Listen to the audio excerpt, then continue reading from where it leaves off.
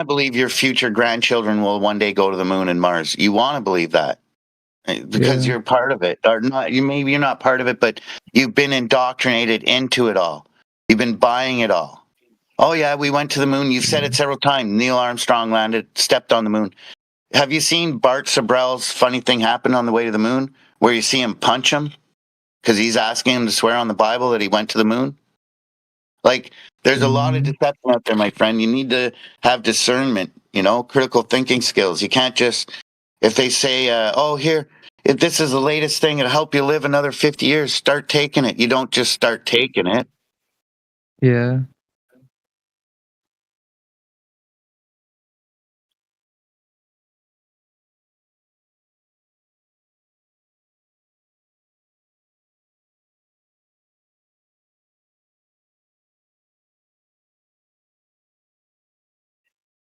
So like the thing Elon Musk saying going to the Mars, is he for following the NASA blueprint, like so that he can get more funds? Well, what do you think, my friend? The money was given to him by the government to do what he's doing. Do you think he's in control of what he's doing, or you think someone's controlling him? He wants to put a microchip in my brain. You think he's a good guy? There could be a lot of good possibilities. Like, did you see Mr. Beast video where Yeah, no he thanks. I shows don't a want a person? microchip in my brain. I don't need that. Thank you. No, it could be beneficial for disabled people. That could be a good tech Yeah, but what does it have to do with wanting to implant it in everybody? for everybody.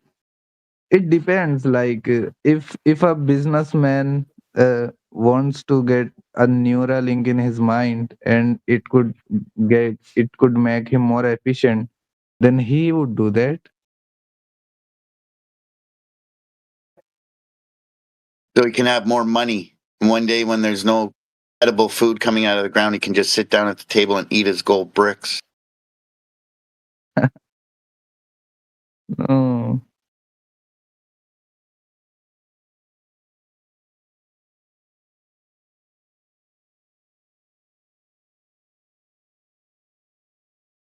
So the Earth is measured flat.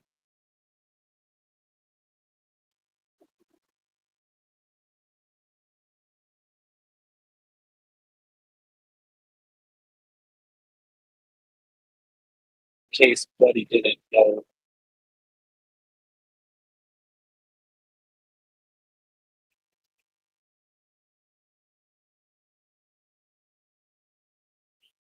There is a study that says that on the moon their sand is radioactive.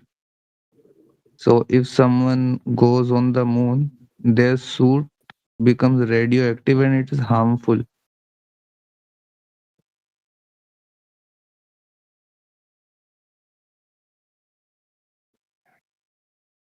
You seem stuck on this moon stuff and space. And I mean, they say a lot of things, my friend. These days, they talk about the Van Allen radiation belts, where the radiation's so deadly, you can't get through it without proper protective shielding to get to the moon. Yet somehow they did it 50 years ago. And when they're Yeah. in interviews and questioned about it, the guy's like, well, we just went through them. I guess we didn't know they were there. So, we just did it. Yeah. So, like, somebody's not telling the truth. I'm not being paid to be here with you in my free time and try to help you open your mind. The mind's like a parachute. If it's closed, it won't work. You have to have an open Yeah. mind in order for your mind to work properly. Yeah. So, I don't get paid a dime, not a penny to be here and, point out to you that over long distances, large bodies of water, laser laser measurements disproving curvature, showing lack of curvature where there should be curvature. I Mhm. jump out of airplanes, no matter the altitude we jump from, I never see the horizon curving. You talk to your buddy Neil deGrasse Tyson, he'll tell you you can't even see curvature from the height of the ISS. Yet when you watch the ISS live stream, they got that friggin' horizon bending like nobody's business.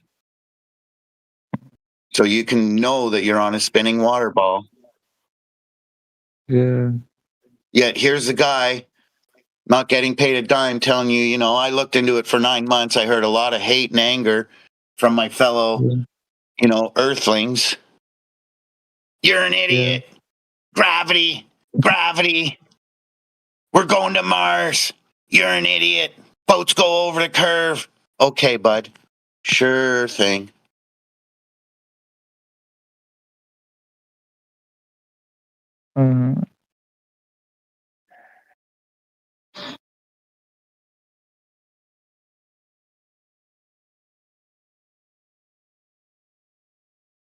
Uh, Sad. yeah. So, what would it take for you to understand that the Earth is measured flat, that the Earth is flat? The measurement is like, how can you measure something round? Like, if you want to measure something round, just buy a flat measurement which can be round. So that's how you can measure something round. Exactly. You can't measure curvature. You're on the right track, buddy. But you can bend the thing with your measuring it like it was curved.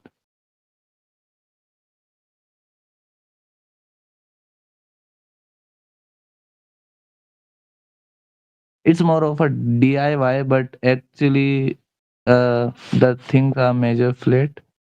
But by using DIY, you can measure round things, but no, the things are measured actually flat.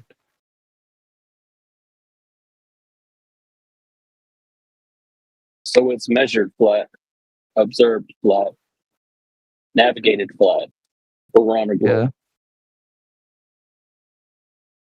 Yeah, it's observed flat, measured flat, and yeah, also navigated flat when we use compass. Right. When you use a map, right? The map is Yeah, flat. yeah, map is flat when we use map.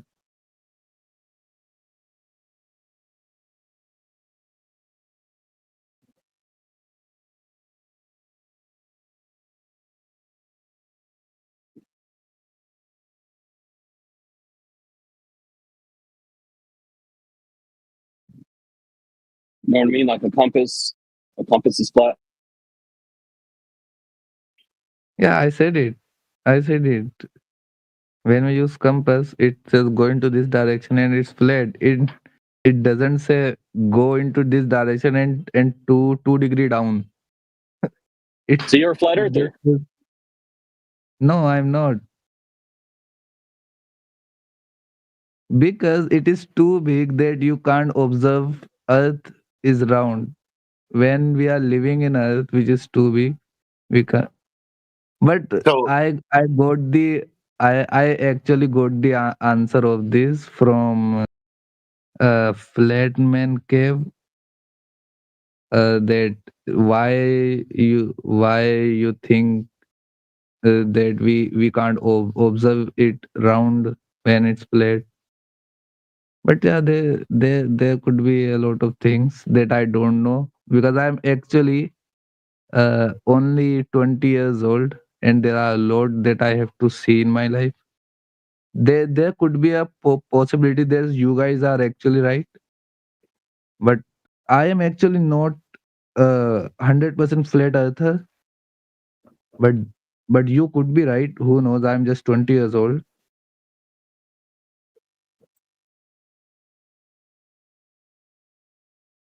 well, it's a process. Everyone comes around in their own time. Some Appreciate people your choose to you being stay, humble about it. some people choose to stay stuck in the matrix. Okay, go ahead. Sorry. I was just thanking him for being humble.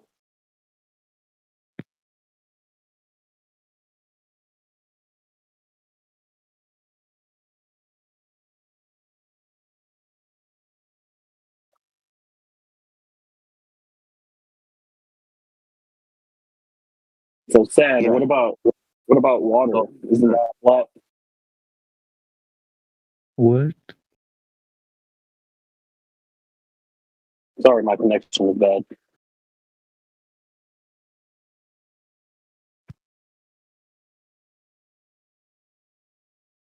Actually, guys, I have to go for dinner right now, and I will come back like after 20 minutes, I guess, or 30 minutes.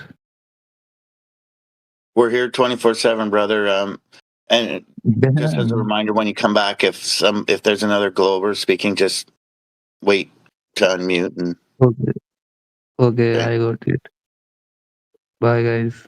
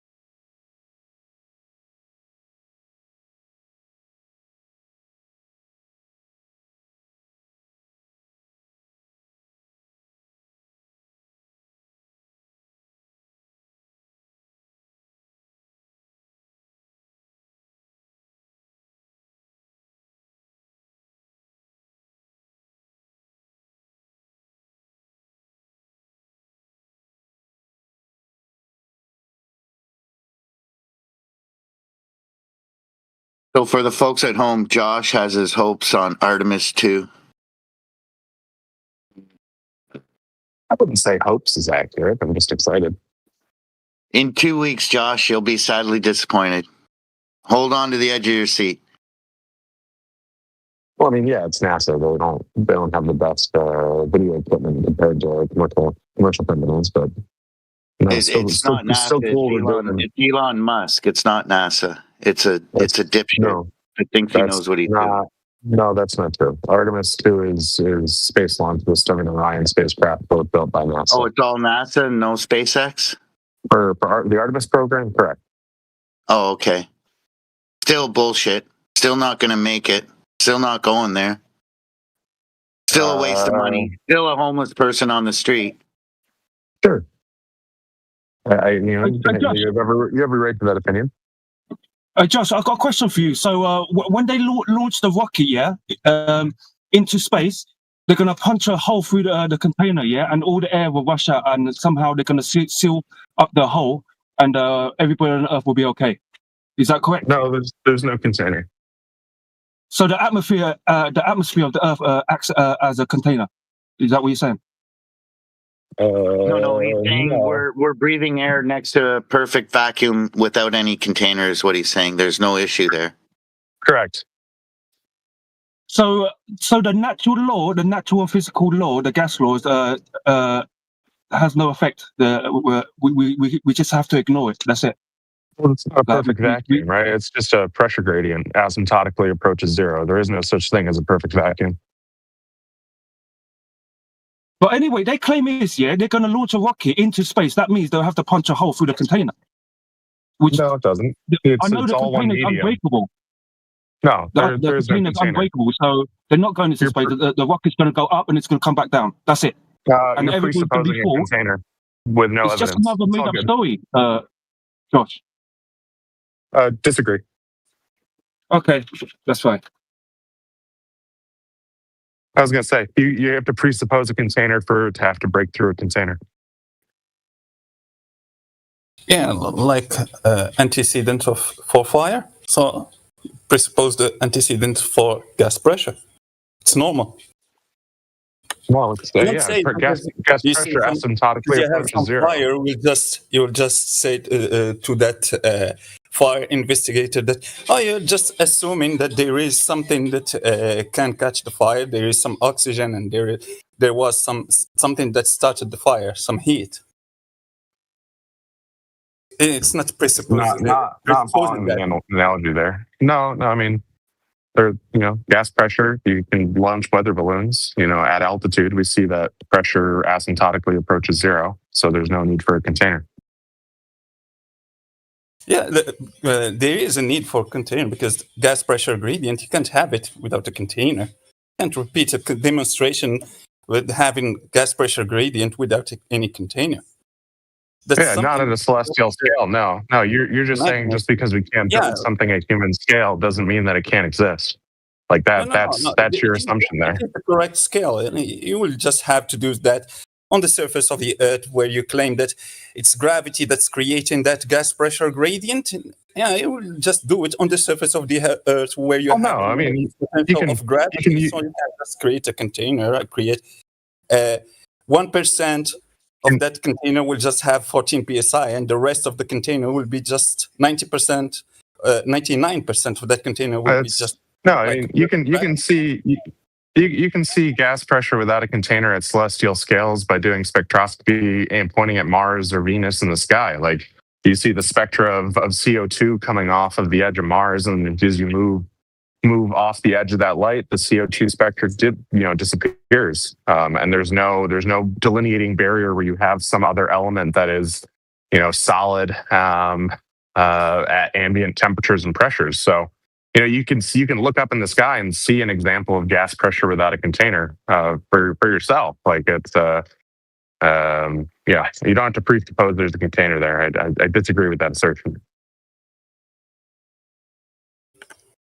Yeah, because you can isolate everything that is in between you and that thing that you are doing spectroscopy to. Well, no, from the ground you can't. So then you have to go out and do airborne platforms. You have to do space platforms. Like when Muhammad went to see his God. So I just have to assume those stories. You can go build it yourself. You don't know. No. If you think they're stories, you go knock on the door and you go build it yourself. Like I don't. You're not. Oh, build a satellite, build a space system, go get a PhD in astrophysics. Like you don't have to just sit on your couch and say you can't do it. Like there's people out there that are more than willing to share their expertise and to help provide you the resources to go answer these questions for yourself. So, it's not just saying like, oh, there's a container. Oh, we can't do that. Oh, they're all stories. Like, just sitting here on Discord. That seems kind of like assuming ineptitude. You can do it yourself too. You can just hop on a Pegasus like Muhammad did in Islamic religion. You can hop on the back of Pegasus and you can go to see God. Yeah, you can do it yourself. No, that's not true. Josh, Artemis 2, they got a David Suzuki or just a regular Joe going on that trip, or are they all handpicked? No, they're NASA astronauts. Yeah, they're NASA astronauts. Best, right? Best of the best. One sec, hopping in an elevator, y'all. I'll be back in like 15 seconds. Yeah.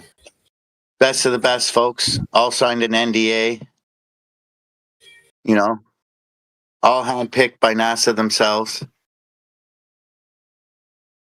I'm sure we could trust whatever they're going to tell us or show us.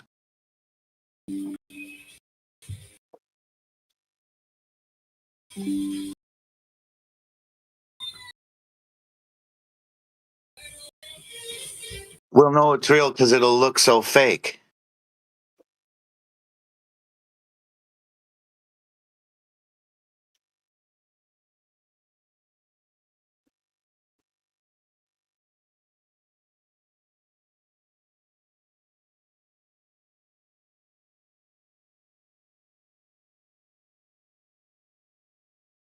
Come on, obviously they're on the moon. Are we back? They could have faked it better than that if they wanted to fake it. All handpicked by NASA, no regular Joes. Well, no, I mean, the NASA astronauts, correct. I mean, they send regular Joes Yeah, up. no, I'm sure we can trust the NASA SpaceX launches. astronauts that didn't sign an NDA or anything, or right? Well, you're a civil servant, so there's no NDAs when you're doing that. There's you sign an agreement not to Say what we don't want you to say. Yeah, conflate your personal opinion with the stance of the government. So, it's not an NDA, but you are correct that there is paperwork that they sign that creates a level of censure.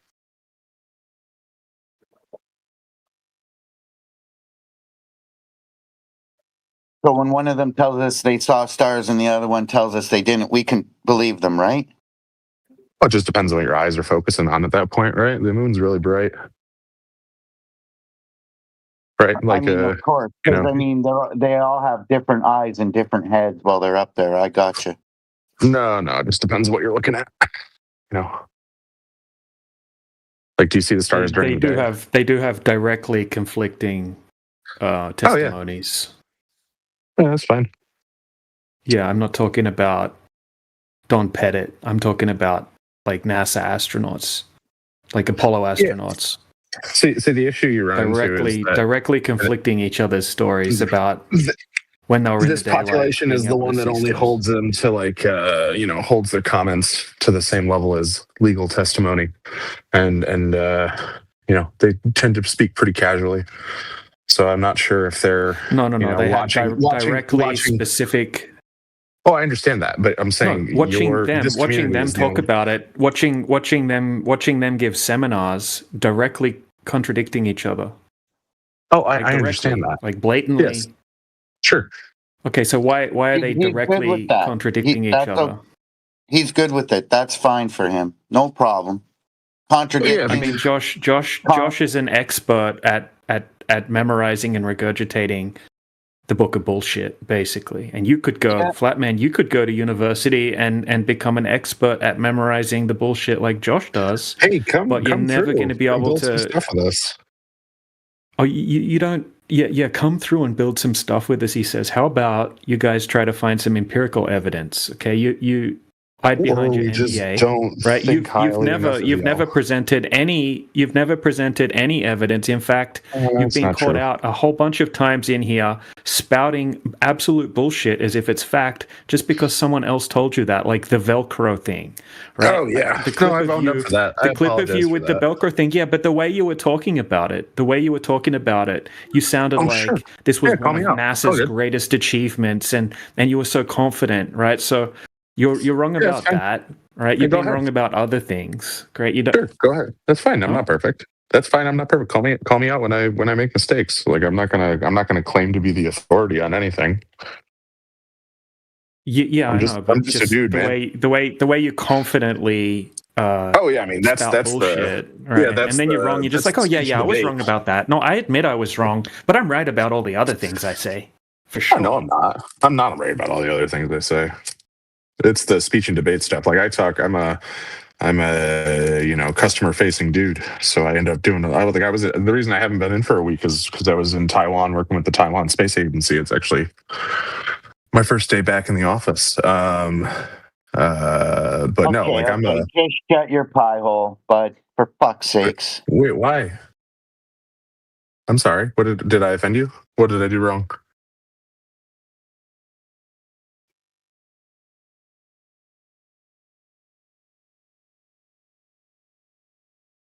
So we now have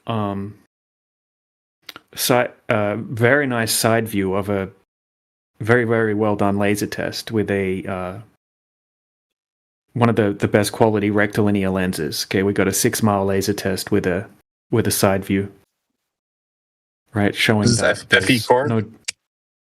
No, it's not FE core. Oh, interesting. Yeah, so I mean, so the laser's shot over 6 miles from 3 foot height. Okay, it's very clearly visible at the 3 foot target, right, at point C. Okay, so it's point A. Point B is a second station set up in the middle, directly in the middle, right, to the side of the two. Okay, so it can get a side shot. He's used a pretty expensive camera. It's a $5,000 camera with one of the best rectilinear lenses, right, to mitigate lens distortion. And we've got a slightly over 8K 8K resolution side view of the laser transit.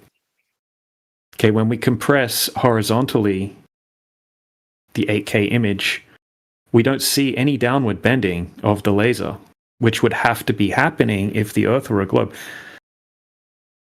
Right. In fact, we see a tiny little bit of upward bending. Okay, because the weather station showed that there was just slightly warmer temperatures lower. Okay, getting a little bit cooler as you went up vertically. So you would expect a tiny little bit of upward refraction, which happened. But to be able to see the laser from 6 miles away at 3 foot height, and then to compress the 8K image with a rectilinear lens, right, and then not have any downward bending of the laser, that it would be impossible on a globe for that to happen. I was going to say, what's the diffraction of the laser? Do we have the angular rate? We see the diffraction. Yeah, he has all of that in the documentary. Or cones. Right. Yeah, but we can see that the laser barely diffracts, diverges. You're talking about divergence of the beam? Yeah, beam divergence, but it's due to diffraction within the optics of the laser. So divergence is the effect, diffraction is the spec of the equipment.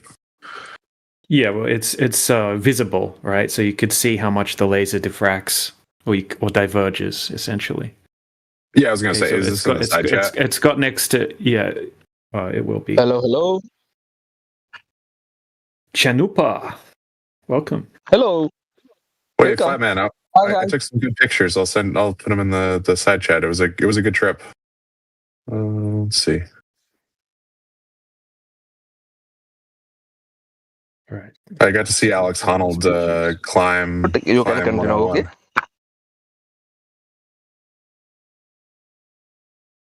It was a fun trip. They have good public transit over there. You convinced me I'm on a spinning water ball since you work at a space agency. Wonderful that they have good transit. Oh yeah, the bullet train was sick. Yeah. No, we're working on. Oh, go ahead. Sorry. I was just putting those images in the side chat that I was talking about. That's all. I appreciate it. So yeah, this was done with weather stations, right? Measuring the temperature gradients, the vertical temperature gradients at point A, point B, and point C. Okay, we see that there's hardly any divergence of the beam as it travels over this distance. It's a pretty good laser. But what we can see, the main thing we can see, right? It's an 8K image, and when it's compressed vertically, right, for this to work on a globe, it would have to be seen bending downward. It would have to be curving with the curvature of the Earth. The fact that it's bending upward at all, okay, shows that there is no downward refraction, right? It's not possible on a globe. Right, if you have a situation where you don't have the downward refraction, okay, you've got upward refraction, and the laser is also being seen at. Yeah, I do have the primary source. I was going to say, would love to read.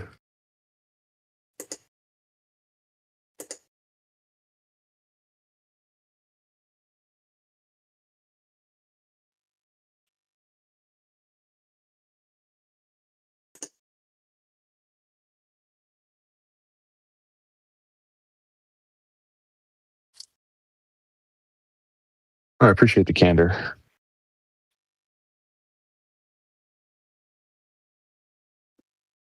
And I was going to say, Flatman Can, if you want to learn about the B5G satellite constellation, let me know. That's what we were working on over in Taiwan.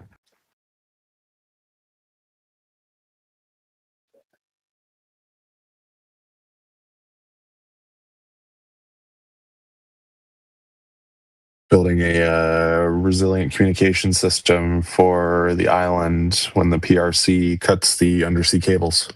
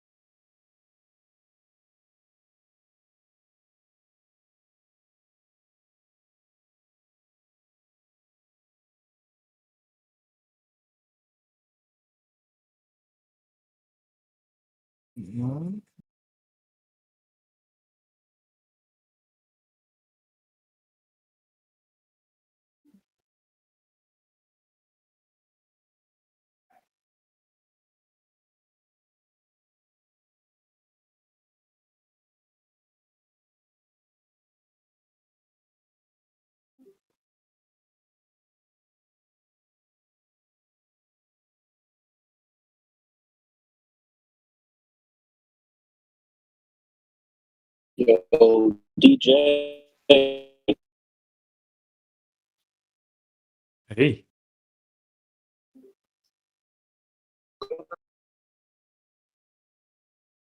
What's up?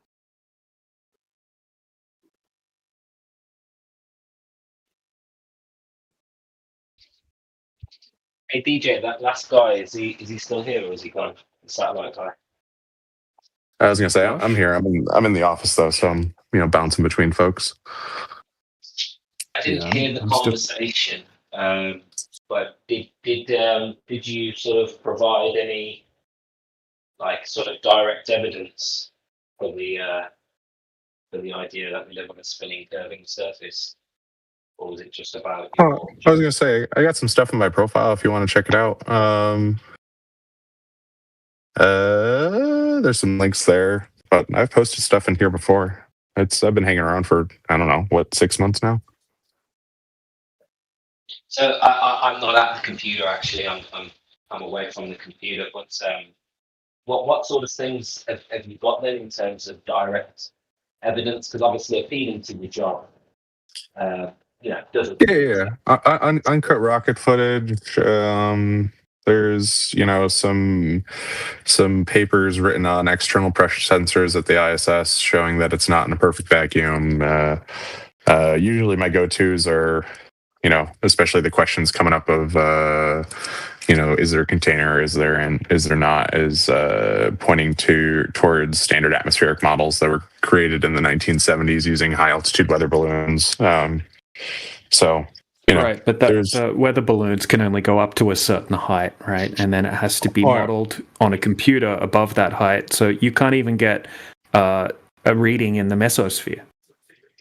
Well, that's what I'm saying. Like you have the pressure. There's a certain area where any measurements that are made require the Earth to be a globe or for orbital mechanics to work. So you throw them out. So, the reason I say weather balloons is because that's about as high altitude as I can go without you instantly saying that it's fake or not true. No. I'm not saying that it's fake. Saying that you can't actually take a barometer and make it work above a certain height. Okay, you don't use a barometer. And even meteorologists have come in here. Well, meteorologists have come in here and said, yeah, we don't know what the pressure is above a certain height, other than that of what a computer model is telling us. Right? Because we can't even check at 50 kilometers height. Okay, well, they have to make a whole bunch of assumptions when they're using the different methodologies.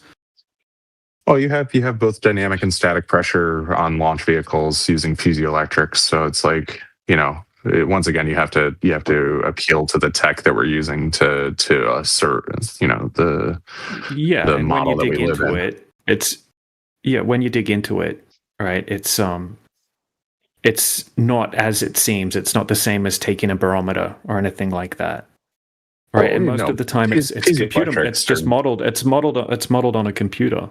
It's not a direct measurement.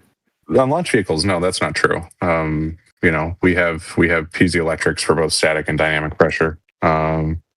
You put one parallel to the flow and one perpendicular to the flow, so you're able to understand how much of the pressure is due to your velocity and how much of it isn't. So, no, I mean we have direct data higher than weather balloons, but once again, it requires taking measurements from tech that you say is part of the cover up, so it's not reliable. Well, this is the thing, right? None of us can empirically validate any of that, and that's all of your evidence is basically faith based, unfortunately, and we can directly contradict.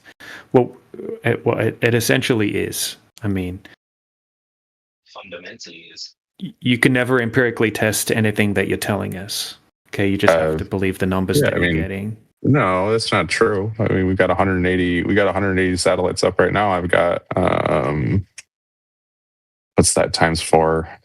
720 my optical terminals like that. What's the initial collection point for the data? It's AWS. No, the initial collection point for the data, like which terminal? And we have hundreds all over the world. Yeah, so there's an array of. Well, I understand. It's all of them. There's hundreds of. They're called gateway arrays. So they're basically complexes with 6 2.4 meter antennas that we use to track each of the spacecraft to get data down. So there's, like I said, they're spread out all over the Earth. Yeah, can you provide an example of such a place? Maybe 2 or 3. Can you show us? Oh, sure. Yeah, I was going to say, where are you? Let's see. I want to point out the funny thing. 3 months ago, Josh didn't know any of this shit, but was saying the same thing he's saying now. He didn't know anything about how any of the communication was done, how the pressure measurements were done. You didn't know about any of that. But now I'm learning. You do know. How is that? Oh, well, I'm learning. I told you I'm learning. And you were like, I believe it. No, I worked within a large organization and collaborating with folks. Josh, you didn't know any of this 3 months ago because we talked about it. We all asked you about it. And you just no. about the mesosphere when you talked to AV about that shit fucking 3 months ago. And you told us that you could go talk to a guy who could get you the information, but it turned out to be a company name instead of a guy. I don't recall what you're referring to there. Man, it began with a B. What was it? Boris, you don't recall what happened 3 months ago. Yeah. Your memory's suspect now. Okay, I'm telling you. You don't remember what I'm talking about. We've talked about this stuff many times, Josh. Everything you just said, you never said before. I understand that. The last time I heard you yap, which was 3 months ago, and now somehow you learned the information because you didn't know it 3 months ago. Hey, we're not static, man. That's right. It was a device component that began with a B that you thought was a company name. I don't recall that. I apologize. Yeah, it had to deal exactly with the pressure sensor we're talking about. Are we talking about the ISS pressure sensor? Are we talking about launch vehicle pressure sensors? No, it was an ISS pressure sensor that you said that you could go call this company and go get the guy and provide the information. And I looked it up, and it wasn't a company. It was a device component name that was not like a proprietary brand name or anything. Oh, interesting. I don't think that was a conversation we directly had. Yeah, it was. You and I directly had this, actually. It was about 3 months ago. It was on a Thursday night, actually. And Indio was here. And then after you left is when we figured it out. Oh, okay. Yeah. So, that's new information to me then. Joe just bringing out his inner Rain Man. Knows the date. What the fuck, bro? Yeah, I could actually start to pinpoint it. That's fine. Yeah, I was gonna say, like, if there was more stuff y'all figured out after I left, that I'm happy to discuss.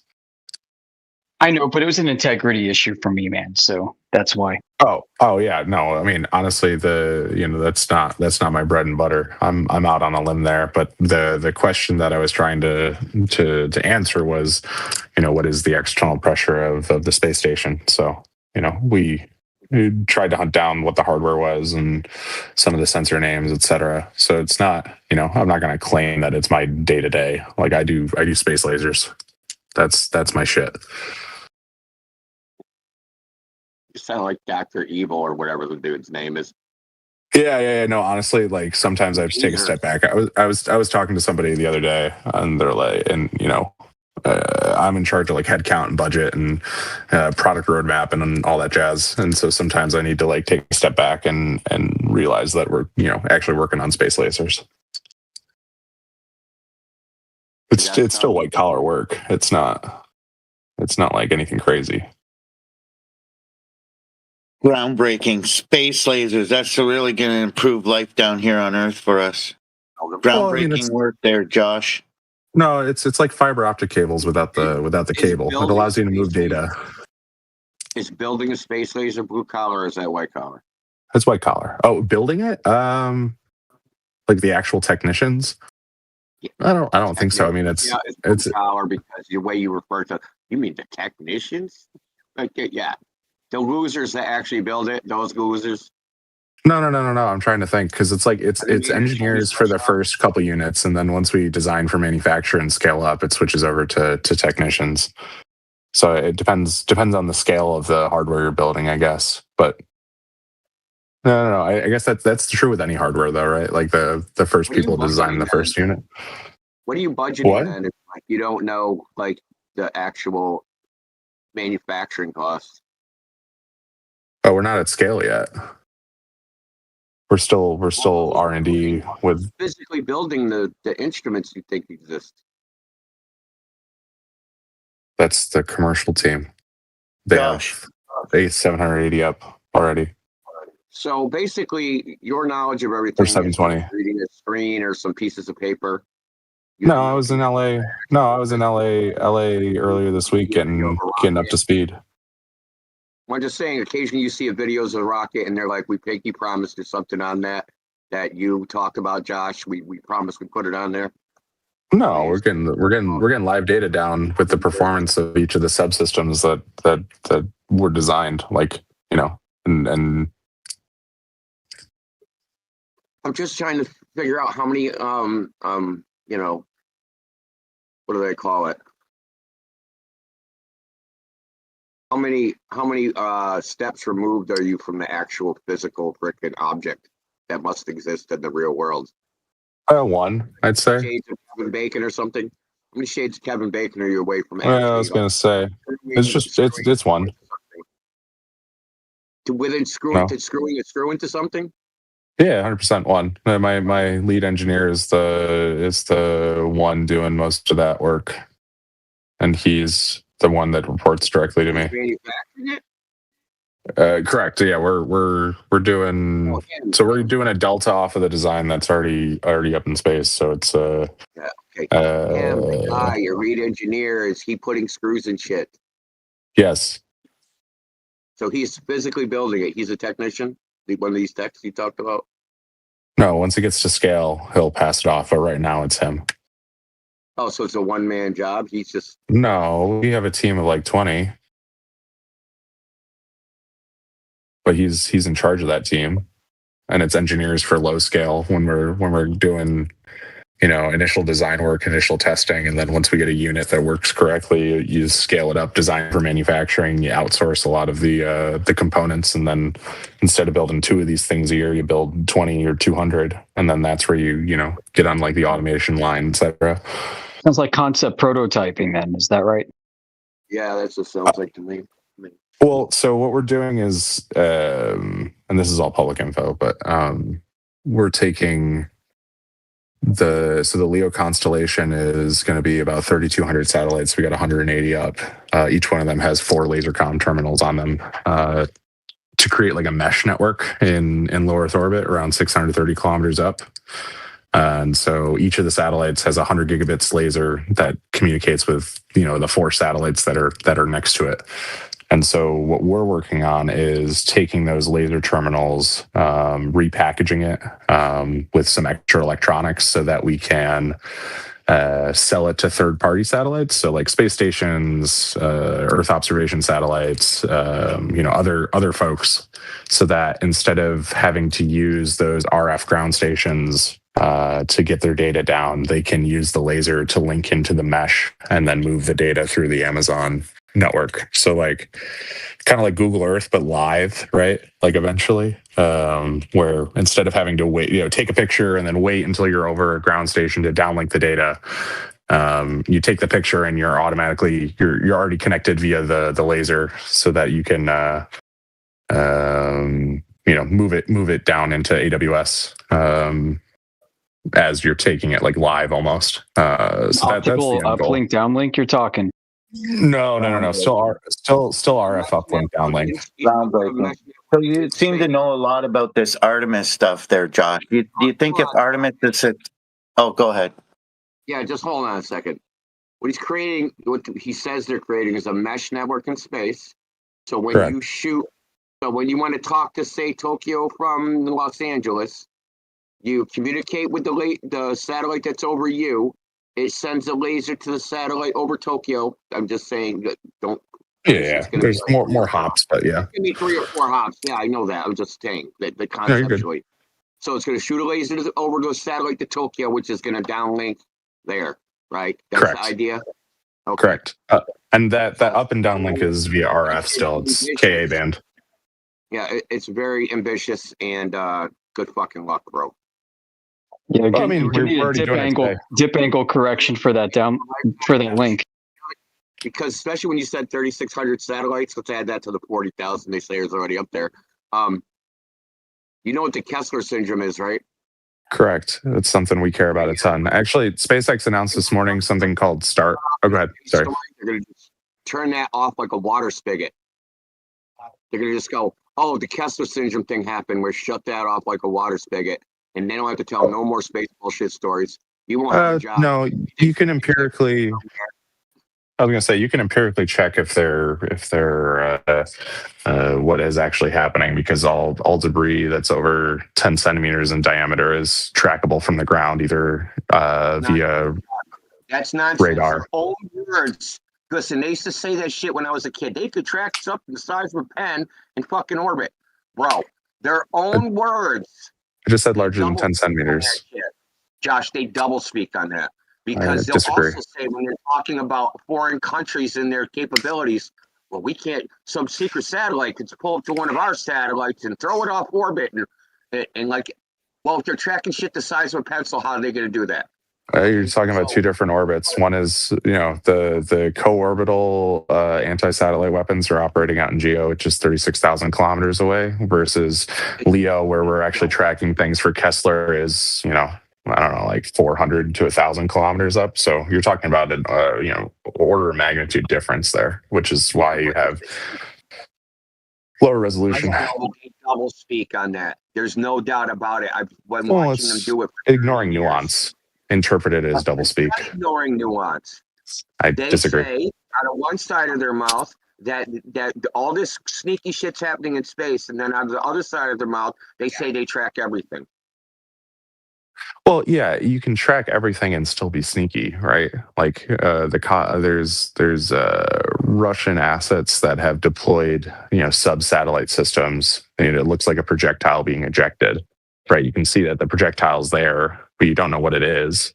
And tracking something that is 10 centimeters or larger doesn't mean that you know, like, what the shape of it is, or, what it's meant to be able to do, what assets it has on it. So, like, knowing something's there and knowing what that thing is are 2 separate things. Yeah, we already know Josh is okay with them having conflicting statements. I wanted to get you on record, Josh. I wanted to get you on record. I wanted to ask you a question. If you think Artemis 2's happening in a couple weeks, if that's successful, I just want to get you on record. Do you think they'll have the new moon bases up there within 9 years after Artemis lands on the moon in a couple weeks? Probably not. It's not landing on the moon. It's doing a free return trajectory on the far side. Oh, sorry. Oh, fuck, shit. I thought we were going back and finally putting someone on the moon again. We're not that's doing 3. That's Oh, Artemis okay. 3. So, we're not doing. Okay, gotcha. We're still just wasting money. Still, okay, gotcha. Well, no, you're testing the crude capability of the capsule outside of low Earth orbit, right? Actually, no, we're getting a lot of CGI bullshit images and lies, but okay. I want to hear more about their tracking of these space objects because listen, I remember NASA's Deep Space Network says that their electro-optical arrays can track a basketball 25,000 miles away.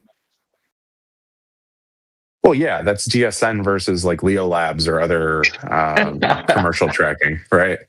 Right. That's again ignoring nuance. And you believe that? Once again, knowing something's there, and DSN is not for radar ranging; it's for radio astronomy, right? So, if there's a difference between like a ball of lead the size of a basketball and like a radio transmitting at X, decibels in a frequency that the antenna is tuned to. So, knowing something's there is once again, there's a lot more nuance. You can't just say yes or no.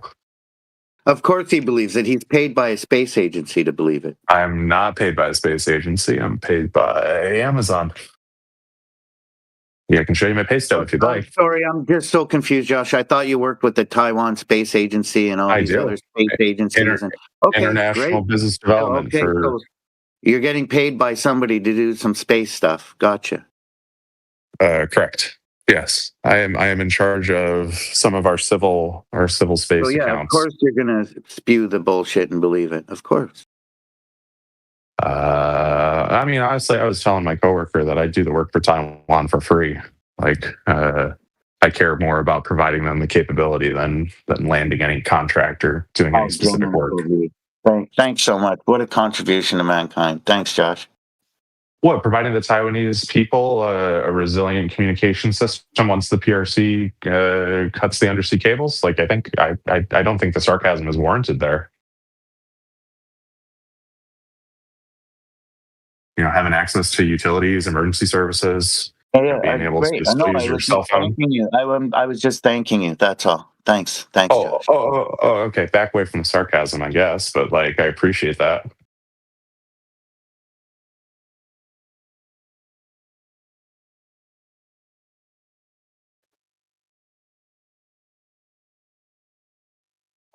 Josh, how would you go about the idea of proving that we live on a spinning ball without appealing to the data from these space agencies?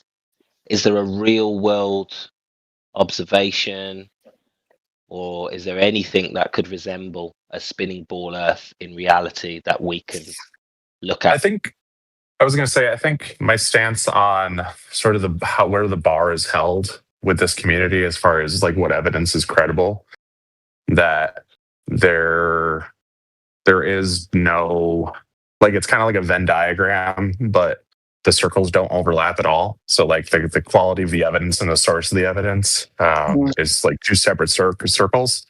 Nice. So at least that's just my thesis on my understanding of this group. The only evidence we'd need would be a measurement of a rate of change of slope over a distance of the Earth. Correct. That's the only thing. You have to be far enough away. I think the distance away from the Earth you have to be to observe that requires once again the technology that you claim is CGI. So I don't think there's any overlap between the source and the quality of the evidence that would be able to convince this group that we live on a globe. That evidence, whether it's CGI or not, shows the Earth to be a sphere, which should be measurable on the surface. Well, I guess there's one more nuance to my thesis here, is that I don't believe that within the medium or at human scale that you can observe that curvature. The spacewalk's going to be required.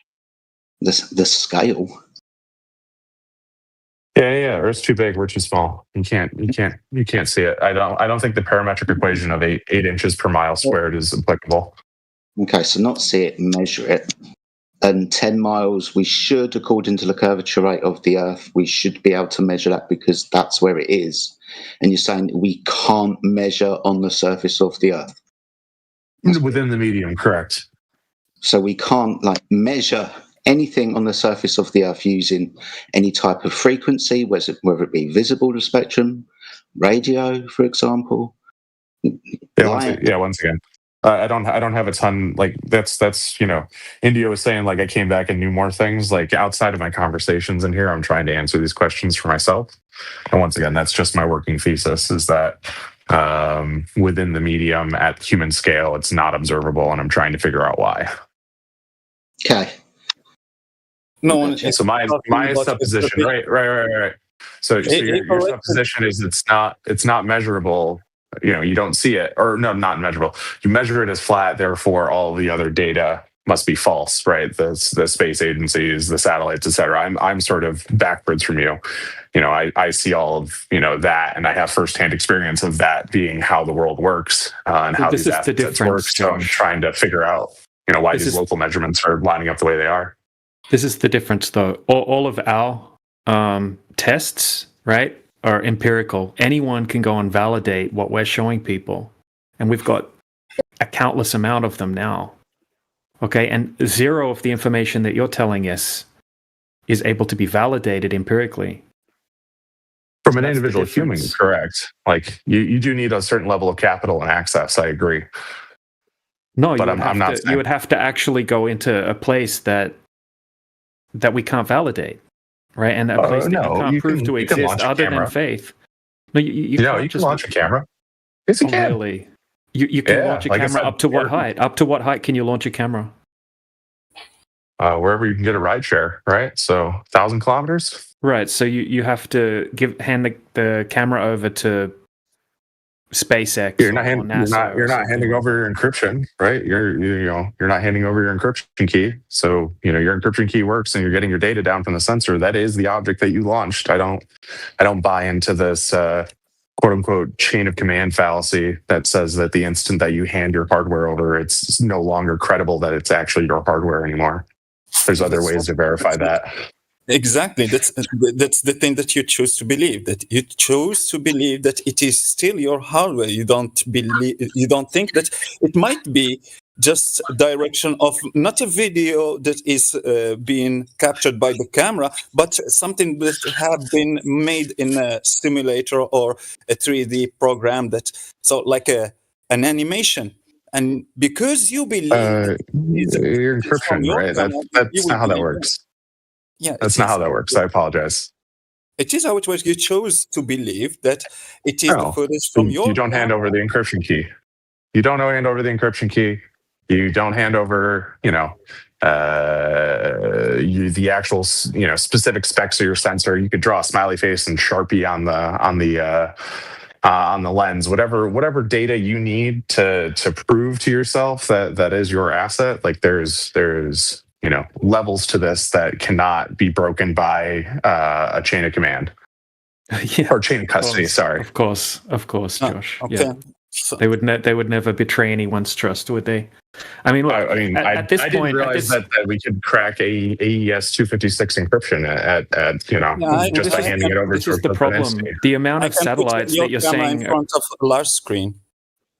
So you still use your camera, but it's not the Earth from space. You're just watching. No, because you know exactly the TT&C spectrum that your radio is broadcasting on. You know exactly where in the sky it is due to orbital mechanics. Which that is your satellite. Which footage?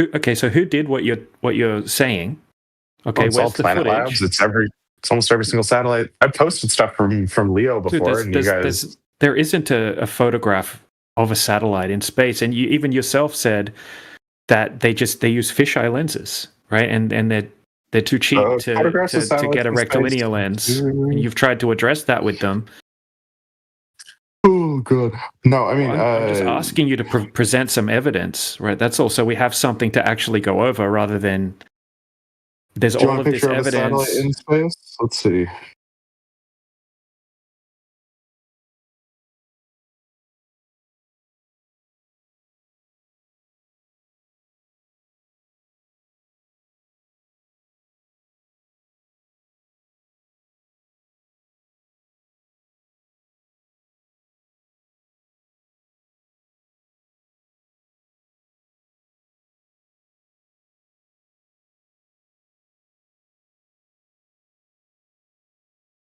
Like, what are we looking for?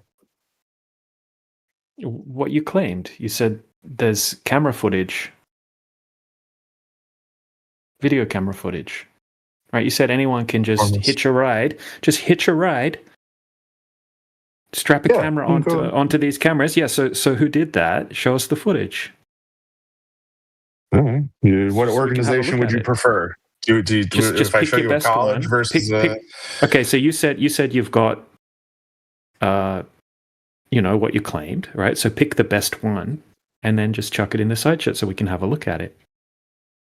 I'm not saying you're wrong. I'm saying, if you want to come in here and make claims, we'd like to have a look at what you're talking about so we can analyze it and see, if we have any questions about it. I'm not just going to present something and just say, trust me, you can go look it up yourself. You could go find it yourself, right? If I present something, I'll have it. I was going to say, here's a picture of a Chinese spy satellite taken from orbit above it by Maxar satellite. This is over the summer, I think. Yeah, last June. Let's see what else we got. Okay, so we don't even see so we're talking about Earth curvature right now. Okay. You asked for an imagery of a satellite. Okay, that's fine. That's why I was trying to be specific. Okay, so, yeah. I mean, how can I validate what I'm looking at here, the altitude and everything, right? How am I able to validate that? Oh no, that's fine. I appreciate the correction. I was just trying to figure out what you actually wanted. Well, what you said is you can. Okay, so we were talking about. You can't. That's a Maxar satellite. So you said you can just send a. Why don't you just send a camera up? So that is a camera up. Oh yeah. Okay. So what height is it? How can we validate that? We don't even see the Earth. We're talking about Earth curvature, and you were saying, to see the Earth, the curvature of the Earth, you would have to go up past a certain height. No, you said this. Okay. Why don't you just put a satellite on a government rocket? Right, just like it's just easy. Just go do that. Go put a satellite on a government rocket, hitch a ride up, and you can see the curvature of the Earth for yourself. And then I was asking you if you could present that. Who did that? And can we have a look at the footage? Because it must have been done dozens of times. Right. So find us some civilian footage where they strapped a camera on to the NASA or whatever rocket. Right, and they filmed the curvature of the Earth. Okay, then we want to know what type of lens was used, how we can validate this, whose equipment was it. Okay. Well, I'll give you one more. So the two I just posted were from one of our LEO satellites. Here is TechEdSat 8 deployment. Okay, let's just stick with the first one. Okay, what's the altitude? It's 630. 630 miles. Kilometers. Sorry, I don't do 630 kilometers. Okay, what type of camera is this? What type of camera is it? Not at liberty to say. I apologize. I'll see. There we go. Wow. So anyone can just do it. Yeah, and then you show a footage. Oh no, I'm trying to find. I asked you what type of camera was it. It could just be a wide-angle lens, and we can't really validate. So this is just all trust me, bro. That's what I'm saying with you. It's always just trust me, bro. Whereas you can go and validate anything that we're telling you, but the camera's a secret. What's the focal length of the camera? Is that a secret too? Yeah, once again, that's not. I'm not at liberty to say. Or you really see that's why. No, it's fine. That's why people aren't going to take you seriously when you come in here. Because what's even the point of sharing this? Okay, you were saying that anyone can just strap a camera up. Anyone can just strap a camera, hitch a ride, and film footage. Right, and I asked you, okay, who did that? Show me footage, and then you show me a picture, and you can't even tell me what camera was used.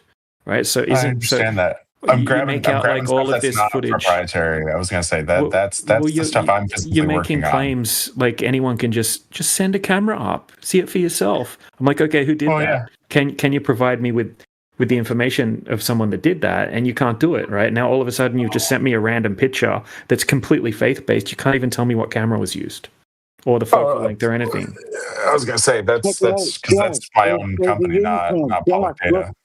Josh, look in the side track. There's a unicorn there. Nice photo, eh? Sure. Yeah. So now, do you believe that unicorns exist? Oh no. Because you saw it in a picture, in a photo. We have videos too about unicorns. And I can also share with you some testimonies from some people claiming that those unicorns exist. Exactly the same evidences that you have about the globe. We don't have anything other than that. It's just a bunch of images. Yeah, exactly. Look, Josh, you said, why don't you just send a camera up, right? If you'd like to, I'm happy to work on you. Okay, so who did that? Right? Who did it and post what they did? Right? You made out like, oh, just look it up yourself. You could just go and Google it and find all of these different ones, right? And then I asked you to post your best one. Your best one was something that you couldn't tell me any information about. No, it's not my best one. That's the one. That's the one I'm. Okay, so when I asked you to post your best one, you didn't post it. I want a video. Hey! I'm trying to find some stuff right now. I apologize. It's hard. Can't really talk. Yeah, make it a video too, dude. We want a video. Okay, that's fine. Yeah. Sure. It's hard for me to talk and Google at the same time. So I appreciate the candor. Apologize. We really appreciate the content. We appreciate the content. Camera roll.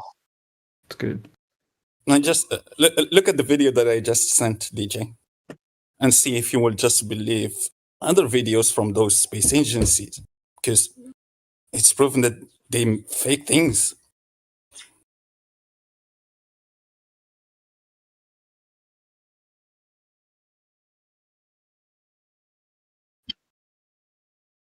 I started laughing in the background whilst I was sorting my fire out. DJ was like, wasn't going to let it go. You said this. That's fine. Oh, no, I wasn't talking to you. You said you found it difficult to do two things at once. Yeah, that made me laugh. What you said, Josh, was it's very easy for a civilian to send up their own personal equipment, strap it to a rocket, right? Hitch a ride, and then film the Earth and see the curvature of the Earth yourself from space. You made out like it was simple, and many people had done that. Okay, so that's what I'm expecting from you. And if you don't have it, if you can't find it, we're going to need a concession. Guys, it's hard for me to talk and Google for my best proof at the same time, guys. I think you're overestimating your importance of your community to yeah. So that's just an ad hom. Just no. Just saying. That's why I don't have it readily available. That's why I'm like, I apologize. Yeah, I forgive you. I thought it was a globe, but I was wrong.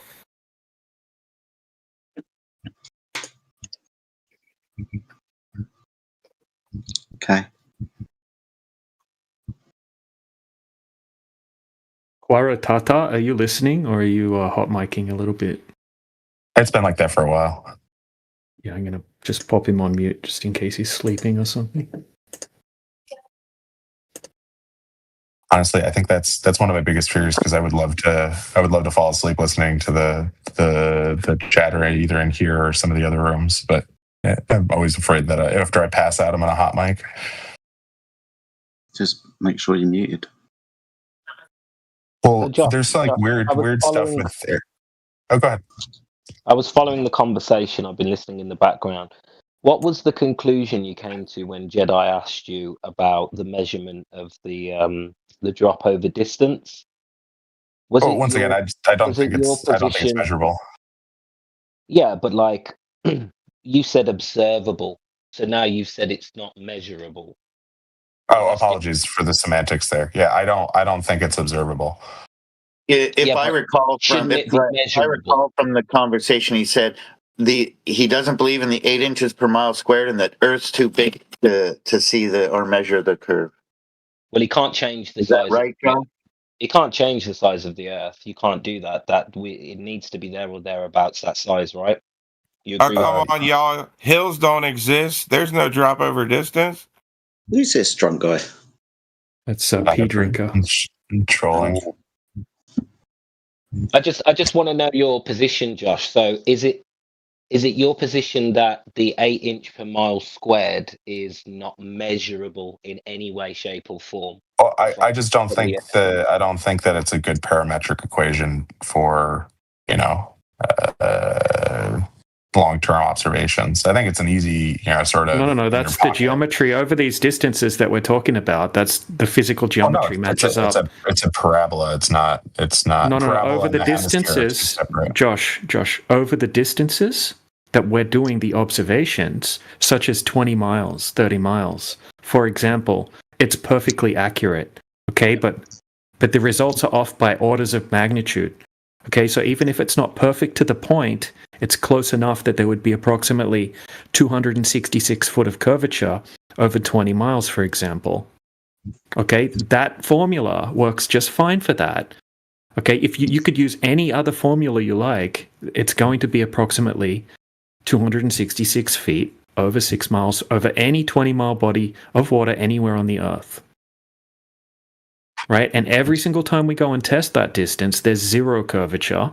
Even if we account for the meteorological conditions to the best of anyone's ability, using weather stations, using infrared cameras, using lasers, getting side views, right? Showing you that there's no bending of the laser with a side view, okay? Or accounting, right, for the vertical refractive index or the vertical temperature gradient, right? At minimum, to eliminate the possibility of these extreme conditions that would have to make it work on a globe.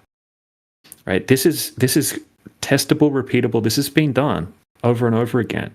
We can tell you exactly what camera was used. We can tell you all of the information. I don't have to say, oh, that's a secret, like you do with your images. I apologize for that. There definitely is access. Oh, yeah. You will be. Yeah. Look, dude, I apologize for that. That's such a ridiculous response. But look, this is the thing. Okay, you don't know anything about optics. You don't know anything about optics, right? You could easily just look into it. Well, you don't know anything about it. You don't seem to ever come back with any new information about it other than just handwave dismissing it all and saying FE Core didn't post their actual diffraction of the laser. Like, they only posted the accuracy of the apparatus. It hit the target though, right? Yeah, but then the target on every single test. Yeah, but you don't know you don't know how far the laser has spread over that distance, so you can't, quote unquote hit doesn't mean it's the center of the beam. You can see it on the target, man. It's like 3 feet wide. I understand that. At that distance, it should be greater than 10 feet wide. Happy to actually, I'm not at a point where I'm willing to sort of put a line in the sand and say this is how things are, but the claim that I'm not actually looking at these things outside of these chats is inaccurate. I posted you literally an image of a side view of a 6 mile laser test. Oh, I asked for the primary source. You can. Yeah, I did. I sent you the primary source. Yeah, exactly. I'll take a look at it after the chat. Yeah, but you can see that the beam isn't diverging much over that 6 miles, right? You can literally see the entirety of the transit. I'll look at it later. He's too busy Googling for his best evidence of Earth curvature. He can't look at that right now. Specifically from a CubeSat, I'm trying to find. Like, I have like I said, the overlap between evidence that's acceptable and sources that are acceptable is very slim to non-existent. You said a civilian can just hitch a ride, strap a camera on, hitch a ride, and video the Earth as a globe. And that's all you had to come up with. You said it would be, pretty simple to do. I was going to say, I have to usually go through conference proceedings or go look at university websites. Once again, I have stuff that's... We could give you 24, 48 hours if you need it, Josh. That's fine. More than whatever you like. I'm not holding myself to a specific timeline here. I'd like to get it done now. I have a call at 11. Yeah, but it would be good if you could get it done now. Don't hurry or anything. But at the end of the day, it gets back to the whole purpose of my interaction with this community is not to convince anybody. I got a question. Yeah, obviously, you're not going to do that. You won't. You won't. That's fine. I'm okay with that. Like I told you, everything that you have that you can propose to us as an evidence that you consider for yourself being your standard of evidence, which is just ironic, photos, videos, and testimonies, and data that you can't validate its source. It's just that. Exactly. Once again, that's why I'm saying there's no overlap between the quality and the source of evidence in here. So therefore, based on that conclusion, my concession is that my purpose here is not to convince anybody. It's more to understand y'all's worldview. But do you understand? The standard that we're looking for is a measurement, right? And when DJ said correct, over 20 miles is 266 feet, you're talking about something nearly as high as an elevation change, nearly as high as the Statue of Liberty. Yeah, that's the quality evidence circle. Yeah, but your claim is that there is absolutely no way to measure this. Now, I understand why you're saying that, because that's the rhetoric, right? But logically, 266 feet drop in elevation would mean anything like an oil rig or something like an island at 20 miles should not be visible. And if it is visible, there isn't enough refraction in the atmosphere to be able to account for that. So why do you act like our worldview is so strange and crazy when this is a very hyperlogical It's not question? strange or crazy. Yeah, no, it's not strange or crazy, but it's. But why do you not understand? Why do you not understand that this is something that should be measured, should be able to be measured in terms of drop over distance? I agree. That's why we said before it's the inverse, right? So I have firsthand experience of data that shows the Earth as a globe. So I'm trying to figure out why those long distance measurements don't line up. It's the inverse of why,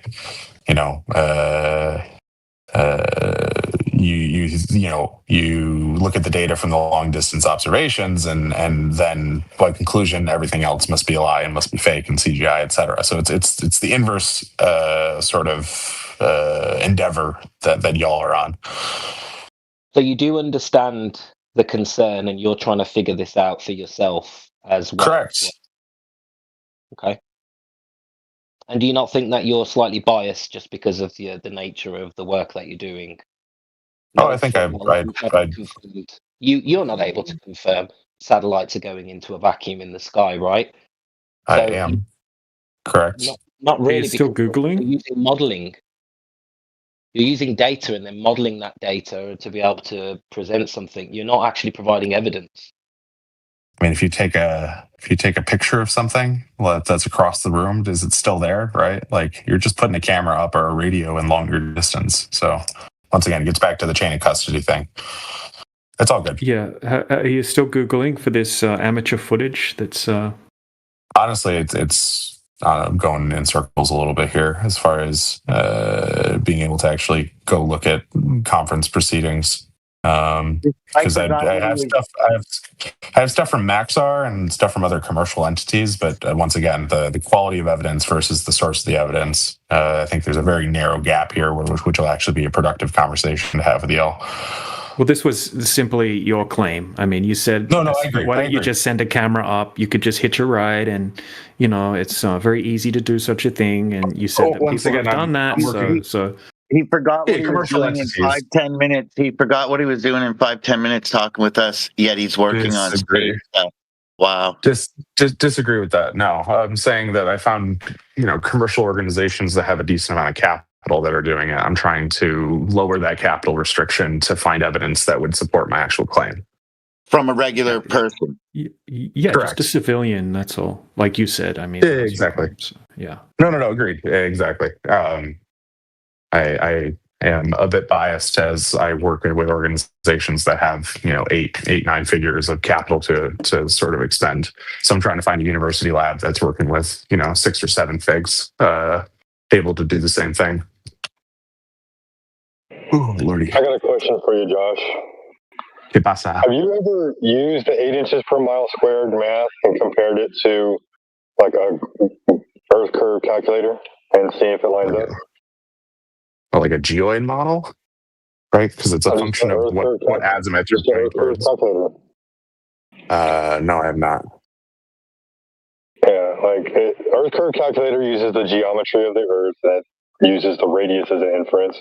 Doesn't even use 8 inches per mile squared. But yeah, give it a shot, man. Like, do an observation, make it like, let's say, 100 miles, and make the observer height like something dumb like 10 feet. Just simplify it for number reasons, and then I guess use 1.225 times the square root of the observer's height in feet. You can put that to find the distance to the horizon. You subtract that distance from the total observation, and then that number you make 8 inches per mile squared, and that'll give you your hidden height. It works every time. Yeah, I agree. I'm just saying I haven't actually done the exercise in a while. It's been a few years. So you have done 8 inches per mile squared. Yeah, I'm recalling I got into a conversation on Clubhouse in like 2022-ish, where I didn't think that the horizon for a 6-foot observer should be about 3 miles. That didn't make sense to me, so I actually ran the numbers. Yeah, that one's easy. All you got to do is 1.225 times the square root of the observer's height in feet. So 1.225 times the square root of 6, and that'll give you your distance to the horizon, approximately. Yeah, agreed. Remembering that it was a few years ago, I got clouded on because I fucked up a decimal. Let's say it's a 10-mile observation. You got 3 miles to the horizon. You got 7 miles to the remainder of the object. So you do 8 inches per mile squared. So 8 inches times 7 squared, and that'll give you your obstructed height. It works, dude. Like, to say that it doesn't work, like that's no. I'm just saying the parametric, like a parabola, is not the same thing as a hemisphere. So there's only certain distances. It's good up to like 1,200 miles, or it's good up to 1,200 miles. So like, I don't understand why. Exactly. Exactly. It's a parametric that's easier to work with. Yeah, everybody knows that already, and you know that we know that. Okay, we're saying that over an observation of, say, 10 miles or 20 miles, that's going to give you the correct answer for how much drop over distance there would be. Yeah. Sure. That's fine. Your contention was the formula. And we've all agreed that, yeah, it's parabolic. It's not useful over distances of, let's say, over 1,000 miles. But we all know that we're observing less than that. So being as we all agree on that, is it fine? That's fine. Yeah, we can throw it out. That's fine. So at the beginning, we thought it was a problem, but now we reached an agreement that it's fine. For specific distances, correct. It's just not something you can just throw out without capturing the nuance. Even at 1,000 miles, what's the difference between you and I? At, like, let's say 8 inches per mile squared gives me an obstructed height at 1,000 miles of 124 miles, but the Globe Earth calculator says 122.8 miles. Like, what's a mile 0.2 between you and I at 120 miles? That's fine. I'm not disputing that. I'm just disputing when it's used without, also claiming that it's a parametric and it doesn't, the map is not the territory type of deal. That's fine. I'm okay with it actually being used. As long as it in the same fucking sentence. So we can use exactly. It. So yes, as long as that's fine. Use it. Just note that it's a parametric. Yeah, we do. So that's fine. That was the initial contention earlier. It wasn't being. So then the equation is perfectly fine then. As long as it's denoted to be a parametric, that's fine. Which it is. So it is. Okay, we're good. So no, you're good, right? This was your contention. So being as, we point this out because we're doing it, we point it out straight away, that there shouldn't be much of a contention. You can use other formulas, but they're still good to denote a rate of change of slope over, let's call it local distances, 10, 20, 30, 40, 50 miles. Right? That's fine. Cool. So we don't measure that. Exactly. Yeah, the equation says we should because it's a rate of change of slope or whatever denotation, but we don't measure that. Why? Yeah. I don't know. I'm trying to figure that out. No, it's because it's not there. I'm interested. I'm interested as to why. One thing that like I said, I've been thinking about this stuff for a while. I'm trying to figure something out, man. You're like, oh, it's a parametric, so it doesn't really equivalent to actual Earth curve. but yet you'll accept 2 fucking stick shadows or a stick in a well 500 stadia apart as evidence for fucking Earth curve measurement. Josh, I hope you're still looking for that footage. I hope you're still looking for that footage, brother. Currently restarting my computer, but yeah. 8% of the way there with a Windows update. Happy to send a picture if y'all think that I'm, pulling shit on my ass, but no, I guess the one thing as far as, trying to figure out where that sort of dissonance is derived from, I'd be interested in seeing if anybody has actually dug into differential Snell's law as opposed to differential Snell's law cannot be applied to an observation through the atmosphere, where we don't have the conditions that would be possible to use the differential version of Snell's law in a real-world observation, right? That could possibly be because that could be used in a lab setting, right? In a controlled setting where you had a steady change within the medium of the refractive index, not in a system that's constantly changing and shifting, and you're unable to validate exactly what's happening with the refractive index between point A and point B. You're not able to show a single observation that anyone's done throughout all of the history of humanity where they've used the different version, right, of Snell's law that would apply to a single medium. That's what I'm saying. I don't understand. Even the mainstream sources say that wouldn't be applicable to a real world situation. Well, no, I think it is applicable. It's just not. You just can't. You can't. You don't use it. Know what everything. It's like Navier-Stokes, right? For fluid dynamics, you have to understand how each individual molecule is interacting with every single individual molecule around it, right? So to actually understand how the light is passing through a non-uniform medium over large distances, the computation would be insane, and to do a real world observation would be nuts. But I'm trying to understand where the gaps are that are causing this dissonance between, macroscopic view of our surroundings versus terrestrial long distance observations. Yeah, so you would also need to take take into account the meteorological conditions that would be necessary. Exactly. Right, it's almost like a situation where you would have to go out and have your shins burning and your kneecaps freezing at the same time because of the crazy difference in the temperature gradient vertically. Yeah, exactly. And have that consistent over a huge distance, right? But we don't have the framework or whatever you want to call it for that situation to be present, because if we know the water temperature is say 40 degrees and the air temperature is also 40 degrees, okay, and we're doing the observation over say 10 miles over the surface of that water where we know the temperature of the water, we know the temperature of the air, okay, we don't have a windy day or something like that, we have very stable temperatures and we're using infrared. Okay, we don't have the setup for this extreme refractive index, essentially a duct to be creating this. But how can you claim that the air is quote unquote the same temperature as the water, whatever temperature you're claiming it is, right? Okay, just for example, it's a three-dimensional medium, right? Well, for example, we can use the data from a buoy. We can use a buoy, right? That's in the observation, right? That's local. Okay. Exactly, right. You can approach that's differential Snell's law, right? You can approach. You can have a buoy every X number of distance that is able to give you the gas conditions. So then you can we could draw control volumes around each of the buoys halfway in between, and then it's not one medium into another like one Snell's law, but you could increase your data resolution to get closer to differential Snell's, right? Yeah, it's still not going to work. It's still not going to account for the observation. Okay, you can't even replicate what you guys are claiming is happening on a small scale. We can replicate all of the real world conditions. We can replicate inferior mirages sinking, all of these things. It's very easy to replicate things disappearing bottom up over a flat surface on a small scale. But when you guys are claiming that you can have a curved surface, right, that has something physically hidden behind it by a large amount, right, and then you're manipulating the conditions over the in the small scale test, and then all of a sudden the curved surface is completely flat, right? There's no distortion, there's no optical distortion, and everything's visible, and it looks like it's all just flat now all of a sudden, magically.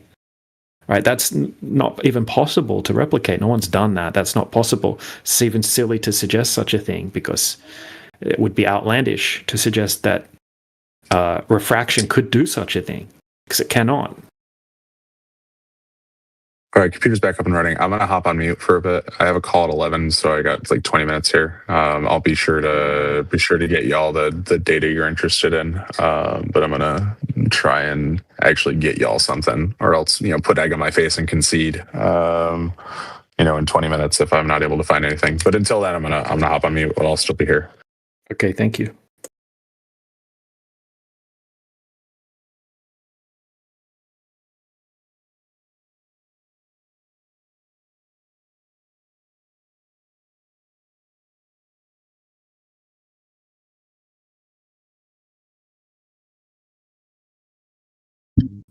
Hopefully his Windows update would have been completed by then. Yeah, it just finished. That's why I'm doing it. Hey DJ, do you know of any cameras that were once labeled top secret? They were declassified. No, I'm not sure. I know there are certain cameras that cost $500,000, $1 million that you have to have certain clearance to be able to own.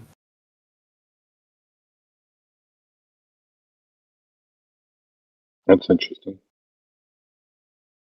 Yeah, we were talking with that about that with Guy Lanolin in my server the other day. He was showing these cameras that it's like $500,000 just for the sensor, and these are like crazy thermal cameras and things like that. But he said you have to have all sorts of qualifications and clearances and things to even be able to own one, to get your hands on it.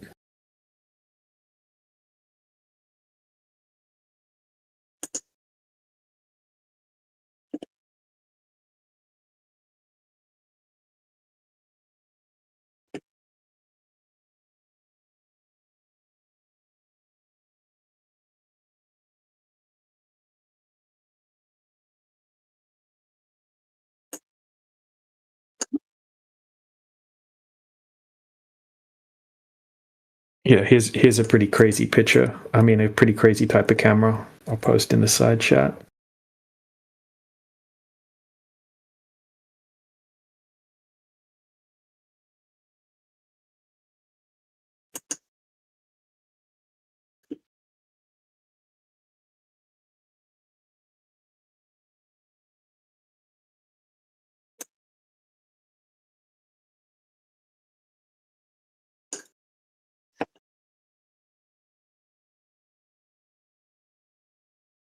So apparently, guys, all you got to do is hitch your ride on a rocket, and there's many examples of this, but he just can't find one right now.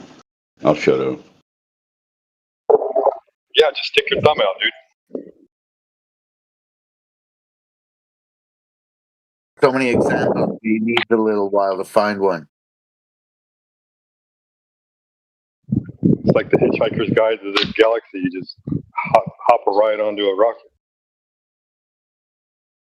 So this camera in the side chat, long wave infrared, could be used to see upwards of 100 to 200 miles, telescopic lens of 100 to 200x, 1K sensor, but a single camera could run somewhere into the millions. That's crazy.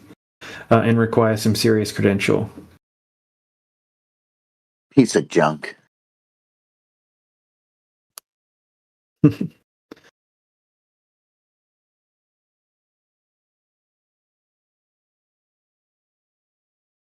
Military contract exclusivity.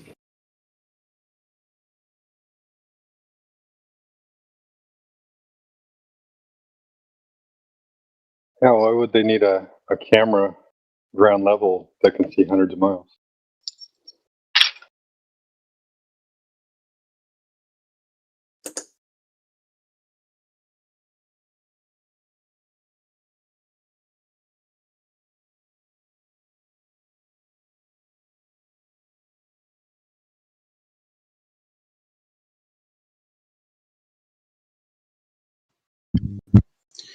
DJ, did you say you'd had a video that I'd find interesting? Oh yeah. It's it's about like the first photographs that came out of Australia. Oh, awesome. Which doesn't match up with Oh, I thought I posted it. Yeah, I'll post it in your DMs and in the side chat. Cheers, man. Thank you.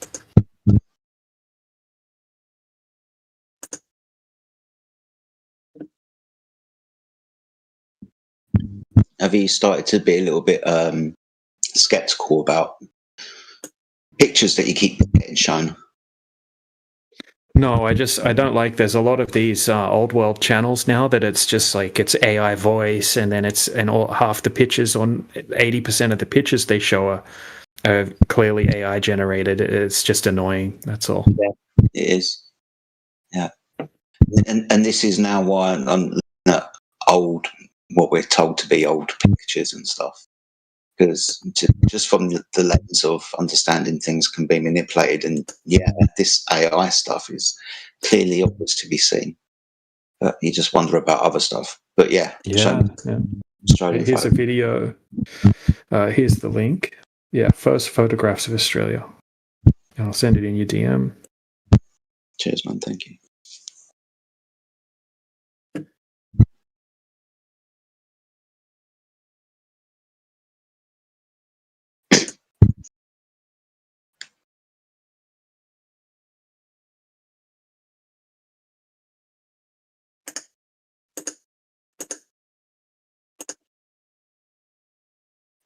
Talking about old photographs, I was looking at apparently old photographs from pre-Soviet Russia.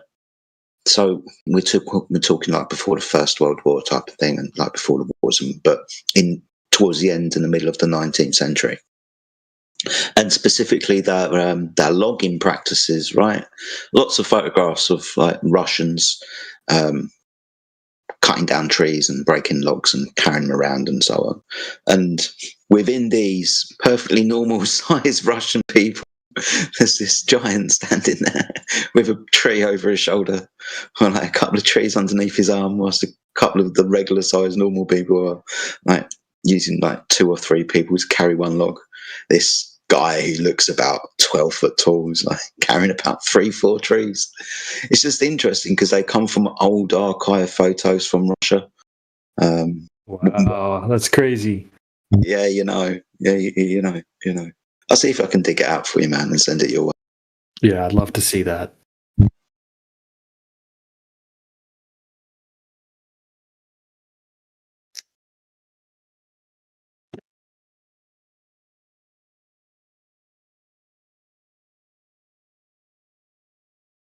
Did you watch the Suits of Armor video I sent you the other day or the other week?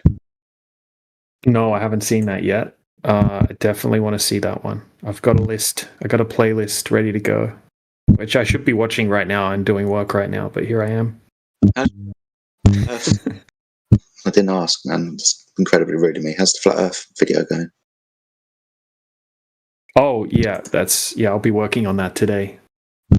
Gotcha. Yeah.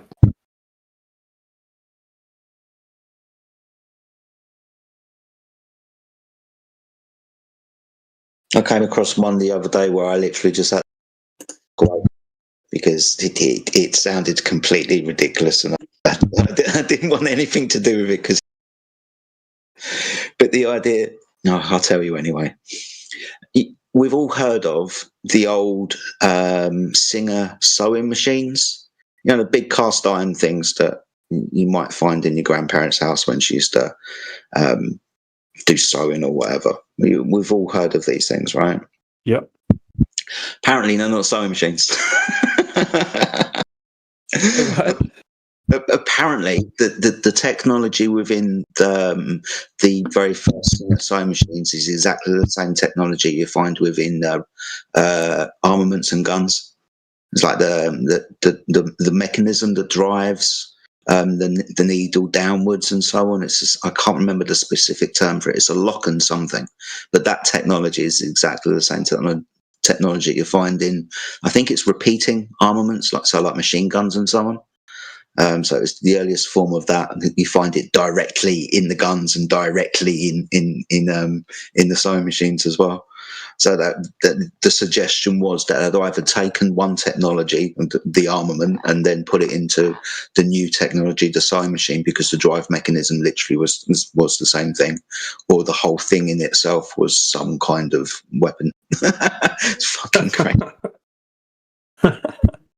But yeah, so yeah, I had to walk away from that one saying, "Oh, come on, man, I can't deal with this." Yeah, shit. look out! We got some ancient babushkas armed with singers. It's exactly that. Yeah.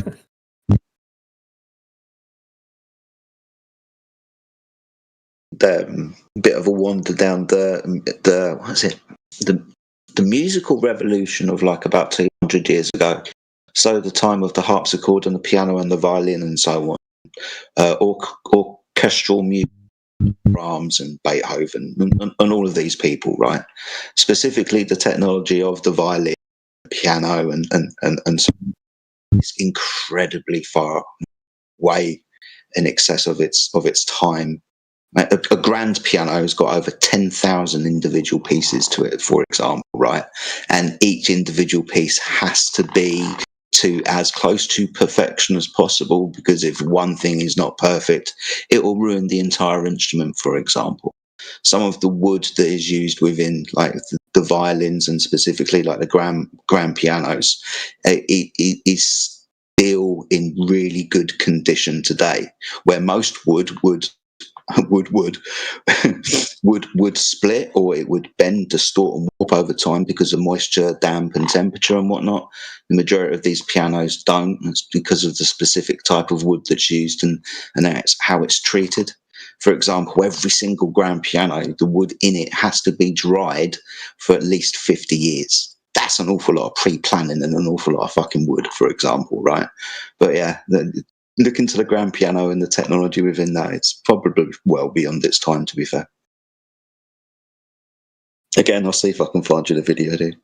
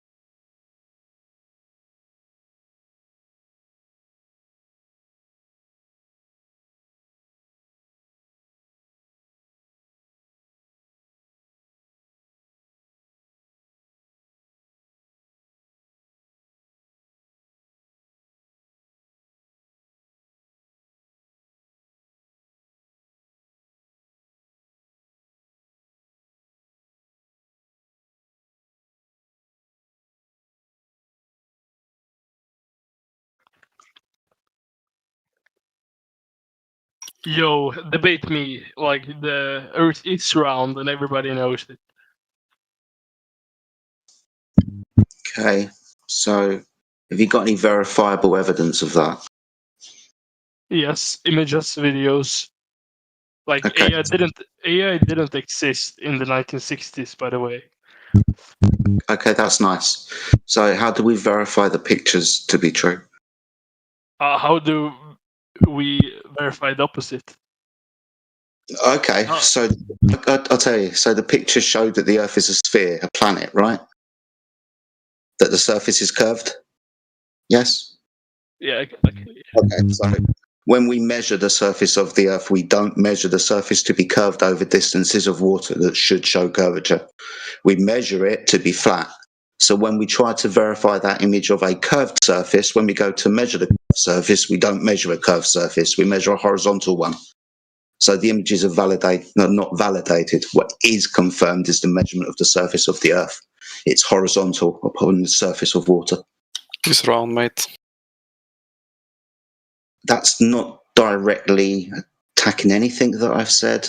That's you just affirming your belief. How do you believe the Earth look? Do you just think it's a plate or something?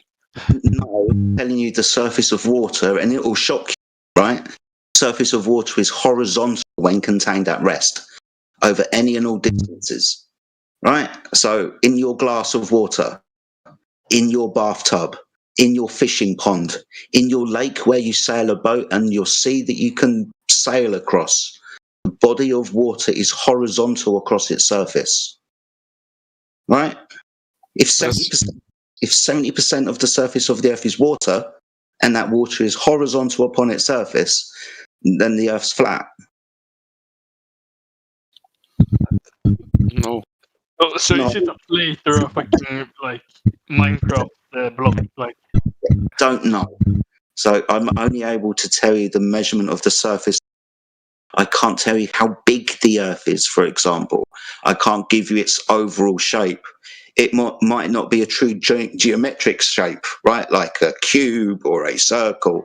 It might be an irregular shape, like a leaf or a lake. I don't know the shape of the Earth, my friend, but I know the surface of water is flat.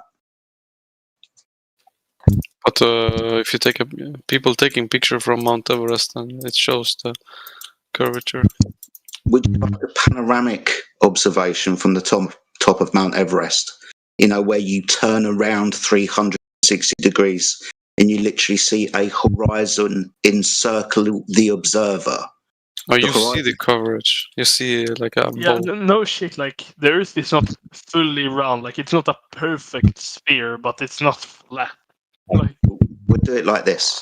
It's not like how Vikings believe. We evolved. You know what I'm saying? It's not like the water ain't falling down by the edges. You know. Okay. No one isn't necessarily addressing anything that I've said. You seem to be coping with yourself or soothing yourself. All right. What do you think the images is the... Hello. I'm addressing your claim that you can see the curvature of the Earth at the top of Mount Everest. I've pointed out turning around, and then you decided to straw man the argument, ad hom me, and talk to your friend. You understand the premise that I'm asserting to you. Observing a horizon when you turn around 360 degrees. You're saying that one part of the horizon is higher than the rest of the horizon, denoting curvature. I'm pointing out to you that that's not. You simply turn around. Why can I not post pictures in the chat? Are you going to address what I said? No, that's fake. Well, do you believe that the other planets in this solar system are round? My friend, in the side chat are the very images that I'm talking about. A panoramic observation from the top of a really tall mountain. You're claiming that you see the curvature. That's one part higher or lower than the rest of the horizon. That's not observed when you simply turn around. There's a 3D camera, bro. Can you address like that? Okay. Okay. Is Mars a sphere? Is Venus a sphere? What do you say there? Okay, now listen to this closely, right? I'm making a claim about the Earth because the Earth is the thing that I have too. I live on the surface of it, for example. I haven't been to Jupiter or Venus or Mars or any of these other things to come back and give you a knowledge claim about what they are. So quite simply, I don't know. But why do astronauts But do you know what see? Do you know what the telescope is? Yes. Yeah, and you can see the other planets. Proves it. Sorry, other planets. Bro, oh my goodness! Why do astronauts say that when they look at the moment? You're trying to give me evidence that the Earth is a sphere, and your best evidence so far, and I'm grading them, is a telescope. Bro, which is looking at the Earth. People figured this out. Hello? Basic math in the 17th century. Hello. I need you to address what I've said. Last thing that was said before you start waffling on about something else. That I built a telescope. That's not looking at the Earth when you look at other things up in the sky. Can I get a session on that, please, before we move along? That's not looking at the Earth, right? When you get a telescope and look at, say, Jupiter, for example, can we reach an agreement that that's not looking at the Earth? We're not looking at Earth, yes. Okay, so we're trying to prove what the Earth is. Why are you not listening? We're trying to prove what the Earth is, or you are, and you're trying to look away from the Earth and infer something about what's up there and it being here also.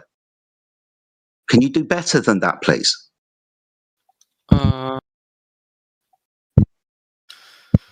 But why do astronauts claim it's round when they have been up in space?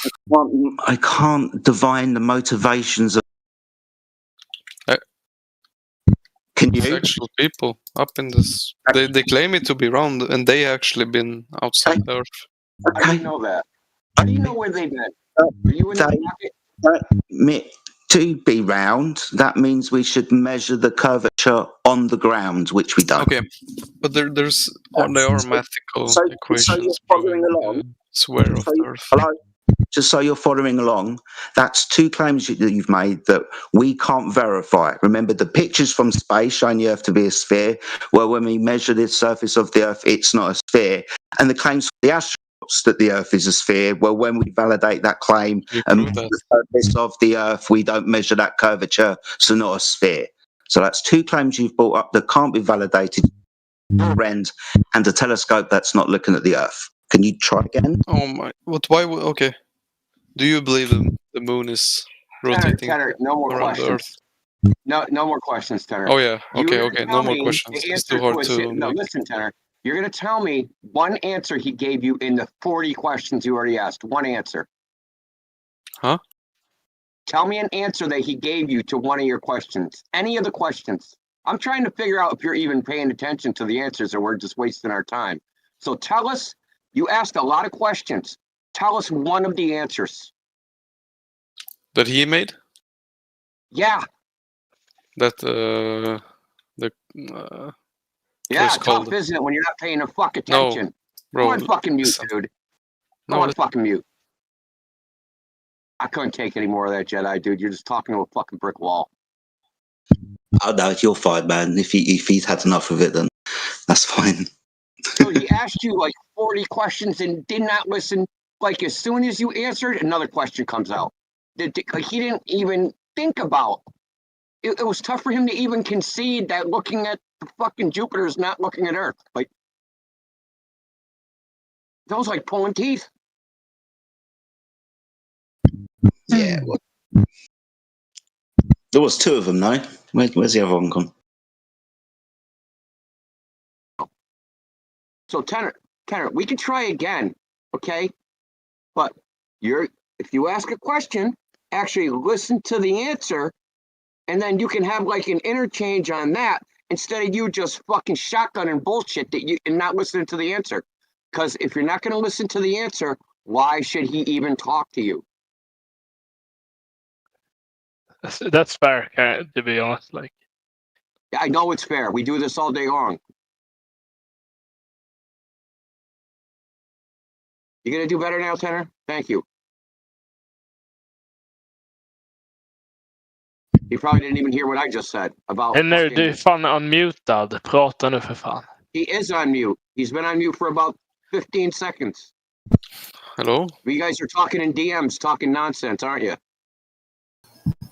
I don't even know We this do guy. this all day long. We know all you guys just gimmicks when you come in the stairs and the nonsense you guys do. You're not clever. You're not tricking us. You're not doing anything. You're just wasting our fucking time. No. So, ask a question and get an answer, and actually listen to the fucking answer, please. So I ask a question now? Yeah, listen to the answer. That's the key part. Okay, so I will ask and then listen. Okay. So why are there math proving flat Earth is wrong? Okay. First of all, you can't prove anything about the natural world with math. Math proves math, and that's it. You can calculate anything with math. I can calculate how fast Superman flies. I can calculate, how much fucking radioactive poison got shot in Peter Parker's arm that turned him into Spider-Man. Like, you can calculate whatever you want. Okay, I listen. So the math, if you want the geometry, if you want the geometry of Earth, those measurements prove that the Earth is flat, not that it's a globe, in fact. So you want to do kilometers or imperial, because in 15 kilometers distance, the surface of the Earth should curve down 20 meters. Did you know that? I didn't know that, but... Okay, that's a lot, right? So that's like a 6-story building. Can you prove this to me? 6-story building, right? So if there was a 6-story building 15 kilometers away, you should not see it at all. It should be completely blocked by the curve of the Earth. But we have observations of 400 kilometers. Yeah, the world record observation is 475 kilometers. Okay. Can you prove me this? Can you show me the equation or whatever? Yes, in the Guinness Book of World Records. Yeah, I'll post it in the side chat. So I just hear what you say. I cannot make sure it's true. I understand. Hold on, can't you just Google the radius of the Earth? All reverberations are going to be based on that R value. For example, the diameter, the circumference, the rate of change of slope, and where a geometric appear for an observer standing at altitude on that curved surface. It's really simple mathematics. It's geometry, right? It's a geometric claim that the Earth is a sphere. That means it should show certain attributes. One of them would be a rate of change of slope over a distance of the surface of the Earth, like say 10, 20, 30 miles. That rate of change of slope over a distance of water is not measured. What is measured is water's horizontal upon the surface. So we test the claim of geometric shape by measuring its surface. A curved line can't be a straight line. And considering we don't measure any curvature, what we do measure is straightness, horizontality, if you will. So the Earth is flat. So you tell him to Google stuff. But if you Google, if you Google, is Earth flat? It says no. So like, so what, dude? Okay. So what? What I'm asking you to Google is the claim about the numbers attributed to the spherical nature of the Earth, the radius, for example. That's where we get the rate of change of slope from. What we're doing is trying to validate that claim. In this instance, it comes in mathematical formula. In other instances, it comes from anecdotal evidences from people that have said that they've gone to the moon, or pictures from space. They all show that the Earth's a sphere. That means we should measure curvature. We don't. The Earth's measured flat. So the whole key point here is Google might say Earth is not flat, but you can go out and check if Google is right in the real world. And when you go check, you'll find out that Google is wrong about that. Okay, but listen. But what? It's something called atmospheric refraction. Atmospheric refraction. Your math is right, and that it should curve 20 meters, but it's roughly 18 meters. But the light, the way you can see that is by on a camera. For example, if you zoom in, as you showed, you will see the whatever. but that's because light bend with whatever the curvature of the Earth. Where will I see the curvature of the Earth? No, the reason why you can zoom in and see something 50 meters away when it should be in the curve 20 meters is because, and you can see it as a whole thing, isn't because Earth is flat, it's because of the I cannot pronounce. Yeah, you're just learning about it now when I've been talking about this for 10 years. You're going to tell me what's happening? That's funny. Well, it's true. The Earth is round. No, it's not true. People are educated, you know that, right? Listen, no one can actually demonstrate it's true. That is an ad hoc, what's called an ad hoc hypothesis. It's talked about after the fact. So what is the evidence for this atmospheric refraction? Can you tell me what it is? Wait. The actual evidence. I want that. So if you're going to say the Earth looks flat because of atmospheric refraction, you need the actual evidence there actually is atmospheric refraction making the Earth look flat. So what is that evidence? Oh, there isn't any. Want to know what the evidence is? The evidence is the Earth looks flat. Yeah, the Earth looks flat. That's our evidence for refraction. Because we all know it's a globe, right? That's the argument. We all know it's a globe, so if it looks flat, there has to be magic refraction making it look flat. It's making the globe look flat. Now it gets even weirder, Tenor. Now think about how crazy this is. What creates atmospheric refraction? Well, that's a change in air pressure density. Well, what creates that? I got the proof for atmospheric refraction. Does gravity create the air pressure gradient? You know how air pressure goes down as you go up? Is it gravity that makes that happen? It's the dense of the air molecules. Yeah. Does gravity make that happen? I don't know. I'm not too well known in that. Okay. I don't know, to be honest. That's what they say. They say gravity makes it so that the air is thinner at the top of the mountain than the bottom of the mountain, right? Because air pressure created by gravity. Well, that's what they say. Okay, I'm just telling you. And because of that, you have an air pressure gradient, and light bends around the curve of the Earth, making it look flat. So you have to go, hey, how crazy is it that gravity makes the Earth into a ball, but then makes that ball look flat from the surface because it makes an air pressure gradient that bends the light around the ball to make it look flat. Now, if you want to believe all that, instead of the real answer is it looks flat because it is flat, go right ahead. But wait. Yeah, it's crazy. It looks flat because it is flat. What a novel thought. Proof for what I told you is, for example, if you're on a highway, and that's a mirage. This isn't a mirage, dude. You're talking about an inferior mirage. Listen. Yeah, an inferior mirage. That's called where you get a double image reflected below it. So there's an inferior mirage and a superior mirage. An inferior mirage is where the bottoms of the object, say you have a car out there, and then you see a reflection of the car, and the tires are touching each other. That's an inferior mirage. A superior but that proves atmospheric refraction. Where the roofs of the car would be touching each other. But that proves it because of the. There's no double image. It has to do with the temperature of the air. But there's no double image in this picture. It doesn't have to do anything with that. How you see it. Well, that's what a mirage is. It's a double image. Yeah, and it proves atmospheric refraction. No. It doesn't prove atmospheric. And light curves. Yeah, it doesn't prove that light curves. In fact, even in the academic literature, it says that it's caused by what's called total internal reflection, not refraction.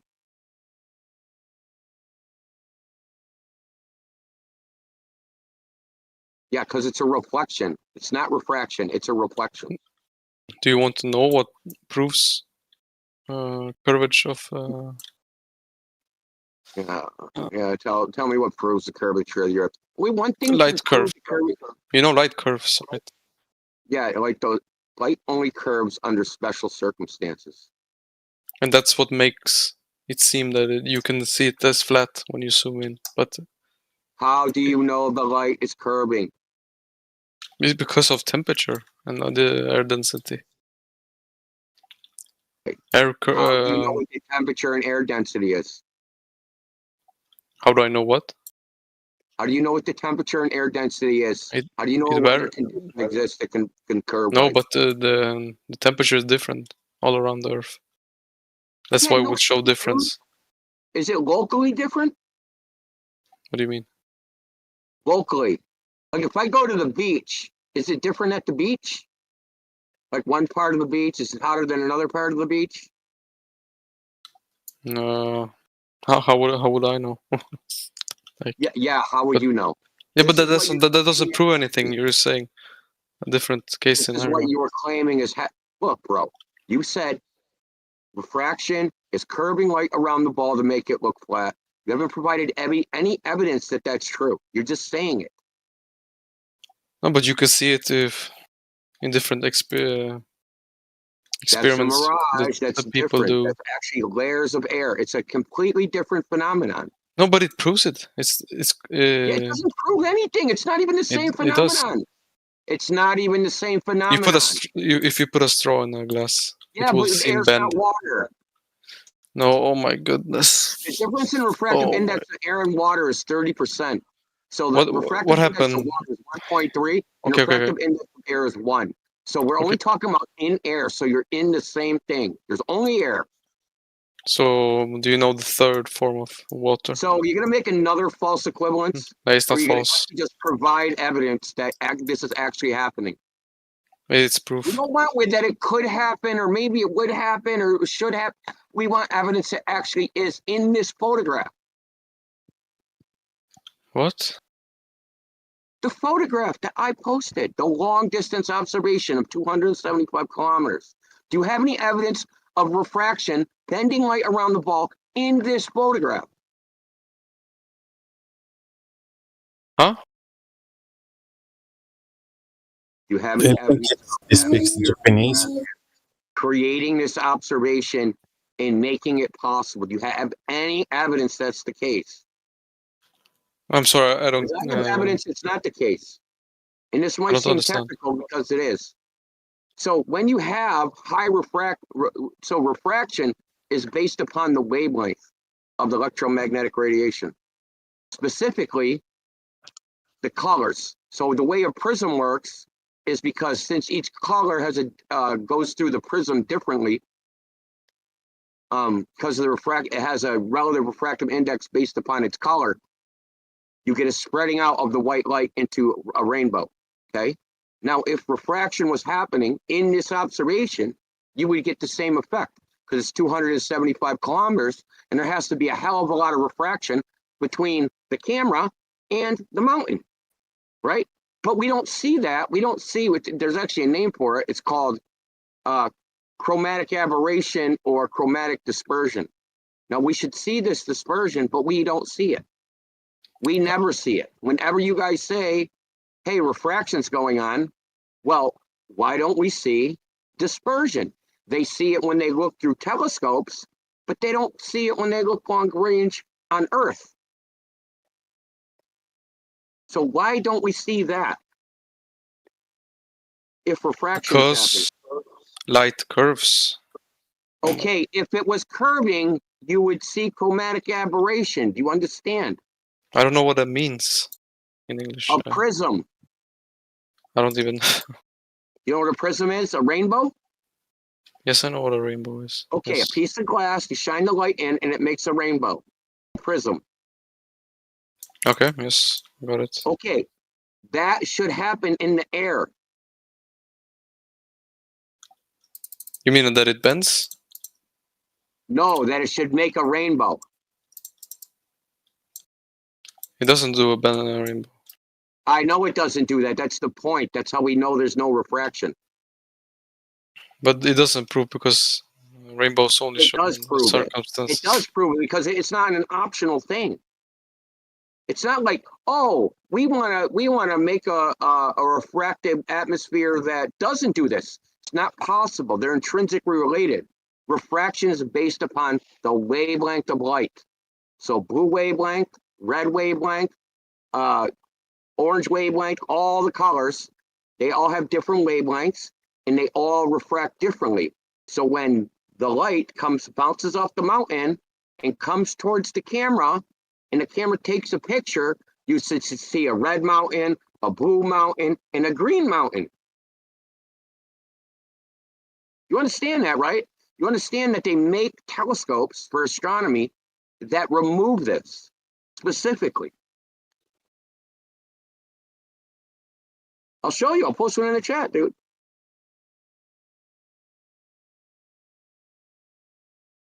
You're just reading bullshit off Google, dude. That's all you're doing. You're reading bullshit off Google and parroting shit you don't even understand.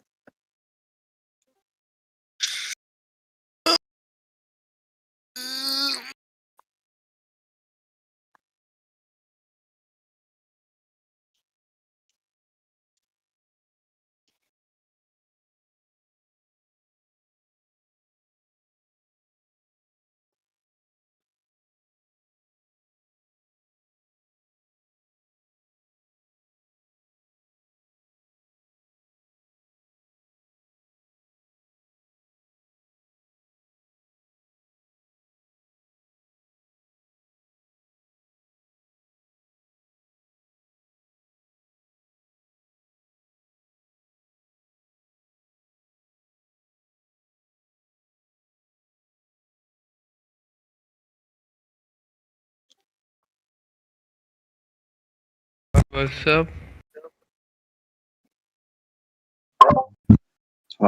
Hey, Indio 007, how are you?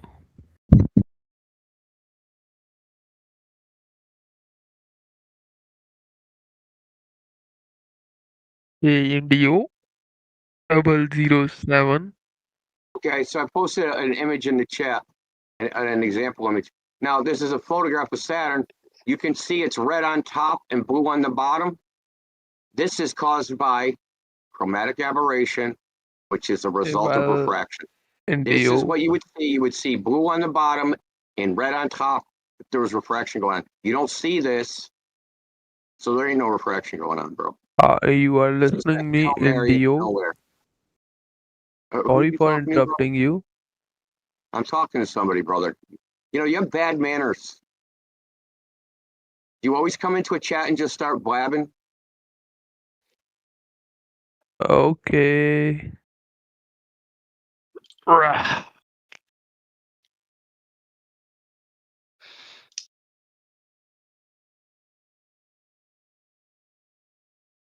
Now you are free, Indio 007.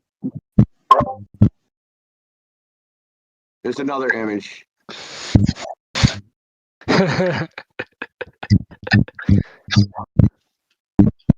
Hey, Zeddy is laughing. Oh my god. It's a cope. Yep. They're trying to stay on the ball, and it's probably hard to convince themselves at this point.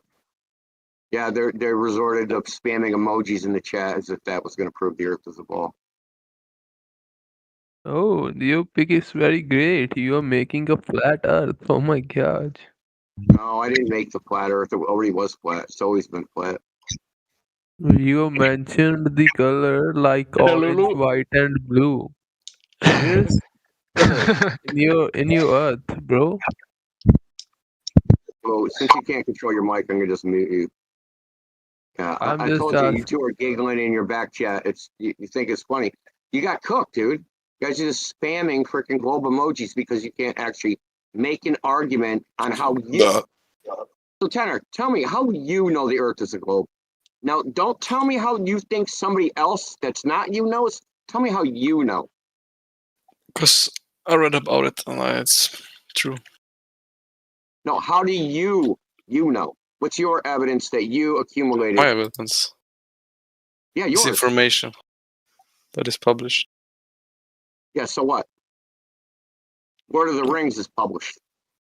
But that's a comics. I move it to the non-fiction that's a comics. section of the library. That's not science. That's not reality. Just show us has been published that you have read that shows that the Earth is a sphere, that we can validate. But why do NASA say that? I'm pretty sure they got educated people that work for them. No. You made a claim. Or they use homeless people they picked up and they made theories. Cut him off this Jedi. Tanner, I asked you how you know. Oh, I know. Yeah, how you personally know, your primary evidence that you have. Not about somebody else. You. Don't tell me how NASA knows or how frickin' Neil Armstrong knows or how the guy down the street knows. Okay, how you know. How I got to? What do you mean? Yeah, what do you mean? Because you don't know, and you know you don't know, and don't want to admit it. That you don't know the Earth is a globe is that somebody whispered in your ear, "Hey, Earth is a globe," and you were like, "Okay, I believe you," and that's the situation. No. Once I dropped my pen, then give me your evidence that you and have. it fall to the ground, and it proved it. We fall to the ground. Okay, so did we start falling to the ground before or after someone said Earth is a globe? Bro, it always been a globe. Like, people have been falling to the ground for a long time. Why didn't anybody a long time ago go, "Oh shit, you fell. Earth's a globe"? But it proves with mathematics. No, it doesn't prove anything. People figured this out many hundred centuries ago, and now they're talking about flying cars. How other people know. I asked you how you know. Remember how you know? I don't know. Exactly. I rest my case. Case dismissed. But educated people know. Yeah, I am educated. I know the globe Earth nonsense better than you can even imagine or dream of knowing it. It's bullshit. It's like saying I'm educated in whatever nutrition. I say McDonald's good for you. You're not educated in this. You're not. You're not educated on why there's a globe. You're not. Yeah, because you don't even need to be educated to know the Earth is round. Like you just said, educated people know the Earth's a globe, but you don't need to be educated to know the Earth's a globe. So you shouldn't believe what. Sense, bro. So you shouldn't believe what NASA posts. Is that what you're saying? Why should I? What do you mean? No. Why should I? Why should I? Huh? It's the truth. How do you? But that would already assume I should believe them. Why should I? How do you know it's the truth? Oh, so are you denying other stuff? How do you know it's the truth? Don't ask me a question. Answer. Because it makes sense. The story makes sense. My God, dude. So you know it's the truth. So everything that makes sense to you is the truth. Okay. I hope your girlfriend so you don't believe the media? goes and begs your brother and then says, "I went to the movie theater," and you're like, "It must be the truth because it makes sense." You're because educated people that know stuff. Educated. Yes. But you're not one of those people. You already admitted it. Yeah, you just but I regurgitate. listen to them. That's a different. No, you regurgitate without question. Is what you do. Conversation is very. Before you jump in, I'm pointing out to this gentleman that he just regurgitates without question. I want him to answer that. He agrees that that's what he's doing, right? Huh? And you're just regurgitating your education without question. You don't question what you're told. You're just telling us, regurgitating, like throwing it up back to us. But it's the truth. It's the truth. How did you validate it to be true? Because it makes sense. Because it makes sense. We're going to go around in circles. So your method. Hold on, Jedi. Tanner, appeal to common sense is a logical fallacy. So you can't determine what's true just because it quote unquote makes sense. It's fallacious reasoning. So we're going to ask you again. How did you determine it's the truth? How I determine? Yeah, how did you determine what NASA says is true, what the educated people say are true? Because I compare it to what other people say. That doesn't make any sense either. It proves the other because you one. haven't validated any particular. So I you don't compare understand. something you don't know is true to something else you also don't know is true. and see if the two things you don't know are true match?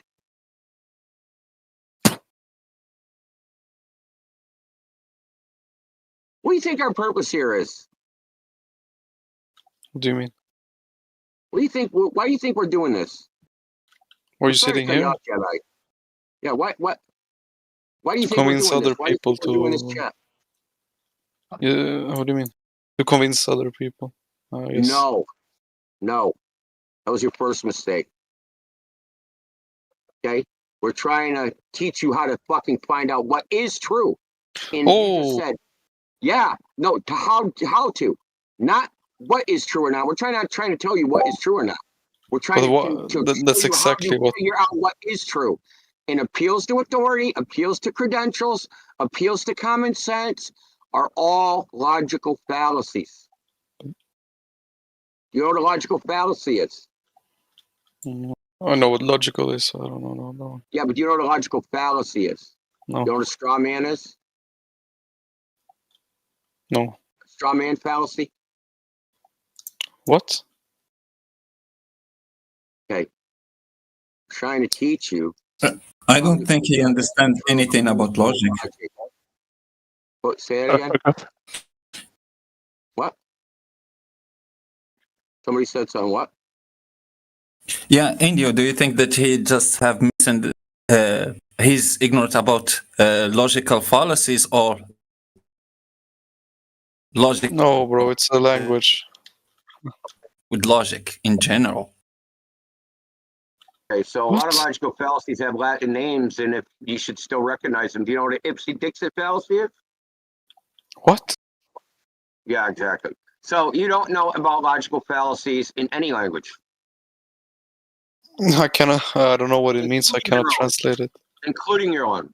No, it's just basically bad logic, right? We have logic, and then we have fallacious. Fallacious logic, bad logical reasoning, if any reasoning at all. I'll give you an example.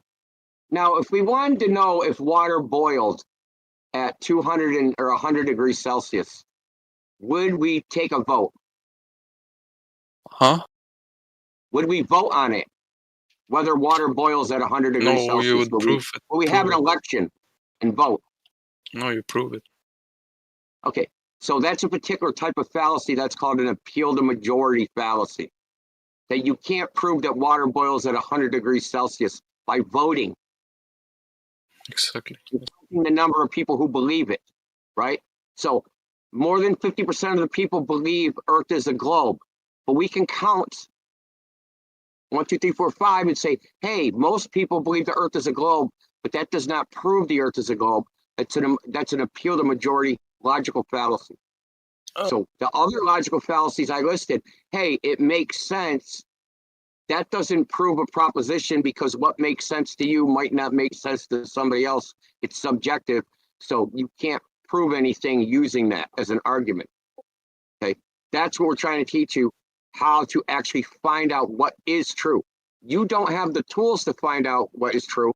I can give you any information and you don't know how to process it. This is why they should teach you logical reasoning in school, but they don't. We're not going to bounce out, Jedi, or whoever wants to take over.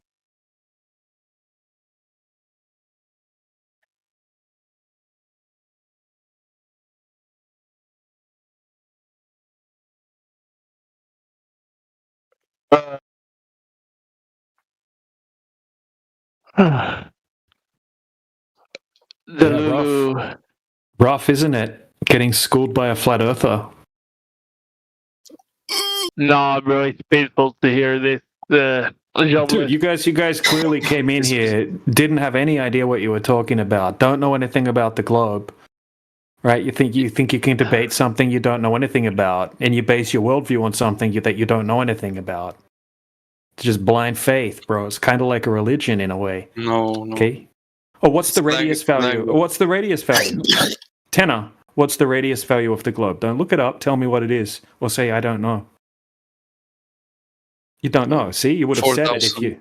4,000 kilometers. Incorrect. Completely incorrect. Okay, so you don't even know the basics of what you came in here to debate. Oh my goodness! Bro, how fast does the globe spin at the equator? Doesn't prove anything, by the way. You don't know any of these basic questions. You've based your worldview on something that you don't know anything about. It's like denying. Oh yeah, really? How far away is the sun? How far away is the sun? You don't know that either, do you? You don't know anything. No, listen. It's like saying you just believe it's a globe. No, it's not like saying. It's like trying to debate against something that you don't know anything about, and you don't know your opponent's arguments, and you wonder why you get wrecked. Doesn't matter if I know the millimeter. But it does, because we'll ask you how it is demonstrated to be true. And being as you don't know the basic things, how they were proven, you haven't got a clue either. So you don't understand the subject that you're debating, which is kind of weird. Yeah, look, I could ask Jedi. Jedi, what's the radius of the globe? 3,950. How far away is the sun in the globe model? 93 million miles, approximately. How fast does the Earth spin at the equator? 1,009 or something. Over 1,000. Yeah, exactly. See, the flat earther can answer all of the questions, the basics about the globe, because he's researched it. You guys don't know what you're talking about. So what's the point in debating people that are Dunning-Krugers? Prove anything. It's like saying. Well, you wouldn't enter a vegan debate if you didn't understand what a cow was. We have been in there, bro. The thing is you've come in here and you're sniggering. And you're talking about your education compared to us teaching you what you already think that you know, which you don't. What? I mean, I'd take a step back or appreciate where you are. Either way, you probably owe us an apology. Wait.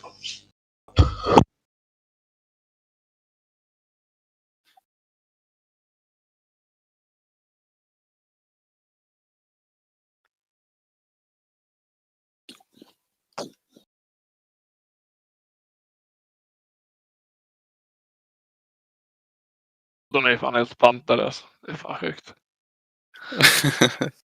Oh. English only. Is this racism? I think no, it's an English server. It's the rules of the server. I didn't make the Yeah, but it's just our dialect of English. How would that be racism anyway? It's just a language. Because my profile picture. Do you even know what racist means or racism means? It's our dialect of English that we were speaking, you know, so respect. Liars, yeah. So liars also get banned. Yeah, I see your profile picture, bro. Yeah, that's what I picture you as. Pink rooster. Chicken, a pink chicken. Yeah. Oh, that's racist. Yeah, bro. Like my profile picture is as delusional as Earth being flat. Okay, but it's measured that way. Does anybody want to speak about how it's measured? There is no pink chickens, you know. Sorry, we understand there's no pink chickens. That's lovely. But there's also no measured Earth curvature, which would be the primary factor for a shape being a sphere, being curved upon the surface. Now, does anybody want to address this stuff? De är helt fantade för fan. Jävla psykopat. Yeah, it's rough, isn't it? Yeah, it is tough. Again, I can't moderate people if they're not speaking English, which puts me in a position. Bro, I don't understand your dialect, man. You don't understand. Yes. I can slow down for you. You're talking royal English, man. I don't yeah, I'm speaking proper English. Yes. Yes. Speaking bottle of water. No, I don't boil a bottle of water. I pronounce the majority of my T's. Some of my H's I drop, but that's just because of the region I'm in. Hey. Do you believe UK is an island? Do I believe? No, I know the UK is an island. There's a difference between belief in something and knowledge of something, right? No. So what do we? Yeah. What do we got going on in here? Is there a couple of people that have got intellectually obliterated, and now they're going to talk about people personally? Is that what's happening? No. That sounds like what's happening. Did you guys get wrecked when you came in here? You didn't know anything about the earth you live on? That's so sad. I feel bad for you.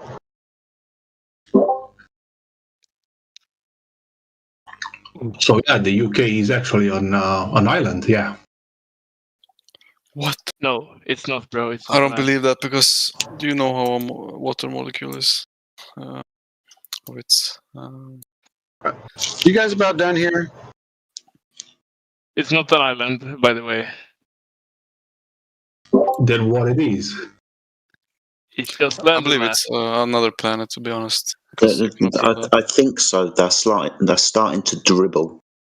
So maybe Okay, there goes. We'll see which one's the leader. I got rid of Pink Chicken Dude. Is he the courage? Who is that?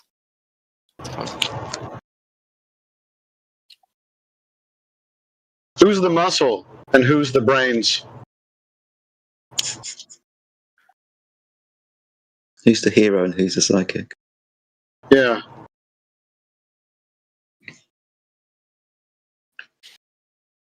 He's the pop star, and how many of you are his entourage? I like that. Oh, well, I have a question, if I may, please. Yes. Go ahead. For how long is he gonna be muted? Just out of curiosity, asking. Maybe for the rest of the day. It's kind of up to him or the rest of the crew. Are you part of his crew? Are you the guy that kind of stays quiet and lets Pinky in the Brain do all the talking? No, man. I was here yesterday as well. I did not cause any trouble. But you don't remember. Okay, great. Perhaps I wasn't here, or maybe I talked to you. I don't know. Either way, it kind of depends on Pinky and the Brain here. So, Tenor, do you want to have a reasonable conversation, or do you give up?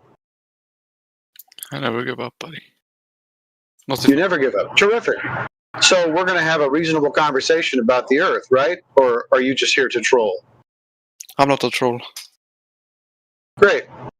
So why do you think the Earth is curving when you experience it as flat? And when I experience it as flat? You don't experience it as flat? I do. Not always. It's not always flat. No. Oh, yeah, right. It is. Sometimes there's hills and stuff. Yeah, right? Hills and stuff. Please don't bring up mountains. Waterfall. Yeah, stuff like that. Okay, great. So, do you experience any Earth curve consistent with a radius of 3,959 miles?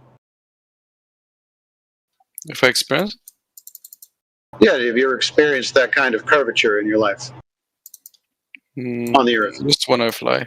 Not. When you fly, great. Can you show me, when you're flying, how you experience Earth curve? It looks round. It looks round? What do you mean it looks round? I've been on lots of flights. I've looked out the window. It's as flat as can be. Maybe you should get your eyes checked. Yeah, when you look down, yes, but not when you look out.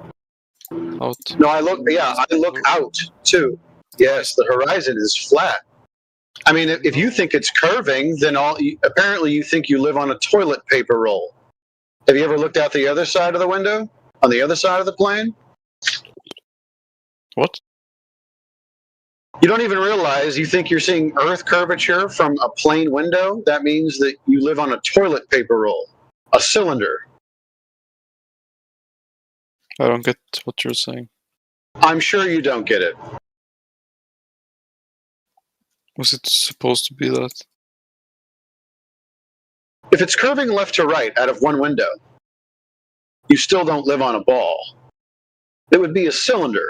Have you ever looked out the other window? You have to think about this. This is a tough one. I know you got to think. If I ever looked out the other window? Yeah, if it's curving left to right out the other window, that means you're flying over a cylinder, essentially. Do you live on a cylinder now? No. Okay. It's because... Oh my goodness. What? Because what? It's a ball. It's curving on both sides, but it goes upwards. Like...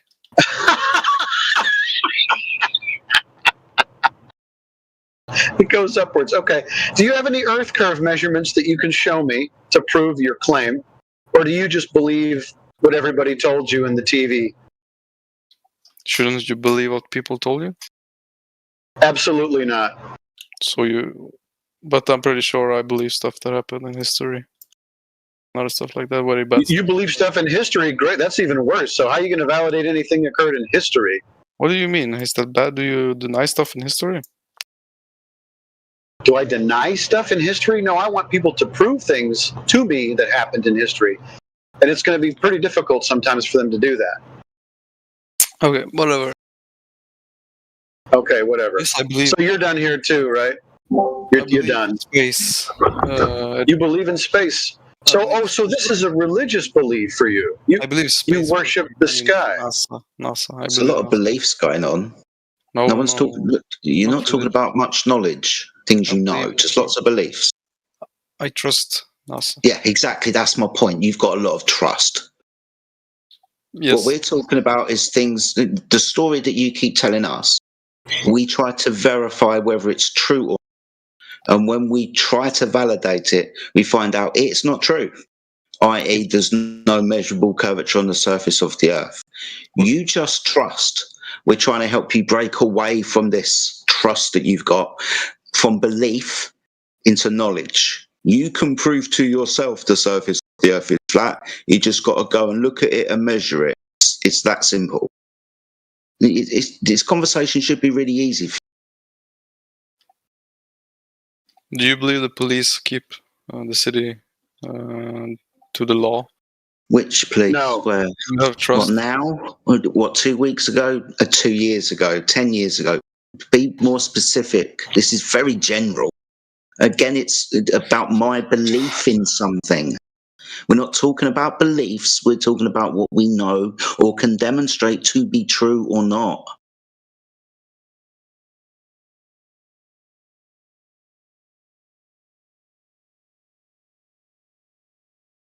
Yeah, once again, showing your ignorance. Police enforce corporate policy. It's kind of in the name, policy, police. They're policy enforcement officers. They enforce a policy for the municipal corporations that they work for. They're subcontractors. But they don't actually enforce even what's written in their own laws. You could turn on the evening news and find out that's the case.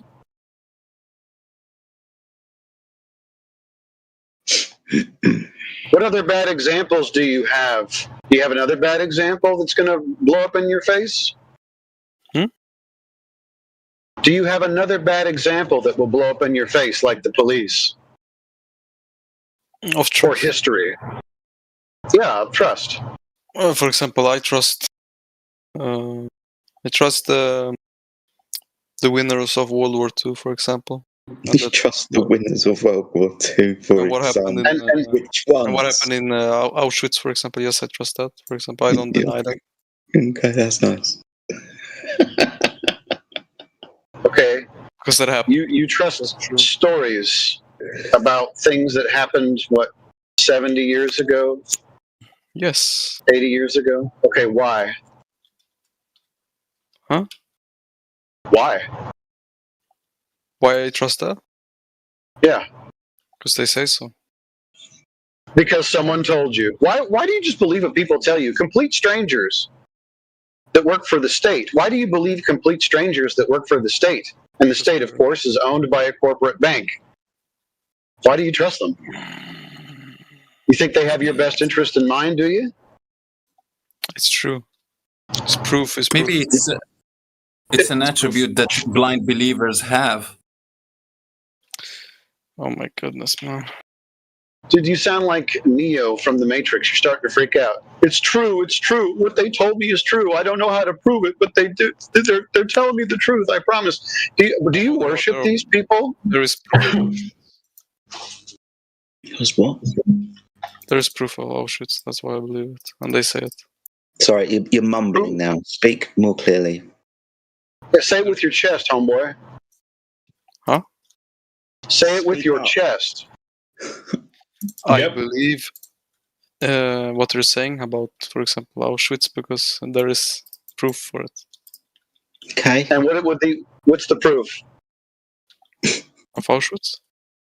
Yeah. Does that mean that everything in history happened? If I don't care what the story is, if you say it's true because of the other particular thing, does that mean that all of the historical narrative, depending on which country, all of the historical proven of it to be true? You're disappearing. No, I just answer the question. You cut out, Jedi. Yeah. Let's try it this way. So you believe that something occurred 70, 80 years ago in Germany, some kind of tragedy, because of what evidence did they show you? Was it photographs and then they wrote some stuff down in a book?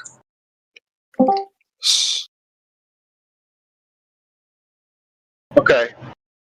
So if I show you a photograph of Superman and write a story about him down in a book, does Superman all of a sudden? Oh, wait a minute. Well, I know. No. So now we're gonna. That's sort of non sequitur. It's a red herring. I'm just asking you if you're going to apply the same logic to the same situation. If I put a photograph in a book about a Superman and tell you all about what he can do, long, long ago in somewhere galaxy far, far away, then by your standard of evidence, you should believe that too, I think. No. For example, no. Because we never left in the galaxy, and if people disappear, how do you? And then you can bond things. You can figure it out. What? Oh, so you're going to affirm the consequence? Okay. So that's another logical fallacy that you've applied. So everything in Earth is not true? What do you mean? No. Why would? My goodness, man! Why would you go to that extreme? It's silly. But it's these questions that don't make sense. It's another turns. Actually, your question was the only one that didn't make sense. No. The problem isn't believe all things or believe no things. The problem is have discernment, and we're asking you how you even determine what's true. You said, hey, I believe Auschwitz. You go, well, why don't you just believe a story about Superman? And you have no answer because you have no standard from which you find the truth with. You just pick and choose whatever feels good to you, and that's how you figure out what's true. What? Yeah, what? Dude, you lick your finger, you stick it up in the wind, and whichever way the wind's blowing is what you believe. Improve. Well, that's physics. Sorry, that's physics. Yeah, yes. If you can feel the wind going west, you know that the wind is like, well, coming from the east. It's basic sense. I mean that makes basic sense. Would you agree that we measure the surface of water? That we water? You're glitching. Would you agree we can use water? You know what water is, right? The liquid that you drink? Yeah. Cool. Would you agree that we measure it to be horizontal upon the surface, actually? Horizontal? Yeah. Straight line from left to right. Well, the Earth is a circle, so I guess so. No, I'm asking you about water. We get to the Earth in a minute. Water being horizontal? Yes, horizontal, right? All of the water in the entire Earth, or just? Well, apart from the ones that are going down waterfalls or falling down like into a valley, but water will seek a level and when contained and at rest will be horizontal on the surface. That's perpendicular to vertical, right? Okay. Cool. We can also use water as a reference tool. So we can reference other things to it to see if it is level with the water. For example, some shelves that you put up, or when you construct something to be true and level, it will be parallel, as a straight line, and equidistant from another straight line, this being water. It usually will be parallel to the plane of the horizon, for example. You hold your glass up at the beach filled with beer or whatever cocktail you drink, and it will be parallel to the plane of the horizon. That's the surface of the earth, the water on it, right? Mm. Cool. So this is how you know that you are level with the world. It's to be parallel with the surface of it. In this instance, water. Water is 70% of the surface of the earth. Now we're going to start talking about the earth bit, right? Now 70% of the surface of the earth is water, and it's observed and measured. This is a key word, measured, with tools and so on, to be horizontal across its surface at all distances that we can measure. So therefore, being as the primary factor of a sphere is it's curved upon the surface, we should measure its curved nature over that distance of water. We don't. We measure it to be horizontal. It's kind of obvious, right? Mm-hmm. That's why we say the Earth's flat, because it's measured that way. 70% of the surface of the Earth is, therefore it's flat. No, but No. one more thing. Do you actually believe the world is flat? Yes, because it's measured that way with tools. You understand the term surveying. You understand who a surveyor is and what he does, for example, right? Can you say that again? You understand the term surveying. You understand what a surveyor is. His job would include surveying the land. That would mean measuring it. For example, before we build upon it, like build a bridge or a construction, a surveyor would come in, measure the land, and then we would adjust the land however we needed it. We would use horizontal reference datums, line of sight. We would use lasers, different types of equipment to see and measure the surface of the land, its grade up a hill, for example, the rate of change of slope over distance, for example. So when we measure with tools, we measure the surface of the earth, primarily water, to be horizontal over distance. Mm-hmm. So that's why, as you said, a belief. It's not belief, it's knowledge. I know because it's measurement. Measurement being the empirical standard in this instance. The earth being a geometric shape, right? That's geometry. This is math. To figure out the shape of an object, we look at it and we measure it. When we look at the earth and when we measure the earth, we measure it and it's flat. Well, it depends where you look at it. If you look at it from like outer space, it would be another shape.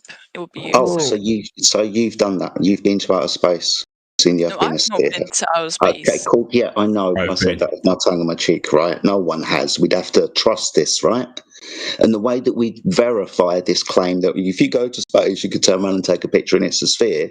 If we can't do that, then we measure the surface. And when we measure the surface, we don't measure it to be curved. Now, I know that you're going to say that the Earth's really big and considering really small, we're not really going to measure curvature. Well, according to the claim, the radius, diameter, and circumference, we should most definitely measure curvature, right? For example, 66 foot over 10 miles, 260 odd foot over 20 miles, right? It's exponential because it's a curved function, right? Eventually, it's going to wrap around and come behind you. So when we try to measure this rate of change of slope, the curved line from point A to point B, what we actually measure is a horizontal between point A and point B over the distance of the Earth. You want to figure out the shape of an object, you look at it and measure it. Why do you guys talk about measurement? Because measurement is what standard when we're dealing with a geometric shape. For example, a sphere, it has, right? A surface would have dimension. For example, we understand the difference between a straight line and a curved line. We understand what shapes are attributed to straight, flat surfaces, which ones are curved surfaces, right? If the surface of the Earth was curved, it would probably be spherical in nature, some kind of spheroid. Oblate is the claim, still with a rate of change of slope over the distance, right? So we should measure that. We don't. We measure the surface of water to be horizontal using surveying tools. So, yeah, it's a bit of a problem. So, if you look ahead on If you look ahead, go on. If you look ahead and like from a higher distance, you can't see all the way if the Earth would be flat. Well, of course, because your eyes have a limitation result distance. Right? For example, things appear to get smaller.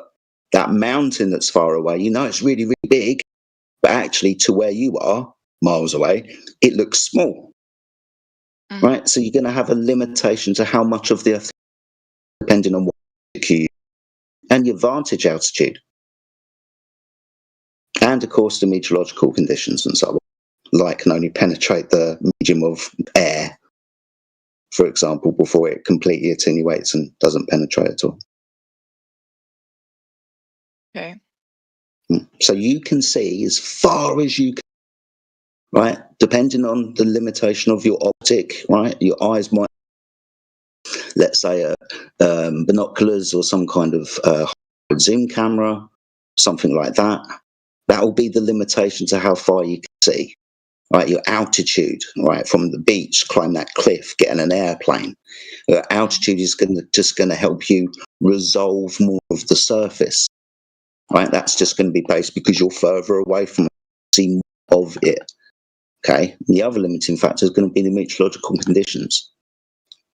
There should be another limiting factor, though. That should be the curvature of the Earth. The curved surface, if something was, for example, to sail away from your position at the beach, it would eventually, if the surface was curved, go over the curved surface, and the curved surface would be between you and the boat, interrupting your ability to see it, because there's a great big curved surface in the way. That should be observed, and that should be measured. We don't observe or measure that. Again, that's one of the reasons why we're here. Okay.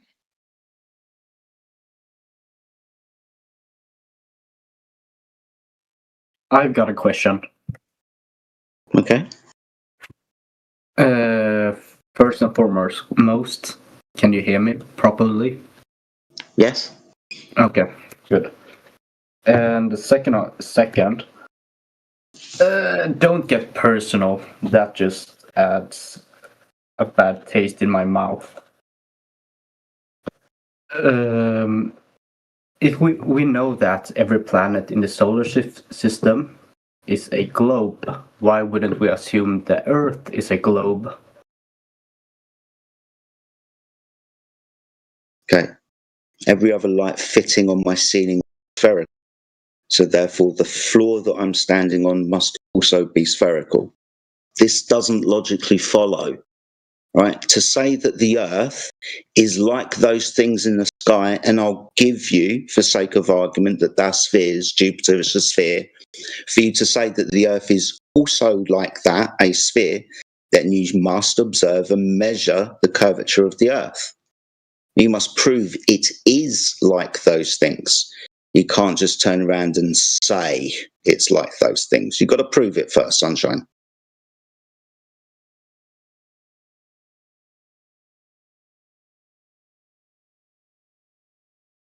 What about the moon? Okay, what about it specifically? So you don't think that people have been to the moon, or? Okay, whether people have been to the moon or not, what's that got to do with the measurement specifically? Well, because planets are round, and Okay. therefore the Earth has to be round. Okay, so the Earth has to fit into the category of planet. Okay, that means it must have the identity to fit into that category. Now, a planet has got very specific identities to it.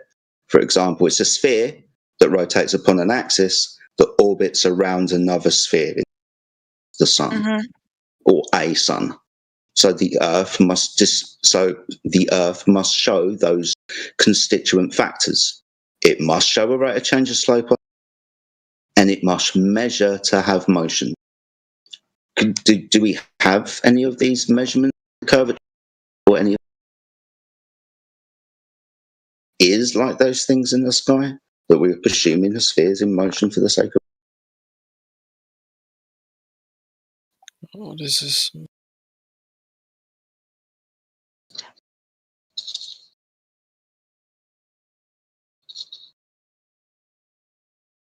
we've got to prove that that the Earth fits into the category of planet, right? We can't just say that it does or assume that it does based on some, I don't know, preconceived bias that we've got or whatever story we've been told before. The premise must be proven to be true. For the Earth to fit into the category of planet, it must show the identifying factors, that being curvature upon the surface and motion. I'll tell you, it doesn't fit those identifying factors. It doesn't show or measure curvature over the surface, doesn't measure any motion, whether on its axis or in orbit around the Earth. So observably and measurably, the Earth is flat and stationary, from all intents and purposes, underneath the heavens above sun, moon, and stars. But how is a day functioning if the Earth is flat? Okay, okay, so how do we identify day and how do we identify night? Night is dark and day is light. Okay, so why is it light in the day and dark?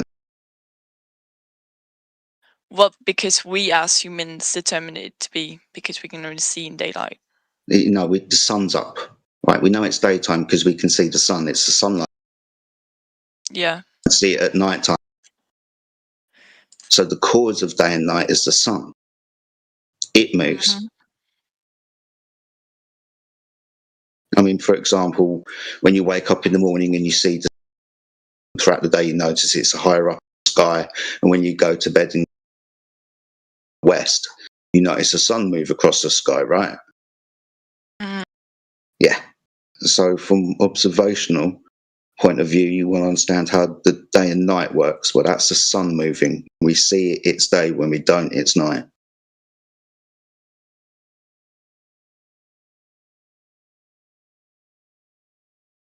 Why is it day and night for different people at different times? This again shows the motion of the sun, right? It's going to be above different locations of the Earth.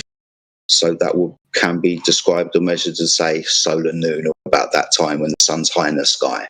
So as the sun moves across the Earth, it's noon as it keeps moving across the Earth, leaving its light and other people in darkness and coming up to morning for other people as the sun approaches.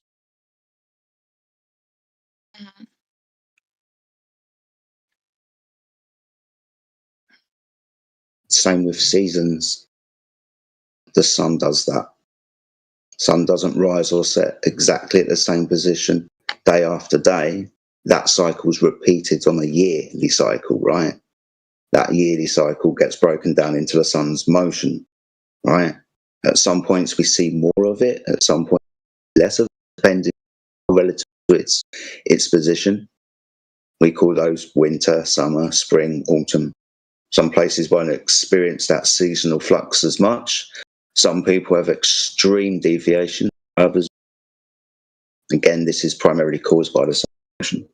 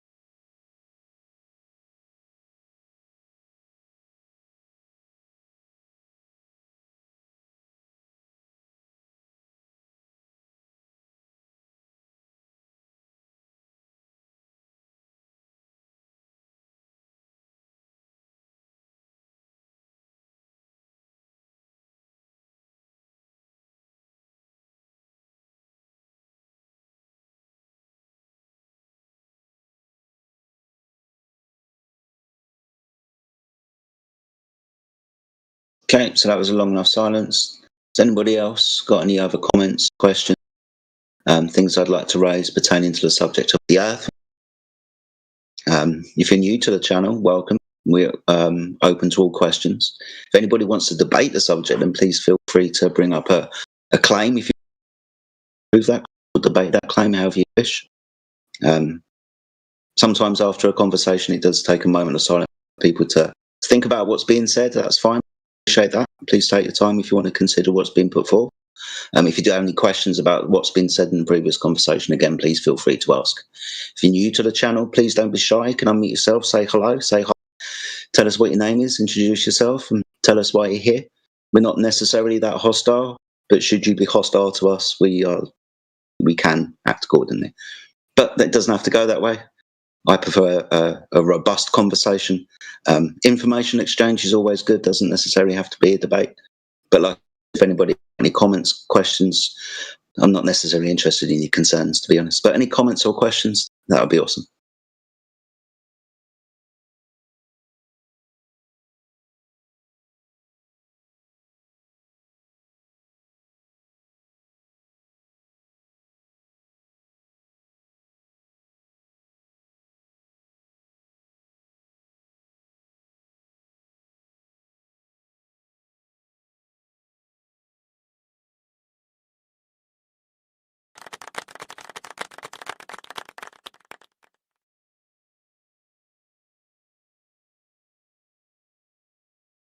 Cool.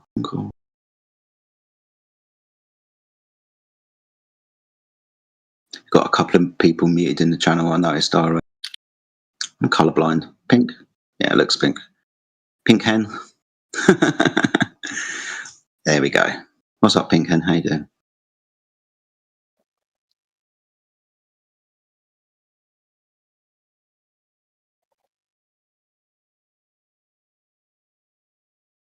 So, Luca, you are unmuted, my friend. He's just flashing in the background. Probably fell asleep or something. Probably. That's fine. I think he's doing some business.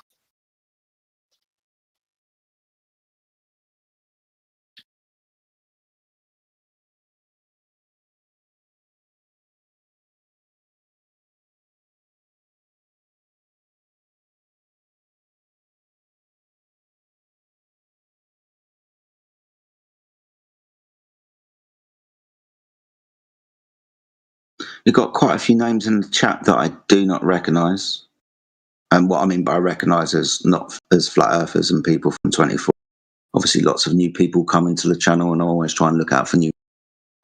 So lots of names that I don't recognise. Also, lots of names that I don't pronounce. So I'm kind of shying away from doing that usual thing that I do by going through everybody's names, because I see at least two that I will be able to pronounce. So I do apologise if I screwed up. But I like the name Receding Hairline. That's pretty cool. So welcome to the chat, Receding Hairline. We've got Sheikah as well. Was that you that I was speaking to earlier? I see Tenor's unmuted again. We were having conversations with Tenor earlier as well. Hope you're doing well still, Tenor. Like I said, if you've got any questions or whatever, please feel free to ask. There's a star near the bottom. We'd look into that. No, that's VTech. That's fine.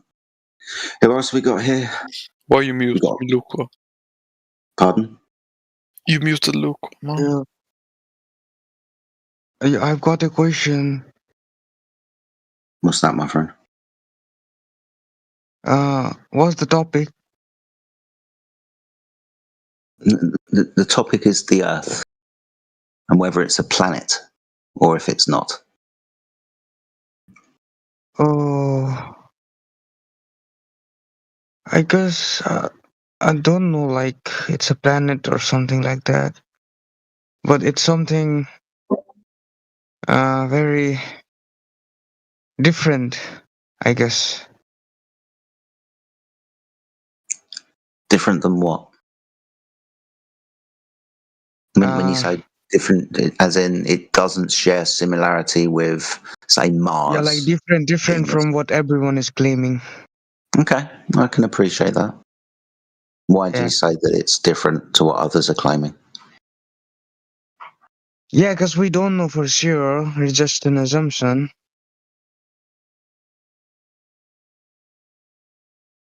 So what everybody's being taught is an assumption that the Earth is a sphere, but we don't know. Is that what you're saying? Yep, Okay. We don't know. Okay. I say we can know. I say that we because we can observe and we can measure the surface of that, we can know its surface description and what category of shape it can fit into. Yeah. Yeah. Okay. So if the Earth was How's that gonna work? How's that gonna work? how? Like, can you give me an explanation that why would call it what you call? Like, I'm kind of interested. So an explanation is for what? Sorry. Like explanation for what you claim to the Earth to be. Okay. So, for example, if it was claimed that the Earth was a sphere, then the surface would curve over distance. But whatever the claim that the Earth was, you would verify that claim by measuring to see if it fitted that claim, right? Mm. Yeah. So what we do is we measure the surface of the Earth, because in one instance, if it was a planet, it would curve over distance. So when we went out with measuring tools, we should measure that curvature. We don't measure that curvature, though. What we measure with measuring tools is the surface of the Earth, water primarily, but other Earth surfaces like dry seabeds and salt flats and so on, to be flat across distances, horizontal. So we understand that contradictorily, that a straight horizontal line cannot be a curved line over distance. So we can know that the Earth is not a sphere because we don't measure curvature. We can know that the Earth is flat because we measure it to be horizontal over distance. So measurement being the empirical standard, right?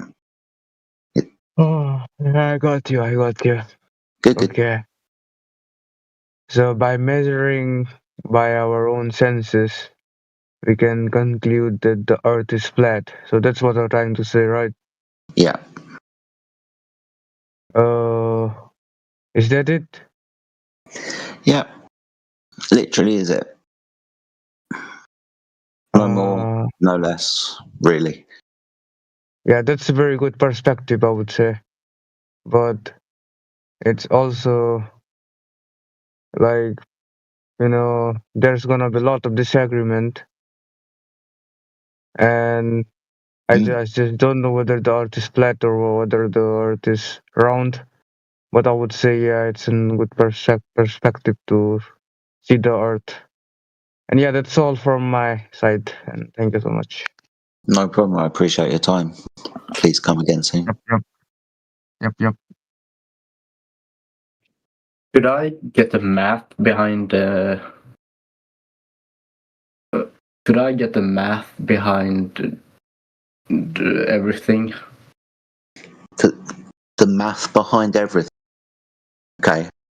I can give you 0 being the rate of change of slope measured over, let's say, 20 miles.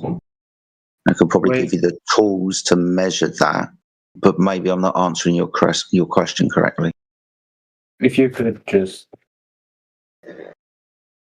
I would like to recall that you said that my memory is failing me. I didn't say that. You talked about math and measurement. I would like to see the measurement. Do you know what a circle is? Yeah, I know what a circle is. So you know what pi and radius and diameter are? Yeah. Okay, good. So from circle, we can go to sphere, understanding the difference in 2-dimensionality to 3-dimensionality. This would fit into the category of planet, wouldn't it? Sphere being a planet, it's a geometric at a higher level of math right now. It's just geometry. You're asking for the math. I'm pointing out it's more specifically geometry in this instance. You're asking how we prove a geometric claim. I'm saying to prove a geometric claim, we observe and measure the object. In this instance, the Earth. What's the measurement and how were they done? Okay, so the measurement is 0, and the distances are 5, 10, 15, 20. Lots of distances, primarily done with laser line of sight targeting systems like lasers, like I said, theodolites and other instances, and other technologies, electromagnetic waves, for example, but primarily by looking and lasers. So surveying tools. Would you like the examples? No, you can go ahead and explain more. Okay, so for example, on a horizontal target of 6 foot, you will have a direct line of sight to the target. You understand what I'm saying, right? Could you say that again? I didn't hear you properly. No problem.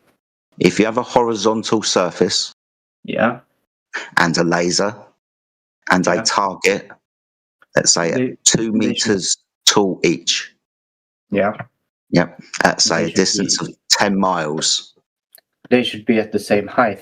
Yeah, they're at the same height. You will have a direct line of sight from the laser to the target on a horizontal surface. The laser will be parallel to the surface, right? Yeah. Cool, awesome. On a curved surface over distance, if the laser is leveled, it will not have a direct line of sight. For example, over 10 miles, the laser will shoot over the top of the target if the surface was curved. You understand that premise also, right? Yeah. Cool. So when we go out and test, basically this is what we're testing, right? So we go out with lasers to see which one of these two scenarios to. Do we or do we not have a direct line of sight with the target over distance? Because we're told that we shouldn't over distances, let's say more than 10, right? If we've got things that are low to the ground. So when we go out and test those claims, we don't measure that. What we measure is a direct line of sight between the laser and the target. But couldn't that be, I would say, how do I say it in English? Wrong factor. You get what I mean, right? No. If you're standing on a hill, for example, and where the laser is shooting at. Yeah, we're making sure. No, but that's quite 10 miles apart. Yeah. It's kind of. For example, maybe I should have said this: that the area between the laser and the target, for example, is a lake, like a body of water. 10 miles. So let's say there's 10 miles of water between the laser and.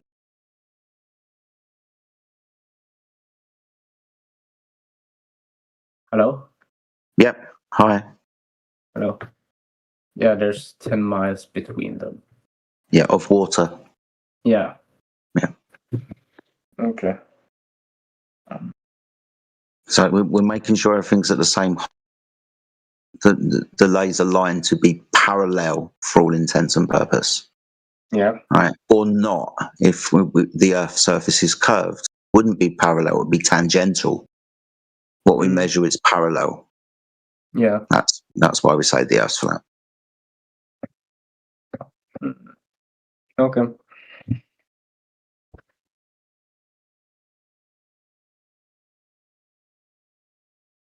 It's not just 10 miles, it's 20 miles. It's, distances around this number. There are more, like 40, 50 miles. So I know 70 kilometers, but the more reasonable ones that I suggest most people can achieve is around 20 miles, for example. How could you be sure that the laser is pointing 180 degrees? Because the majority of lasers, especially. Hello? Yeah, hi. You've been cutting out, Jedi, a little bit. Cheers, mate. Can you take over then? I'll sort this issue out. Okay. So, well, interestingly enough, and I don't know on all theodolites, but, in the case of this laser, We'd be using water to level it to make sure it was parallel with the surface, right? So 180 degrees to vertical. That's how we would level it, with water or a bubble or a spirit level, you know. So that's how we know. But there are more precise leveling tools out there. Most of them are just highly sophisticated spirit levels, but it's still water you're using. So that's how you know it's level and flat. But within 10 miles, you have to understand this. We should be expecting, over a 10-mile distance, 66 feet of drop. Okay, so that's a 6-story building. So you're not going to miss that.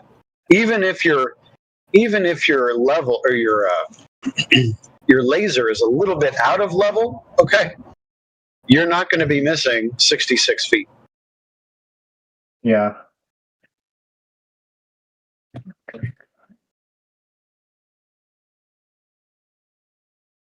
Now, we've done this over larger distances. I mean, the greater the distance, the bigger the laser you're going to have, more powerful anyways. So we have measurements of up to 40 kilometers, which is somewhere in the ballpark of 26 miles. So over 26 miles, we still hit the target across these lakes. So there is no curvature on the surface of the Earth, not at all. Okay. And we've got some documentaries and some PDFs. You know, these PDFs are about 100 pages with all the technical data, all the steps they took, all the measurements, all the distances, all that stuff. So there's about an hour-long documentary with a PDF with all the technical data. It's about 100 pages. We can give that to you if you want. Okay.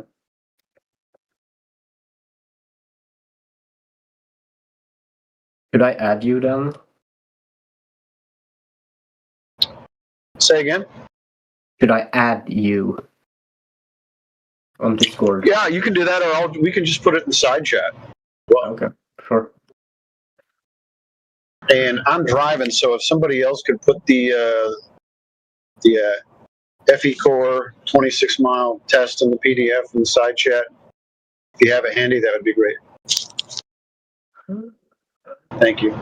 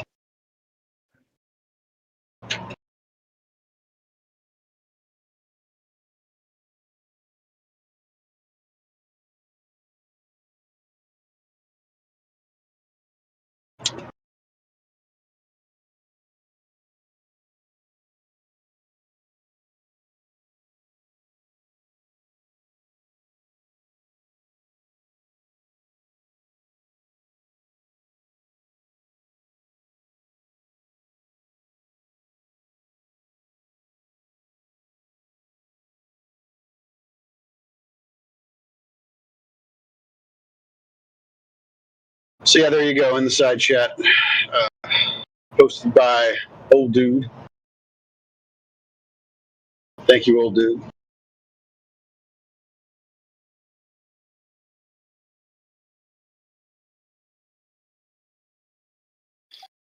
I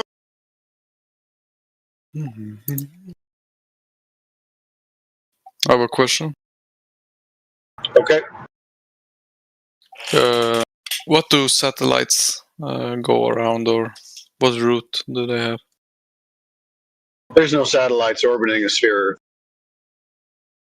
They doesn't exist? Nope. Not in the way that you think it does. The Earth has to be a ball for some kind of technology, you know, being tethered by a force, non-force. hurling around a ball planet. You got to have the ball first. If there's no ball, that entire story falls apart. Why do they say that? I don't know. But there are pictures of them. No, there's no photographs of any satellites in space. There's cartoon images. Oh yeah, 100%. Go look up satellite imagery or satellite images or images of satellites. They're all just cartoons.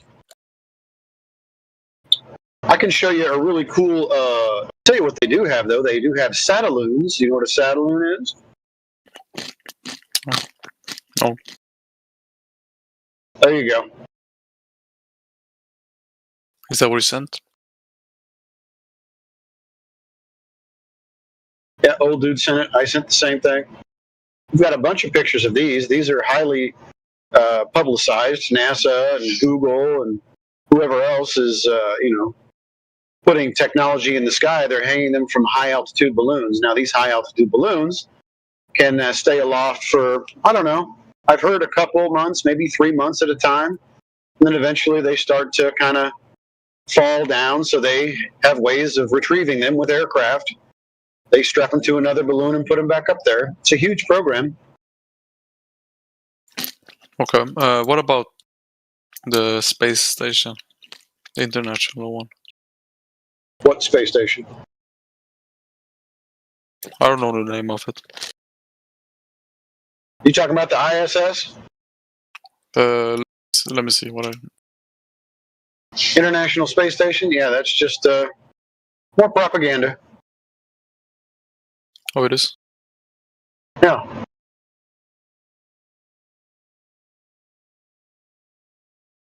There has to be a space and a ball, remember? It's essentially just another satellite, but if there's no ball and there's no space.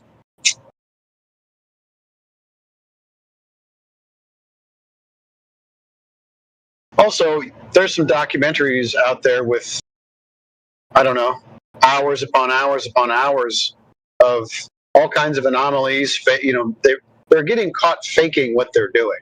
Okay, this is not just we're speculating about what's happening to NASA. They've been caught red-handed multiple times faking stuff, faking live streams, faking interviews, faking you name it, green screen, augmented reality, all that stuff. They've got cables and harnesses. It's all on tape. They've busted themselves. It's kind of hilarious. Okay. What do you think about rockets? I think they're cool.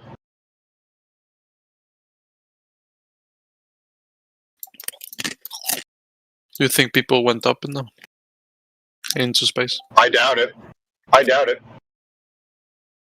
No one, listen, there is no space. You're going to have to get that space idea out of your head. There never was a space. There never was a ball Earth. I know it's hard to hear. You relax, bro. You're going to be all right. Huh? Hello, guys. How are you? Earth is flat. Is that the truth? Hey, bro, I want to teach you a little bit of manners. I don't know where you're from, but when people are in here talking, you don't just barge in and start yelling, hey, hey, and then ask your own question. You sit down. No, we were talking. You just weren't listening. So sit down, put yourself on white mic, and listen.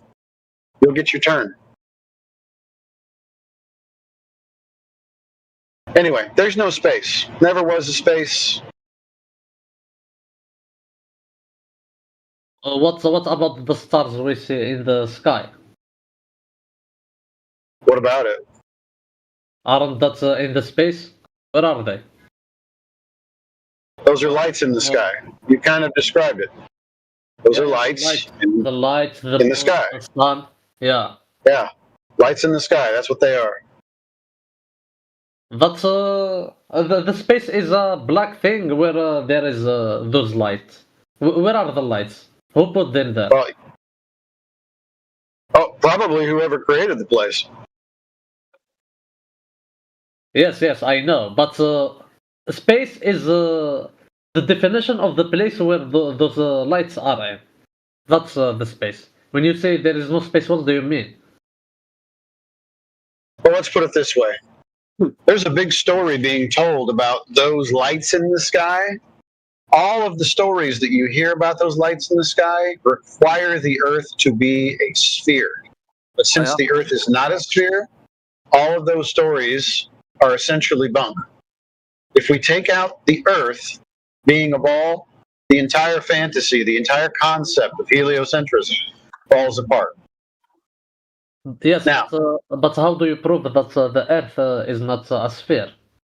How do you prove? Well, you measure the Earth is flat. You measure the surface. You measure the surface. We've measured the surface. There's no curve, so it's not a ball. No. But if the sphere is very big, if you measure a small place of that very big sphere, it will be flat. Yes, in your. Yes, you understand. You understand me? You need to understand something. I don't care how big the sphere is. Yeah. Spheres have this very interesting property where they will always curve away from a point in all directions. Yeah. Even down to the micron, there will be curvature to measure. I don't care how big it is. No. So you can always measure. Oh, yes. Okay, I'll tell you what. Please, hold on, fellas. Don't compete. Try to take one at a time. But let's do this. If you think that the Earth is curving, can you show me Earth curve measurements that I can verify? No. But I ask you, how do you prove the Earth is? I already told you, and you didn't accept it. So I tell you what, since you don't okay. So if you don't accept my answer, why don't you prove to me that there are Earth curve measurements that I can verify? I can prove to you that Earth is not flat. So you don't have any proof. You don't have any proof that the Earth is a ball. I will give you. But you know that I'm incorrect. Yes. I know you are. No, fellas, relax. All I need is Earth curve. Fellas, you need to relax. Relax. Talking, my friend. No, you're not understanding me. You just shout. All you need to do. No, I'm not shouting. You're shouting. You could probably back off your mic. Hey, bro, listen. If you are going to talk through me, I'm just going to mute you. Okay, so we got to mute this guy because he doesn't. What a fucking. Want to shut up? Yeah, there you go. Okay, so you're done. Can I answer my question? Okay, what's the question? So, if you walk to edge of the Earth, so you will fall into the sky? What? What are you talking about? Do you believe this? I'm just this is question. So it's flat. So you have the end of this Earth. Where's the end of the Earth? In the end point. So the Earth is. Where's that at? Where can I find it? I am asking you, bro. I am asking this question. Well, you told me that you're the one that told me there's an end of the Earth. I'm wondering if you can tell me where it is. You say it flat, so it should be end, right? So if the my goodness, is it infinity? I didn't say that either. But you said that there is an end to the Earth, and I want you to know where I could. I want you to tell me where I can find it. Where is it? So when you struggle, you be angry and you mute someone. Do I sound angry to you? Yeah, Bro, do I sound? You're super loud, man. For real. Well, turn me down then if it's too harsh. I mean, you guys have control over my volume. Yes, but compared to his, I have you 100, he's 100, you sound twice or 2.5 times higher than him. Well, back it off. Or turn your your headphones down. I mean, this is not hard. I shouldn't have to walk you guys through this. This is your equipment. No, it's because you're the Earth is flat. Can you prove it? You don't prove anything. Yes, we've already proven it. We've checked for Earth curve. There is none. It measures flat. In fact, every industry on the Earth, being the navigators, the map makers, right, the people who measure the Earth every day, the surveyors, they measure the Earth flat.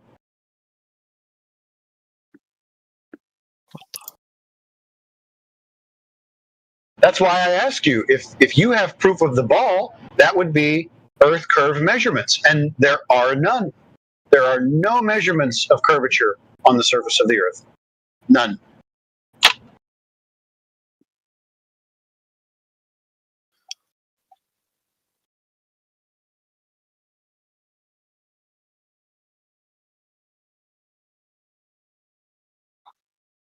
Proof. So, like, Proof. if the Earth is flat, why we can't? I can't. I'll tell you America from what. Africa. I'll tell you what. Well, there's a lot of reasons for that. Do you want me to give you two really good ones right off the bat? Yeah. Okay, number one, we have this thing called angular sized. I used to. Holy cow! Holy cow! Why are you talking through me? What's the point of this? Why are you this rude? Go ahead. Just go Well, ahead. then shut up. Whoa! I tell you, bro, you'll be angry to mute me. Oh my god. Why are you still talking? Are you? You don't want to let him answer the question. You're talking over. Yeah. So if you ask a question, let me answer it. Go ahead. So Go ahead. you're still talking. So there's something called angular size change with distance. This is very common for everyone to experience. Do you realize that when you get farther away from things, they get smaller in apparent or angular size? Do you understand that? Can I say why the moon and the sun is not? Holy cow. Holy cow. I haven't even gotten to the second point, and you're asking a different question. I want you to acknowledge that I answered a question for you. You're kind of rude, dude. He wasn't interested about the answer. He just wanted to talk, so he just thrown the first question that he has in his mind. He's not interested in hearing any answer. Obviously. Yeah, he wanted to gotcha, like, oh, I have a question they will struggle to answer. So when you started answering, he just tried to start thinking about another question that he will fail to answer. What about the moon? Yeah. What about that? What about this? Waiting for the moment where you will say, oh, you said I don't know. So the earth is not flat because you said I don't know. You don't want to. How can you be sure about that? I have experience. But you cannot assume that. No. It's not. I'm not assuming. That's the normal reaction that I have experience with different people from different country every day. You cannot assume or judge. No. I'm not judging or assuming. I'm giving you the data of what happened in reality. You ask a damn question, waiting for just a gotcha. Someone will say, I don't know. You were not interested about an answer because obviously you didn't hear the answer and you were not prepared to hear the answer. You were talking over him while he was explaining to you and while he was answering. So you jumped to something else completely different from your first question. I'm giving you something that happened. It's not an assumption. I'm not judging you. What? So anyways, yeah, Tenor, you have to understand, I've had hundreds, if not thousands of these conversations, okay? So this is more of a study in psychology more than anything else because we hear the same arguments every day, same reactions every day to the same claims that we're making every day and the same evidence that we're giving every day. This is what happens. People go into a cognitive bias problem and they start to freak out and they don't listen to what you tell them. They go from one question to another question, all of the whatabouts, and it turns into a shit show, quite frankly, because people really can't act like adults as soon as they figure out that we took their ball away.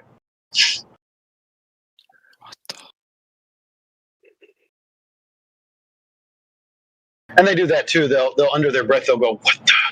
What? Yeah, what the fuck?" Yeah, I was about to say. Yeah. I was about to talk about it. So you don't do. You're highly predictable. You don't study psychology, aren't you? You never heard about those things. You don't know how humans work and how they think. Yeah, you would know those things, and you can predict how people can react to a new idea. It's not a judgment.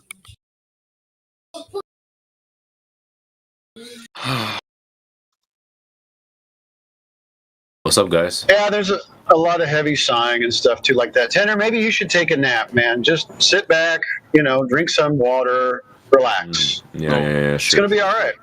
The water doesn't have a curvature, so I don't want to drink it. So who's the new guy talking over everybody? Who's having another cognitive problem?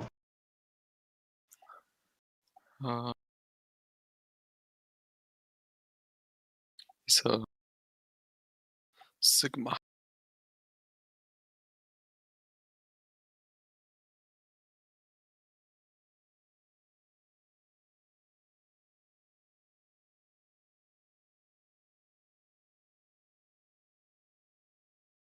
Has he gone away? Is he quiet now? He came in going sure, and now he doesn't want to talk.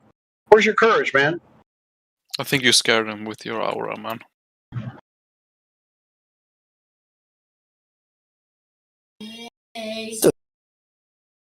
Everything is just virtual. Shouldn't be scared. Scared about truth? Yeah, I have that in. Some people are scared, and some people don't care about truth.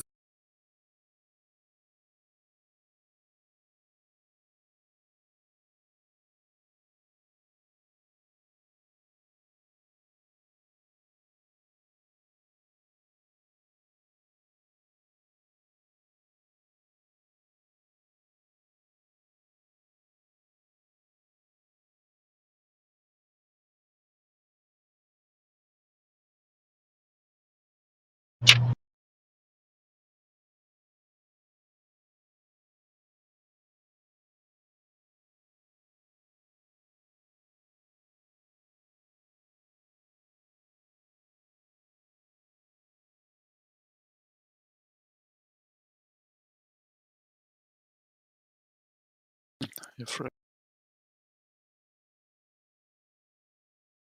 Look what?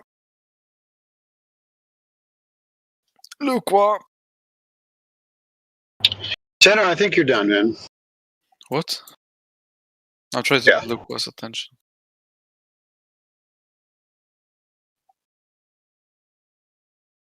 Well, send him a DM. He doesn't know how to write.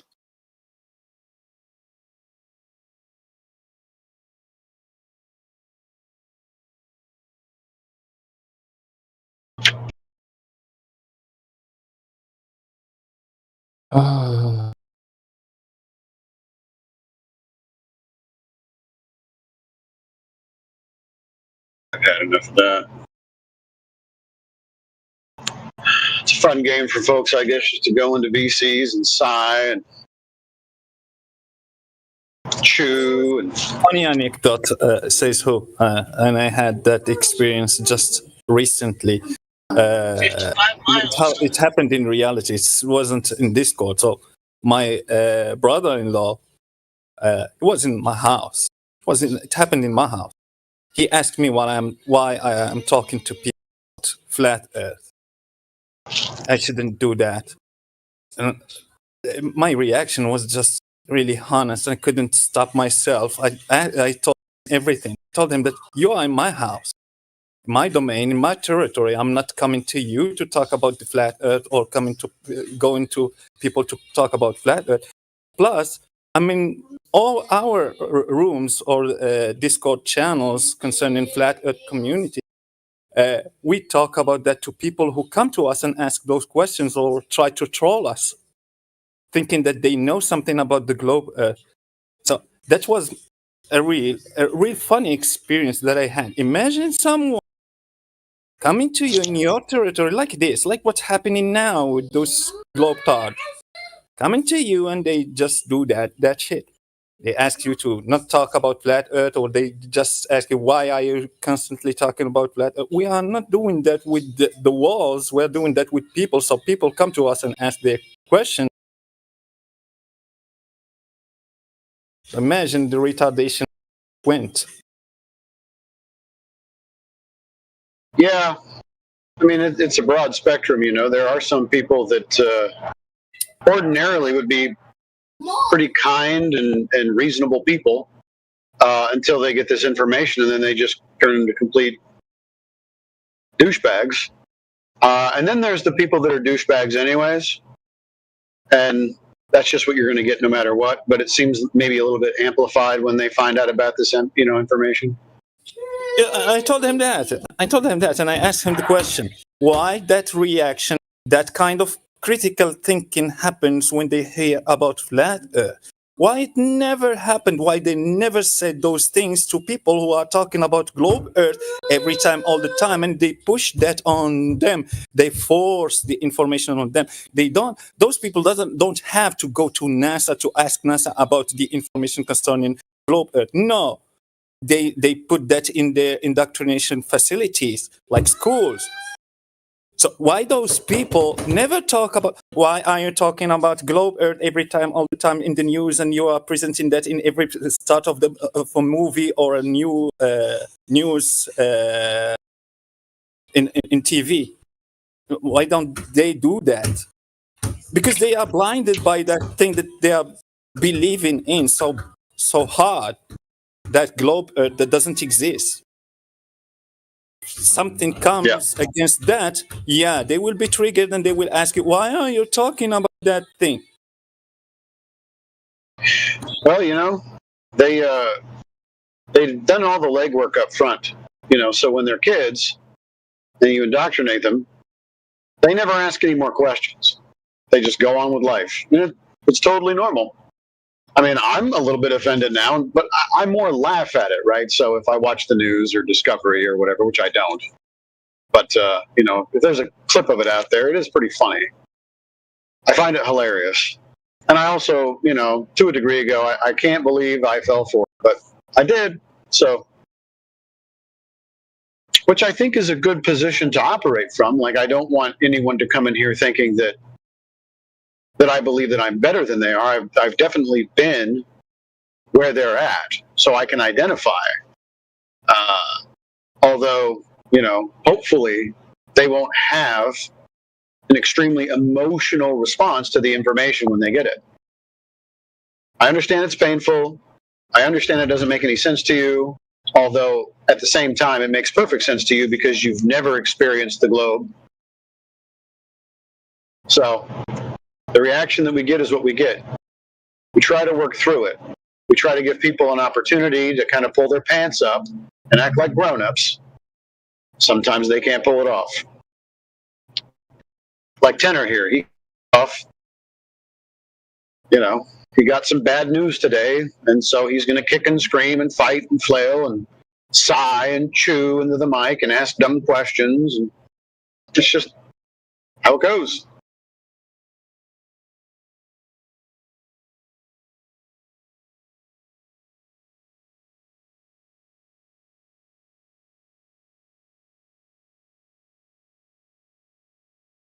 And it wouldn't even be worth it to kind of point it out to him that we could just start from a clean slate, like, hey man, do you think you could just relax for a second? We can have a real conversation. You could act like an adult, like your parents loved you at some point.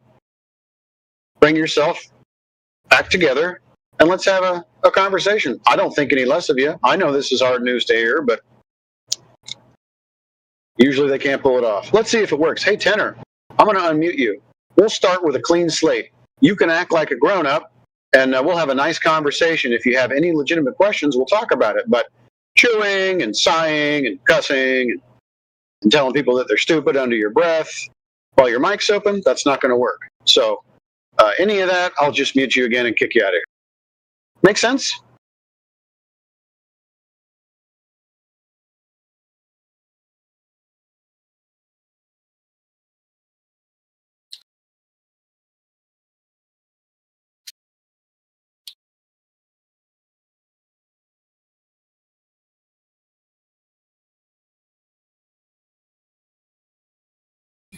Yeah, first moment I heard about flat, I said that. Say that underneath my clothes. I said that to the guy who I heard talking about flat. I told him that he's stupid. Turns out I was the stupid one. I was the indoctrinator. You don't notice that first time. You don't notice that. Sometimes it takes so long sometimes you will never notice that we witness people that they just continue doing the same exact rotation every day, every time you see them in those channels, repeating the same stupid sentences, same broken questions. Yeah, I had that feeling. Yeah, and I understood human psychology is the one doing that shit. Is the one making you think that, yeah, we are the stupid ones because you believe some things that you watch in TV or you heard in school. We don't know. You don't know anything about that shit concerning the globe. You don't have any knowledge. 0%. You understand that thing? They tell us there is no 0%. There is. You have 0% knowledge concerning the globe Earth. Everything that you have is just 100% blind belief. You believe data, you believe images, you believe videos and testimonies. And that's all what you have. Well, to be fair, I mean, that is knowledge, right? In the sense that someone told them something, they retained it. Like I retained it. I have all that quote unquote knowledge that was stuffed into me, right, when I was a little kid in school. But so there's like a little bit of pride, a little bit of arrogance. Like I know where I live. I know it's a ball. I know it's in space. I know what the moon and the sun are. Like there's a protection over what they've invested their time in. You know, because if they didn't get an A on the test, mom was going to be mad, and the rest of the kids in school were going to point their fingers and laugh at them. Like there's a whole shaming. It's basically trauma-based, mind control. It's like you get the right answer on the test, or you're going to be shamed and ridiculed. I mean, that's abuse, but nobody understands it that way. So they go, I went through all this trouble to make sure that I answered the question correctly. Is the Earth a sphere? Yes. Does it spin on an axis? Yes. Does it orbit around the sun? Yes. How far away is the sun? Oh, it's 93 million miles. All that stuff that we remembered. It's kind of disheartening to find out later that it's like, oh, you mean I got ripped off? You mean someone ripped me off? Well, yeah, someone ripped you off. It's okay. Your life ain't over, but now you're going to have to make a business decision. If you actually look at the information, if you look at the measurements, if you can free yourself from this, prison within your mind, the business decision is going to be, well, if I know the truth now and I can validate it and I can measure it and everything makes perfect sense, even within physics and geometry, do I have the courage to even tell anybody about it? Or am I going to have to just kind of believe this or know this quietly? Because all my friends are going to treat me like I just treated the guy that told me about it. And I don't know if I want to go through that. I went through too much trauma as a child in school, getting the right grades. I don't want to get made fun of again. I've earned my stripes, damn it.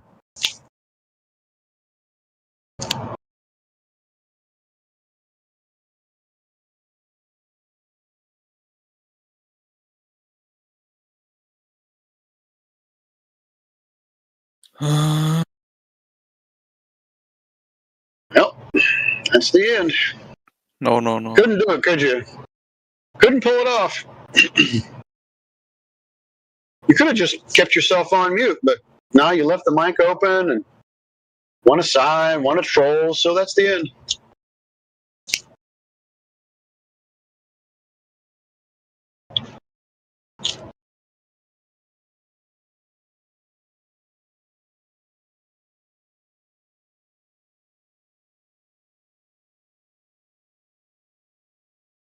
It's crazy. You sound like an adult too. You sound like a grown-ass man. How do grown-ass men act like this? What's the deal?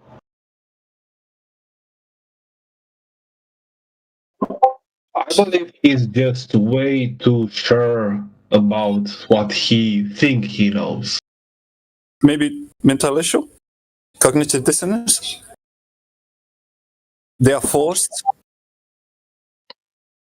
I mean, probably he's so sure about it that he, I don't know, acts this way. Yeah, maybe those actions that they are doing might be controlled only by having some critical thinking. So using your thinking instead of just doing those, thinking about those reactions. Oh, I will do this. They are stupid. Those sounds. So instead of that, the critical thinking will block them. So if you have more critical thinking than cognitive dissonance, you wouldn't have those issues. Maybe you would have them, but not at that rate and not for a long time. So you will obviously use your critical thinking. You will understand. You will try to find proofs for the globe. You will try to determine what is your standard of evidence. First, for example, for a normal example, you will, as a human, you will try to find your proper standard of evidence. Are images and videos your standard of evidence? If someone is arguing with you, does that person have just to show you some images and videos and testimonies about that thing that he is arguing about, and you would have to believe that shit? Oh, we know that no. I can argue with you about unicorn, and I can present those kind of evidences to you concerning unicorn. You won't believe it, meaning that it's not your standard of evidence. So as a human, an intellectual creature, you would have to use that shit that you have as attributes on you. So if it is not your standard of evidence, don't put it when you are arguing against other people. Don't use them because they are not your standard of evidence. Don't present images to other people when you are arguing about something because it's not part of your standard of evidence, or you are cherry picking. They don't think, they don't use their brain. They just regurgitate. They have reaction when your heart just have that reaction. You pull your hand off. And that's the thing that they are doing. It's a reaction to something new coming to their brain. A new idea define the belief that they already have. Well, we can't forget, right? Like the 5 stages of grief. The first 2 are denial and anger. So we're going to catch the bulk of that right up front. And, I got all kinds of grace for that if people can gather themselves back together. And let's talk about history for just a second. Not 5 minutes ago, I gave this guy an opportunity to act like a grown-up, and he had the opportunity. We were going to have a clean slate, and he couldn't pull it off. So that's more about self-control than it is, going through the 5 stages of grief. I don't have any control over people's self-control. All I can do, so that this doesn't turn into a shit show, is mute them and move on. So I'm going to talk to adults today. Anybody else who can't pull that off is going to have to stay on mute.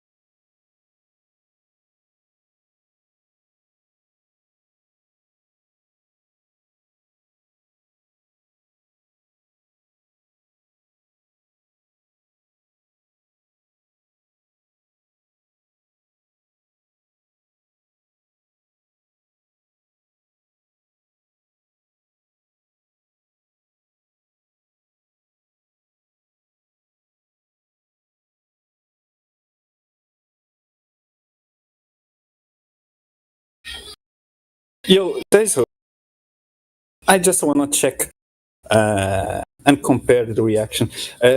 Can you tell me what is a natural phenomenon? What is a natural phenomenon? Yeah.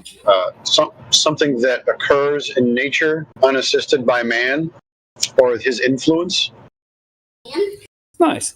So if you see an airplane going through a building, like what happened in 9/11, for example, will you consider that a natural phenomenon? No, that is not a natural phenomenon. Can you give a name for that? Those kinds of phenomena? Well, synthetic, I mean, artificial, something like that. Yeah, that's what it is. Nice. Synthetic or artificial, man-made, man intervention, right? Like, yeah, it's been a long time. There is an issue about the meaning of the term in Earth awakening. It's been a long time. Oh. The discussion is still rolling. I just got bored because it's taking a long time. So people don't understand what is natural phenomenon. I swear they don't know what is a natural phenomenon. I'll tell you where they get mixed up. They think because it happens in reality that is a natural phenomenon. That's where they get all bogged down. Correct. If they see it happen in real life, they just call it a natural phenomenon. Like, no, that's not how it works. Nature is doing the thing, essentially, right? Nature, in reality, is doing the thing. Not me, not something I built. Nothing like that. Yep. Yeah, they have that misunderstanding. So for them, because in ancient philosophy, they had that battle between natural and supernatural. So they just want to distinguish between the supernatural phenomena. They think that science is based on that to determine what is natural and super. No, it's not. We are also determining what is artificial, synthetic, something that is made up by the one that is already natural, which is human. Those are not considered natural phenomena. And I swear, people don't understand this. They have like a firewall in their brain. They don't understand any word. They will just repeat the same misunderstanding that they have as if it is correct. Yeah, sometimes I think they don't want to know. That's just me.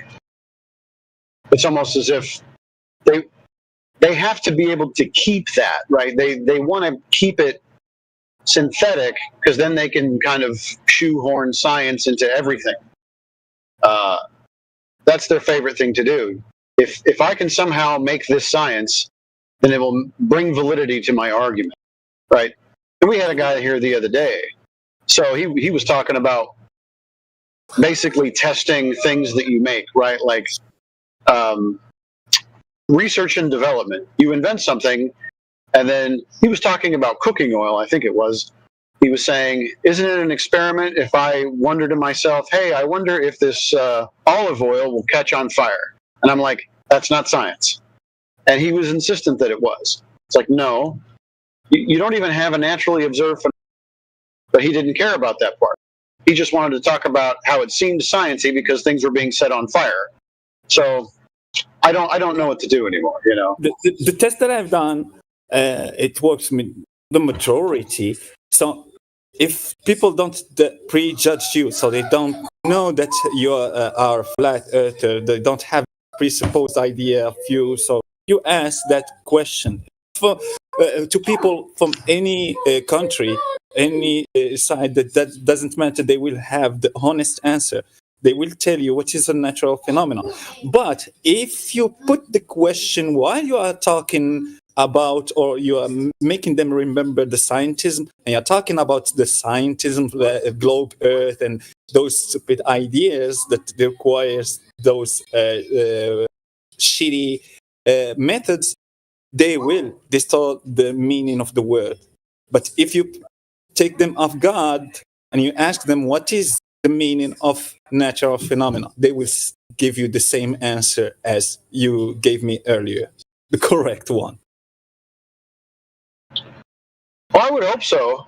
I mean, I don't think I've had that experience every time. I will ask people what a natural phenomena is, and they'll go right to dropping a pen. In fact, I think what they're also doing is including man as part of nature, right? So because I am a part of nature, anything that I do could be construed as a natural phenomenon. It's like, no, You're sentient. You're consciously doing things. These are actions you are performing. I don't care if you drop a pen. That's not happening in nature. Yeah, I understand. But in reality, they will even not try to find the definition because they already know what is the definition of the term natural phenomenon. If you ask them, they will try to find the meaning of the term natural, just natural, and it's completely different of the term natural phenomenon. It's something different.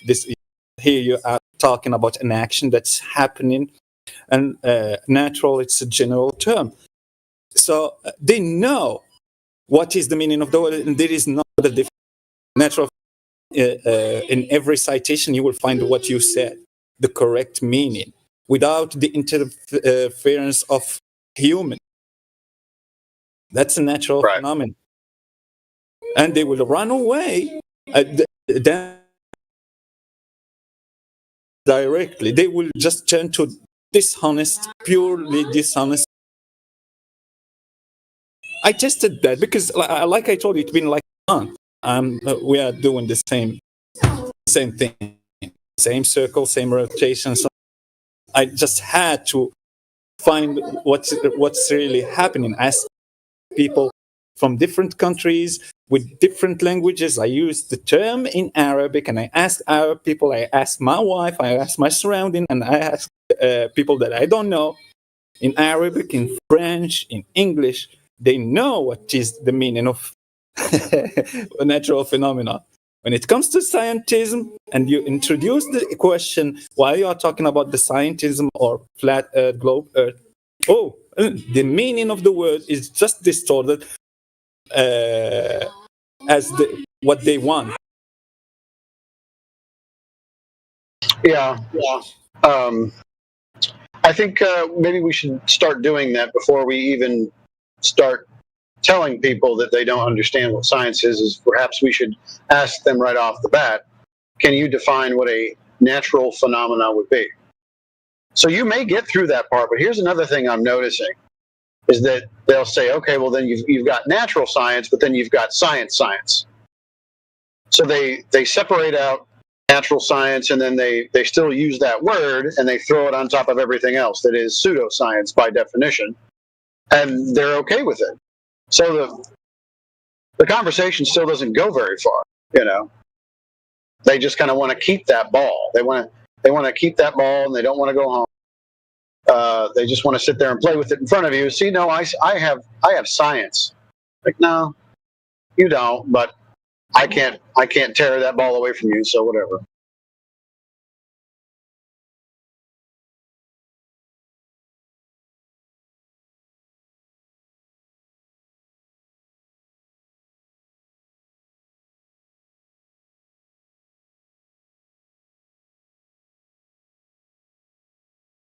Also, what I witness is that they forget pseudoscience. They always forget that. And you can ask them questions in type of analogy of something that is not science. You claim that it is science. You put that and you don't follow the scientific method.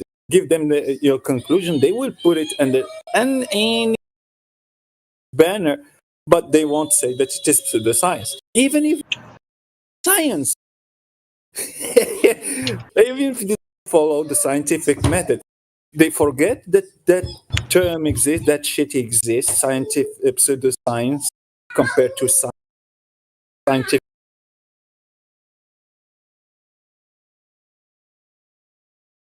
Necros, I'm having a hard time hearing you. I think your kids in the background are like making your noise suppression go off or something.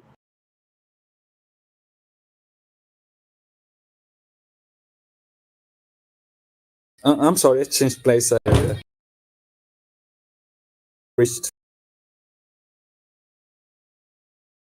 Well, I'm convinced that most people don't actually know what the scientific method is, because I certainly didn't. I had bits and pieces of it, but I probably would have said the same things that most of the people come in here today saying.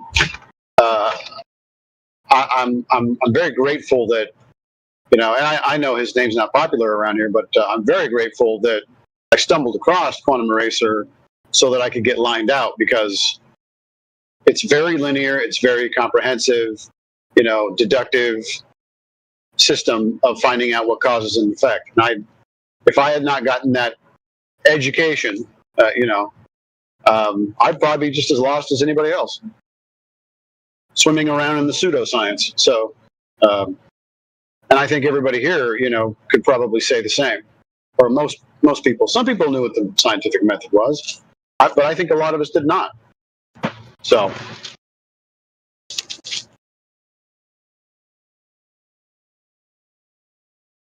Talk to any glober who knows quantum eraser, and if you talk about science and scientific method, they will just assume that you have all those things from him. I didn't, by the way. I know quantum eraser and never used him as someone who taught me what is science and what is the method. He wasn't the one who introduced the shit to me. But they will assume that.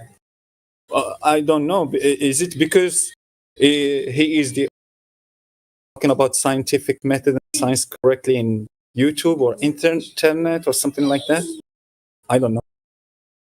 Well, I would say in the 24/7 Nathan Oakley Quantum Eraser, sphere, kind of this corner of the flat Earth internet, most of that came from him. I don't think anybody would argue with me about that, but they certainly could. Maybe I'm wrong, but that's kind of where most of us figured this out. I know. I imagine there's plenty of people out there teaching on YouTube the correct scientific method, but I have never. It's already in the globe paradigm. They have the correct. If you research that, it won't be flat Earth websites that will give you those scientific method steps. Observation of a natural phenomenon, hypothesis, independent variable, which will be the cause, dependent variable will be the effect on the phenomena that you are seeing. You repeat that in the experiment by varying. That shit is just already known worldwide. It's not flat Earth exclusive. Like I told you, I didn't learn that from flat earthers. It's just, in general, it's something known. The question is just why they turn to ignorance when it starts being about flat Earth or scientism. Why they turn to ignorance concerning science and scientific method when it's something against their globe or against their belief. They want just to change and completely destroy the scientific method. Suddenly.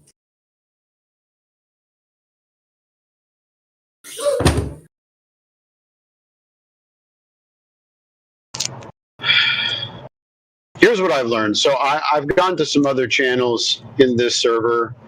I've been to a handful of other channels in different servers, different arenas of all kinds of different debating. The veganism, the religious stuff. You name it. There are some universals. If there are two competing ideas, but obviously one is true, people just go into denial mode. They'll deny everything. They'll deny even the tenets of their religion because it's no longer actually about the topic. It's actually about the ego or the pride. They're more invested in saving face than they are even saving their sacred cow. So they'll throw everything out. They'll throw the baby out with the bathwater. So science is going to go out. NASA will go out if they contradict, their position that they learned from NASA. They're gonna throw it all out just so that they can feel like they sort of saved face and didn't look like a fool. And it's universal. It happens everywhere. Most of the time, when somebody is proven wrong somewhere in the beginning of the debate, quote unquote, or the discussion, they abandon any sense of decorum and just try to save their own ego. That's what I notice.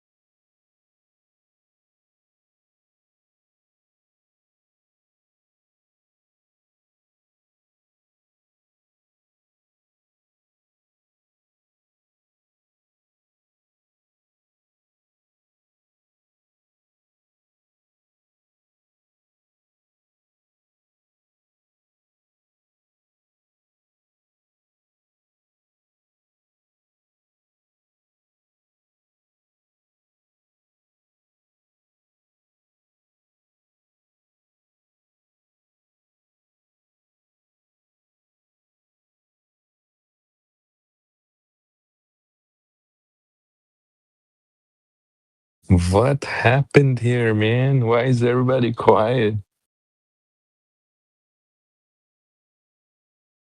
Brother. Well, we took people's beliefs away, and so they're mad. And they left. Oh, damn. Flat Earth forever. Let's go, dude. No doubt.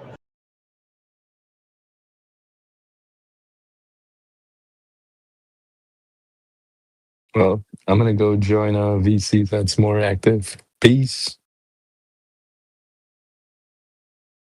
Peace out.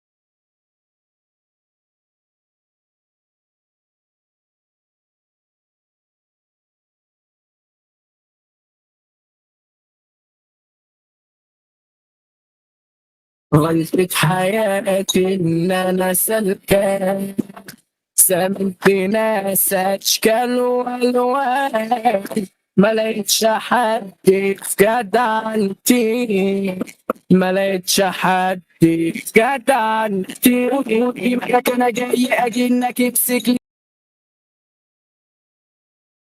You guys mute me instantly, but you let this Indian play this shit for half a minute. Hell wrong with you? You were singing a very nice song. Yeah. Sure. You are not singing very nice songs, You're from India.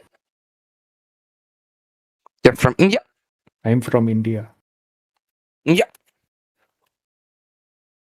Yep. You're from India. Redeem. Do not redeem. Do not redeem. حبيبي يا بطل.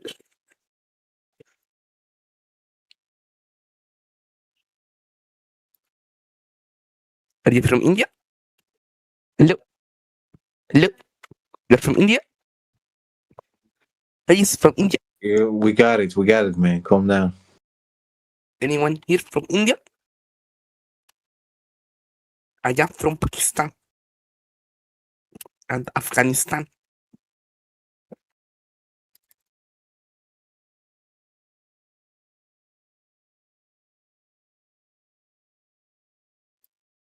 Up, gunslinger. You're from India? India? Man, India? India? Hello? Shut up. Nothing much. I'm sick. Ah, that's not good, man. Yeah. Lots of people sick this time of year. And not that in your place, probably. Most of the family's sick. We've got lucky for quite a long time. We haven't been sick, so it's good. Yeah. But it's summer over there, yeah. So that's why I'm saying it. It's winter. No. I'm in Poland. It's freaking freezing. You American? No, I'm in Poland. Poland. Ah, Poland. I heard you Portland. Yeah. And Poland is harsh winter. Yeah, definitely. I'm in Croatia, so we got it good. But you fucking mainland continental motherfuckers got it bad. Yeah, I think we had negative 18 degrees recently. Well, you guys Eskimos over there. Yeah. We didn't have it below 1 Celsius, I think, this year. Oh, yeah, that's good. It's a Mediterranean climate. Yeah. Why don't you go during the winter back to your country?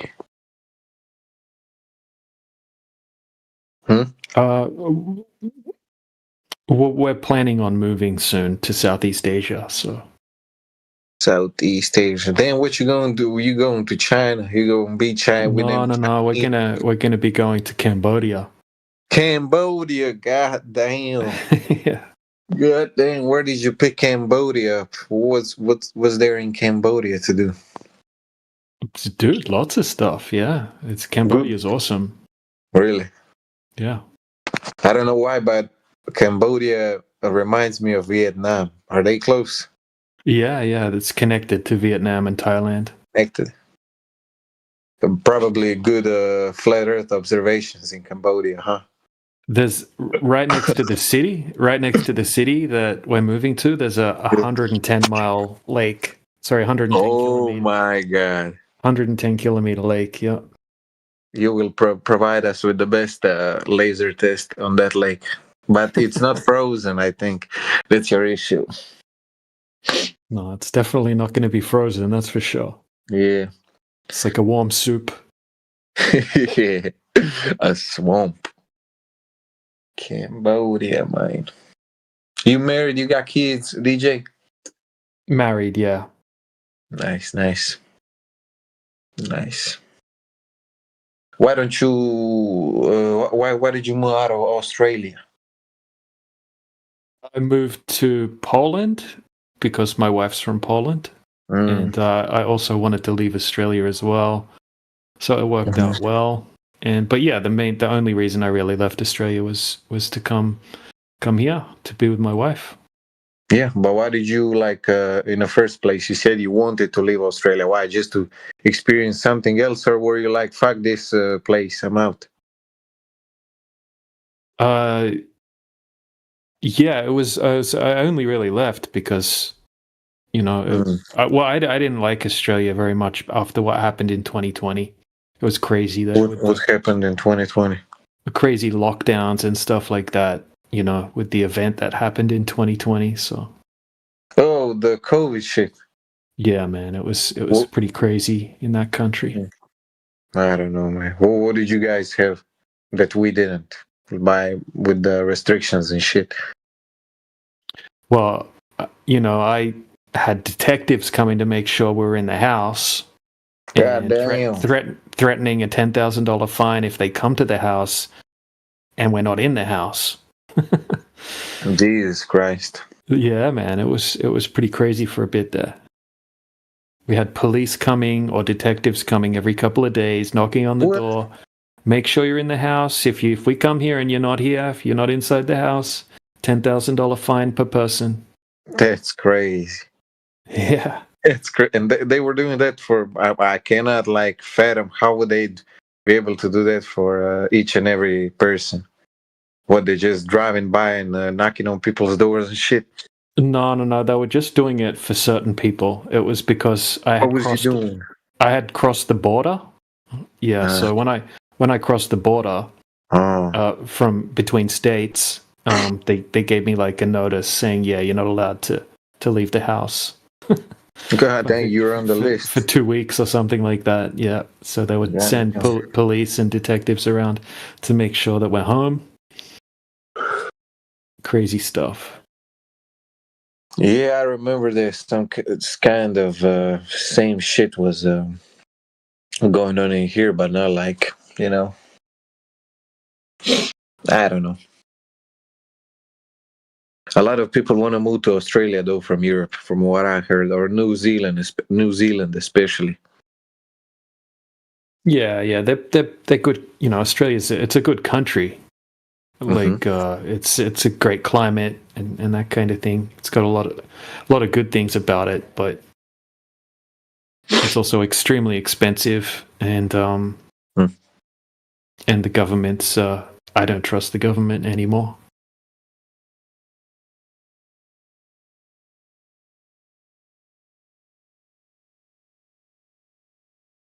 Yeah, well, what can you do, man? What can you do? Yeah, just move away. Away, yeah. But where? That's the question. Well, they didn't have all the craziness happening that was happening in Australia, in Poland. They didn't have any crazy rules or restrictions or anything like that.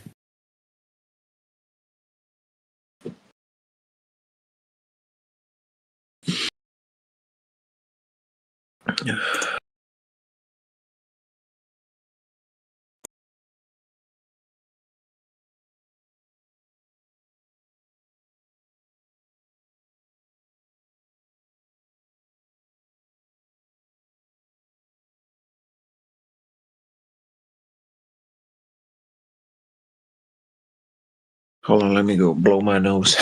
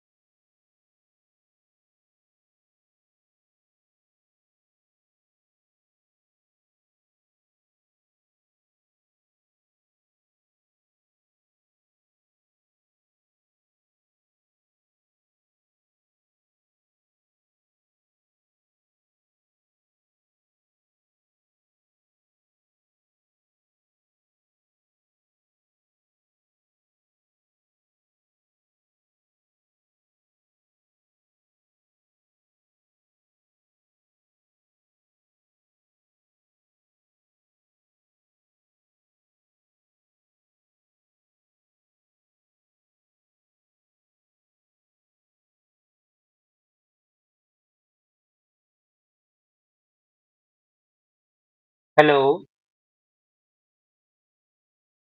Hello. Hello. What are you talking here, guys? It's my first time joining this room. Yeah, we're just using telepathy to talk with each other right now, so that's why it was quiet. That's why I'm not able to figure it out. Wow, what a fun thing to do. So, how should I use it? Can you teach me? Yeah, you have to sit down in a quiet, comfortable place. Okay. And then I'm sitting right now. I want you to picture a frisbee in your mind or a pizza, something round and flat. Oh, I have just ate pizza, so it will be very easier for me to imagine pizza. Okay, so I'm doing it right now. Please continue on giving me instructions. Hey, I'm imagining pizza right now. Can you give me instructions what I should not do next? Okay, next I'm going to send you it's called an astral SMS. I want you Oh to my God. decode. Hope it's not a phishing site. No, this is using mental telepathy. I'm sending you the message right now. Oh, I'm doing it. I'm receiving it. What the fuck? Okay, there. Did you get it? It's like a fax machine. Oh yeah. Yeah. It's coming. Fuck. Like, literally, what are you talking? Joke aside, what are you talking about? Yeah, seriously, we haven't been talking about anything. It's been dead quiet in here. Why are you all guys joined in? Well, we're waiting for people to show up to have conversations, to tell people what the Earth is about. Okay, so Earth is a round planet on which we live. It's the third planet in our solar system, and it has life. It has plants. It has oxygen. It has water to drink. So that's why we can live here. But some curious humans are trying to, become an interspace. What do we say them? Um, space traveler. What do we call some civilization that can move from one planet to another? There is some term interplanetary civilization. Right? So some men's like Elon Musk are trying to advance our civilization by doing that, and it's because we are polluting Earth. Like that's one kind of factor that you know what you are getting what I'm saying. I'm having a hard time understanding, but No, is it due to my accent? It's not your accent, it's the quality of your audio. It sounds Oh, so muffled. Yeah, I'm sorry. I'm not audible. What should I do to be audible? I think I am wearing it right. I don't know. Are you using a potato for a microphone? Oh, I'm using AirPod right now. Well, that's better than a potato. Yeah. So, where are you from? I'm from Flat Earth. Where are you from? Can you repeat? Yeah, I'm from Flat Earth. Oh, I'm from Round Earth. So, how's it like to be Uh-oh. live on flat Earth? Do you follow Funny any thing is, Flat Earth looks the same as Round Earth. Oh my God. So have you seen the end of the flat Earth? Have you ever fallen down in the universe? Like there must be something like that happening there, right? Man, it's hard to hear you. Your audio, bro. Have you ever fallen in the universe in the flat Earth? Have I ever fallen off of the Flat Earth? Yeah. Ah, I got Like, you. No, actually, I don't think Earth is in outer space. I think an outer space exists above Earth. outer space exists above Earth. Like there is literally nothing down there. That is what you are saying. Yeah, as far as I know, like when people start digging a hole, it gets denser and denser and denser and hotter and hotter and hotter. But what is underground? Like we reach some state called dead end, right? Or some state called molten lava, like something like that. And there is Yeah, I lack mean, of oxygen. there's that. Yeah, there's that. It's dense and hot, man. Maybe if you keep digging, you end up in hell. Oh, is it like that? Because on round Earth we have universe underground. If we dig a deep hole from North Pole to South Pole, that is not humanly possible. But if we do so, we will reach universe. It does not happen on flat Earth. Well, So I what mean, is the Earth theory? Earth basically is your realm, and it includes the ground and the sky, whatever the Yes. stars are. Yeah. So how's it like to live on flat Earth? Is it something different from round Earth? Like what are we talking about? Yeah, the flat Earth is the same thing that you experience as a round Earth, except without the imaginary curvature. Oh, so it is the same Earth we are living in, but we are just imagining it to be flat. Yeah, you see a flat Earth. You don't feel Earth moving like a rotating globe either. So Like what we are seeing and what we know about that. We see a flat Earth, not a round one. But we have images, right? So we can consider it to be round. And why should we be away from the reality?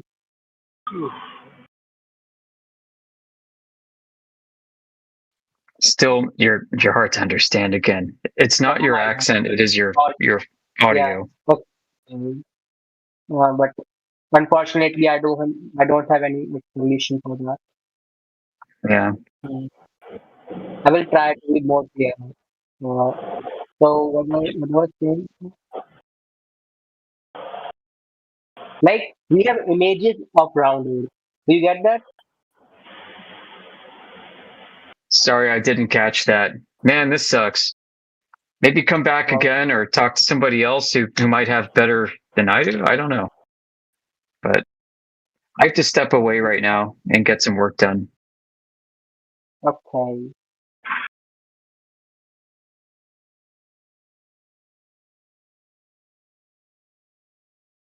Hmm.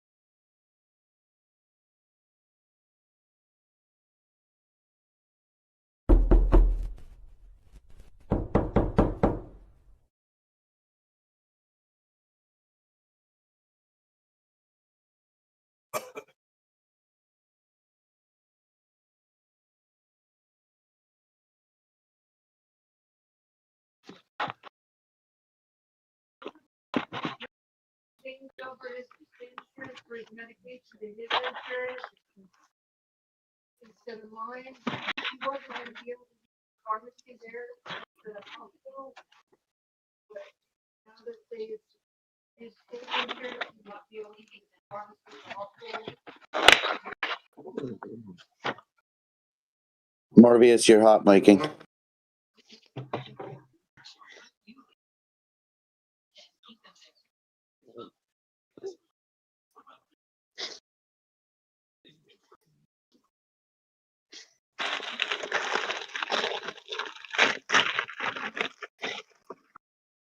Morbius, you're hot miking.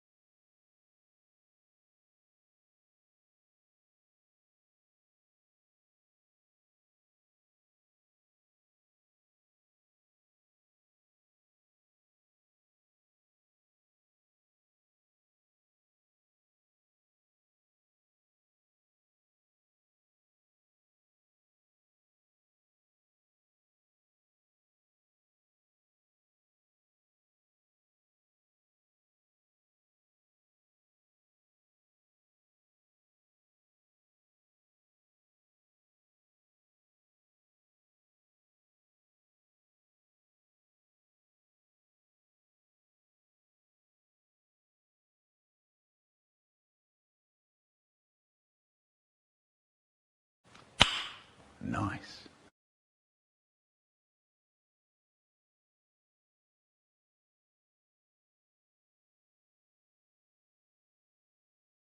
Hello there.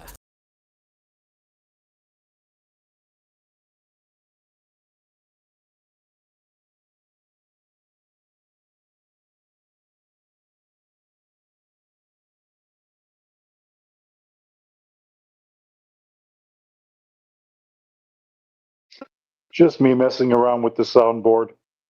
I don't know what they all are.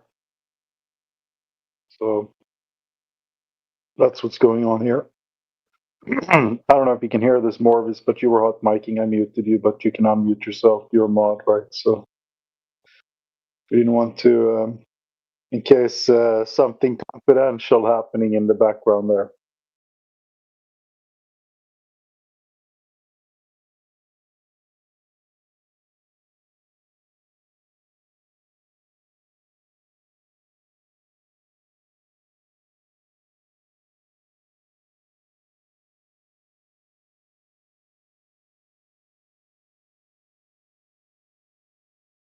Oh no. Anyway.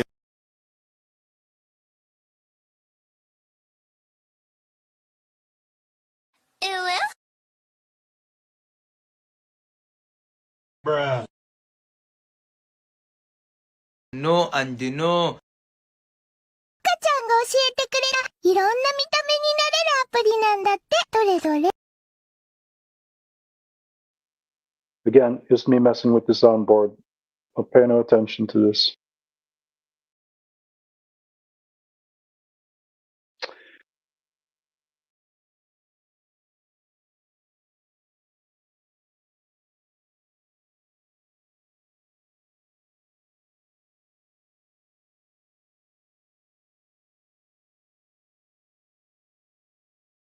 Okay, what was that? I wasn't paying attention.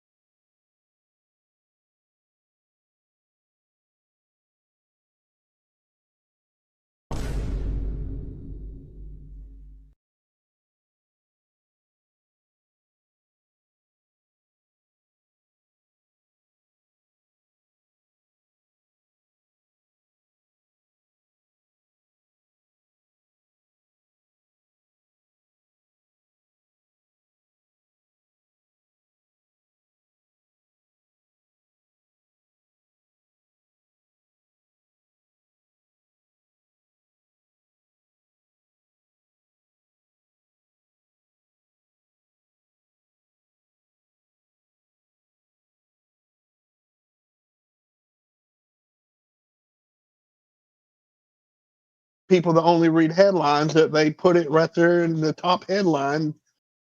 Art walk and cancel next to the same thing, next to each other.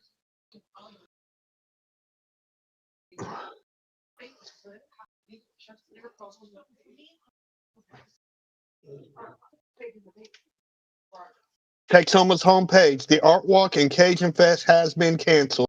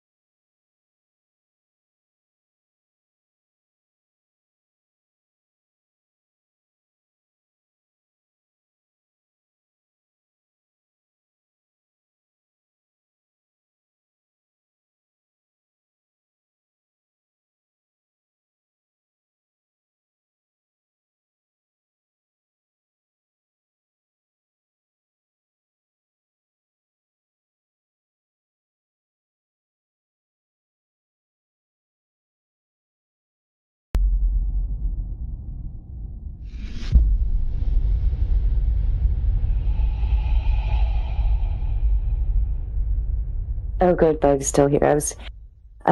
Did you happen to see the chart I put in there? I'll put it in there again. The chart is the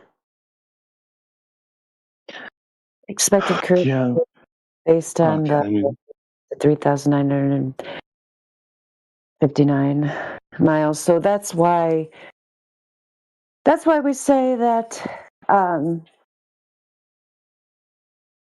that if that said curvature did exist, we would be able to observe it. In reality, it's because the rate at which the curvature would increase is 8 inches per mile squared, which is an exponential rate, but it's still within the, so when you get up to 10 miles, 20 miles, even 50 miles, we're talking hundreds of feet. In the case of 50 miles, over 1,000 feet of expected drop over distance. And those distances are still distances where it's possible, in some cases, to see something with the unaided human eye and to see it even more clearly if you have binoculars, a high-powered zoom camera, etc. So yeah, like 20 miles, the drop below the horizon due to the Earth's supposed curvature should be 266 feet, and yet we have multiple laser tests and long-distance observations where these objects that should be obscured behind 266 feet, like a 26-story building worth of curvature, are seen when they shouldn't be seen. Right. I'm still caught up in the whole, like, the various ships that, like, disappear over the horizon. Well, they're not disappearing over the horizon. They're just leaving your field of view. Oh. And if we zoom in, what happens? We can see Then you them can see again. them. Yeah, that's right. Yeah. And the same height they were prior then? Well, I don't know. I mean, the ship itself hasn't changed height. I don't know what you mean, but if you want us to look at one of these videos, you could put one there for us to see. I don't really know which ones you're talking about. I mean, I think now we're going to get into the whole, like, because you mentioned before, whatever video I'm going to post up is going to be some Mickey Mouse shit. And so whatever source I have is not going to be, like, the best source. But then you tell me, oh, these are the real sources. Like, you should take a look at the videos I sent you. And so I'm not going to play that game of, like, what source is more valid than the other. So. Well, I don't know. I mean, we haven't seen the source at all. You can just put, like, YouTube,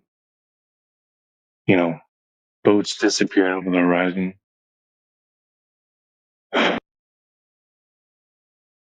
Yeah, I mean, I personally have made long-distance observations, including seeing Chicago across Lake Michigan. So, that's my source. You could, if you cared enough, go and check one of those out, and then you wouldn't have to. Chicago.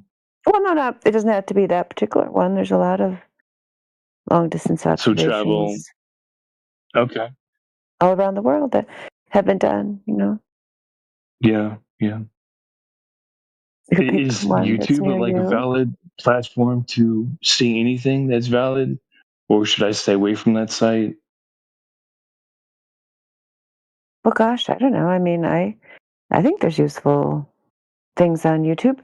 I think just whatever you are looking at, you just have to look at it with a critical eye. I mean, I wouldn't want you to change your whole worldview based on a YouTube video. I'm not asking you to do that. That's why I was just trying to explain to you the mathematics behind it, behind the concept, which you can then apply to a lot of different observations. This last link I put in there at 42 minutes after the hour, that's a list of a whole bunch of different long distance observations. I mean, one of those might be near you, but you don't have to be limited to that. You can go to any large body of water and you can measure, determine the distance to, it could be a fixed object. You could use marine traffic website to look at a ship and determine their distance, because in terms of the ships, you can use the horizon calculation. We haven't really talked about that, but you can determine the maximum distance of the horizon based on your observer height, and then you can look at a ship and see if you see the horizon behind the ship. And many times people have observed that the horizon is behind the ship, meaning the horizon is further than the verified distance of the ship, and that it's further than it should be on a sphere with the radius of 3,959 miles. Those are just examples of how you can go out and do it yourself so that you're not relying on me, you're not relying on YouTube. Yeah, I mean, well, I can see the boats like bobbing up and down in the distance, right?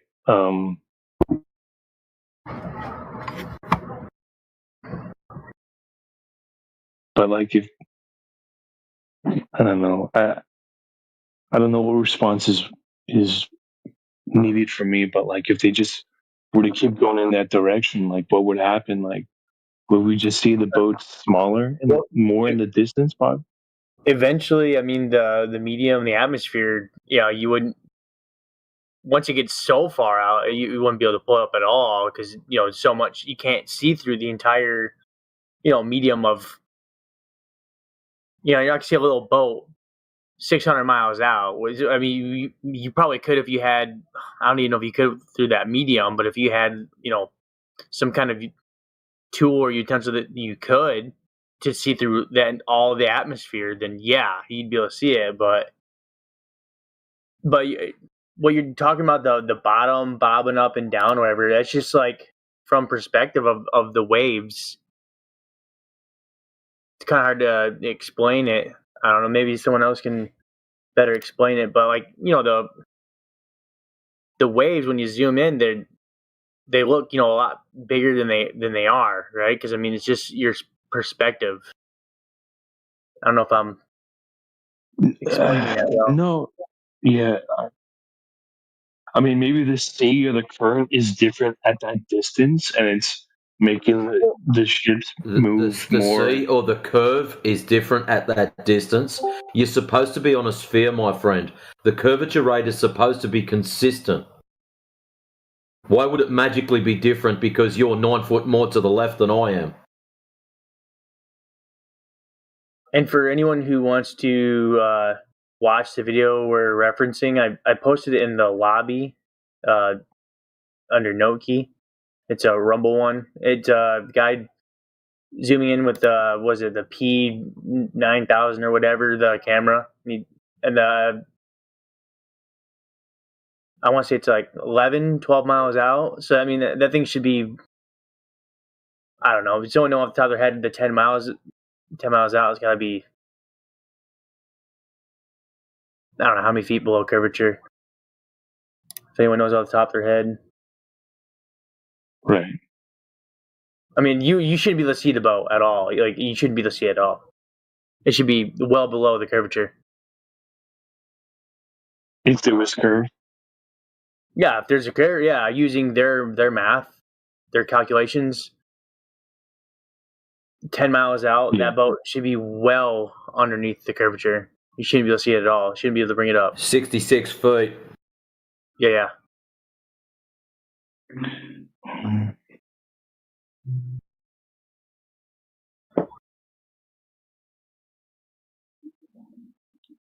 Oh my gosh, he's trying to make me watch Bill Nye. I know. He's memeing. Yeah, just skip to like a minute. It's like a minute or something in is where you actually Oh my goodness, that guy. I can't believe I can't believe that he did that. corrupting children worldwide.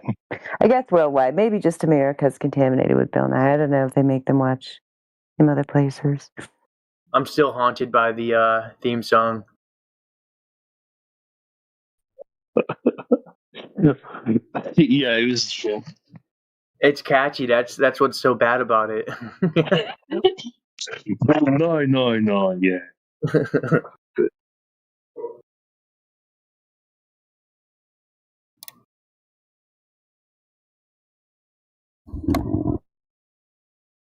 Yeah, I know, Bug. You didn't like my Bugs Bunny comment.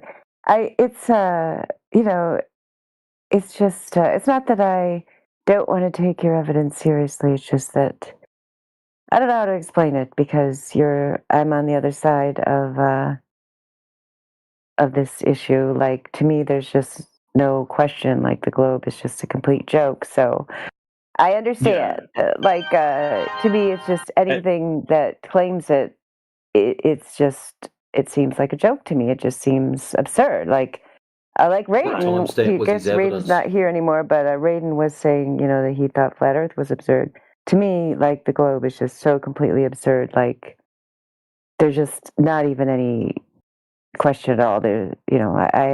I have no doubt that there's no globe, there's no curvature. I mean, that's just the way it is. So I just don't take things seriously. But I see you've got a mirage. You've got like a video of a mirage there. So in what way are you thinking that this is showing curvature, this video that you've posted? I mean, it's definitely not a mirage, right? It's actually a video of a boat, and you can see it going over the horizon. But to get back to there's a mirage at the top of it. Yeah, the If it's the video at 45 past the hour, it is a mirage. And if you read the title of it, mirage of passenger boat disappearing behind the horizon. Yeah, so I think it's just like to get back. Is that the one you're referring to? Yes or no? First, I'm gonna speak to the other person.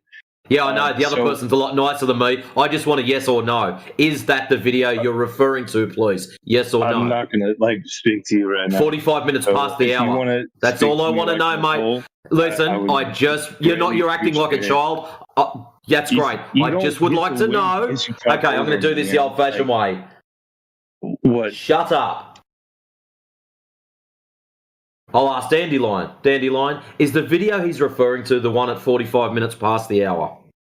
Yeah, the one that's titled Mirage. Yeah, that's the one. Yeah. Right. So it's titled Mirage, and Clown Shoes is saying it's not a mirage, even though you can clearly see the banding. And I thought boats disappeared bottom up. That one disappeared top down through the mirage. But anyways, Bug, since I've got my answer, you may now continue. Thank you.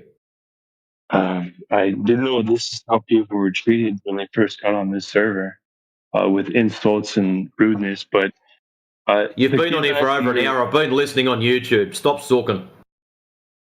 So to get back to the other person, so listen, I think it's just a matter of like opposition, because it's like between like everything we can observe, right? That I read about it, I'm told about, and I watch videos on. That's all I have, I'm not going to spend the time to go to like a large body of water and do these laser experiments.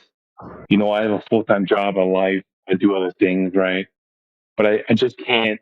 I'm on the opposite side where I cannot fathom like a flat Earth, because it makes no like logical sense in any way, shape, or form. So. Buck, would you agree that watching the video that you should not be able to see that boat that far out? I mean, you can't see it with the human eye. I mean, he had to zoom in quite a bit. That was. Do you agree that I know that we have to zoom, man, but the Earth is pretty big.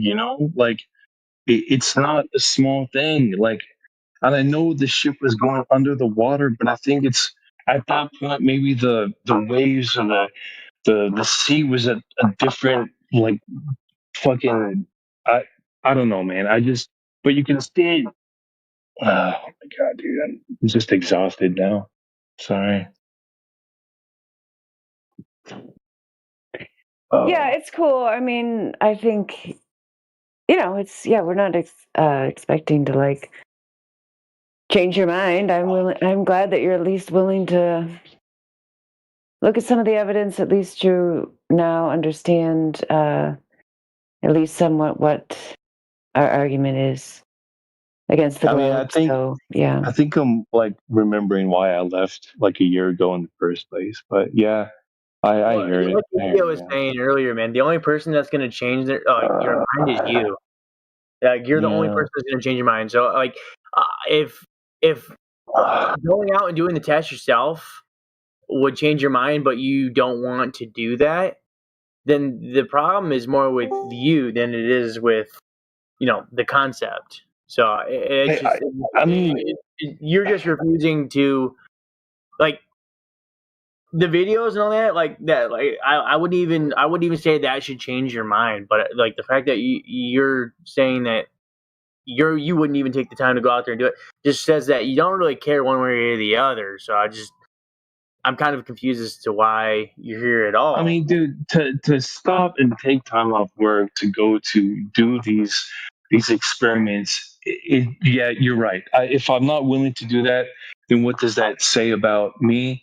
Fuck, I don't know. I would hope that I wouldn't have to like physically go to these things and do it myself. There was some kind of knowledge or a book or a video or a lecture I could attend. But then why are you here then? You know, what I mean, if you're not here to, like, obviously, like, I can't like pick you up and take you some, you know what I mean? Like, all you're gonna get here is people's, testimonies to measurements they've taken, to videos, to like all the work that they've done.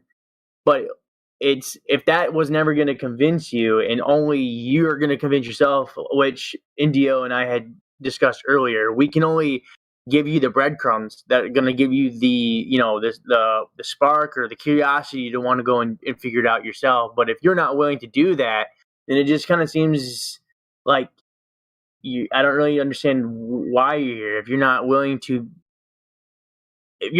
be convinced or open-minded enough, and you're just going to say, well, yeah, okay, that boat's pretty far out there, but like, there's really big, even though like all these people in here are giving you, their testimony is a lot of people have done the measurements themselves.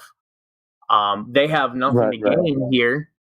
So I mean, I was asked like what my position was, right, by I think you, and I kind of gave my thoughts, right, and then it kind of delved into like, well, what's your evidence? It's like, well, I don't really have any, and then it delved into, well, if you're not going to do it yourself, then how valid is your criticism of the other side?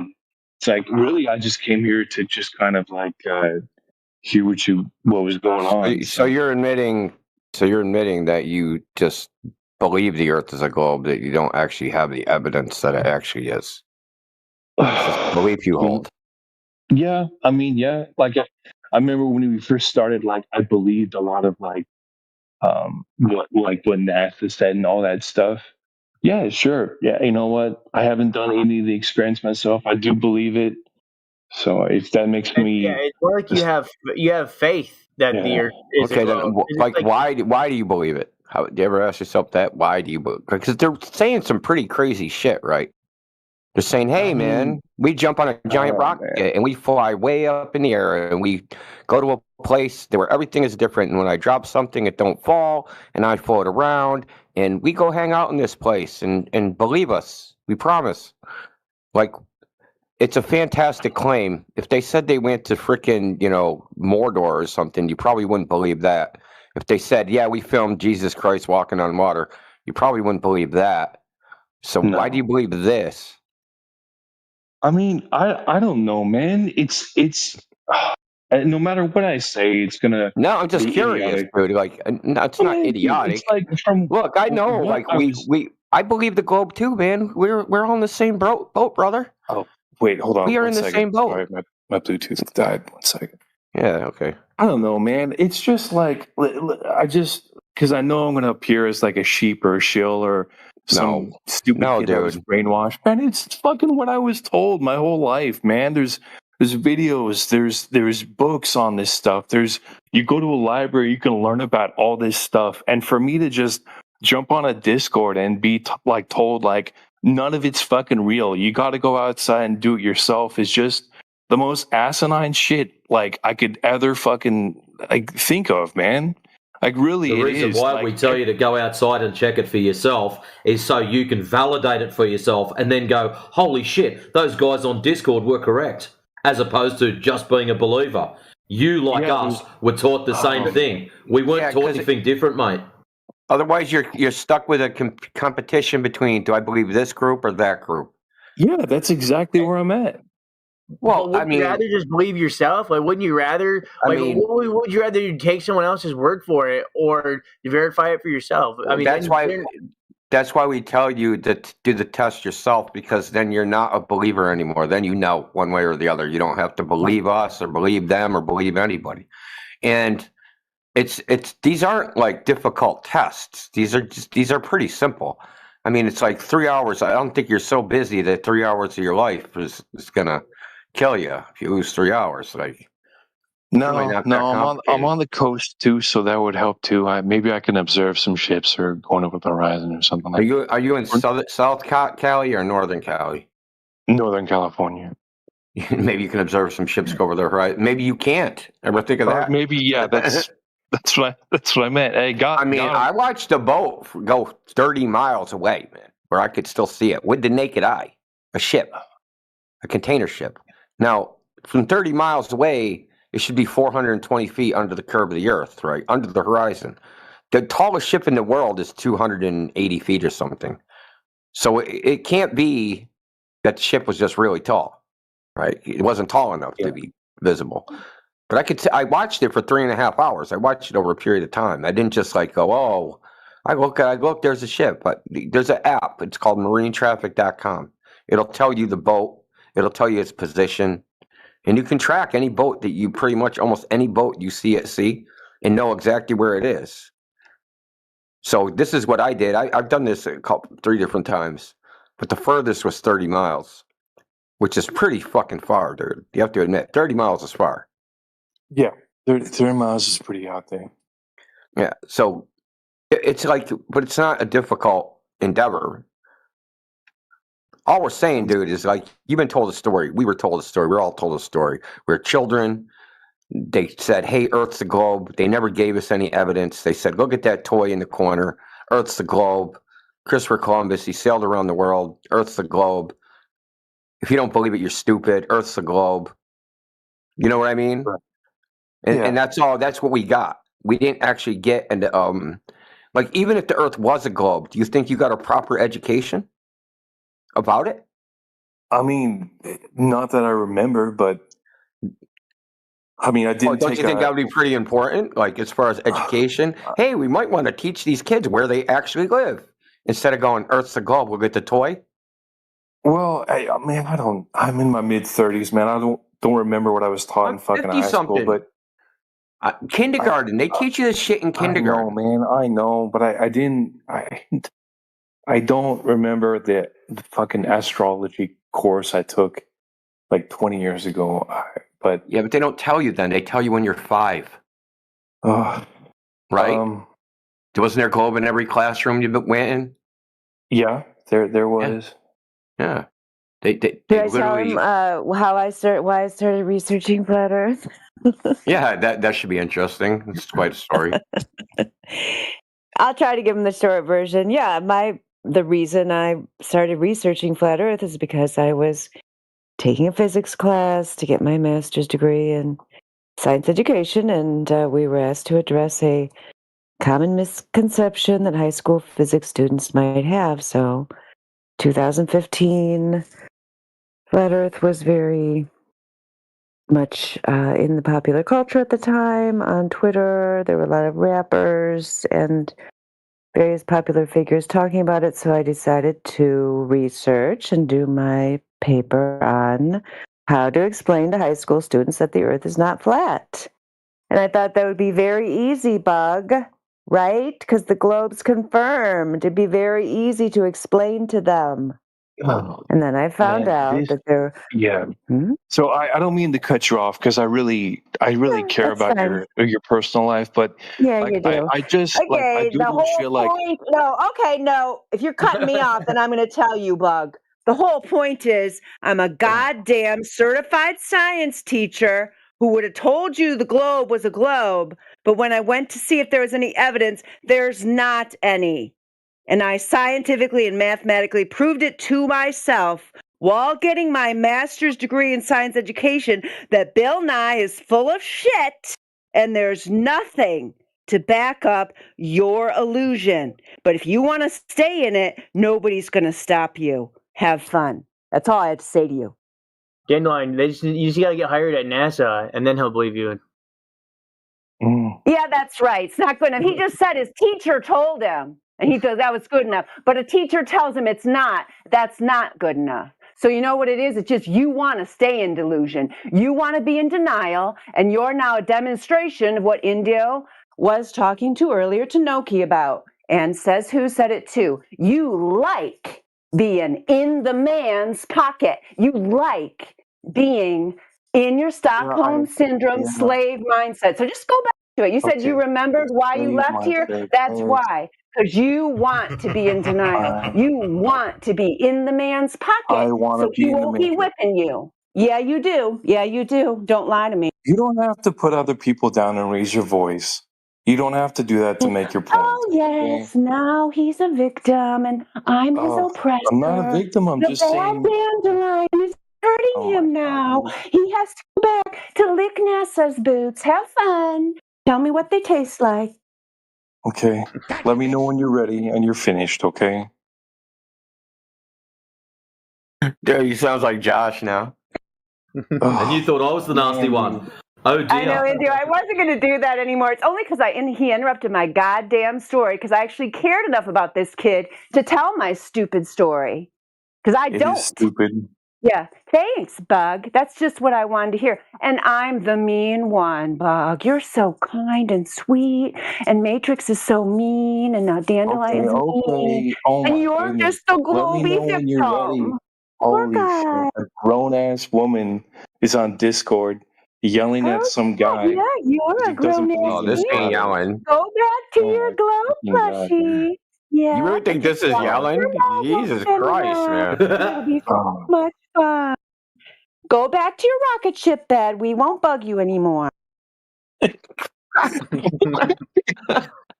So what other copes have you got, Bug? Ship's going over the horizon obviously hurt you. Dandelion hurts. I'm too loud and treat you like a little child. So what else have you got? No, he showed you a mirage. Remember, he showed you a mirage going from the top to the bottom down. Yeah. Let me ask you, Bug. Do you think that this is about the shape of the Earth? I mean, I would think it would be, right? I mean, no, I mean just like really fundamentally, like this topic, flat Earth versus globe. Do you think fundamentally it's really about the shape of the Earth? I mean, I think is that more like a symptom of some other problem? I mean, I think underneath it all, underneath the flat Earth or whatever, I think it's like the whole like, what have you been taught your whole life kind of thing? Like, what have you been believing this whole time because someone else told you? I think that's what I'm being portrayed to is like the issue that I have. I mean, I'm not disagreeing with any of that, but the problem is deeper. The problem is, how do you know what's true? How do you know what's not true? How much do you actually know versus what do you believe? So you said you believe you admitted you believe the Earth is a globe, that you don't know it. Okay. That's the position of everybody in the fucking world. Do you think your teachers knew the Earth was a globe, or their teachers, or you just had a teacher tell you she didn't know that she thought the Earth was a globe and she was wrong? So, right, a lot of people, think the Earth is a globe, but they don't know it. They have no information from which to even determine that in the first place. All they know is they looked at a screen, they saw some pictures, some people said, "Oh, that's what the Earth looks like." And we're like, "Okay, I believe you," and that's the situation, and we're just trying to tell you and just alert you to that's the situation you're in. You're just like most of the world denies, and this might sound upsetting, but we all see the Earth as flat and motionless. That's how we experience the world. That's undeniable. That's how we actually experience the world. We don't experience it like they show you on the screen. We experience it flat and motionless. And then someone came along and said that is actually an optical illusion. That your reality that you see every day, that's actually not reality. That thing that looks flat, it's actually not flat. It's actually a giant ball. And you can't figure out it's a giant ball. You have to believe some other people. They figured it out. Believe them because they're smarter than you. This is a situation. Think about that. Just think about it. The ramifications of having a world in which everybody's running around believing in something that they in no way have verified that is directly contradictory to their actual lived experience. Yeah, I don't know, man. I just because it's not just. Do you understand the implications of that? Do you comprehend the implications of the whole world thinking the world is an optical illusion? Yeah. Just everybody believing the same thing because they were told by some higher entity. Yeah. No, they're believing something contrary to what they experience. It is contrary to your experience. Look, bro, you've never climbed the top of a mountain, flown in an airplane, and been like, "Oh man, look at that giant ball out there," right? You go, "Hey man, that looks flat." It always looks flat. Doesn't matter where you go. It always looks flat. But someone's saying that perception, what you see, is not real. That's not real. Yeah. That looking flat, that's not real.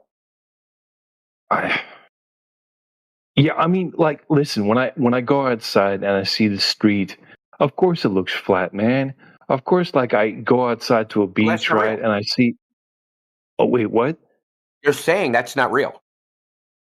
I don't understand. They say that it's actually not flat, that it's a giant ball that's curving. Right. That it's actually not flat. Now you see a flat thing, but it doesn't look, that's actually not that. It's actually something else. Yeah. It's like, you see the color blue. And then, the authorities come along like, no, that only looks blue to you.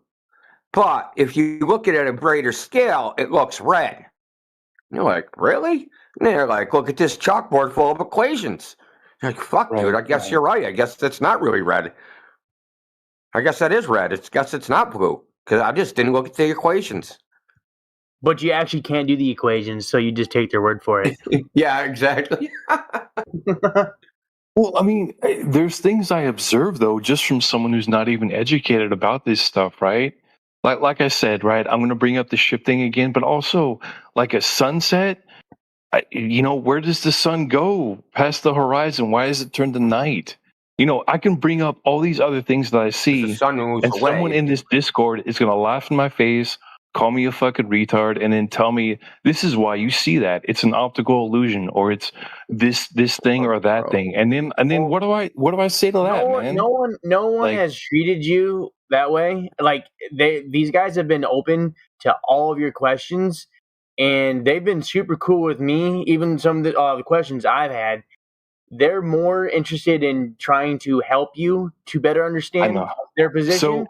But if you had asked any of these questions, no one would have referred to you as a retard or dumb or whatever. Maybe, yeah. So let's go back to what the situation actually is. What the situation actually is that listen. It's about flat Earth, but it's not. The fundamentally, it's about, hey, there's a situation. I see reality a certain way. There's some men, they say that's not that way. That's really the fundamental problem of you not being able to trust your own senses, trust your own judgment, and have to rely on third parties to tell you what's real. I know, brother, but I see things that it's just kind of like a common sense thing, though, right? Look, they saw sunsets. Did they see sunsets 2,000 years ago? Yeah.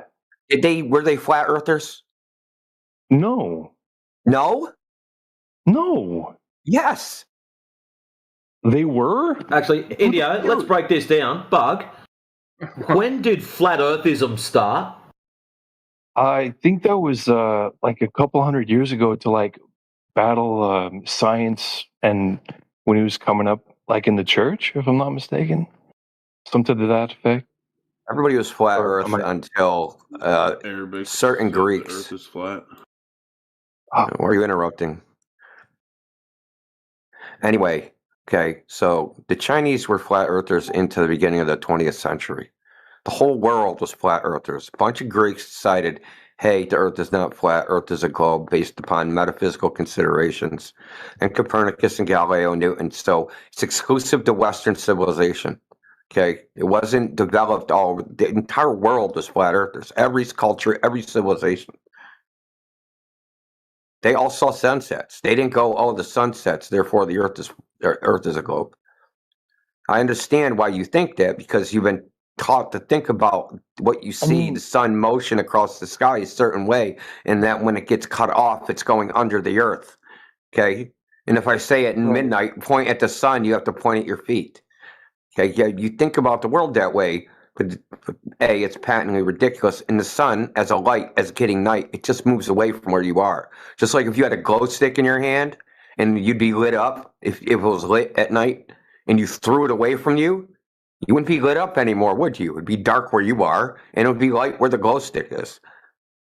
Right, right. I just want to bring up this one thing I just Googled. I don't know if that's a valid source, but Earth was established by Greek philosophers as early as the 5th century, including the Romans and Arabs that knew the world was round.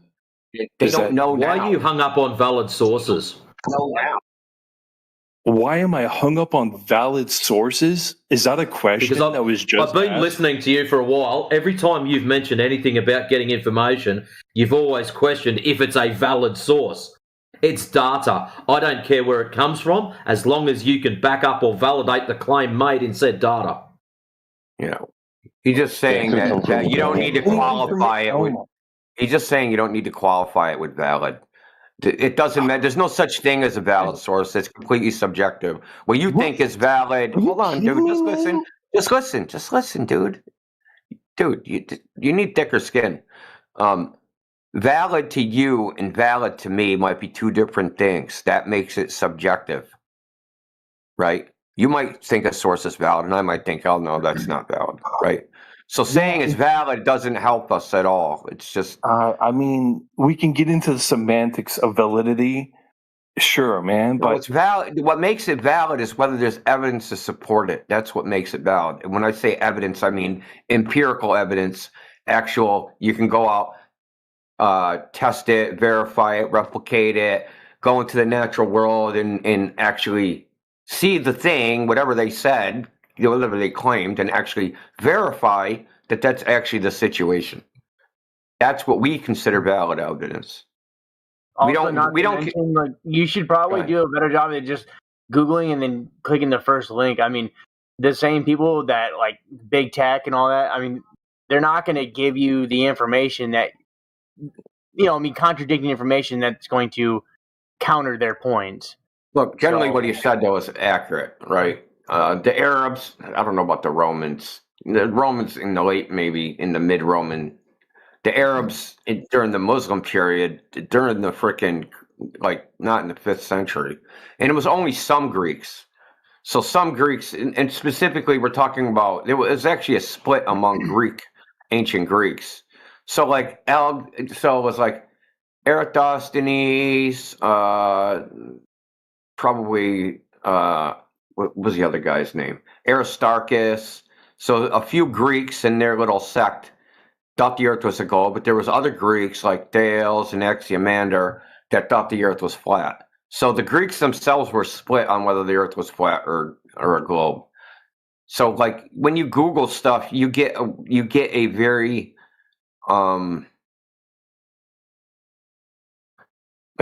I don't know how to put it. But they're not lying, but they're not giving you the whole truth. Let's put it that way. Yeah.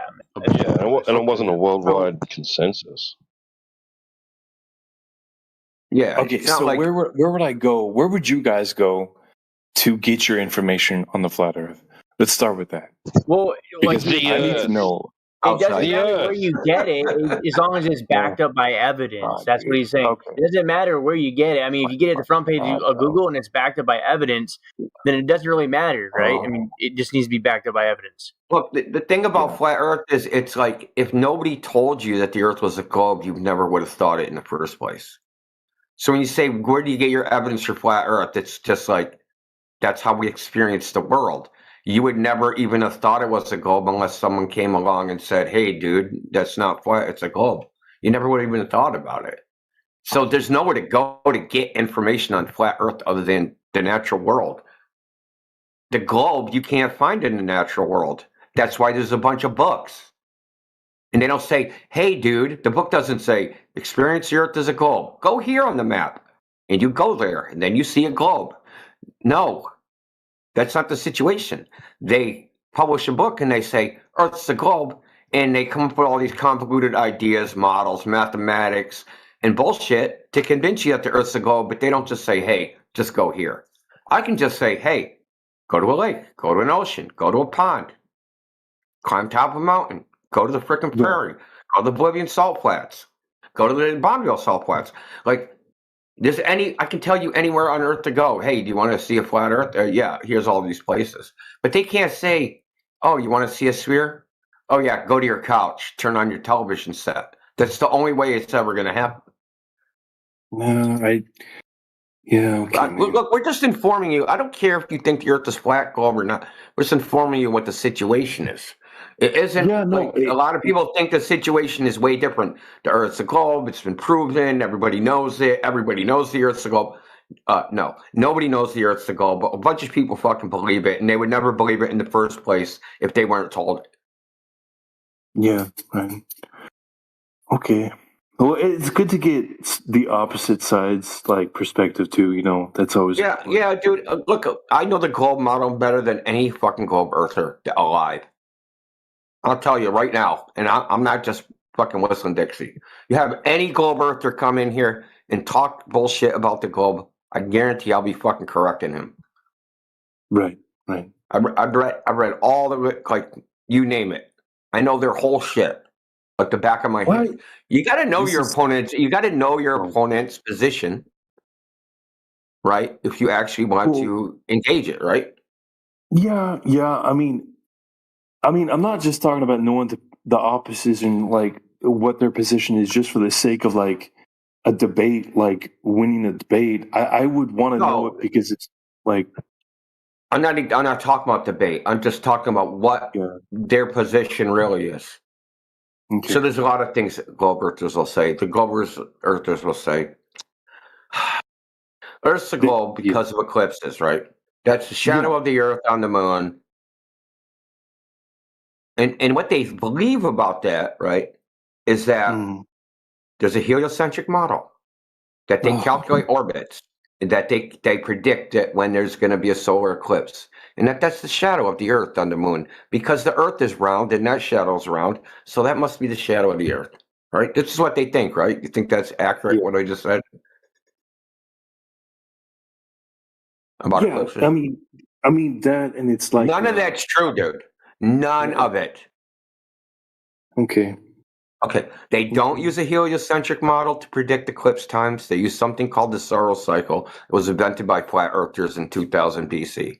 They've been using that for 4,000 years, a flat Earth model to predict eclipses. Second, if that was a shadow of the Earth being cast on the moon, well, the moon is supposed to be a sphere. So if you the only way you would see a round shadow is if a sphere Earth was being cast on a flat sheet of fucking paper. Because when you cast the shadow onto a curved surface, it conforms to that surface.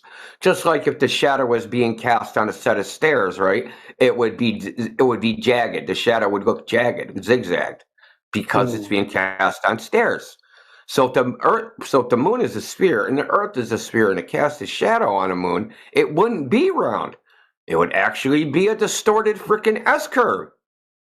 And you can demonstrate this to yourself by taking two balls and a light source and testing it out. So everything I just said that all globe earthers pretty much think is true is on further inspection is actually not true. How do so many people have that oversight though? Because they just think they believe it because they think everybody else believes it. And they think they have this problem with this. And I was telling this dude in here, the magic science guy fallacy. They think that all these claims have been vetted, that they've been checked on, that they've been double checked and verified and checked out. And all the scientists somehow got together somewhere and were like, oh, Earth's eclipse would cause a round shadow. And they all went and checked. Nobody checked. Nobody checked. It's just a bunch of bullshit. Want to know who checked? We checked. And then we tell people, yeah, we checked. That shit's bullshit. And they're like, you're a dumb fuck. You're a flat earther. Yeah. And they don't believe us. But then they're like you. They don't want to check themselves. Like, what the fuck are we supposed to do? We're like, bro, dude, we checked to see if it's a globe. It's not. You check yourself. And you're like, fuck no, I don't want to do that. Okay, I'll go out and do the experiments myself because it's one simple test, dude. You don't even need a camera. Aren't enough. I mean, I have to go out. Okay, you know what? Let me just do it. Look, there's only one question that needs to be answered, and then I'll do it myself. Let me see for myself, and maybe that'll change my perspective. So. Yeah, he's got a problem with going out, Indio. He might be allergic to the front door or something. There's something going on here. Listen, only one question needs to be answered. Only one question. The answer can solve the question, right? Okay. There's two things that separate a flat Earth from a sphere. There's only one thing: is the surface of the Earth curving? If it's not curving, then it's not a sphere. If it is curving, then it is a sphere. That's the only thing you have to check for. All the other shit, sun, stars, moon, all the stories, like, even if those were true, there's no evidence they wouldn't work on a flat Earth anyway. And that no one has decided they want to construct a model with a flat Earth with fucking stars and sun doing a bunch of shit. It could never prove what the Earth actually is. The only thing that can actually prove that is actually measuring the Earth. Right. So the Earth's supposed to curve at a certain rate, according to them. You just go check to see if it is. You'll go out, you'll check, and it won't be. And then you'll be coming back saying, holy fuck, I saw 20 miles from fucking goddamn fucking 6 feet. I don't know how I saw that shit. It was so far away. Yeah. That's what you'll be doing. Okay. Okay. Well, I'll look up some experiments and I'll get on it, man. So.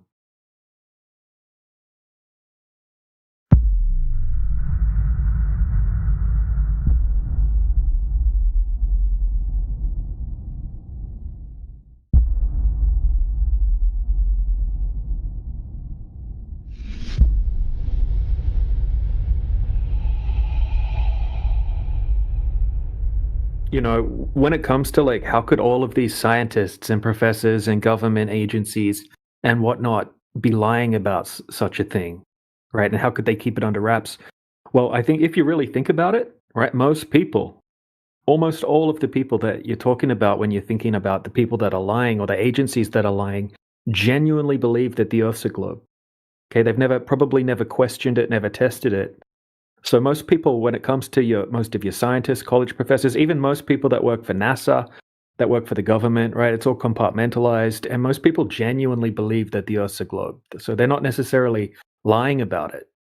Okay, it would only have to be a very small amount of people that would actually know. And if you look into the history of how the Earth actually became a globe in the first place, it will all make a lot more sense on why it's not necessarily such a lie, but maybe more of a theories turning into facts, right? It's a whole rabbit hole in itself, so I won't go too deep into it. And I'll pass the mic over to someone else. Yeah, I mean, think about it. Those people are most likely dead now, but so it just goes on. The lie is just propagated from people who doesn't understand that they're lying because it's just a belief. I mean, your third grade teacher who brought out the globe from her death and told you this is where you live. You didn't have the whereabouts to ask any questions about it. You were like, oh, really? Yeah, we're living on a ball in the space. I guess that's right. And she didn't know either. she's preached what she had been told, right? Nobody is taught this; they're just being told it, and it's going to go down for every generation. People are just going to keep saying it, but they actually can't prove it. Hello. Yeah, hello. hello. Look, server How are you? of Aleph. Look, you need to try not to just cut into conversations, please. If you could put yourself on mute and then wait for an opportunity when it's a good time to talk. Then... All right, so I'll help you out with that just for now, and you can let me know in the side chat when you're ready.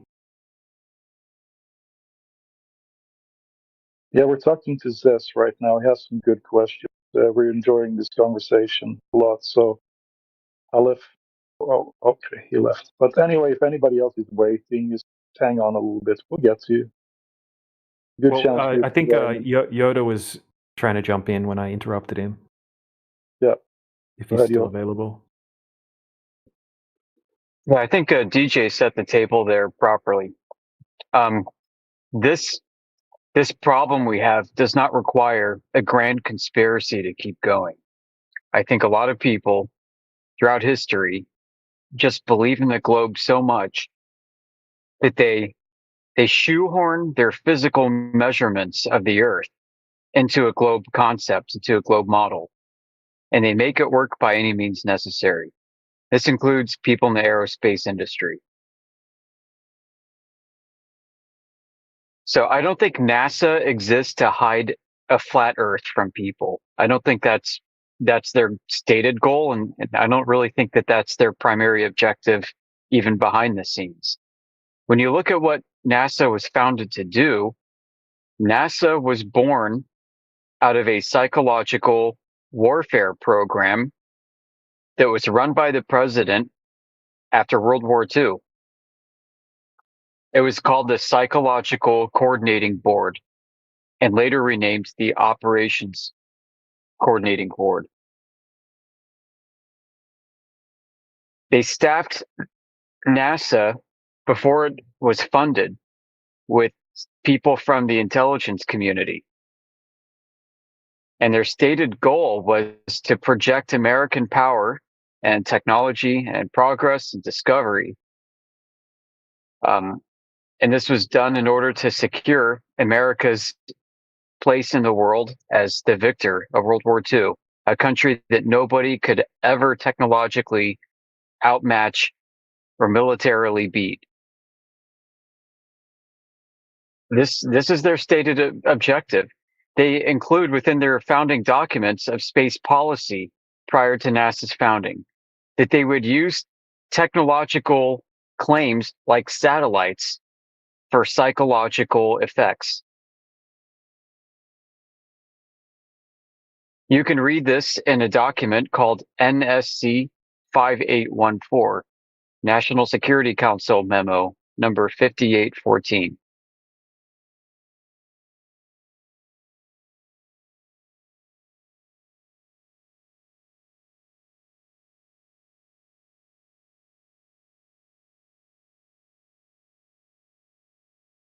So yeah, they faked the moon landing.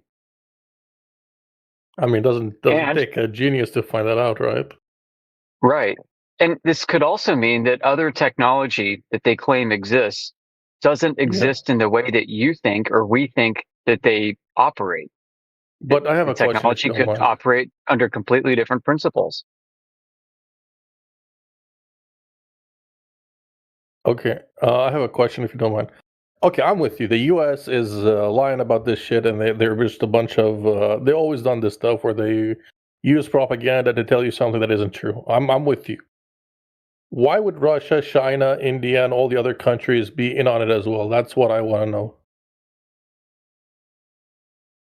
Well, Russia faked it first with Sputnik. So at the time of the space race, you have to wonder, was Russia and America really against each other? I don't think so. Not in the way we think. Because the space race was the third iteration of an international community's endeavor to explore the Earth. The first iteration was in the late 1800s, funded by the Habsburg Empire, called the International Polar Year. The second one was the International Polar Year in 1933.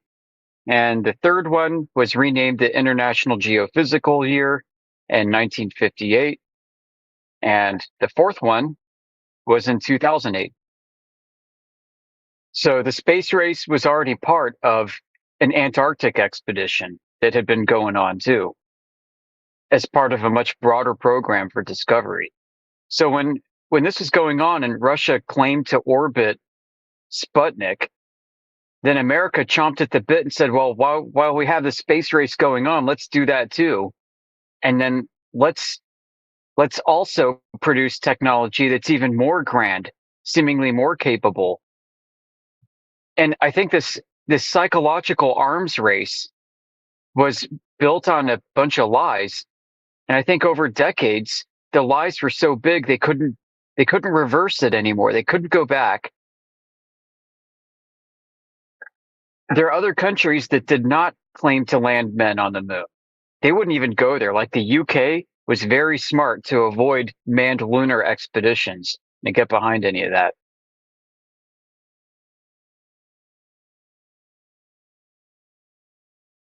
But I think the claims of space got so big that they basically can't reverse them, and they're stuck.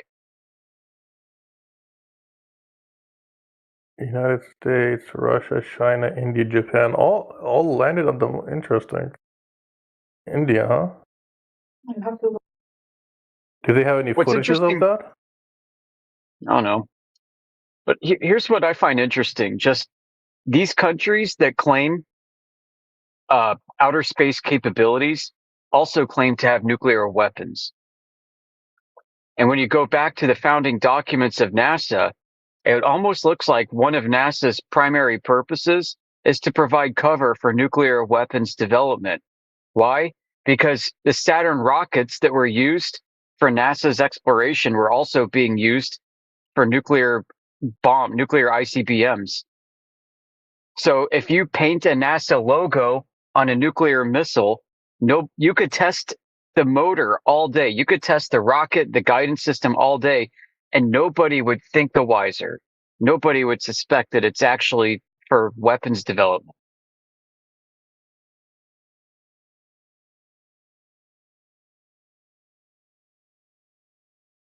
Another interesting point to add is that as bad as the NASA footage looks and whatnot, right, and how many technical impossibilities there were behind the moon missions, the footage from these other countries, right? Most people haven't looked into that, right? Have a look at China's footage of when they said that they landed on the dark side of the moon and whatnot. Japan's footage, India's footage is probably the most hilarious on top of China and Russia. And the Soviet footage, it's so bad. It's really laughable, and there's like glitches and mistakes, and it's all inconsistent with other countries' footage as well. Like there's some funny... Captain, I don't mean to cut you off. I'm sorry, but like, do we have none of these countries has ever did a proper vlog going on the moon and showing how things are? None of them.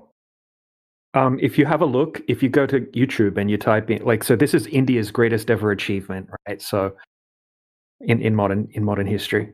Okay, so if you go onto YouTube and you type in footage of India lunar mission or something along those lines, right? You'll see extremely limited, tiny little bit of video footage that looks absolutely ridiculous and laughable. It's completely limited. It's just silly. Even a lot of the Indian people that we get in here also, laugh at it, and they're like, yeah, we probably did fake that. It's ridiculous. The footage is so bad that they actually decided to show the animation rather than the real footage on the TV. So if you look at most people celebrating India landing on the moon, they're looking at an Atari-looking animation. So yeah, it's pretty bad. And we don't even have to say we can prove it's all fake. We can just say it's kind of faith-based, right? We can't validate any of this information. But when we actually go out and empirically test over the surface of the Earth, it doesn't match up with the globe ever. Okay, throughout all of history, there's not a single observation where someone's gone out and actually measured 260 feet of curvature over 20 miles, which would have to be there if the Earth's a globe. In fact, when we go out and test over 20 miles, there's zero curvature. We can shoot a laser or zoom across with a high-powered camera over to the other side of a 20-mile lake and see the shoreline consistently.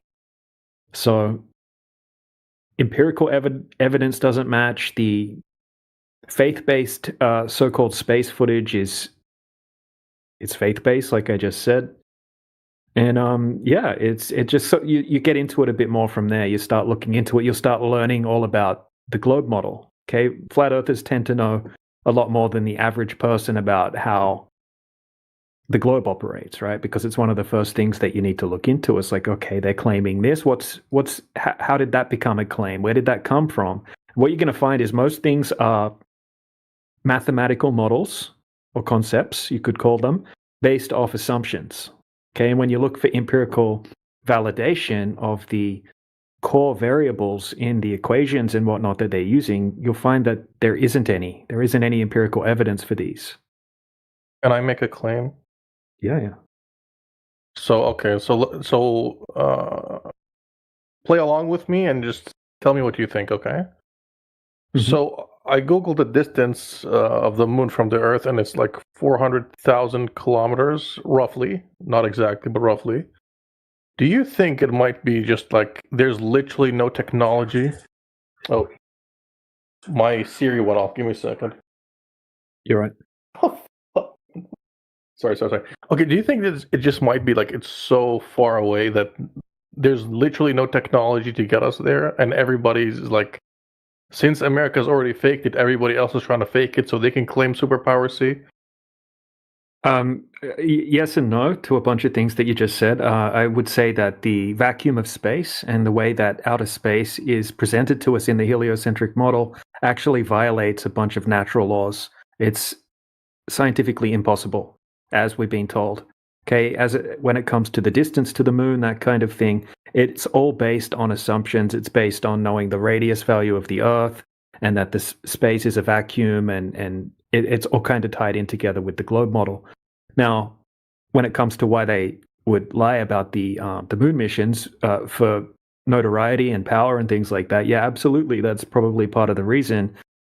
India they want to also be seen by the rest of the world as a country that is very technologically advanced, and they've also done something similar to what the great powerful America has done, and yeah, other countries want a piece of the pie as well, and the pie might just be respect and that kind of thing. How they're perceived on a grand scale. So yeah, does that answer your question? Where they all figured out that, hey, America used NASA as a cover for weapons development, so we're going to do the same thing and signal back to the Americans.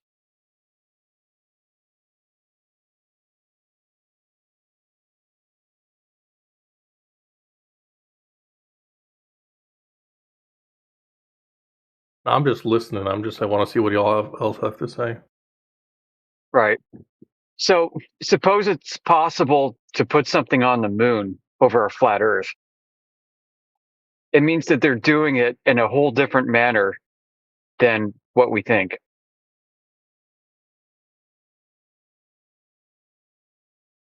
All that business about orbits and stuff, all of that would probably have to change.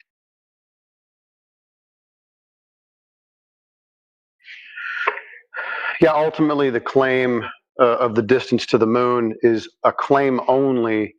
That value, that distance, is predicated on the Earth being a globe. So let's just rip the Band-Aid off for you really quickly. The entire idea of the solar system, the universe that you have in your mind, that you've been fed for most of your life, is complete fantasy, because it has to be a globe for any of that to even remotely be true. So since the Earth is not a globe, you can just forget about the solar system that you were taught about. It is implausible, because the Earth would have to be a sphere. Yeah, so what is the sun? What is the moon, stars, planets? Nobody knows for sure. The best answer we can give you are lights in the sky. What they are, how they're composed, distances, even if they're physical, we don't know. This brings me another question. I'm kind of interested now. Big Bang opinion on it. What do you think? Pseudoscience postulations. It's implausible. That actually violates the first law of thermodynamics, right? So you can't have nothing and then something. Matter cannot be created nor destroyed. So you can't get the entire universe and all the things that they feed to you that are in it. You know, the billions and zillions and quadrillions of stars and gases and clouds and all that stuff came from essentially nothing. So that's physically impossible, according to the laws of nature. Okay.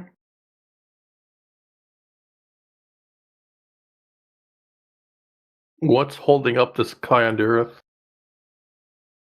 What's holding it up? Yeah. Did you say planet? No. I said what's holding up the earth and the skies? Oh, I don't know. No idea. I don't think a flat Earth is a disk in space. It's described as the floor of the universe. Okay, I never claimed it to be a disk in space either. But what's? Yeah. Okay, if it's the base of the universe, what's all the way down? I don't know. I mean, it seems like the further you dig, the hotter it gets. So are you guys like tackling this from a religious perspective, or how, what's the idea here? I'm just trying to rational understand. empiricism. Yep. What can be tested, what can be proved, what can be known without any speculation? Well, as far as we know, everybody on the Earth uses and experiences the Earth as a flat and stationary plane within a certain tolerance. So it is flat, 8 miles high, 8 miles deep. In between that, completely flat. So that's what can be known. Now, if you're going to ask us how deep the Earth goes, what's holding it up, all that stuff, no way we could know that. No way anybody could know that. I see. You know, I'm sorry, Bob. So I understand the point of view right now. Sorry for cutting you off. No, you go. I understand your point of view. You're not trying to make claims, but you're trying to look at existing claims and see whether they hold any validity. Yeah, basically. But, you know, we can validate what the Earth is. It can be measured. And as far as we can measure, it is flat. So when you said it was 8 mile deep, 8 mile high, what about, have you ever been on a plane before? I'm just being genuine. Yeah, I have been on a plane before many times. So I've been on a plane before, and you're saying the flat Earth is limited to 8 miles high. No, I didn't say that. I'm talking about the tolerance of flatness. So flatness, the description, typically is a description of something that rests between two parallel planes. The highest mountain on Earth is somewhere in the ballpark of 8 miles high. The deepest known trench of the ocean is about 8 miles deep. In between those two parallel points, or parallel lines or planes, the Earth rests between that. So it is completely flat in between that tolerance. So what do you think is that like? Obviously, if it's flat, so you're saying it's like you go one way or east and west, go one certain direction. What do you think's at the end of that? I don't know. What do you mean east and west? On the Earth? I'm saying if you put it like on a 2D printed out version, you're saying it's flat. So you're saying obviously, do you agree with there's a certain limited space that we live on, right? I have no idea. I'm not saying that. So you're saying that you'd agree that the Earth is flat, right? But you're saying, what I'm asking is, what do you think the edge of the Earth is, or? I don't know. I don't even know where the edge of the Earth is. If there is an edge, I don't know where it's at. If there is a limit, I have not found it. So you're still saying that there's yet to be more of the planet we live on explored? I'm not saying that either, and the Earth wouldn't be a planet in that case. Right. So when we examine the globe, the claims of what the globe is, the claims contradict themselves. What the globe is said to be is not internally consistent whatsoever. That's the problem. Yo, who has image perms can post something that I want to post? Does anybody? Can I DM somebody? Sure. Yeah. You can DM me. I'll Can you post help it. me with that one? Yeah, you can DM it to me, man. It's fine. You might have to send me a friend request. Wait, who said me? Who said Captain Refractio. that? Okay. Hold on a second. That's a great name. So I have like you asked me if I've ever been on a plane. Yes, I have, and there's something weird about being on a plane too. So I want you to like just look at this. These are my own images. I didn't take them from anywhere else. These are literally mine. Yeah, you can post them. We can just. You cannot deliver because you don't share. Okay, I'm gonna have to add you. I'm so sorry about that. Yeah, it's all right, man. Just add me up.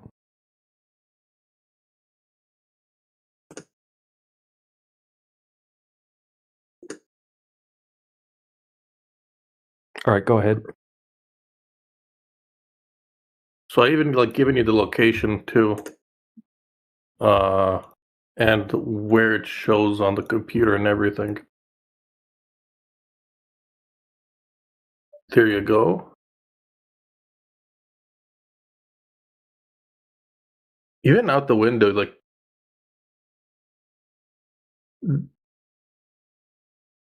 Well, first of all, I want to ask, why is the Earth literally purple? That's something I was really curious about. It's something to do with the plane windows, isn't it, on certain airlines? I noticed that when I was flying from Japan to Europe. It had crazy effects like that on the windows. But yeah, it looks pretty flat. Is it?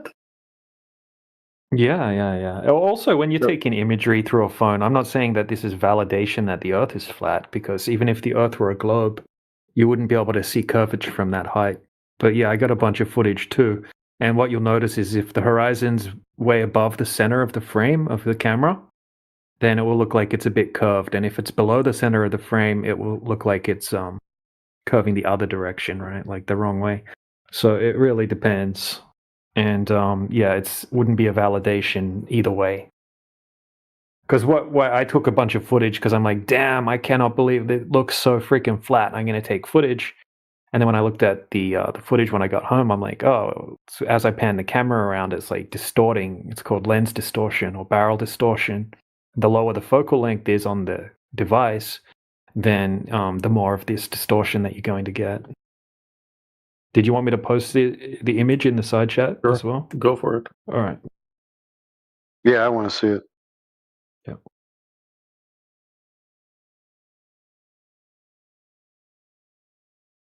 I was like, damn, why is the Earth purple?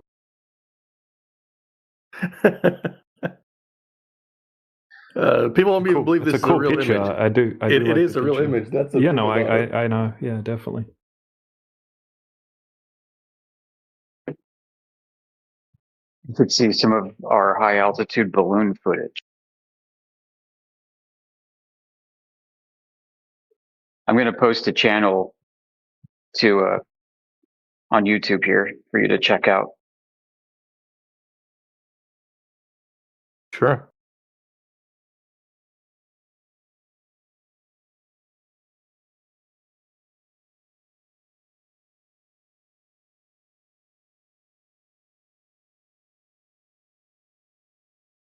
Clouds do look interesting from that height. I'm not gonna lie. There you go, Dan Dimension. Check that out. This is going to blow your mind. And if you can watch YouTube on a big TV, do that and just enjoy. Yeah, he's got some really cool videos, that's for sure.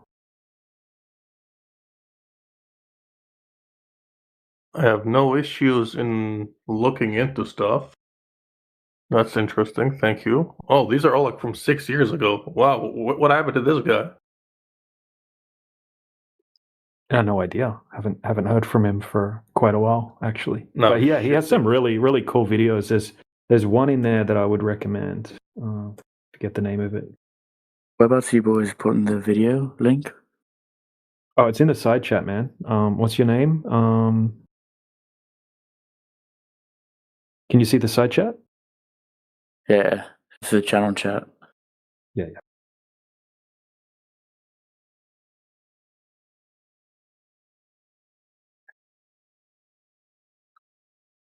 what do you think of all these? Like, let's ignore the recent science, okay? But what do you think about all these like old scientists, like from 3,000 years ago all the way back, who all claimed to be living on a globe? Yeah. So definitely 3,000 years ago, no one was claiming such a thing. That definitely wasn't the case. All ancient cultures knew that the Earth was a flat, enclosed system that was stationary. It wasn't the first person that's attributed to saying that the Earth was a globe, which is controversial even among mainstream historians, was Pythagoras, who was essentially a weirdo cult leader. Okay, and he thought the Earth was like a musical instrument, and that they kind of worshipped spheres as divine shapes, and it kind of stems out from there. So it's interesting if you look into the history of how the globe actually became a thing, because it wasn't like people went out one day and they're like, okay, well, turns out, guys, I've gone out and done some measurements, and we're actually living on a big globe. Everyone was wrong throughout all of history. Here's my tests. Here's my measurements. You guys can go and check it for yourself. That didn't happen. That's not how the globe became a thing. So most of history, people knew that the Earth was a flat, stationary plane in an enclosed system. And it's not until allegedly Pythagoras, right, was the first person to suggest it, right? And then Plato and the people that came after that, which insinuated the Earth was a globe, not through empirical evidence, but through philosophical reasoning and things like that. So you're saying ancient civilizations like believe that the Earth was flat? Yeah, if you have a look at their depictions, Stark just posted an interesting. So what evidence, like historically, that still exists will back that up? I hate philosophy. Okay, so it's everyone's. Okay, so the evidence is the water. Obviously, most of the Earth's surface is covered in water. Okay, so it's the objective reality that everyone experiences. Okay, so I experience a flat, stationary Earth. Okay, that's like the starting point. That's not proof that that's what it is.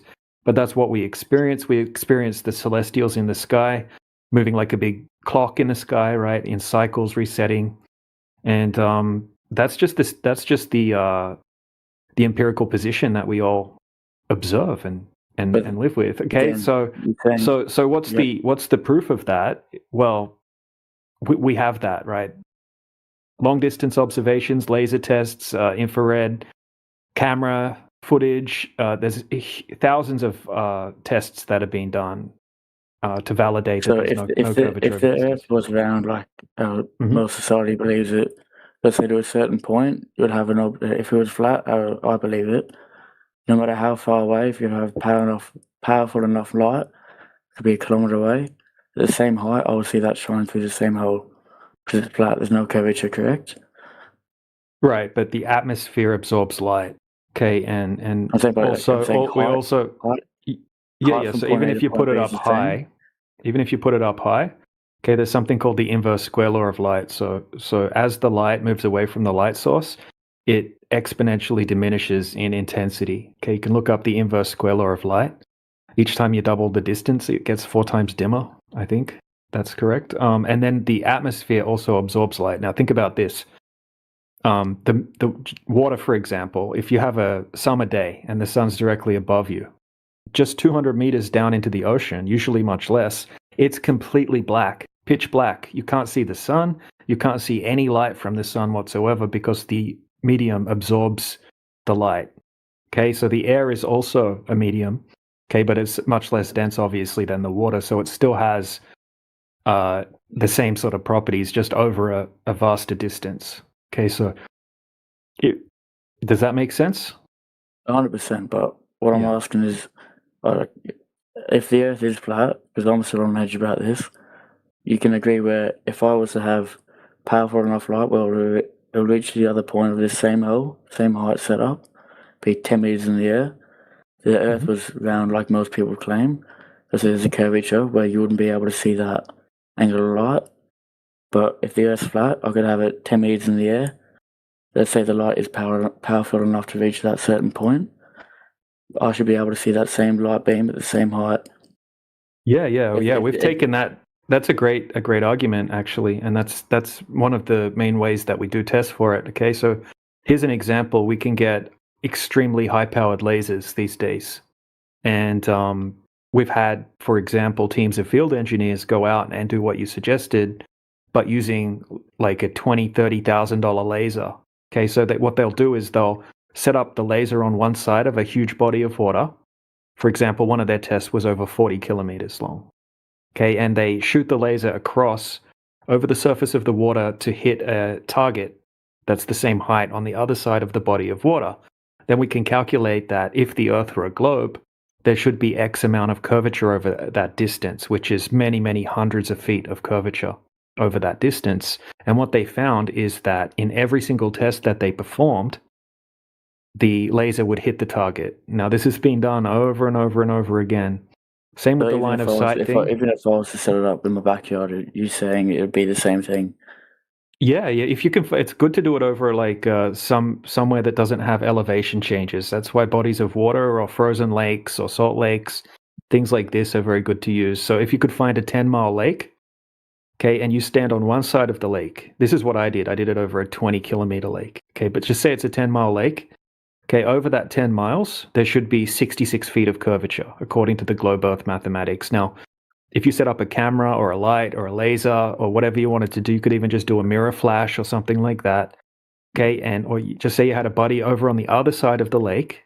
You shouldn't be able to zoom in across the lake and see your friend standing there on the other side of the lake. You can calculate exactly how much he should be hidden behind the curvature of the Earth.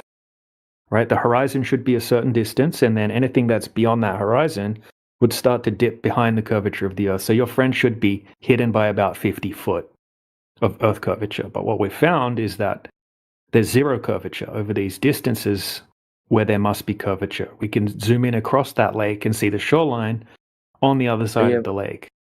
Are you able to link any of those videos or like something about Yeah, absolutely. Stark just put the laser test I was talking about. That's a really technical one. But what I'll do really quickly is I'll show you exactly what I'm talking about with a real world test.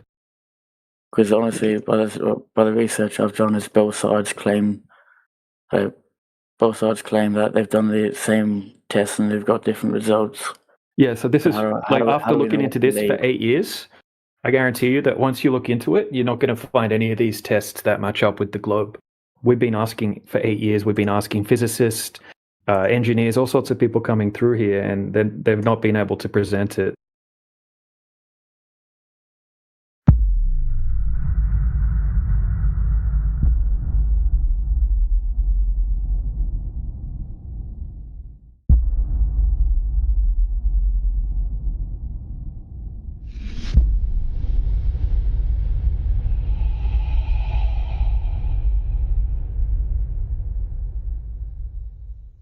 Because, like, you guys, like, I'm gonna say this in, like, the nicest way.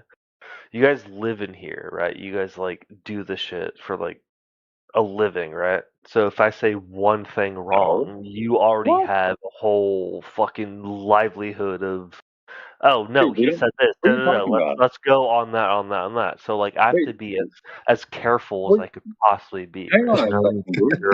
Yo, that's crazy. What do you mean make a living? Yeah, very wrong. Your first thing, dude. You guys have a livelihood in here. I don't make a livelihood on this. He's embellishing to make a point, guys.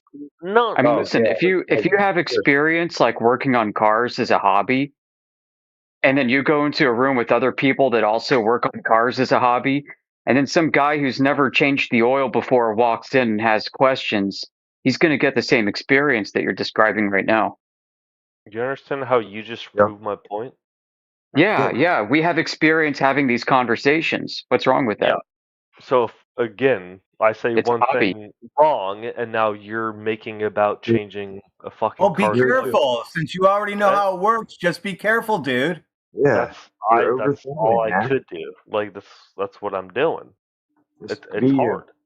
It's very hard. Right. If I say something like that, now I'm compared to changing a car's oil, you know? Yeah. I mean, have you heard of a branch of study called cognitive linguistics? You have 15 seconds to say whatever you want and nobody will say. All right. Well, cognitive linguistics basically is how words form your thoughts and how thinking forms words, and they're linked together.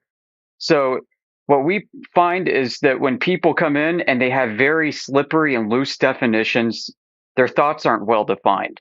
And so, because we have so much experience having these discussions and we've refined how we use words to communicate these ideas, we've got experience using the right word in the right moment to convey the right message. And if you don't have experience talking about the subject very much, you're going to fail to have the right words. It's a completely normal thing, so don't get yourself down. What's the opposite of that? Well, just not having experience, not having a domain of knowledge and a lexicon to go with it. Right, because I'm not here. You guys are. Right. Yeah, there's nothing wrong with you, dude. Oh, I don't think there is. I do want to bring up something that, because I do kind of like poke my head in randomly. I don't know who it was, obviously. I don't know you guys enough to know like who says what.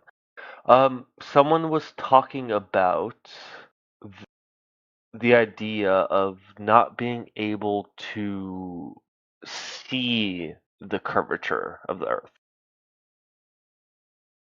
And then when that person said that, like there was like not four, that's crazy. There was like two people saying, yeah, you know, a bunch of nods in agreement. And then I did ask them, I was like, well, why weren't you able to? They're like, well, we can't go into space and see it. I was like, okay, fair enough. Left, joined back. Same shit happened. They were asking me, whatever. Brought the same thing. I was like, so if you're not able to see, so if you have to go to space to see the curvature of the Earth. See, I have to use my words so carefully. You guys are crazy. Holy shit, hold on. No, you're starting to understand the logic, right? No. That's nobody's been to space to compare the pictures to. I say one goddamn thing, and you guys are gonna rip my heart apart. I already know. No, chill out, man. Come on. I mean, what you're forming is a thought that goes something like this. See, I haven't even finished it, and you're already doing it. Hey, I'm enjoying this, man. I'm Like, not you just know, letting I everything haven't else. finished my thought, and you're already ripping my heart apart. What are you I talking like this. about? Hey, Jay, I'm Never tagging mind. you in, bro. I'm off the hook now, You man. It's literally up to said you now, bro. no as you're doing it.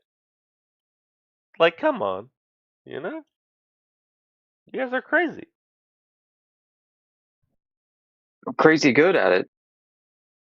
I can call you names now. Which one do you want me to call you? If you have to go, I'm gonna say this very comfortably. Okay. This person said, "No, I have not seen the shape of the Earth because I haven't been to space, but I know the shape of the Earth because of where I live." Does the shape of the Earth matter?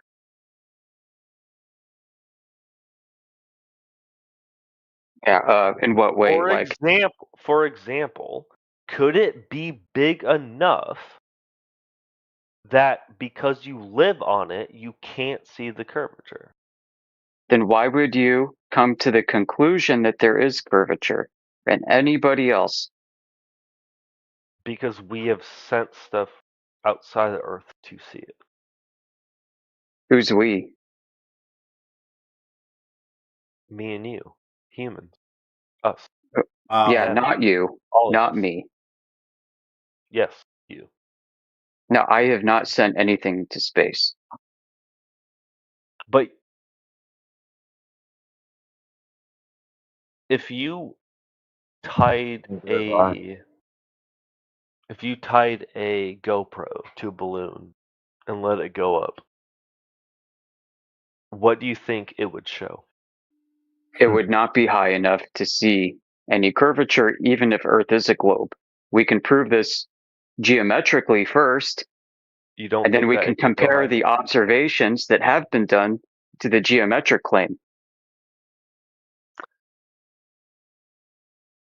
So at 120,000 feet, okay, the math works out such that at 120,000 feet, a camera can only see 0.1% of Earth's total surface area.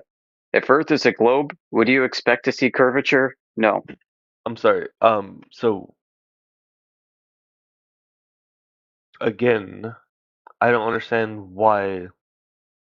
Lying is weird, right? We can all agree with that.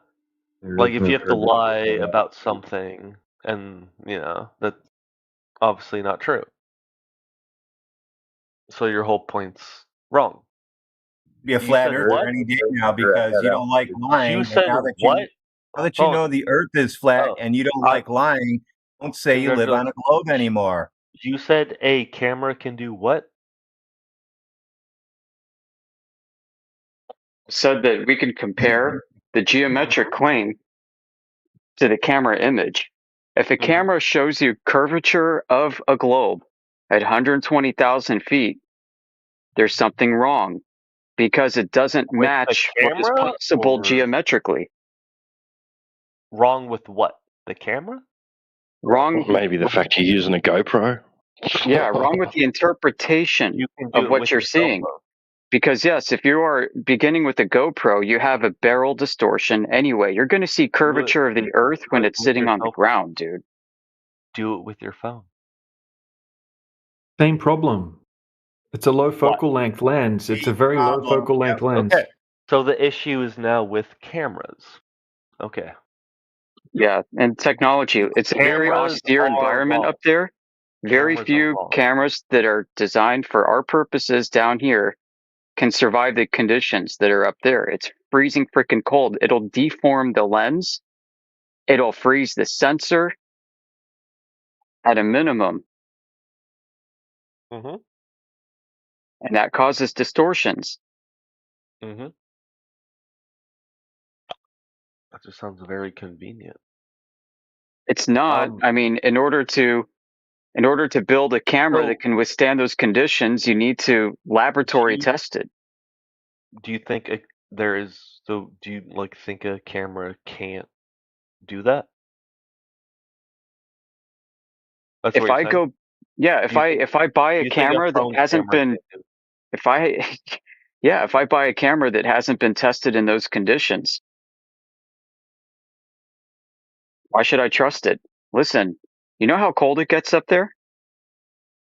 Yeah. How cold does it get up there? Like not by heart, right? It's also a massive decrease in pressure, and that's the other thing. Yeah. So if you've got back pressure built within the camera because it was made at 14.7 psi, and then you go to an environment that's like half that. Why are we making up PSIs? What do you mean? It's pounds per square inch of pressure of the atmosphere. It's called 1 atmosphere, right? So if you go to a place that has half an atmosphere, like way up there. Why are you making up PSIs though for the camera? I'm not making up PSIs. What do you mean? Okay. Where did that come from then? A barometer. What? He's talking about the air pressure. Is. Not to do with the camera, just to do with the pressure surrounding the camera in the air. Yeah, and within the camera. Up with the PSI. You measure it with a barometer. Right, and you're saying you're going to lose this one if you don't. You're saying that can't. That PSI can't work with what? I'm saying that the materials that went into the design process and the manufacturing of a camera was not intended to be used in an extreme low pressure environment. Which camera? You don't know what camera I'm talking about. Any camera that is designed for use by regular people in regular situations, like everyday use. Those are not put in vacuum chambers and tested for low pressure. Those are not done. Okay. That's what you're saying? It's true. Okay. So just to simplify it a little bit as well. When you have a low focal length lens, okay, just say the horizon is right in the center of the frame, right? It's going to look like a straight line. As soon as the horizon goes above the center of the frame, the lens is going to distort the horizon, so it's going to look like it's curving. It's going to be convex. When the horizon goes below the center of the frame, it's going to look like it's curving the other way. Okay, so if you have a look in the side chat, I was recording some footage. I think I was flying over Alaska, and I was filming because I was like, damn, it looks so freaking flat. I just want to film it so I can show people. Then when I looked at the footage, I'm like, damn, it looks like there's some curvature there. And then I'm panning through the footage as well. Okay, and what you'll notice is that it looks like there's curvature there in this image, but the horizon's way above the center of the frame. When I pan down a bit or pan up a bit, so the horizon's below the center of the frame, now all of a sudden it looks like it's curving the other direction. That's what I'm talking about. But mathematically, you wouldn't be able to see any curvature even if the Earth was a globe from that height. It's just a lens effect that you're looking at here. Now, even globe Earth scientists that hate flat Earth, like Neil deGrasse Tyson, he said that even from the Virgin Galactic, right, the Richard Branson flight, it went up to 300,000 feet. He said he did the calculations, and he doesn't think you would even see the curvature of the Earth from 300,000 feet. Yeah, we know how he calculated it. I mean, because if you have 10th grade geometry, we can teach you how to calculate it. Yeah, no, that's what I'm saying. That's why I was being very particular, right? Because you guys, like you said, like you guys already have this like built out and like dead on, right? No, I mean, you're not talking to a bunch of like conspiracy theorist basement dwelling autistic kids. Bro, I'm on. I mean, many of us are approaching over the hill, if not already over it. I'm on Discord. Many of us have had technical backgrounds and have worked in fields of, call it science and engineering.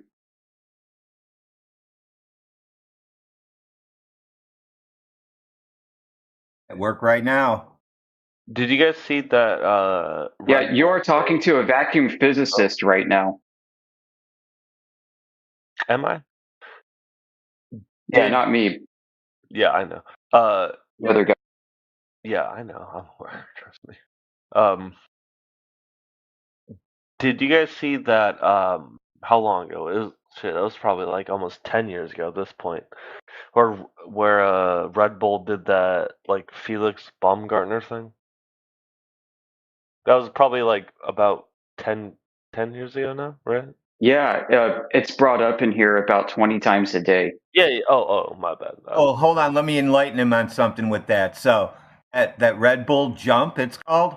It was sponsored by GoPro. It was sponsored by GoPro. Isn't that crazy?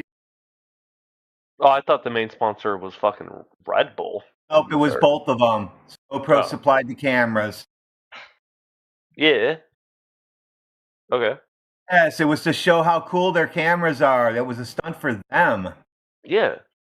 That's all. Let's show you how. So exactly. It's marketing, right? They used a type of lens that makes it look like they're doing something spectacular and that they're much higher than what they really are. Right. Okay, and if you have a look at the footage, hold on. If you just look up the footage right now on YouTube and just pan through the footage, you'll see the same amount of curvature when they're at the ground level. And then you'll also notice that when the horizon goes below the center of the frame, it's curving the wrong direction, right? It'll look like it's curving like a globe, and then the camera will pan a certain way, and all of a sudden it looks like it's curving like a inside of a donut. Just have a look at the footage. It's just a lens effect. What's the name of Elon Musk SpaceX?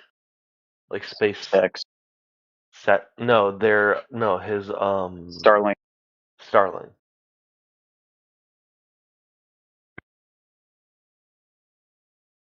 Yeah, they don't have cameras on them. None that we can see. Yeah, good point. Right. Okay. Guess not. So SpaceX, right?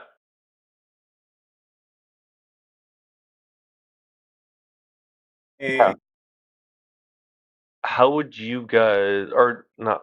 I'm sure someone here knows their path around the disk. Right? We don't think Earth's a disk. We don't Yeah, Well, that's not I what flat mean, earthers think. there. No. What is their We're not. path,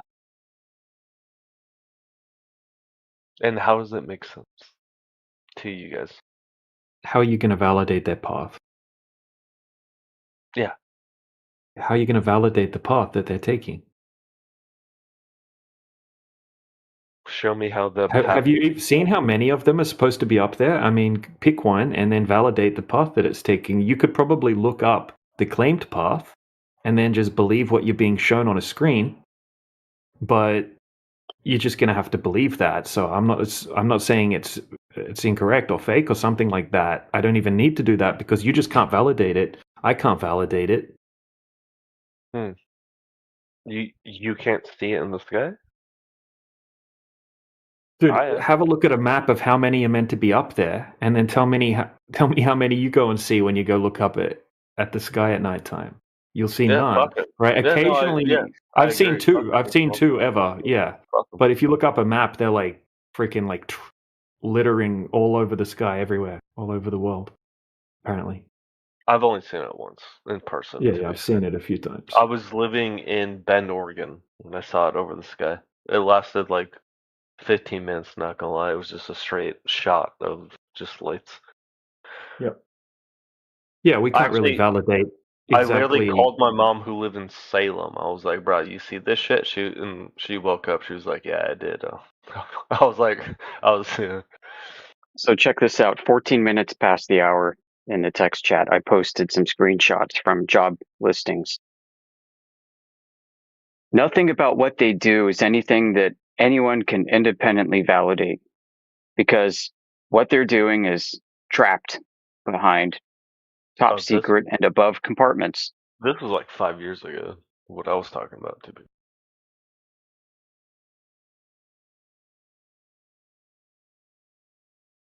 Not trying to talk shit. It literally was. Yeah, look at those jobs. If you want those cool jobs at SpaceX, you're going to need an above top secret clearance to work there. This means everything they're doing is inherently unverifiable, proprietary. No, I'm fine. I already graduated. I'm good, bro. Yeah.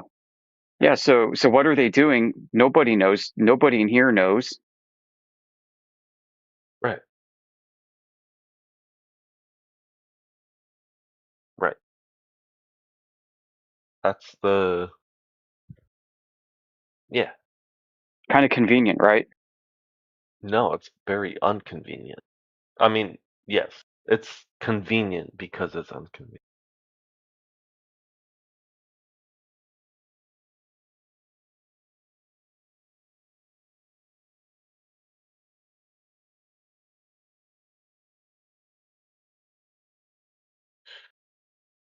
I'm just trying to think, like, how to. I just don't trust you.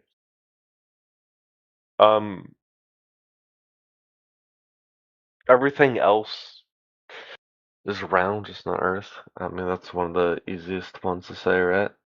Yeah, Earth isn't a planet in outer space. There is no solar system. What? That's right. Everything you believe right now about outer space is not true. Pretty sure most people in here would disagree with you on that.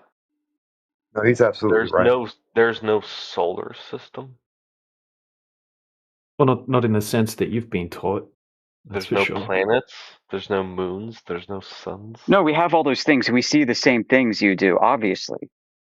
Yeah. But we don't shove how we think about them through somebody else's imagination. I live there too. Of course, when we look at the same thing you do, we don't have a story to go with it that we can't verify. What do you call it? A solar neighborhood? A solar family? A solar hello? Goodbye? No, all the lights you see in the sky, stars, planets, sun, and moon, are above the Earth. The Earth is the floor of the universe, if you want to call it that. Everything? All of it? Yeah, Earth is the ground, man. It's the floor. Space is above, whatever space is.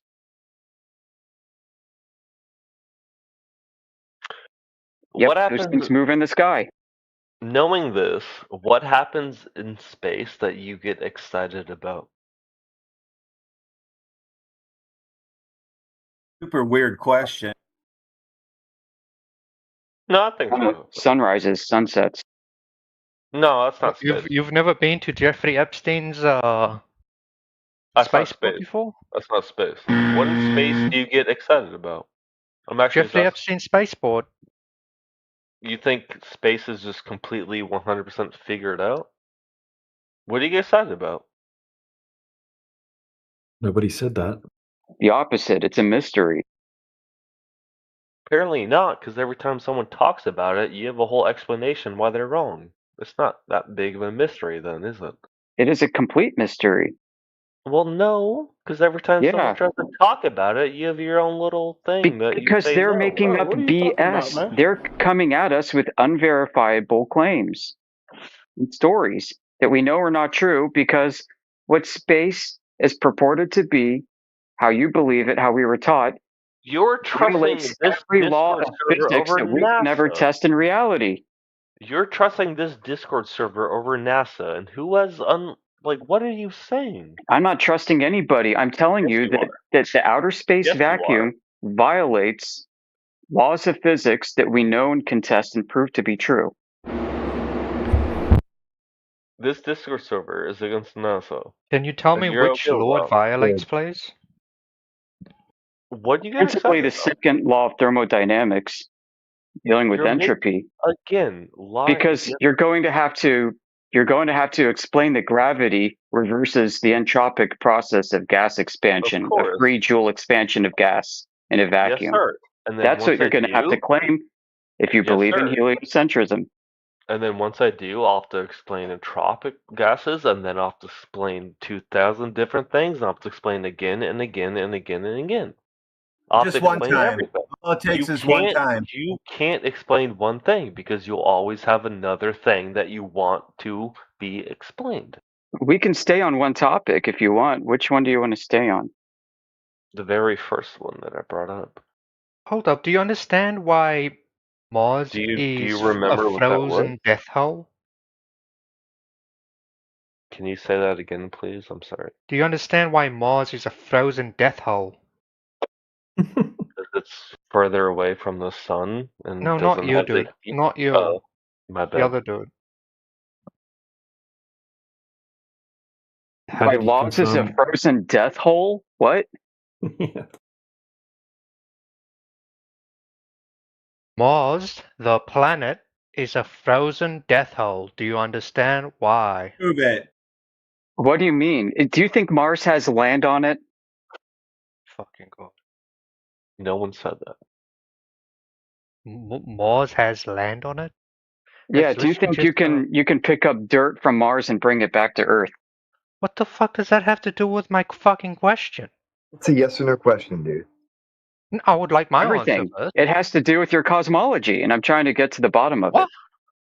The fuck does this have to do with cosmology? Try to keep up. Discussing how we think about the universe. He asked a question. Hold up. So me asking you a question about Mars refers to the whole entire universe. Is that what you're saying? Yeah, did you not appreciate my Socratic answer? No. I'm sorry. Sorry. Answer You still think no. here? I'll make it easier for you guys so you understand, because he sometimes talks right over you. You think Mars is a dirt ball floating in a vacuum? No, that's not what my question was. I told you it was the green Yes or bunny. no answer. Hold up, I'm turning off a PlayStation 5. Okay. Yeah, the question attacks your premise before you got your premise even out. Again, we're good at this. Are you denying the Who's existence we? of Mars? No, I'm asking you for evidence that Mars is a dirt ball in a vacuum. I never claimed that it was a dirt ball in a vacuum. Then why would it be frozen? What's being frozen? Okay, so Oh, okay. Oh, yeah. See, told you. I can see the future. Can we make an observation Does this guy on the speak for you? temperature? Let's just say using infrared or just detecting particles that's on Mars with the telescope. Yeah. How do you go from that to proving that it's a No. frozen Are ball of we dirt? able to do that? Are we able to do that? Yes or no? Yeah, we can make observations using technology. Yeah. Yeah, so we can determine temperature. Yeah. Depends. It depends on what. It depends. Well, I mean, do you know what the medium is between you and Mars? Oh, fuck. Yes. Oh, yeah. Oh, crap. He got me. Yeah. Did you know that space is 99% There's no plasma? medium between us. That's not how we Space measure. is We don't 99% measure plasma. Earth or Mars Can you with a provide a source? Yeah. How about Dr. Hannes Alphen? No. Provide me a source. Yeah, I'm gonna explain the source. No. Dr. Give me a study. Give me a study. Yeah, I'm going to explain it and then I'll post it. Dr. Hannes Alphen, he's a NASA scientist. Is he? Okay. He developed a paper and gave a seminal talk called Double Layers in Plasma Physics. I remember. Along with that, he also built in his laboratory a plasma sheet simulator. He addressed the entire world of astrophysicists and shamed them because they did not understand circuit theory, magnetohydrodynamics, plasma physics, or anything else which he says constitutes 99% of what outer space actually is, and derided them for believing in gravity, which is 10 to the negative 39 times smaller than the Coulomb. So, in Double Layers of Astrophysics, he describes this environment and provides numerous sources and references. Again, a NASA scientist. Would you like to see the paper? It's about 300 pages. I wish he was my dad. Give me the paper. Okay, hold on. Like, do we just forget? Like, do we forget real life at what point? The guy who wanted to talk about Mars doesn't know anything about Mars. Yeah. Yeah. This is why I was saying, like, I was afraid to like say something because What the like fucking conversation's about? you asked him a question about that, and now we're talking about who exactly? Science fiction is not Like, real life. that's why. Like, they He asked him to back his claim up and with a citation, and that's what he did. And then he explained the citation, and now he's posted. Fuck up, nigga. That's not how it Okay, started. yeah, all right, brain rot. That's not how it started. Yeah, we're not at the start anymore. I've never heard about this plasma theory, so I'm interested. We never will be with you guys. Always at You the don't end. just stay at the start of a conversation throughout the entire I'll first conversation. validate using chat, and then I'll read your paper if that's okay.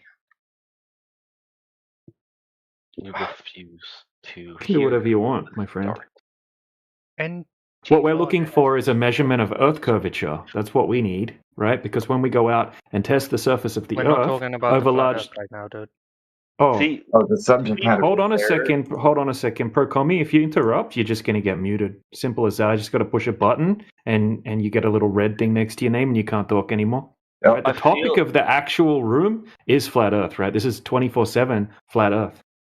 And you explained it because you said what we need.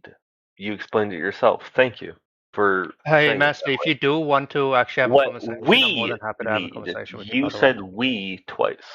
Yes. I'm interested You in guys this. are literally a group of people and who are in this. What we. Yeah. What else would we be besides a group of people? Yeah. And that is just. Yeah. Okay. But please don't talk over each other, Procomi. Jay was speaking. Please stop talking over him. Oh no, that's not true at Double all. layers. You weren't talking. Double layers. No, I was talking. You can to read that out in your own mind, Procomi. Yeah, If you have Chetty, something to add. good for him, and now he's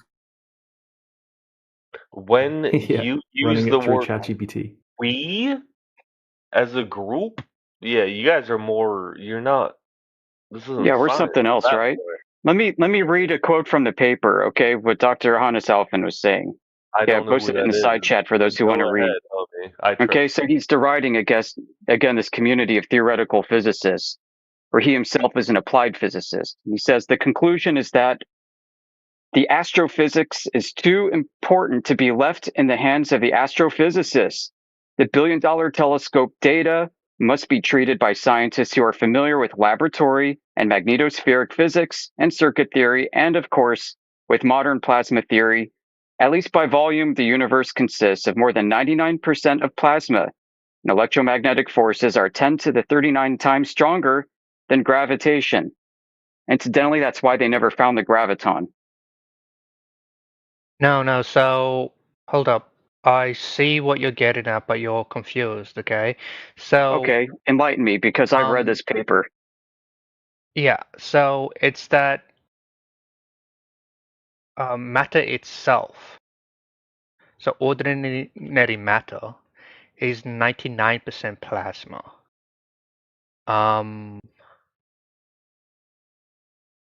But not every point in space is filled with plasma.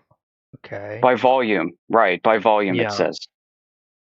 Yeah. So something Right, like so- dark energy or dark matter makes up about. Oh, that's something for real? Seriously? No, dark matter and dark energy is why you don't have curving space-time at microscopic and macroscopic levels. Could be. I still don't think we understand what dark matter is yet, though. Yeah. So why are you claiming it? All right, so here I'm going to post Well, we something know else here it's for there. you. We just okay? don't understand what it does. So- Like we can observe Right. it. So you think you know what satellites are? If I go to the NASA Goddard Space Flight Center to do satellite tracking and queries, if I scroll down, I want to query a satellite. If you can explain what this means to me, that'd be awesome. So if you want to query a satellite, it says the trace query identifies periods when one or more spacecraft are on the same magnetic flux tube of force, or periods when one or more spacecraft occupy a field line which traces down to a specific ground station. And you think everything's using gravity. Okay, so given that you've used a NASA source, I'm guessing that entitles me to use NASA sources as well, yeah? Yeah, and we can see if they conflict with each other. Because if they conflict with each other, how do you evaluate which one is true? Yeah. So, yeah, what the individual was talking about, it wasn't space itself, but just matter in general is made out of 99%. Space by volume, excuse me? Space by volume. Space in general is majority Yeah, he of it talked is about the empty. volume. That's what it literally means. He talked about the What's the volume of space? space.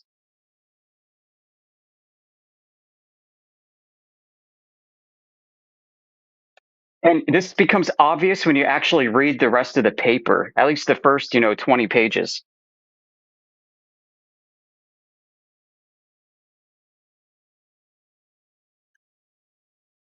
What was the guy's name? I don't want to click directly on your link. I've been Hannes Was it Alfven. Thomas what? Hannes, Hannes Alfven, Alfven. The inventor of the Alfven drive discovered Alfven waves. Okay. He founded a whole field of physics called magnetohydrodynamics, upon which modern satellites are claimed to operate, as well as all the electrodynamic propulsion technology that's been done by NASA since the 1970s. For example, Wait. did you know that the space shuttle, hold on, I'm almost done. The space shuttle, one of its missions was to test the plasma sheath. And when those shuttle bay doors open up, a gigantic steel beam raised up and would shoot off a tether with a pod at the end. And this tether would extend miles.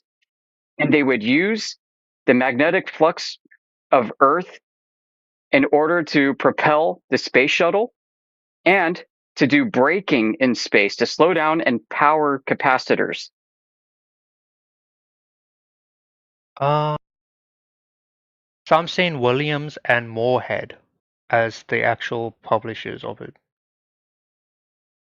What did The you say beginning of the name was? papers is by Hannes Alfven, where he's part of the team. He's addressing a group of people at a conference, and this paper came out as a one result of the of that. authors, or is he just one of the researchers? Well, if I guess he's not a publisher. He would be the guy that those researchers went to He would be the mentor of those who published the paper. Okay, so now Yeah, he's that guy.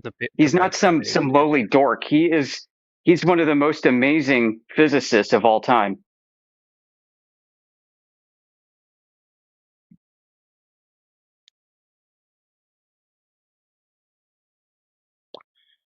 Oh wow, this fucking. He died in 1995. What was his last name? Alfven. Alfven. Oh yeah. Original. All right, I gotta go. So it was Be part back of the in 15 committee. minutes. It was part of the committee, yeah. In the paper.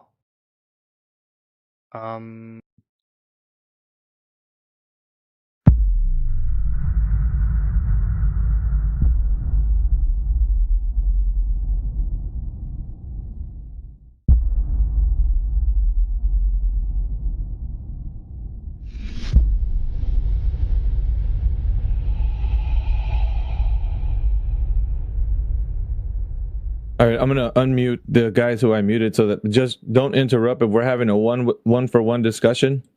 That's gonna cause audio chaos. So everybody's gonna ask questions. You do it one at a time. Jacob, if you're done asking questions, I'm gonna let the other guys ask their questions. Yeah, I'll let it go for now. If anyone else has got something to jump in. Bruce and Guns Blazing, you are unmuted. Yeah, you can ask sorry questions. about earlier, man. I don't have any questions at the moment. I'm just enjoying listening. Bruce, how about you? The questions I had previously were answered. So the most important part about our discussions in here is that we can't answer somebody if you guys interject with your questions. So we have to have control in our VC. That's the reason why you guys got muted, not because we're being, just want to dominate over your mic, because the person who's answering and asking are not being able to be heard by your over talking. Sorry. You haven't muted me at all, so that's fair. You've been. And, sorry for getting hot and bothered a little bit, guys, but people come in all the time asking us for a model and asking us for maps, and chances are they don't know what they're talking about or what they're asking for. And we do. We know what they're asking for. So it requires everybody to level set and come to the same understanding of what this even is before we can progress further. And that's what I'm trying to provide. I'm trying to explain to you how the globe was created. I can go further to describe how latitude and longitude came to be from looking at the stars, and how this geometry was constructed and not actually measured. Sorry to be a bit off topic, just answering Bloodsticker's question. No, it's not a voice changer. It's a downside from surgery. It does, yeah. No, he actually sounds like that. Yeah. We're not really too concerned with that, honestly. It's your demeanor in here that we're concerned with. Yeah, no, I don't. We don't mean to come off like, we don't. At least I don't. Are you in a group? Are you guys in a group? We know each other. I'm assuming. We're not in a group. We do know each other. I'm assuming that other people coming in questions have the same thought. Yeah, I want to You fucked up. You fucked up. Your friend said you guys know each other, not that everybody comes in with the same questions. We're not hiding it. I want to make it abundantly clear that we're not here to fucking troll. Listen, okay, so the reason why I asked you guys if you're media, because we get that coming in here. We get people coming in groups, and they write news articles about us. Like if you go to USA Today, the newspaper, go to USA Today and type flat Earth, you're going to see like maybe 2 or 3 journalists who've written dozens of articles. Those people have been in here and have lost their fucking minds talking to us, and have left in an angry fit of rage that there's such a thing as flat earthers, and have gone on to write COPE articles. So, and that's not the only example. So when we get a group of people coming in and then surveying us with questions, doing the same thing like what USA Today writers have done, I mean, it's only logical that somebody like me who takes notice of this thing would just bother to ask, hey, are guys with the media? Yeah, I think what's the most important, at least from your guys' perspective, and the takeaway is that you guys don't realize that you don't know what information you think has solidified the Earth being a globe for you. And so when you're asking us questions, it's fair, right? You're curious, you want to know what we're talking about, and I want you guys to understand you don't really know the paradigm in which you believe the Earth to be a globe in the ever-expanse cosmos that you think that it is, in the solar system, anything that has to deal with something that you can't verify. So it's important for us to point that out, because right now, like, yeah, it's also important to answer your questions, however stupid they may sound, like where's the ice wall and all that.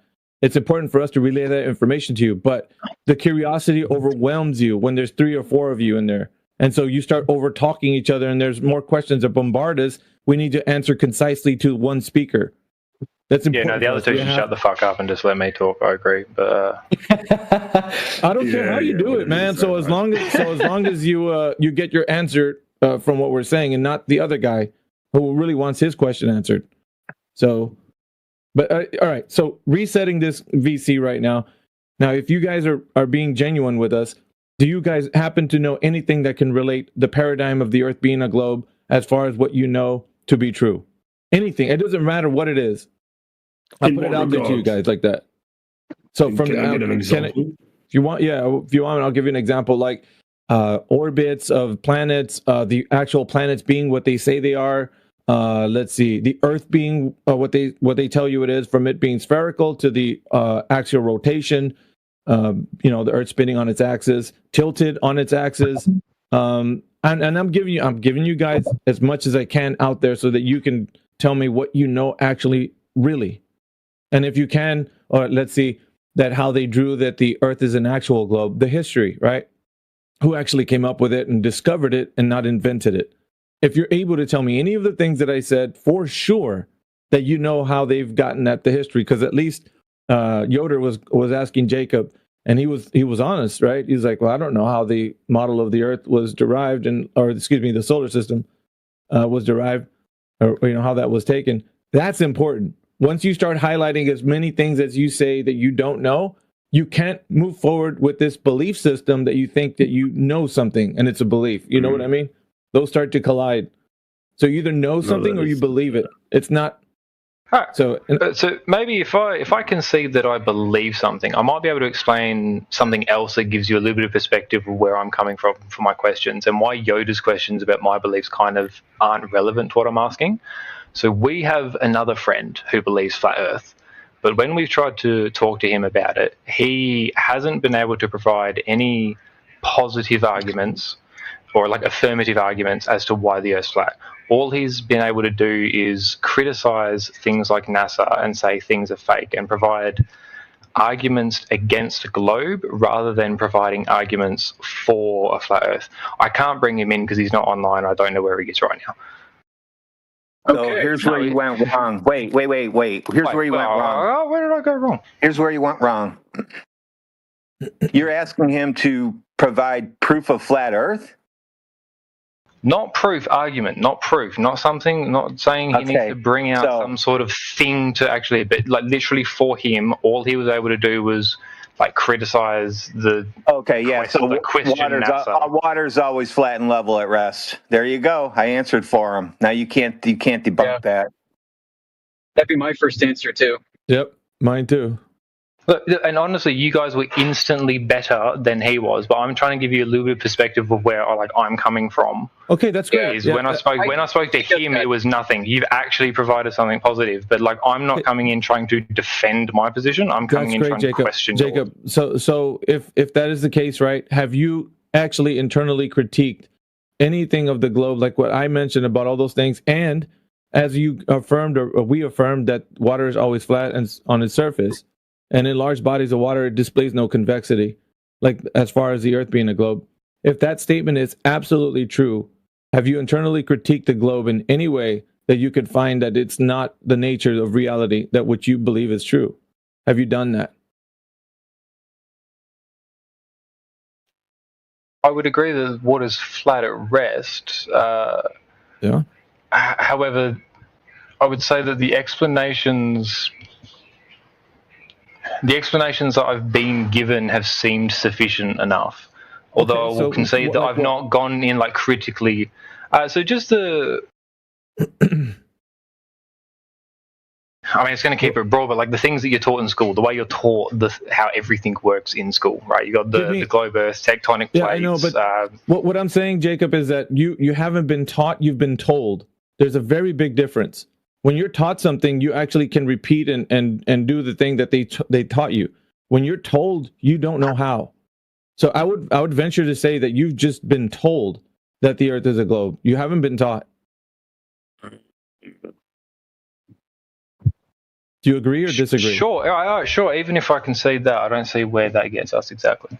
Well, because they've given you a worldview that you can't verify. There's no method that you can test the information that they've given you, which is what people in here would challenge you on.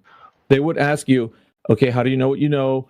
You just go on to say, well, I learned it in the 3rd grade. You know, they told me that the Earth is this and that. That's great. But what we told you was something that's very true about the nature of our reality, yours and mine. Water is always flat on its surface. It displays no convexity over large bodies. Like, if you say that that's not true, however, because of what you've been told at school, then I'd want to see the critique as to why it's not true, and the evidence, because we can show you evidence that is the true case of the nature of reality. We can. We got a lot of positive evidence that we'll be able to show that's proof that the Earth is a horizontal plane. I mean, I think we might be like a good-natured impasse because without me going and like verifying any claim that you give or me doing any, like I've not done these tests, but I believe them. I've not gone and theoretically, I've been told that you can measure the curve by doing things at certain distances and blah, blah, blah, but I've not done that myself. Of course I haven't. Oh, that's fine. I mean, so you're taking every piece of information you've heard just on a belief that is true. And don't you think that you think for you to come in here and say, nah, it's not flat Earth, you guys are nuts.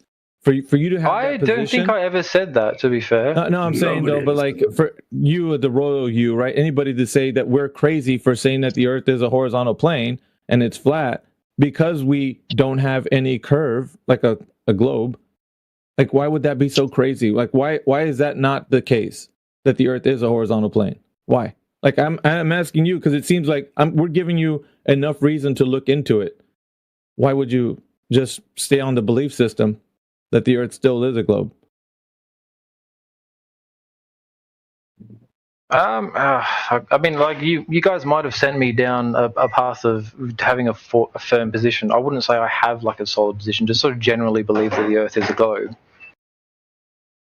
Are you content with that position? I mean, you wouldn't want to investigate farther and maybe do research to see if that is the case or not? Any one of you, Bruce and Guns Blazing, like... Well, no, that's why I came in here and I originally asked where's a good place to start, because I am interested, but I just don't know where to start because of how I was taught previously. Right, but the starting point is the starting point is internally critiquing the things that I mentioned previously. Anything to do with the Earth being a globe, like the physics, right? If the Earth is spinning, that it's going to affect certain things, and finding out if that's true or not.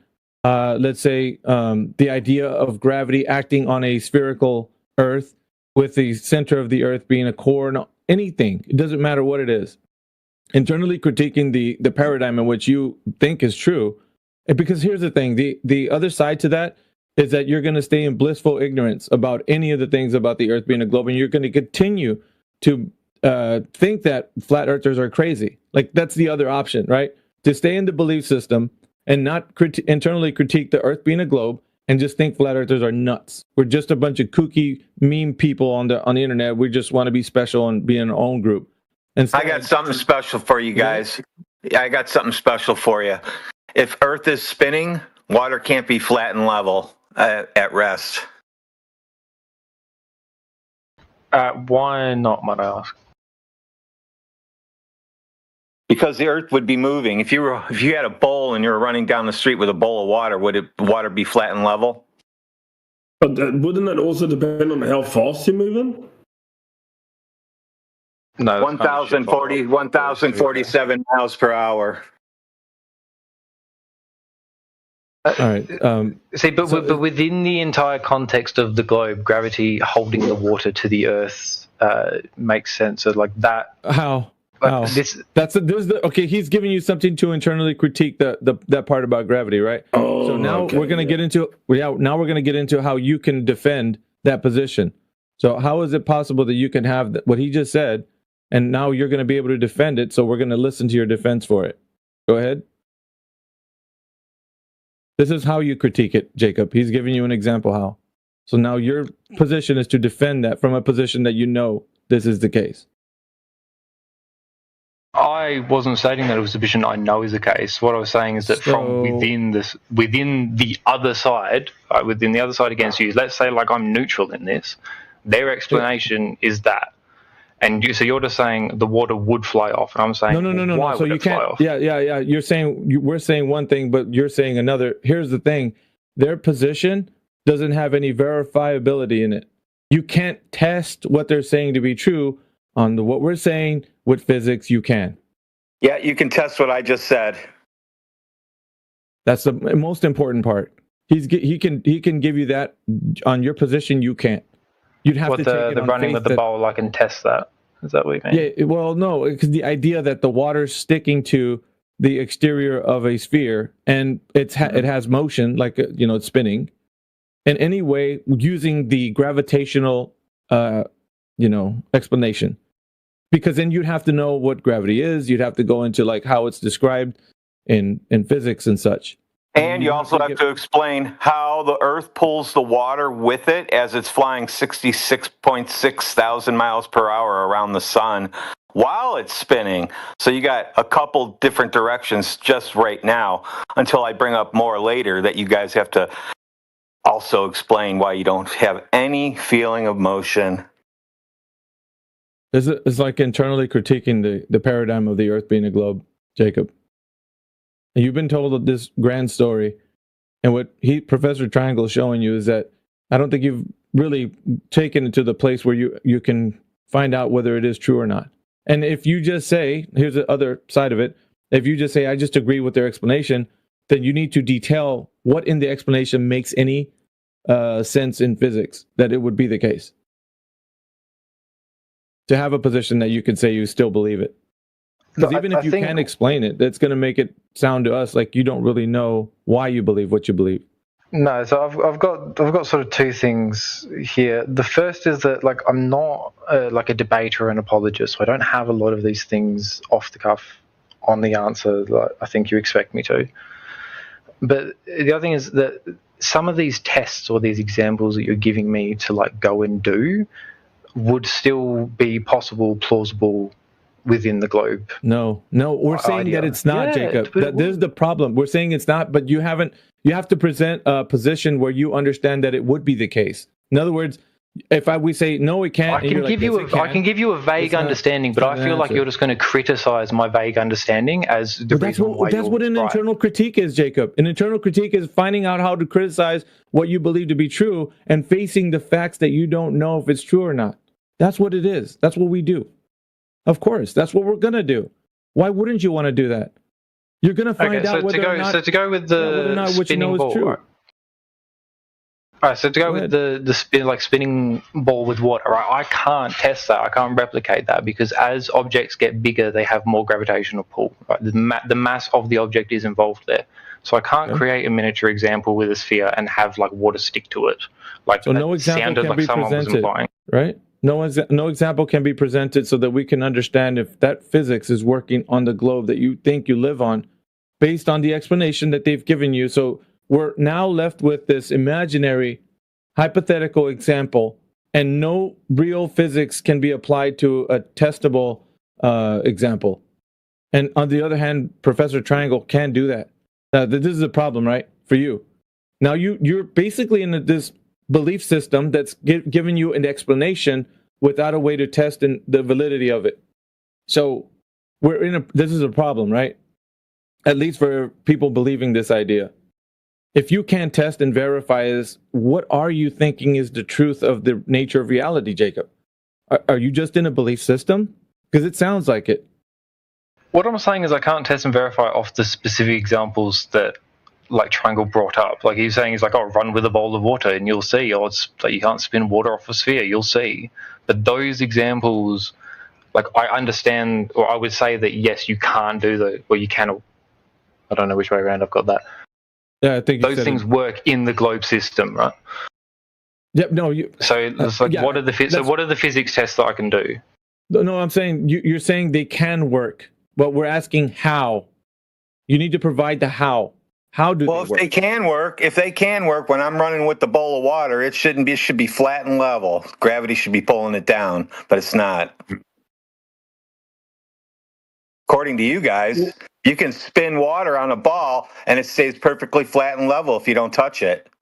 No wind, no nothing. It's perfectly flat and level as far as you can see. Not tiny bits of curve, just flat and level. So go ahead and give me an example of that on a globe.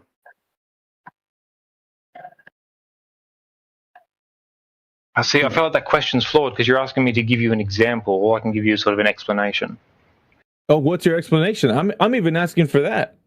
I can give you an example. I don't have to give you an explanation. I can just do things and show you, but you can't do that with the globe stuff. You can only just imagine. So Professor Triangle, now he's made a point that you can't show us an example. What would you say be the explanation? Because at least you would have that, and the explanation would have the claim that it's possible, right? So how do you think it's possible?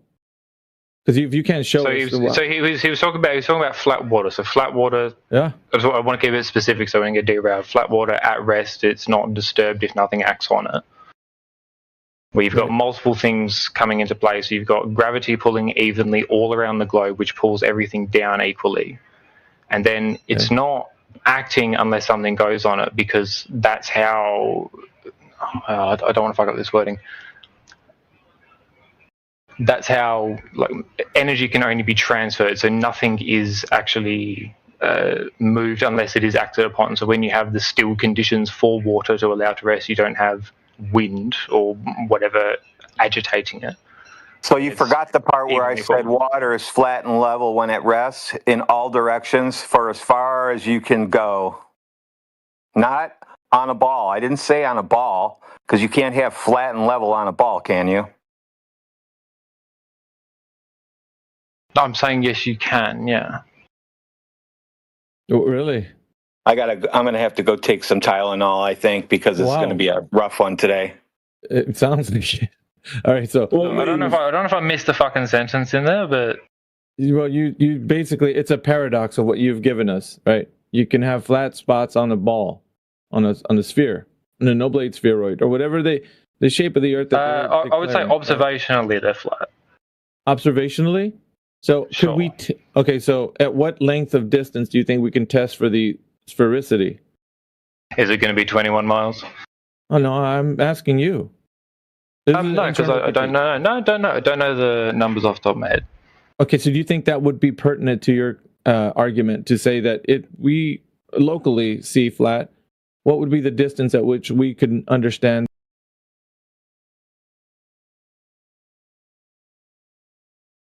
Damn, son, where'd you find this?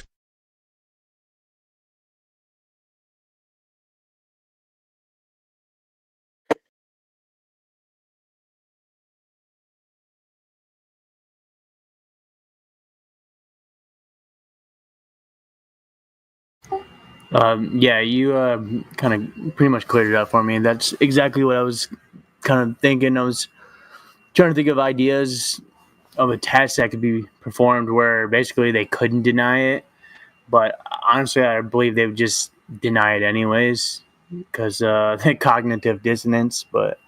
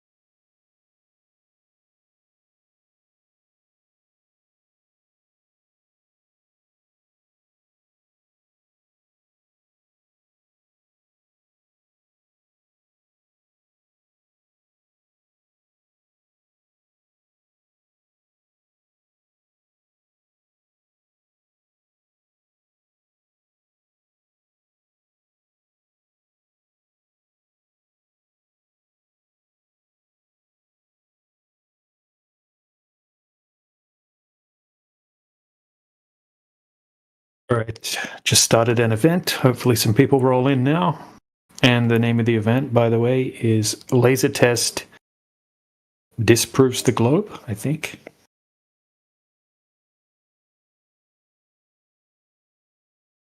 Sorry, Laser Test Debunks the Globe. But how do you convince them that refraction is not going to, We don't have to. Yeah, so it's not possible for that to happen. Okay, we also have the laser test that I'm talking about here. We have a $5,000 camera that was used with a rectilinear lens. Okay, meaning that it mitigates distortion, lens distortion. Okay, and this guy has a side view of the entire 6-mile distance over the laser test that he did. Okay, it shows the laser is not curving. It shows the curvature is not there. And we can even compress the image, right? This is an 8K image. Well, not the one that I put in the side chat. This is just a copy of it. Okay, but we have the image, the 8K image. We can compress it horizontally and we don't see the laser curving down. But the laser's hitting the target from 3 foot height to 3 foot height over 6 miles.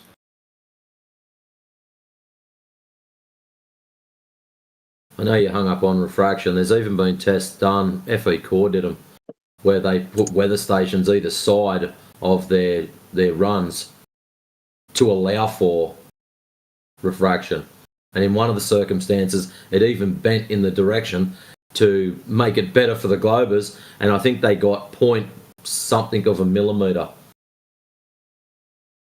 over about 7 miles. So if you want to claim refraction, go for it, bro. But if they're only getting not even 1 millimetre over a 7-mile distance, then I don't know where you're going to get your extra, 40 feet from. Well, 90 meters. Was that what it was? 90 meters. There you go. Ouch. Yeah, so it's just a cope. Usually people that say refraction as an explanation, they just heard it on some flat earth debunking video or something like that. They just know how to make that noise with their mouth, essentially. All right, that's the extent of their knowledge on refraction, is just how to say the word. You could very quickly expose that they have no idea what they're talking about when they say that. And they don't realize that refraction is actually the worst nightmare for the globe. It's the right. It yeah. So, Noki, as soon as you squawk refraction, what you've done, in essence, is thrown away any physical geometric claims of Earth. Because everything's just based off refraction now. Yeah. In other words, you will never see it, ever. And it doesn't matter how hard you try, you will never see it. Because refraction always makes it look flat.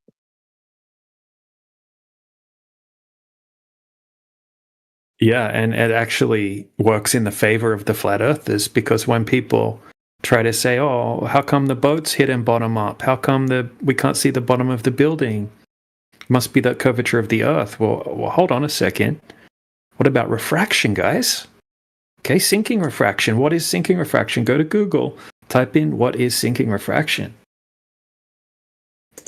Right? We don't even have to worry about the flat earth claims. We can just use the globe. Right, the mainstream optics experts on the globe side. Right, so if I go to Google right now, what is sinking refraction? Let's see what comes up. Sinking refraction is an atmospheric phenomenon where a distant object appears lower, smaller, or completely hidden behind the horizon due to light rays bending upward. Right, so most of the citations will tell you that it's not actually hidden by anything. It's just an atmospheric effect. So was that taken into account when they're showing us their evidence? And the answer is no, it was not. And because the globe side is forced to make hyperspecific claims about, oh, this thing in the distance is a tiny bit lower, that's the curvature of the Earth. Well, okay, well, if you're going to make a hyperspecific claim, you're going to have to account for all of the variables, especially the one that you guys like to chant all the time, refraction. So how would someone even account for refraction? And then the Globers are just completely stumped at that point. They're like, oh, well, I'm not a scientist. I don't know. Their AIs aren't going to help them, right? Because the AIs are going to tell them that refraction is limited.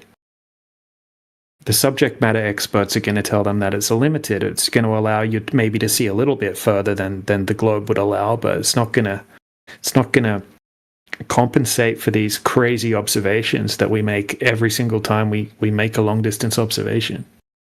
It's literally just a cope. Yeah, they create a win-win situation for them. So when there are no refractive conditions present, according to them, there's always terrestrial refraction that's always ever present to rescue the globe.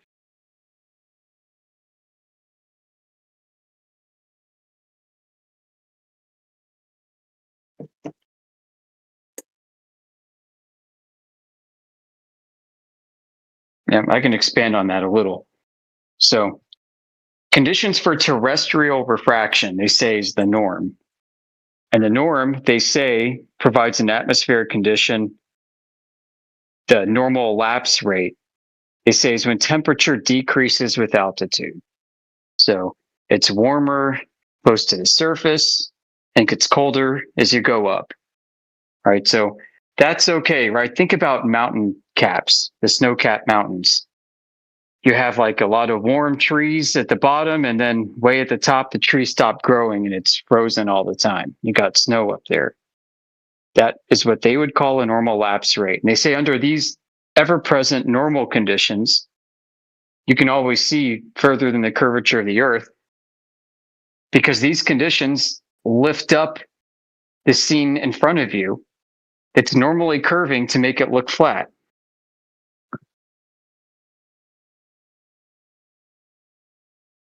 That's funny. Because if you then read what the definition of super refraction is, super refraction, right? You think super, that means lifting up. It's the opposite of sub, super, sub, super, super.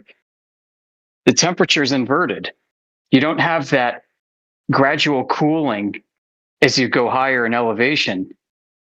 Rather, it's a gradual warming. And they say under this condition, you can see further than the curvature of the Earth too.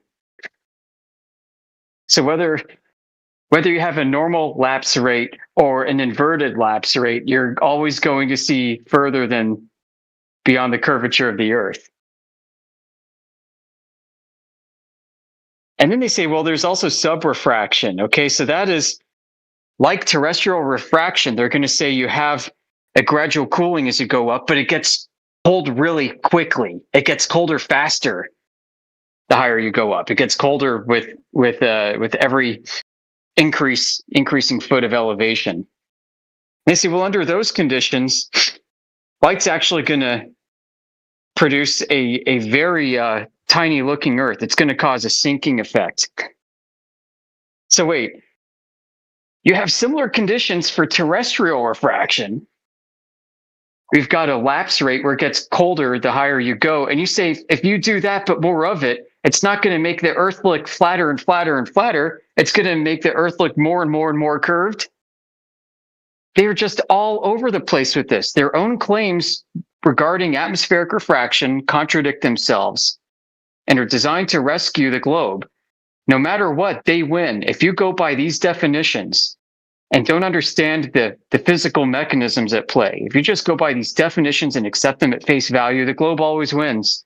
The globe wins no matter what. Every observation is explained by the globe. Earth looks flat? Yeah, because it's a globe. Earth looks like a globe? Yeah, because it's a globe. You see Earth curvature? Yeah, that's a globe. You don't see Earth curvature? Yeah, that's a globe too. This is unfalsifiable garbage. Because if you accept these definitions, you have no means to falsify the globe. And if you have no means to falsify the globe by accepting these definitions, then you're not really being fair. right? You can't call yourself a scientist, that's for sure.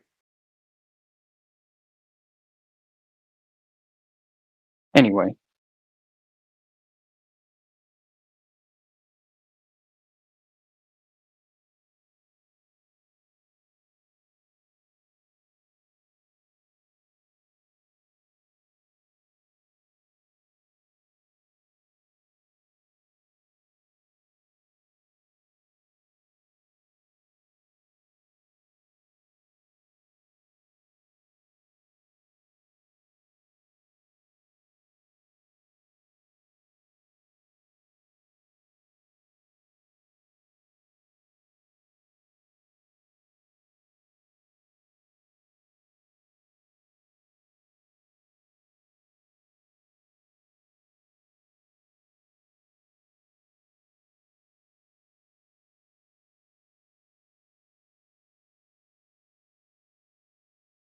Hope all you Globers had your buckets out when you had us spitting facts.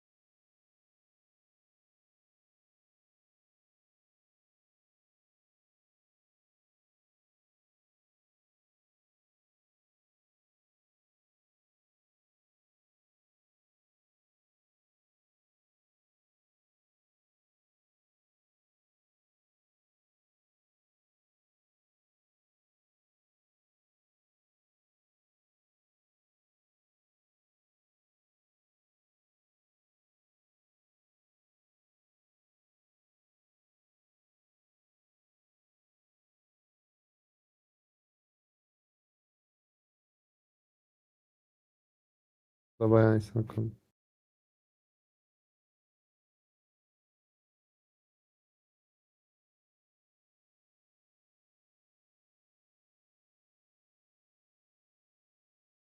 Ben Almancayı da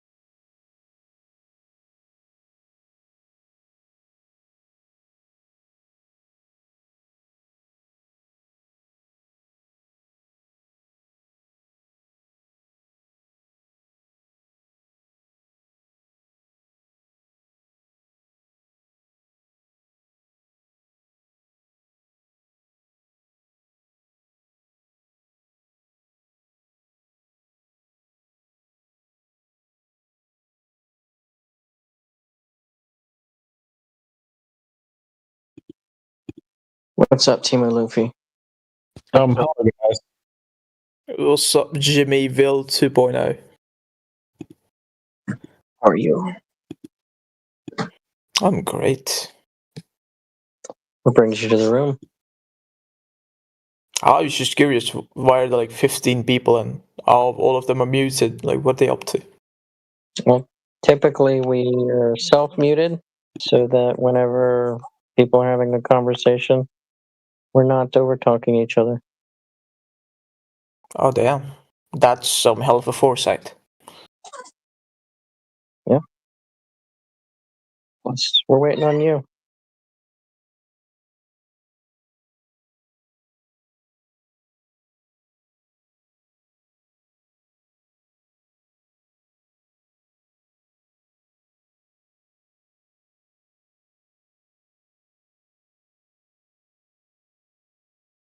That's it? It's the only reason why you came in? Jimmy, so... honestly.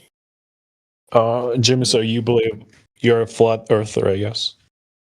I don't believe that I'm a flat earther, no. Do you believe that the earth is flat? Not a belief, it's a known thing. Similar to how I know my height because I've measured my height. I see.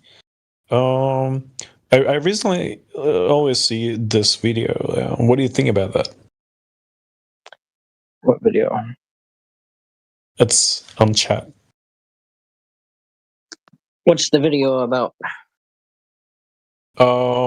It's about flat earther accidentally proves the earth is round in his own experiment. So this guy's, doing some experiment trying to prove that the earth is flat. Turns out they prove that it's round. The video, it's actually went viral a couple of weeks ago. Yeah. What's the name of the guy? I don't know. I just watched the video. Oh. Is it where he makes a cardboard cutout, puts a hole in it, and then puts a flashlight through it? Mm-hmm. Yeah. Okay. Yeah. What did they say that he did? I don't know. It didn't work as they intended, I guess. Okay. What was the intent? I think they thought they would see the flashlight if it's flat. They were not able to see it, so they just lifted up a little and they were able to see it. So the distance that they had, all he had to do was pick it up just a little bit, and then he was able to see it? I'm sorry, what? Okay. What was the distance between the two? If the Earth is flat, does it really matter the distance? It does matter the distance, because if he's proving that the Earth is a globe, now you have to include the globe's geometry. No, but they were trying to prove that the Earth is flat. So in my by the way, I'm not trying to disprove you or anything, but in my logic, if the Earth is flat, they should have seen the flashlight. They did not. So they just lifted up a little, and after that they were able to see it. That's my point of view. Okay. So what you're saying is it doesn't matter the geometry of the Earth.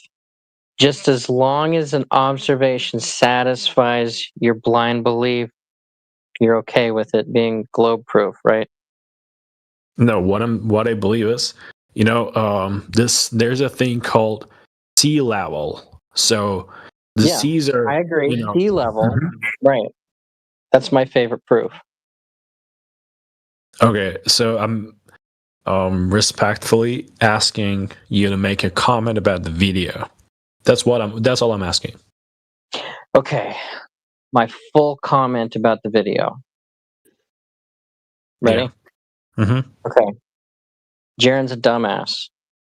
And then the people that made that video signed away their rights to Netflix so that they had no editorial power in the production of the show, right? All they did was self-video, have a camera crew follow them around and make a video, and then Netflix took over the editing. Okay? They were supposed to use a laser. They didn't get to use a laser because dumbass broke the laser, right? Which I don't fucking know how that functions, but that's what they claim. Now they're going to use a flashlight and try to put this flashlight through one hole and then try and see it at the other end. And now you think curvature of the earth is causing the obstruction when you lack understanding in the way light perturbates through the air, and especially going through a porthole. And then now they stick it up above the cardboard, and now you're able to see the light.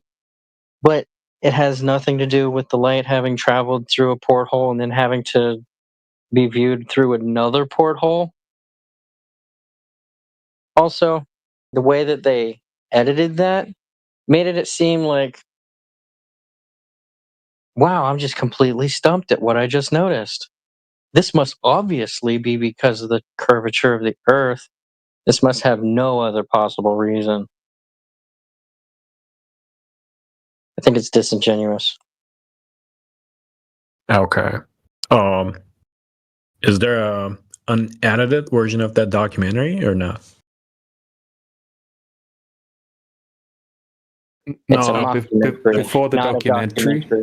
Yeah, before the mockumentary, right? Because we can't call it a documentary. They had agreed with the flat earthers that they would actually hand over all of the unedited footage at the end because they were supposed to be doing it in good faith, right? They weren't meant to be making something that was against the flat earthers. Okay, but at the end, they refused to hand over any of the footage. And what Jaren says happened is he lifted he couldn't see the light, and then the guy lifted the light up, and then he's like, oh, I can see the light. Right? And then they cut it, and then they switched to some footage of Jaren saying interesting, which he apparently didn't even say. He said that 4 hours earlier, and they edited that in. And then apparently what actually happened was he lifted the light back down again, and he says, oh, I can see it now. And then apparently they went back there the next day and they realized there was actually a tree that might have been obstructing the view, right? Sort of blowing around. So I don't know why they set it up at nighttime and could have had a potential tree in the way, a tree branch or whatever. But the whole thing was a mess. Apparently the flat earthers, the globe earthers both walked away from that saying, oh, that was a fail, right? That didn't prove anything. But the way they edited it in the end kind of just made it look like the flat earth has debunked itself. I mean, it's a tiny little clip. It doesn't show the full test, but we've got tests that just blow that out of the water, right? So that was only over a short distance. Okay, here's a torch test in the side chat over 13.7 miles. Okay, so he's just set up his torch on a camera. On a tripod, 5.5 foot high. Right, just a second. Yep. So I'm just posting some screenshots. Right, this is all out of a full length high definition video, but I took some screenshots just so I could show people on the fly. Okay, so basically this is him. He's got his torch set up, and then the image on the left is the cameraman on the other side of the lake, 13.7 miles away, and he can see the light of the torch. Okay, then in the video he says, okay, put your hand in front of the light. Right, so he puts his hand in front of the light like that, and then instantly you can't see the light anymore. And then he takes it away again, and you can see the light. Right, and they keep trying this until they actually get the light down to, I think, 9 inches above the water. Okay, so over this distance, there should be 78 foot of curvature blocking the light from being seen. Or when he lowers it down, it's like 107 foot. So here's a proper test that's been done, right? Anyone can go and do these tests themselves to validate it for themselves. But yeah, the Netflix thing was just a train wreck, really. It was like a hit piece. It turned into a hit piece against flat earthers, like a mockumentary. I see, man. Thanks for that. And thanks for explaining. Oh, no worries, man.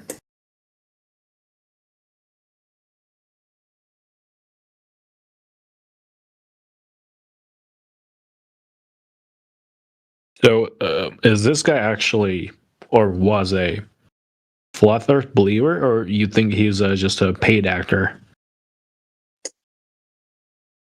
I think he could have been in it just for the money, because yeah, like he popped up in 2015, 2016 when flat Earth content was blowing up like crazy, and a lot of his content was just kind of copying content that other channels had made and making it like a little bit better production quality.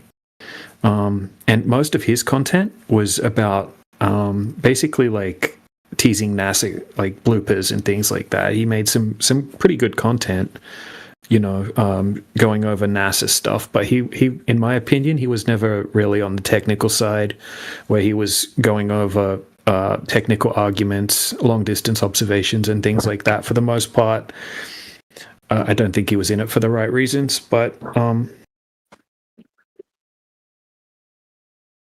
yeah, so I mean, he was like charging people $200 to have like an online dinner with him where he teaches you how to be a better man and all sorts of cringe stuff like that. So I don't know. He was never very well respected in the 24/7 flat Earth community. And also, this is the main problem. He had like this model that he would adhere to. He would say that the AE map, right, like the round map with the ice wall around the edges. He'd say this is the flat Earth model, and then the sun and the moon move this certain way over the top of the flat Earth model, and he would kind of stick to that, you know. And that's not necessarily a very good argument either.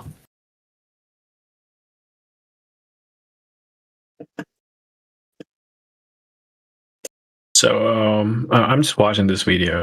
This guy. Hold on a minute.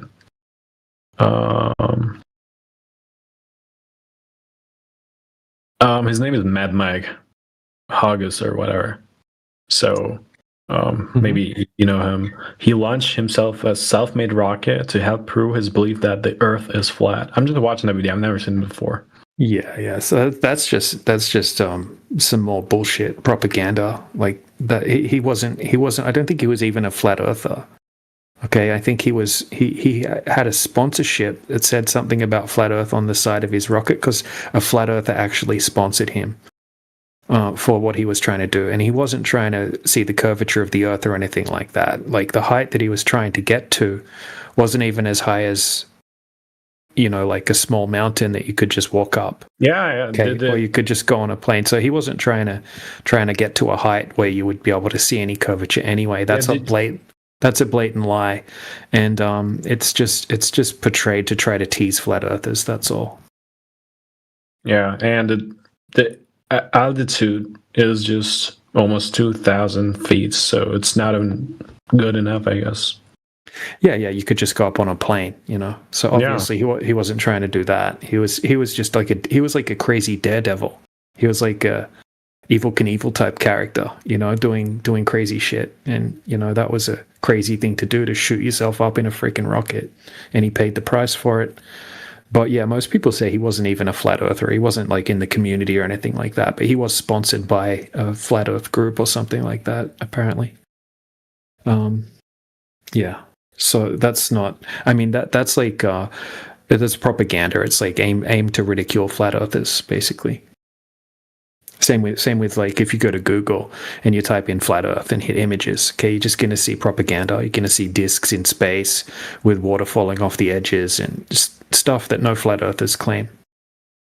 So, do you have a picture or photo that you believe the world's like 3D version? For example, like when you Google it, the Earth is round. It's just 3D version and it's round. Like, do you have a picture of your imagination of the Earth, like this is that you can say like, okay, Earth is flat and looks like this? Do you have a picture or something like that? No, because we can only get up to a certain height, basically, right? Not high enough to get much of a picture of the Earth. Okay, we're not claiming to know the shape of the Earth.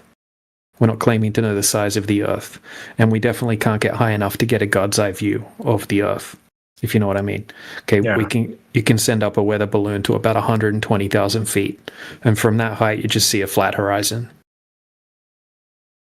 Right. There's even restrictions, like the Outer Space Treaty, that prevent people from actually going up past a certain height. I think it's about 120 kilometers or something like that. You're not even allowed to film above a certain height. They say it's for national security purposes and all sorts of different things. It's called the Outer Space Treaty. You can look into that if you want, but that's why like no one can independently launch a rocket or a satellite above a certain height.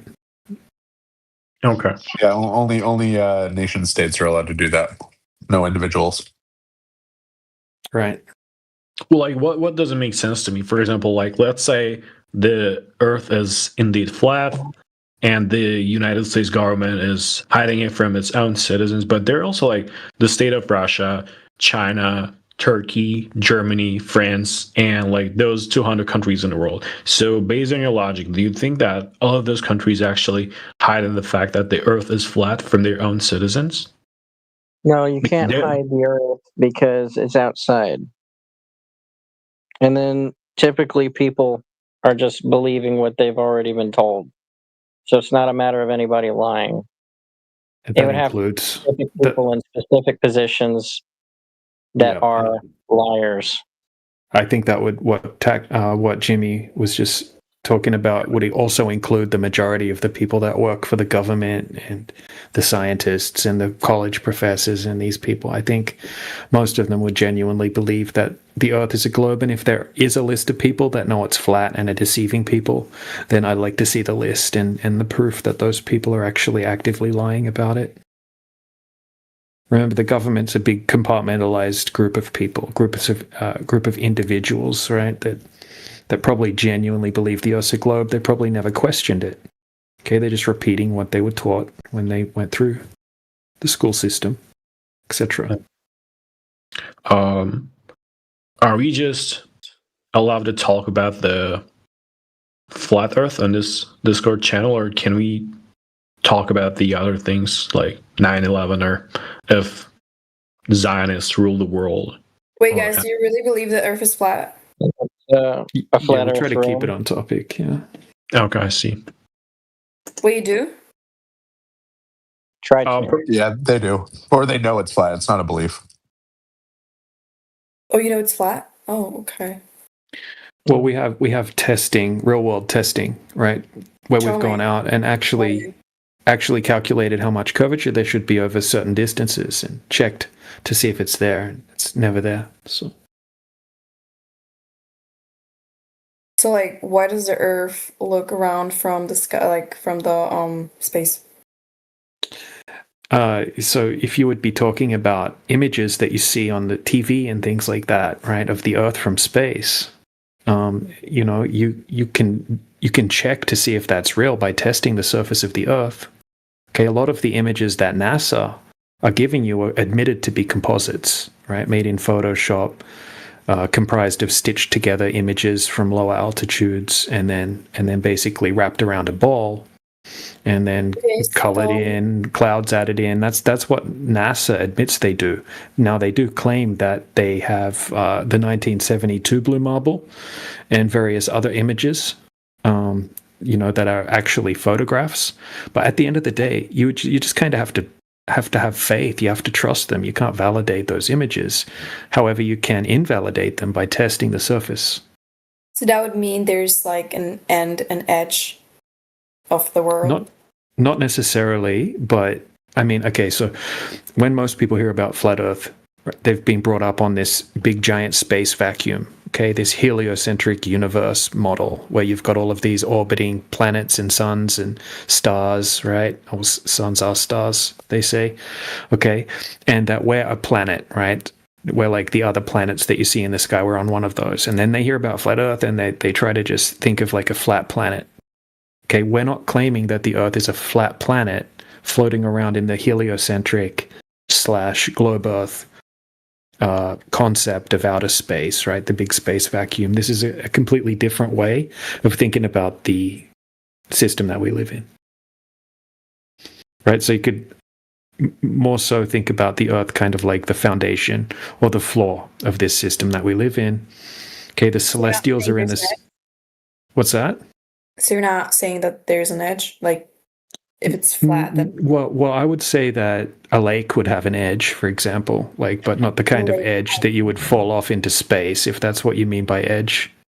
yeah, that's what I mean by edge. Because if it's flat, then it needs to have like, right, a surface that like, I mean, and right, it's a place that. Yeah, I agree with her. Actually, I was expecting like if the Earth is like flat, I was expecting to see an edge where I can fall. Exactly, but like no one. What would you fall off? What would you fall into?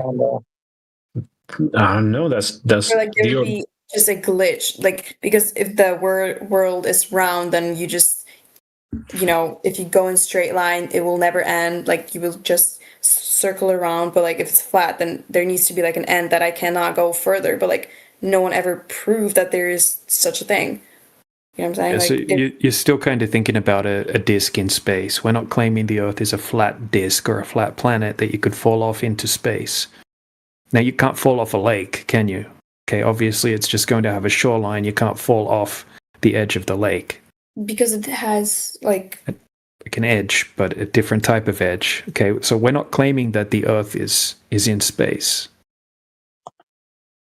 Okay, so it's not in space? Yeah, so have a look in the side chat, right? So that's not what we claim. That's what the media will show you that flat earthers claim. So how do you think it's positioned in the universe or whatever? Do you even believe in the universe? Well, I don't think it's the universe as we've been taught growing up. Okay, I would think of the Earth more like the foundation or floor of the system that we live in. Okay, then we would have the celestial bodies that basically move in repeating patterns in the sky, in cycles. Okay, always resetting. And that would, the sky, you could kind of think of it more like a giant clock. Right, that's moving in cycles, just like we all experience. Okay, we're not saying anything that people don't experience. Okay, so we would say that if you want to have a large body of water, you need to have a container for that water.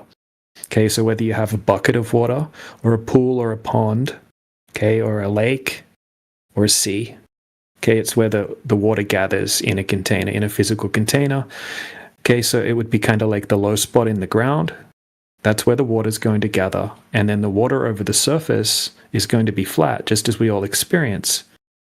Now, they will tell us that, okay, we experience the Earth as flat and stationary, but really we're really small and the Earth is really big, so you just experience it as flat. Okay, so what we're doing is we're going out and saying, okay, well, you're actually telling us that the water's bending over distance, so let's calculate exactly how much it should be curving over 20 miles, for example. Okay, and we can calculate that it should be curving 266 foot over 20 miles. That's like a giant skyscraper building, basically, like a 26-story skyscraper. Okay, so we can go and test for that curvature that should be there over that 20 miles using different methods.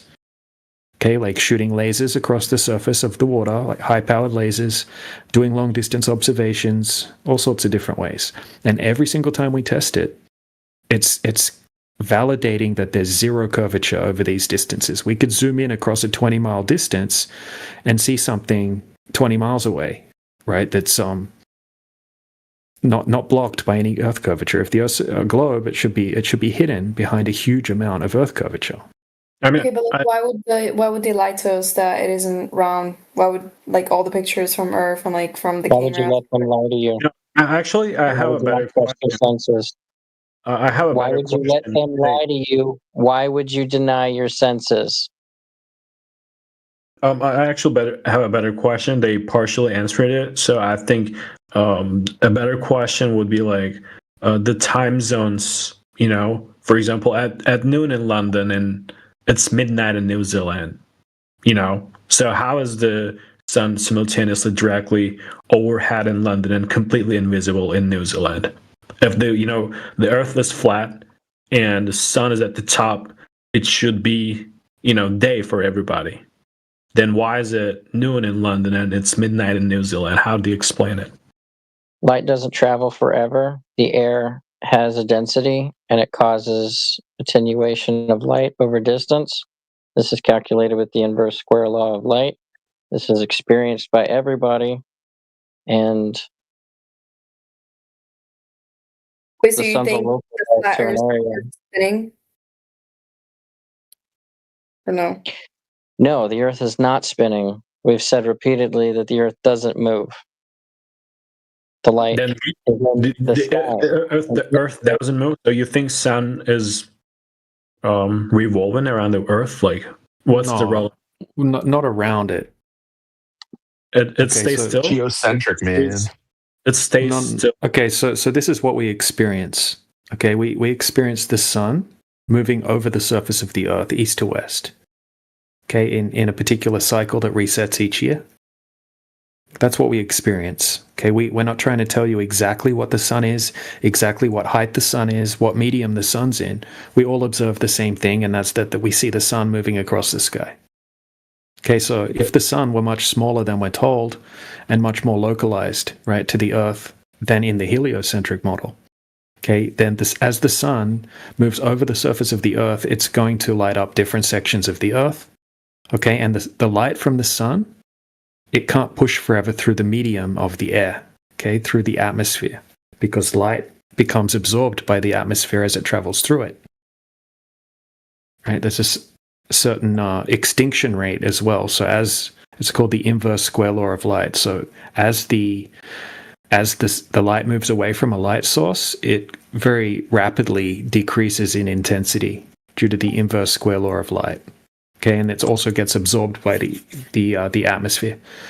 Now, think about this as an analogy. Okay, so let's say you go to the ocean with nice clear water in the middle of summer and it's midday and the sun's directly above you. If you dive down just 200 meters, right, it's pitch black. You can't see the sun at all. You can't see any light from the sun. It's just blackness. Okay, that's because the same thing's happening, but through a denser medium than the air. Okay, so the water is absorbing the light. The light's scattering. It's reducing in intensity, but mostly it's the medium that's scattering the light, basically absorbing the light. Okay, so the air does the same thing just over a longer distance. But you should still see the moon or the sun.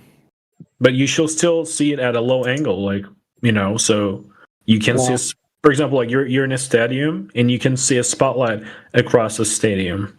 So why is it completely dark and what blocks the way? I mean, it's just. It's a different scenario. I was gonna say, like, even if the oh, go ahead, sorry. You're talking about trying to compare a vast area like the surface of the Earth to a stadium, right? Your light has enough intensity to perturbate across the stadium, and your eyes are able to see the light. Okay. Now the sun being farther away and not intense enough to perturbate the light in your area. How is this difficult? I mean, that's visible light, right? Like, if this was true, right? If it's actually the attenuation of the atmosphere that causes night, you should be able to see, high energy particles that aren't actually attenuated by the atmosphere, at any time of night, at the horizon, at the azimuth that the quote unquote sun disappeared at or went out at. So you should be able to use like X-ray or gamma ray spectroscopy to even, see the sun, even though it's not there visibly. So like I that's one of the main holes I see with the atmospheric attenuation explanation of why there's night in some places, or sort of like the spotlight sun explanation, because other spectrum outside of visible should be detectable and they're not. Is this because you're assuming things should be doing this and then they're not doing that, so it must be the case that it's not doing that? That's correct. Yeah, so who did these tests? Who did the tests that you're talking about? Well, I'm just saying, like, you see the sun has X-ray emissions and higher energy emissions. That's you making shit up, dude. What? Really? Okay. Sure, I'm happy to pull a citation on that. Cool. Yeah, you agree that a medium will absorb the sunlight, the light, right? The visible light. Oh, yeah, that's why we have sunsets. If there was no medium to absorb this thing, then it should be doing this thing, but we're saying there's a medium, so it must be the case that it's his idea and not the thing that he just said. Well, if there was no medium, it would do it. No, there is a medium. I'm saying when the sun's directly above you, you can detect X-rays coming off of it, right? And X-ray at those wavelengths are not attenuated by the Earth's atmosphere. So, if you just increase the amount of medium between you and the sun, it shouldn't matter if for high energy wavelengths of light. So they should still quote unquote be there at the azimuths that the sun, quote unquote set. That's wrong. If you increase the distance of the medium, of course it's going to affect it. You're a downright liar. Wait, what? No, that's not true at all. If you have more medium between point A and point B, it is going to affect what you're shooting through. At different rates, though, right? Like if you're attenuating, you just said blatantly that it does not affect it, and now it affects it at different rates. Make up your mind. Oh Lord, you're assuming that 1% is. I'm not assuming anything. I'm just going off what you said. Yeah. Let's go look at the X-ray emission of the sun. Let's go and sidestep what you said now. Does it affect it or not? Yes or no? Oh, Jordan. Y'all deal in black and white. You can answer it. Nuance has no place in this conversation. Nuance. You're an idiot. Nuance. Doesn't like getting called out, does he? No, you're good. I'm happy to pull a citation. That's fine. New person in the room. They're asking questions. Immediately dive on the gears. No, it's fine. You can go back to whatever you're doing. I'll pull citations. Don't ignore me. That's fine. That's cool. Yeah, post your citations. So we're happy to go over them. Right. So did you just claim that the X-rays are not? They don't suffer from attenuation, right? They're not absorbed by a medium. I'm saying a higher energy. Is that what you particles. said? Yeah. Pretty sure you said that. Yeah. I'm saying higher energy particles outside of visible or visible spectrum of light, would be affected. So name one. So name one. So you said X-rays. Yeah, sure. I'm gonna go look, and I might be completely wrong, but it might be the other opposite of. So from what I'm looking up, microwaves. From what I'm looking up so far, you seem to be completely wrong. I mean, you say things very confidently, but every time I look into the things backwards. that you say, quite often you're completely wrong. Yeah, no, I'm shooting from the hip on that one. If you're, it must be backwards then. So it's lower wavelength or higher wavelengths, lower frequency. So you gotta look at radio and microwaves then, not X-ray. Below visible light. Okay.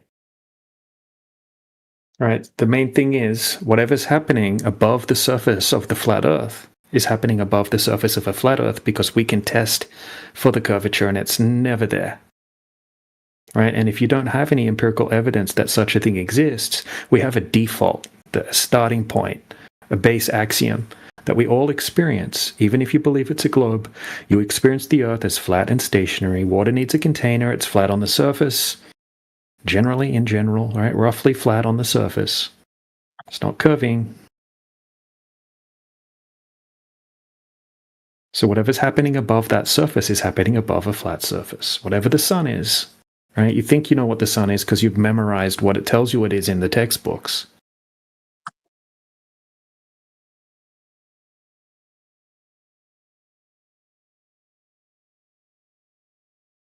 Yeah, I got the atmospheric absorption as a function of spectra. It's opposite of what I thought it was. I apologize. It's okay. So it's microwaves and it's all good, waves. Josh. I like your questions and your pushback and stuff. It's all good. No, I'm trying to figure this shit out. That's why I'm here. I'm a liar? I'm not a liar.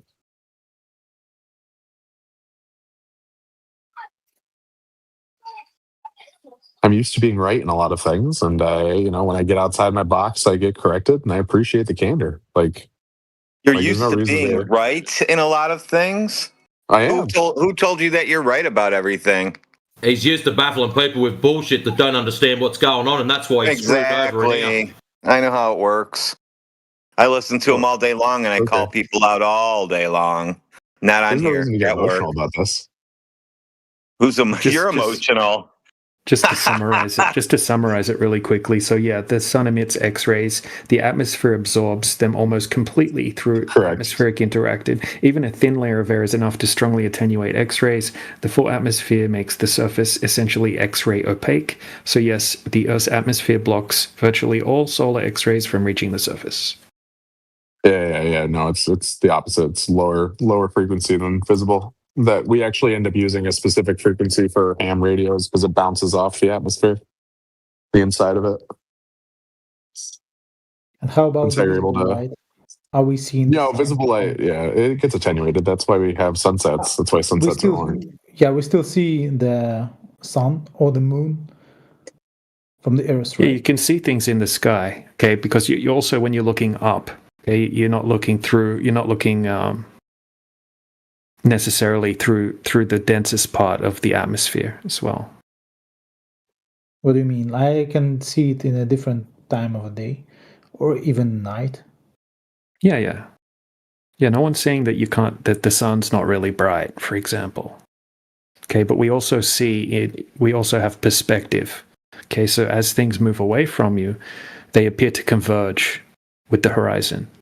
Okay, we have a limitation, we have a field of view. Right, you know how when you look down a hallway, everything converges into a point? Yeah, so it's a point, right? So it should be visible anywhere with a good enough zoom. No, that's why so you can't see stars when they're on the horizon.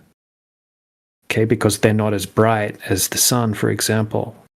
Okay, so when a star is 1 or 2 degrees above the horizon, you can't see it.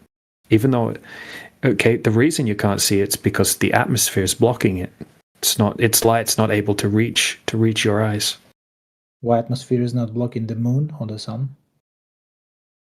Yeah, it's much different than a star, right? Different intensity, and yeah, we don't claim to distance, not the brightness. What's the distance to the sun or the moon, right? You've been told a story. I was taught the same story that you were taught. Okay, I know the Let's story. Not fall into it. Why I see the moon and the sun?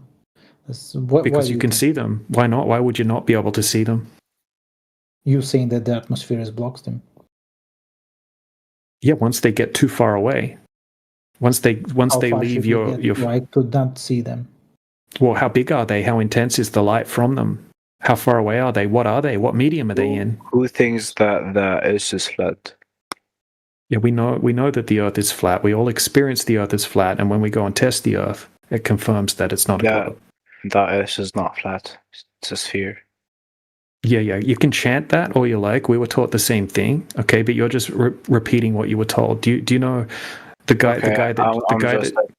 I will just ask you a question. You're just repeating. Why do you think that the Earth is flat and it's not a sphere? Because when we test the surface of the Earth, there's no curvature. Okay, most of the sphere, most of the globe is claimed to be covered in water. Over 70%. You want me to give you the full answer, or? Okay, I'm sorry. How do you test it? By the oil rigs, I suppose. Yeah, we can test it anywhere, right? Anywhere where there's a large body of water or a large flat surface. Okay, water is probably the best place. Frozen lakes, even salt lakes, things like that. Okay, where we have a level surface. We can calculate exactly how much curvature there should be over distance, and then we can test it. We can test it using all sorts of different methods, and that's been done. The best one to test it? Like, what do you suggest to? I don't know. Probably using probably infrared cameras. Okay, it's a good method. Laser tests can be good. I think just general observation is good as well. Just depends on the conditions, depends on the equipment. You should also know the size that they claim and the geometry based on the claim, because otherwise you're just going off what you feel like it should be. They've made an objective claim and you're trying to falsify an objective claim, not a subjective one. So do you know what the radius value is? Of a circle 2 by r. Yes, that's the equation. right? That would give you the circumference using the radius. I'm asking you, what is the radius value of the Earth? What do they claim its size is? So, do you mean that the Earth is so big so we don't see the ocean? No, so what I'm saying is if you was actually able to dig a hole from the United Kingdom to Australia, that would be a diameter, and half of that would be the radius. Do you know what the radius value is of the Earth? No, I don't know. I didn't search for it. Okay. Step 1, learn that number and the geometry that's claimed based on that. That way, when somebody asks you how far away is the horizon, you can say, well, if the Earth's radius is 3,959 miles, then the distance to the horizon should be 1.2 times the square root of the observation height in feet. But the Earth is a Then, sphere. when you go outside and you check, and you see an object that's 9 miles away, and the horizon is beyond that, and you decide to kneel down 1 foot above the water, and the horizon is still 10 miles away, you know that you're 9 not looking kilometers, at the shape of but the the human sphere. vision is 6 kilometers.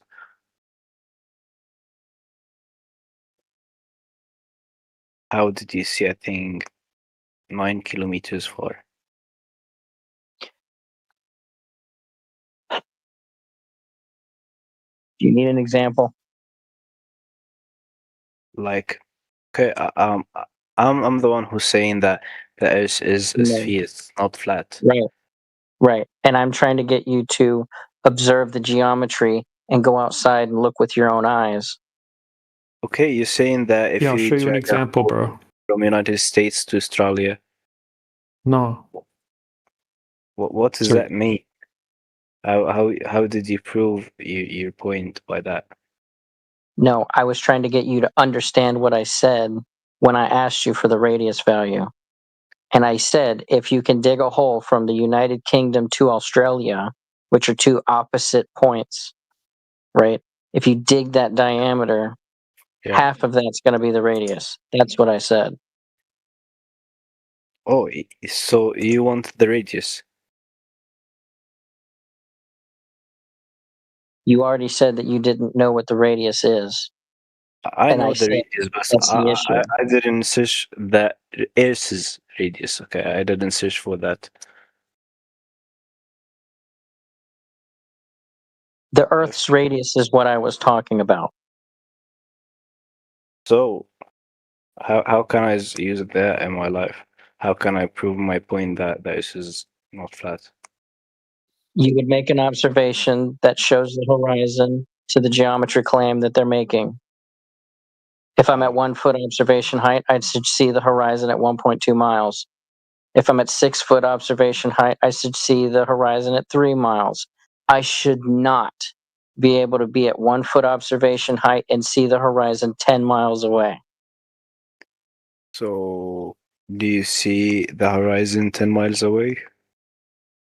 Yes. Can you take a photo of it?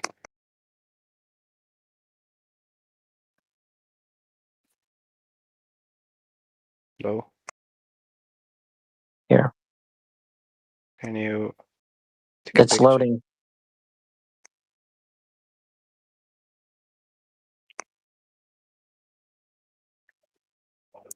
Do you see that image? Okay. That image is taken from a video done by a gentleman in California. And this is 10 kilometers away, right? 10 miles. 10 miles, not kilometers. Now, in the video, the guy zooms in on those rigs. And to the left and the right of those rigs, you can see land masses which are 20 miles away from the observation location. So, somewhere between the 20 mile away land masses and the 9 miles away rig, the horizon is in that distance. I'd be easy on you and say 10 miles. But at 10 miles, if the horizon is 10 miles away and you don't know the radius value, you would use trigonometry. And the radius value based. Can I ask you a question? Listen. Listen. Okay, I'm listening. If you're 1 foot above the water and you see 10 miles away, the radius value of that Earth is 264,000 miles. Okay. Based on the observation. There's a video of the observation that he has in the picture, just in case you want to have a look at that as well. It's the same observation, just the video of it. Why does the left one is lower? Isn't it proof that it is hiding? It's 4 miles further away. Okay, and it's also a slightly shorter platform. No, I mean the bottom of this platform. No, you can see the whole platform. Deeper in the water. Yeah, I'll show you a GIF that shows the whole platform. Okay. Also, what do you think it's hiding behind? Because you can see the horizon beyond it. So it's just a mirage effect. No. We can see the whole platform. You can see the whole platform. So yeah, you can see it. What's the problem? Look, here's a enhanced image, so you can see it a bit clearer. Okay, you can see the whole platform. You can see where the legs meet with the water. Yeah, the right one. Look at the bottom side. The right one is delved into the water a bit less than the left one. The left one. No. The right one's a different shaped platform. They're a different design. The one on the right is much taller. Okay, and the one on the left, it's 4 miles further away. So things shrink when they get further away. Also, it's a shorter platform, which has also shorter legs as well. And I can show you close-up photographs of them. I'll just find them. So a comparison. So what does it prove? Like, what does the image prove, in your opinion? The image proves that the geometric horizon is not visible. The geometric horizon is where the shape of the ground is causing the obstruction. I just see if you and your buddy were standing on a hill and you laid down on the ground and your buddy walked down the hill, the geometry of the hill would be causing your buddy's legs to disappear as he walks away from you and down the hill. In this situation, the rig should be down the curve of the Earth. The circle, the sphere of the Earth should be causing the obstruction. But why should the horizon where that disappearance should be at is farther than what the rigs are. That's because of the air temperature, right? No. You can see farther away. Because like if you place the argument is about the horizon. I agree. You can have all kinds of temperature and weather causing things to appear differently, but the point of the argument is the horizon, because the horizon is the location where objects disappear bottom up, because the Earth is getting in the way. I can see horizon here is a bit farther away, right? Here. Put up another image. And what's the point? On a globe, the horizon would have to be at 1.22 miles away from that observer height. With which temperature and height? No, physically, geometrically, okay, just based on the size of the globe. So it doesn't count in the atmosphere, right? Yeah. It doesn't count in this bending the light. Well, you think the light's bending so much it makes the Earth look completely flat and makes the horizon 1,000% further away? I'm saying it's completely flat, but I'm saying it can be visibly, with the higher temperature, it can be visibly bigger than you calculate. No. Here's another image. You have more refraction happening, causing more distortion and blurriness of the rigs, and you can still see the horizon farther than where it should be, 1.2 miles.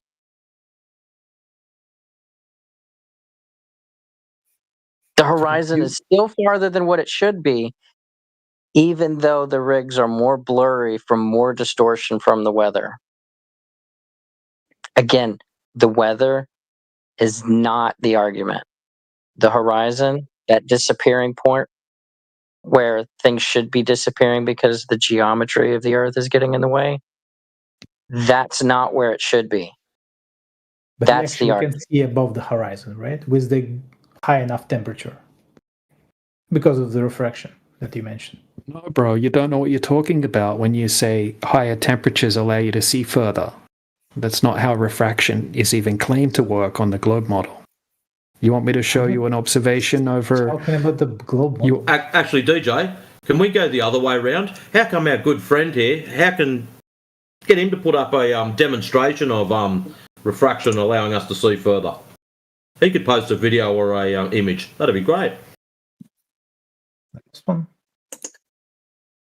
Yeah, so what's refraction?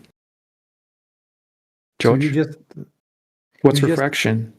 Let me explain you by analogy here. So you have a spoon in the water, like what you can see, that it bends, like the actual spoon is straight, but in the water it bends.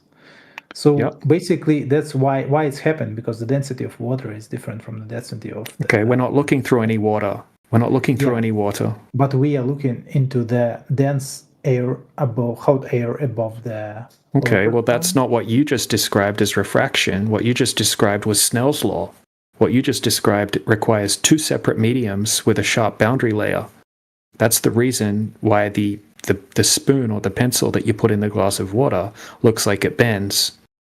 Because of the two mediums, okay? We're not looking through two mediums. We're looking through a single medium. Okay, so your example is invalid for this situation. I fully understand your argument. Maybe it's my problem, but let's go back to this image. The left platform is far lower than the right one, right? Yeah, because it's a shorter platform, right? And it's 4 miles further away. Do you know how far 4 miles is?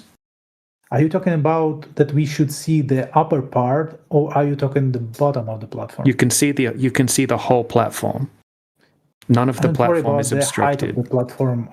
I'm talking about how far it delves into the sea, right? So I'm talking about the lower point. Okay, so it doesn't matter how far it goes into the sea. We can see the whole area of the platform that's above the surface of the water. None of it is hidden behind the geometric horizon that should be at 1.2 miles away. Yeah, that's because the air is dense and we have the hot air and the light bends. And we can see actually a bit... So you can't shoot, you shouldn't shoot any weapons at night, because if it's colder air at night, then you won't be able to see anything. But during the day when it's really hot and shit's all crazy in front of you, you can see just fine. Well, you can shoot it anyway. You just can't see. Sometimes you cannot. If you shoot, for example, okay, that's actually a good example. If you shoot a couple 100 kilometers, you know that the snipers really actually calculate the Coriolis effect. They actually snipers don't shoot a couple of 100 kilometers, bro. They can. That's the record. No, they cannot. The world record. The world record is 4 point. Yards. That's a big difference. Yeah. Okay. But how many kilometers? That a couple thousand yards. No. The world record is 4.4 miles. Yeah, 4.4. It's good enough to measure the Coriolis effect. Yeah, he didn't account. His name's Shepard Humphreys. Right, we contacted him. And he didn't account for Coriolis. He didn't account for Earth curvature. I love this channel because your guys really passionate and really love to learn English with you because of that. So it's good fun, man. So you're just going to sidestep the facts that he just gave you? Tell him how much you love the channel. I don't really actually know that the name that he mentioned. He just he's not trying to propose some model and the explanation. He just pointing their names. So here's the email. Okay, so you can look up the world record, 4.4 miles sniper record holder. His name's Shepard Humphreys. Okay, you can look it up. Right, here's an email from Shepard Humphreys. Right, because we contacted him and asked him if he accounted for Earth curvature in the Coriolis, and he did not. and he hit the target 3 times in a row. So you think every sniper didn't mention, didn't? So you generalize. Yeah, you want a video of another sniper? So I've got another video of a sniper in an interview. He shows you his credentials, and he says that nobody accounts for it. He said it can be in some of the field manuals because the people writing them believe that the Earth is a globe. But he said in the field, nobody ever accounts for the Coriolis effect when they're actually it's because nobody doing the shoots shots. Far No, snipers. He's a sniper, military sniper. Snipers, no shooting like a couple 100 kilometers in the current wars. That was your argument, was snipers. You brought it up. That's because we just quickly switched. So now now you admit snipers don't have to account for the globe. No. The Coriolis effect, the kind of big topic to discuss. Can we get back to the? We're discussing what you brought up. You said snipers account for the curvature of the Earth and the Coriolis effect. I think the way I read about this and the way the snipers I read about, they were. Mentioned the Coriolis effect, and they were mentioned that if they not measure that, they will miss a couple like 10-20 centimeters, something like that. So yeah, that's what. Yeah, but okay, so we just showed you an email. Okay, now I can show you a video. So that was the world record. I saw I can show you the video on YouTube when. No, there is none. There is none where they're making up to aiming away from what they're trying to shoot at because the Earth is going to catch up to it. That sounds crazy, dude.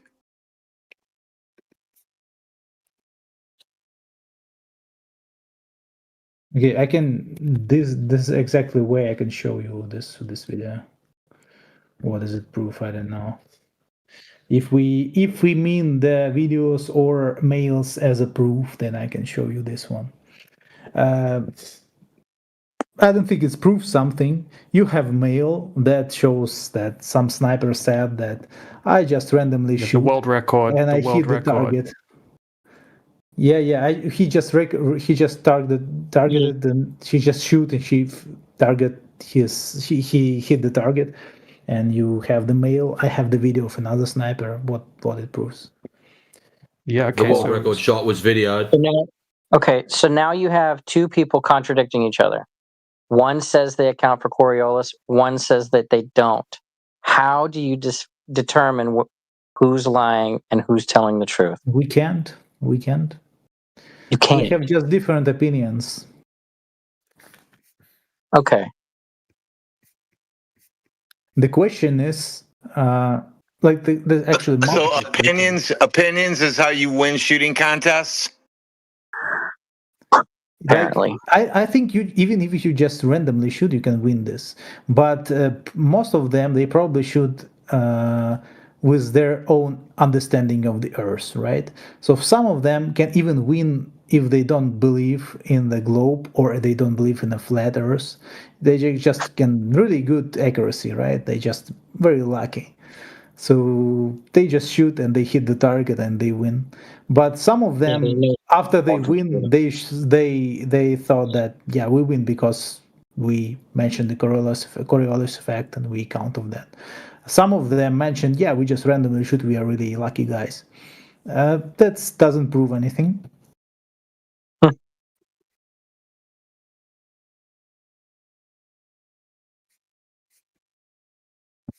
I have one really good. So I'm here with Mike, who's a former sniper with the military at our Flat Earth meetup at Gather Greenville. And Mike's going to tell us a few things about whether or not they actually account for curvature or the Coriolis effect when they're actually performing their sniper duties. So I'm going to turn it around to Mike and let him talk with you. This is Mike, everybody. You can see he's a legit sniper. So, Mike, do you guys account for the Coriolis effect? Never at all. What do you account for? Windage, size of target, distance to target, temperature, ambient temperature, elevation of target from shooter. Never Coriolis. Do you account for curvature of the Earth at all? Absolutely not. But you do account for the parabolic arc of the bullet, correct? That's correct. Bullet drop. Yeah, not sure why you were talking while the clip was playing. Yeah, I have another argument regarding the. I just googled the time lapse of the equator. I'm pretty sure you have an argument, and really interesting one for that. That's why actually I'm here in this community, because I really like your arguments. Something else. You're really Just prepared. jump to something else completely. We can go back, Bart, if you have something to say. You want to add something?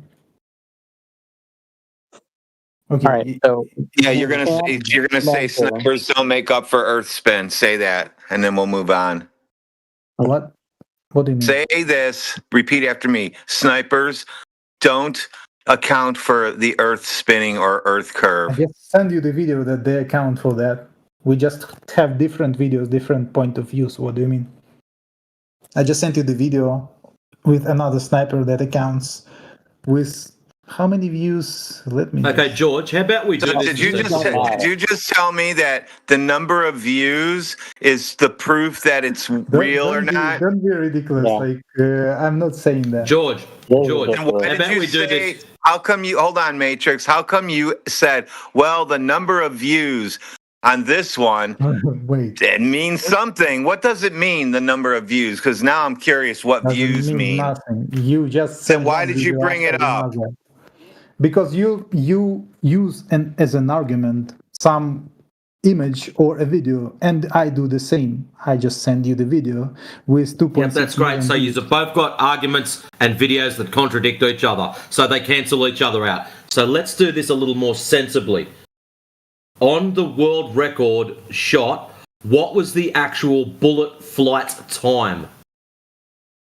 Now, you believe you live on a ball. I think I'm a sniper. We all get that. That's not your turn to talk just yet, mate. Just hold on.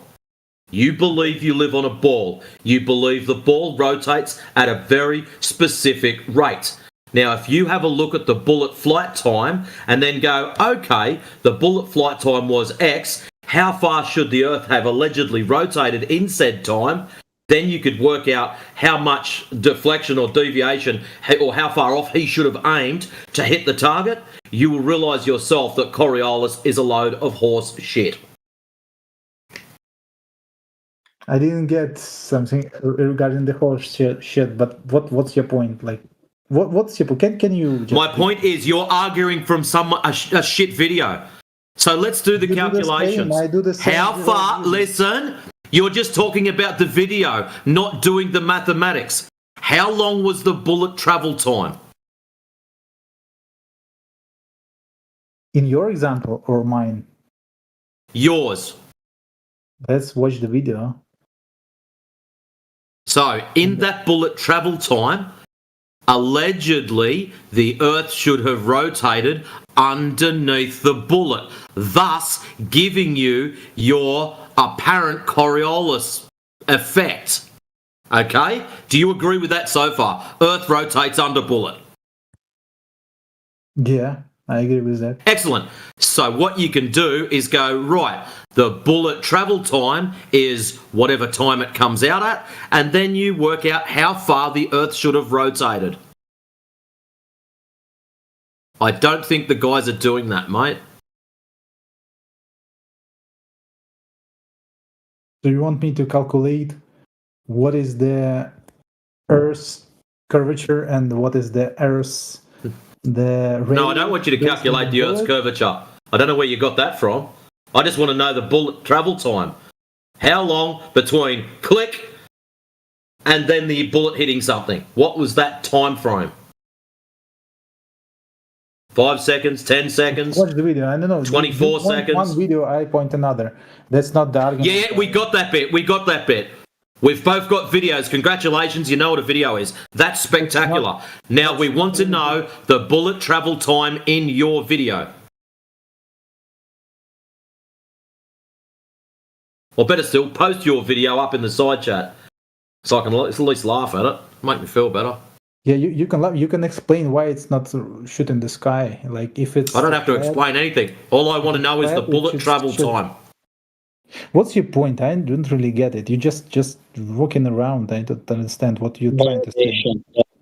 Validation of the video. It's just the video. It could be wrong. No, we're not trying to validate the video. Click on YouTube, type the name in, it appears. It's validated. That's not hard to do. We are looking at the content of said video, which hasn't been provided yet. We would like to know the actual travel time of the bullet of the shot in your video. So how long did that bullet fly for? You can write a mail to this guy too. Yeah, not interested. How long? Or is it just someone talking about we calculate for it? Is there actual video footage of them doing the shot and telling how long it goes for? The same question to your guy. Ours there is. Our longest world record shot, they actually show it and film it. So does your guy show and film yours? Yes or no? What was the... Yeah, no. Does your guy show his shot filmed and timed? Does he do this or does he just talk about it? I don't know, just video. As you so you actually get to see him. So hold on, you actually get to see him sight the target and pull the trigger. On a video, yes. Excellent. Maybe it's a montage. Post the video. It's all the controversial theory. Maybe that's great. Post the video. Controversial theory. Like this is the. Dude, I just want you to post the video in side chat. You can talk about it afterwards. I already posted. What do you mean? At what timestamp? Why do you need timestamps? Watch the full video. I'd like to find it first. The speed? I'm not full. I don't think the video, bro. You got to post the. Tell him where you posted the video. I don't see it anywhere. Just post it again. This one.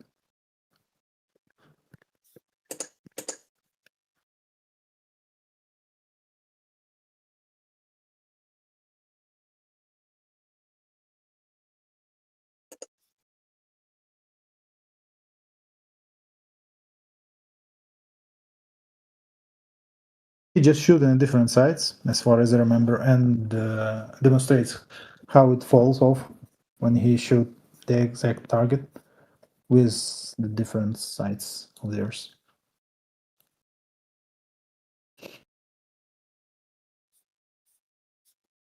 Are there cuts in the video?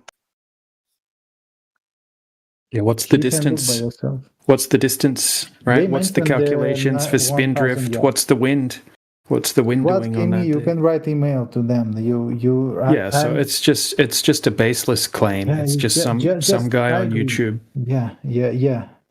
Just again to telling the same thing but the same claim is applicable to the mail that you're saying. You ask some guy that. Well, this is the world record holder. He shows you all of the variables, right? The distance. Okay, this is the world record shot. What's the distance of the shot that this guy's doing? How much Coriolis? Where's the math? You just have his subjective demonstration. Like, was he calculating that or not? The event was not an opinion. The event was a thing that happened. So then the truth of the matter would be in the object, the event that actually happened, not an opinion. It has happened the same way it happened here. So somebody recorded it. Well, what's the distance? What's the distance that he's shooting? In the video, the video actually called 1,000 yards. Like, did you open it? Like, it's just basically named at 1,000 yards to demonstrate different how the Coriolis effect changed the bullet. Really? So I'm talking. So the one that we presented was 4.4 miles. Okay, so how is different? Like here are some recordings. This one's half a mile. I was just about to say, how many yards are there in a mile, George? You can Google it. 5,280. That's feet, you ding shit. No, shit. Yeah, so 1,000 yards is half a 3 mile. feet in a yard. 3 feet in a yard. When did they lose the last 6 feet of the mile? It's 5,286 feet.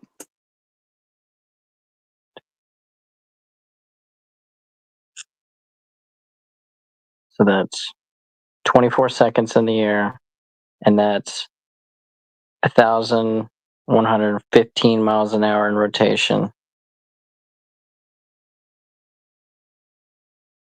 Or is that the speed of the bullet? I gotta rework that. Basically, he just entered some points in his ballistic calculator and doesn't count anything. Yeah, right. And so it's just all assumption. That's all assumption. We just like I don't say. So George, I'm going to ask you a question, and I want you to think about this most logically. If you're proving Coriolis, which would be better, to shoot east-west or to shoot north-south? I'm not ruling Coriolis. I'm saying that your argument with this. Yeah, I don't give a fucking rat's ass about my argument. I'm asking you a very simple question. And for some reason, you want to sidestep it. You were stroking your ego about how your stupid video demonstrates and proves Coriolis, and I'm asking you which would be better to prove Coriolis. A shot north-south or a shot east-west? East-west. You're a clown.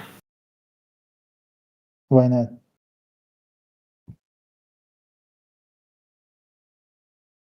Which way is it supposed to be spinning? You know how it's spinning, right? Okay, so it's... Yeah, right. Which way is it supposed to be spinning? So you know how it's spinning, right? Why do you know how Answer again. Which direction is it supposed to be spinning? Okay, it is spinning from, how it's called, west to...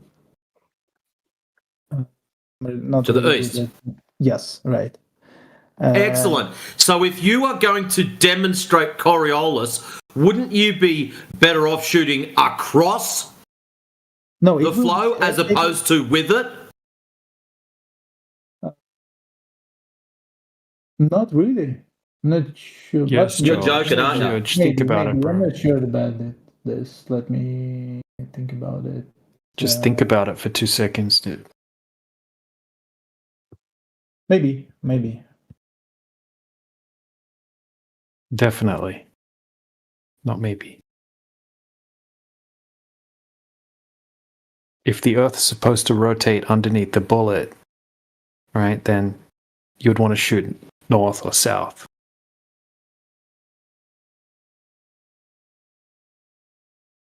So if he was to shoot to the north I would shoot to and the south. bullet was to... Why does this guy do that? Hey, George, we don't care. If he was to demonstrate this and shoot north and the bullet was to miss his target by, I don't know, 20 yards to one side, I'd go, hang on a minute, there is something going on there. I think if you shoot to the north, it will drift a bit to the side. But it's better... That's your claim.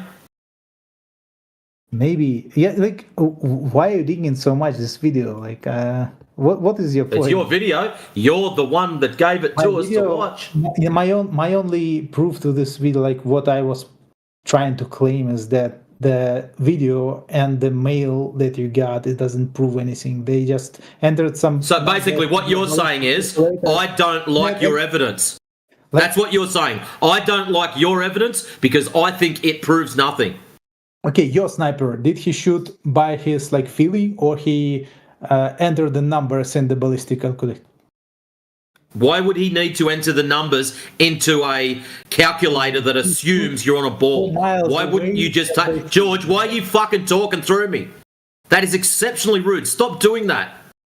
Now, number one, this is how easy it is. You get your scope. You look through it. You put the crosshair on what you want to put a hole in.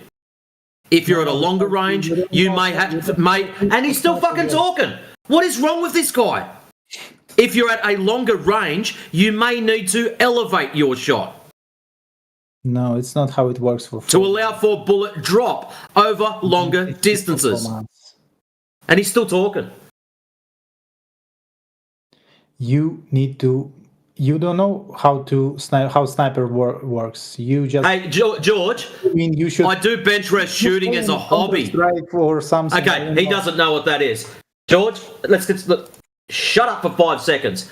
George, as a hobby, I do bench rest shooting. Okay? Now, go and look up what that is. It mightn't sound exciting to some people, but yeah. What's your point about shooting for 4 miles? Just roughly. He's that stupid, he was still talking through the fact he was muted so he wouldn't talk through other people. Oh my God.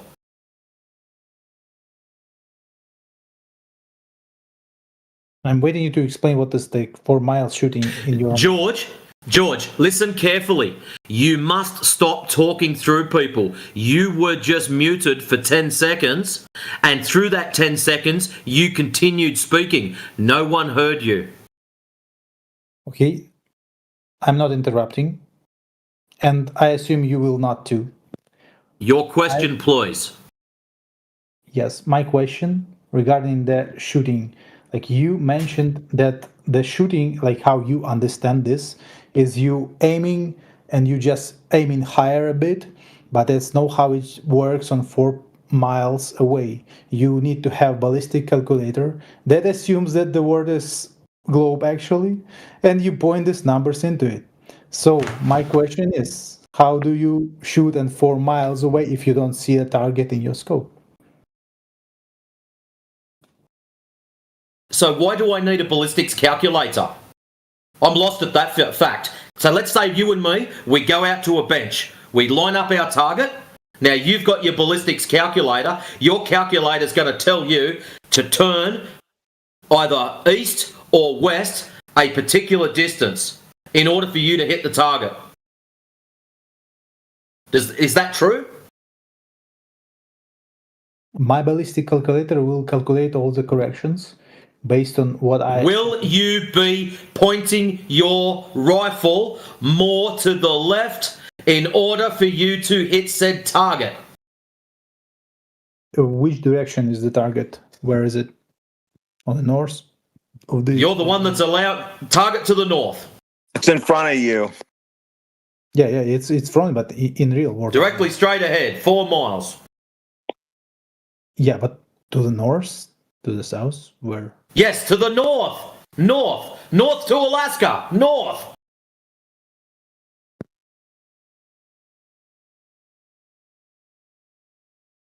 So the question, where will my bullet hit? No. Which direction is your rifle getting pointed? Have you got a ballistics calculator? Yes or no? Actually, I have a rifle, but I'm never shooting the... No, I didn't ask if you had a rifle. I asked, do you own a ballistics calculator? Yes or no? Yes, only on my phone, but not actual one. Excellent. So get on your phone, punch in 4 miles.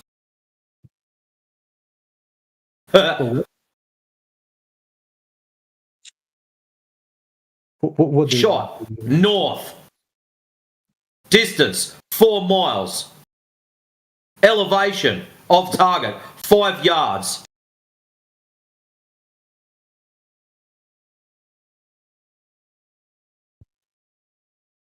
And it will tell you you have to point your rifle X amount of distance to the left.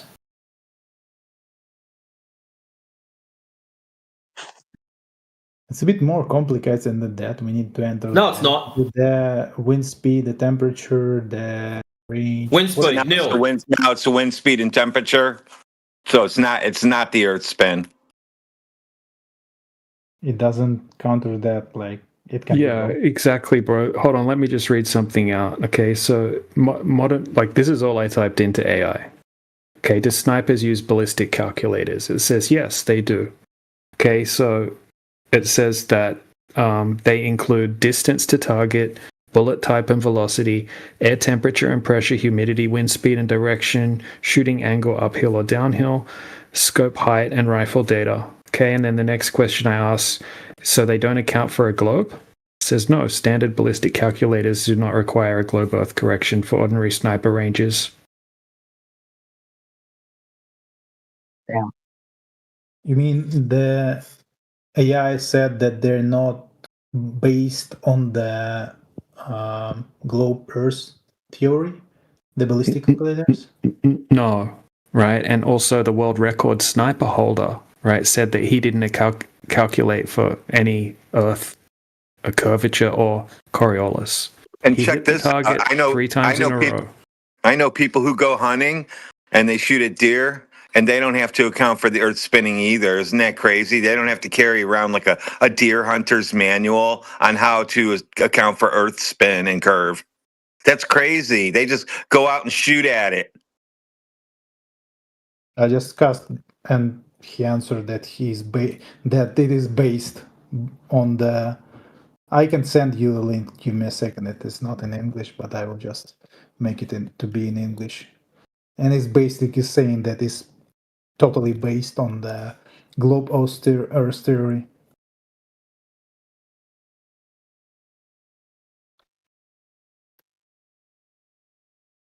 But give me a second. I will ask him to answer in English. I will share you the results.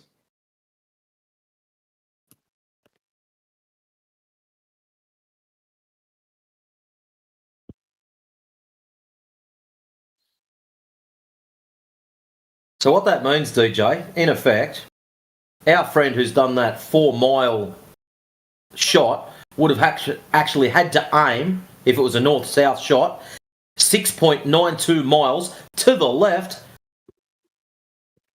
in order to hit the target. If you have an access. How many degrees is that? Does it tell you how many degrees to rotate your gun on the tripod? No, I just calculate straight line distance. Asking me to calculate this. I'm not. Go ahead, yeah, calculate your heart out, dude. Earth is still flat and stationary. Okay, if it's stationary, can you explain to me? I'm assuming you will explain it this somehow. You will. That wasn't an escape for you to move on to something new, dude. It's not an escape, just learning English and trying to get some really good arguments, and you providing really good ones. But if you want to talk about the previous topic, go ahead. What's your point? You want to argue with you and add some additional? Yeah, you're going to say that snipers don't account for earth spin.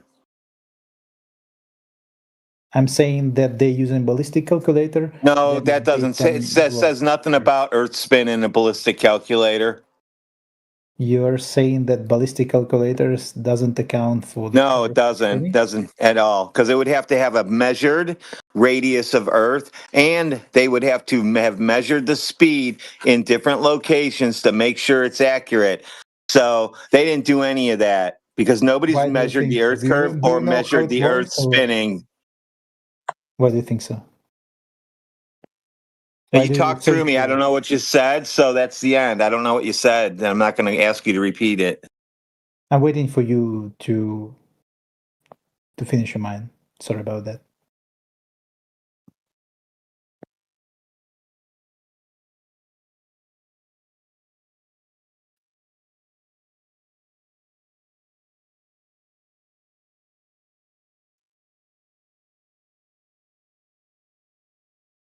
Okay, so you sound just a bit offensive, so I had to interrupt you. But sorry about if that was interrupting your point of view. If you want to explain your thought, just go ahead.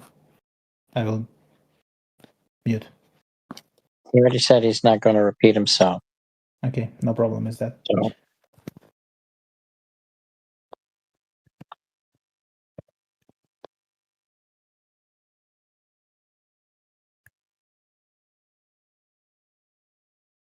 So I have another interesting topic to discuss if you want. If you open the link, there's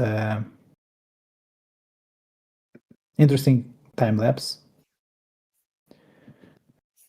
How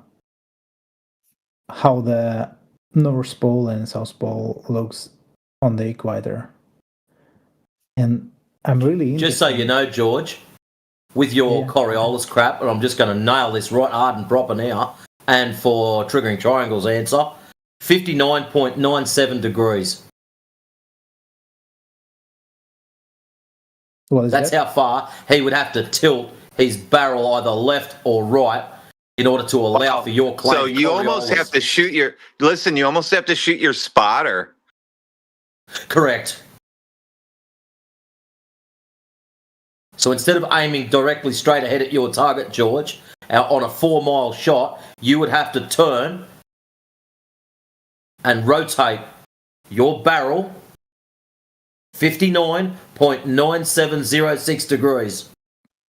So can I? So you're telling me that's what they did? That is ridiculous. Excuse me, move over. I got to turn my gun towards your face. My spotter, I got to tell my spotter to move because I got to turn my barrel at him so I can make the shot. So the earth catches up to it. The target catches up to the bullet as the bullet's flying. Does that sound normal, George, Jorge? Let me go ahead with the previous question first. Like, how did you calculate that? You probably entered it some way, some calculator that assumed. I probably entered it. Thank you for assuming. Right. It was quite easy, really. We calculate off the alleged Earth rotation of 1,038 miles an hour, and you divide that by 60, and that gives you your miles per minute. You divide it by 60, that gives you your miles per second. You times that by 24 because that was the bullet travel time, and it gives you an answer in miles. That's how far to the left or to the right in miles offset from dead straight you should be. Then I draw a line. So I've got a triangle drawn on my screen, and I know you'd like this, Professor Triangle. I've got a triangle drawn on my screen. One straight line at 4 miles, then perpendicular to that at the end of it, or at 90 degrees, one that goes out the 6.92 miles, and then I finish the triangle off from the end of that 6.92 back to the shooter, and then I just measure the angle. Or actually, I click on my CAD program and it tells me what the angle is. So can you share this program that you are using? And maybe also... Yeah, it's called LibreCAD. Can it share the calculations? I just did. I told you how to do it. Where is it? I didn't see it. Okay, let's go through this step by step. What is the alleged Earth's rotation in miles per hour at the equator? It's in the calculator. Do you want me to be the calculator or what? You have it. I want you to answer the question that I asked you. I don't want you to pretend to be anything else. Human will suffice. So please answer the question. How do I know what is the speed of rotation? What do you mean? Like, what are you asking me? Okay, you believe you live on a ball that's rotating in front of the sun, correct? Ball rotating in front. Okay, you believe you live on a sphere that's rotating in front of the sun, correct? In front of the sun, what do you mean? But it's mostly correct, yes. Okay, so if the ball or sphere is rotating at what speed in miles per hour, is it allegedly rotating? I didn't measure it. Do you want me to measure it? You can Google it. It'll probably save you a long time. I just want to quickly point out something I observed, which is kind of funny. Every single flat earther in this channel right now could easily answer how fast the globe is claimed to spin. I know. The only people that don't know the basics about the globe in here are the globe earthers. Isn't that funny? Yet you base your whole this is just the claimed speed, right? It's not actually moving. Okay, but the globe claims that it moves at 1,039 miles per hour at the equator. Okay, every single flat earther in here knows that, right? But you base your whole worldview on something that you don't even know anything about. That's kind of funny. and scary. Yeah, your model have some predictability, but how do you use it? Do you use it in the ballistic calculator, or you use? No, back to the question. So, how fast is the Earth allegedly rotating in miles per hour? You already know that. Yeah, but you don't. This is for your help, not for ours. I don't need it for my help. Just. Oh, you need help. You have no idea how much. So how fast is it supposed to be spinning? Because what you need to do is on your computer, you need to click on the standard calculator so we can work this out. And you need to input that number to start off with.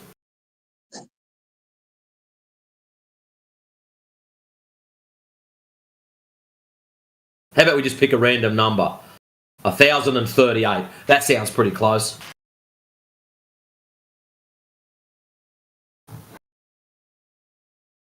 So you got your calculator ready? 1038. Now that's how fast it's supposed to be spinning at the equator in 1 hour. 1,038 miles per hour. So we need to get that down to seconds. So let's divide that by 60. That'll get us minutes. Divide 60. And that takes us to 17.3 miles per minute. Divided by 60 equals 0.288 and a shit ton of threes of a mile per second. Now, how long did the bullet travel? This is why, remember earlier, we were talking about bullet flight time? Most important. So, 24 seconds, was it, DJ? Yes. 20 seconds? 24 seconds? 24. Times 24. 24 equals 6.92 miles of rotation in the time that old mate clicked the trigger to the bullet hitting the target. So that's how far sideways the Earth should have moved.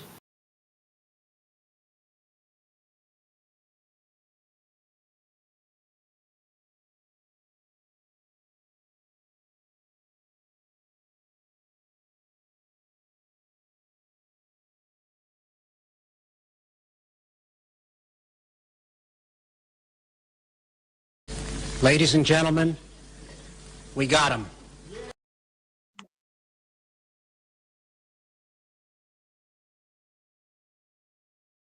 No wonder they want to ban firearms everywhere. If you're aiming crazy shit like that just to hit a target.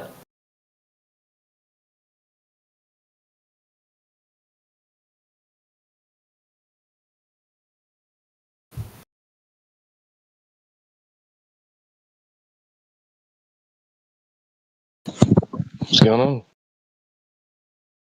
Oh, our good friend George was telling us all about the Coriolis effect and how snipers have to account for it. Wait, snipers are worried about the way their bullet looks to another observer?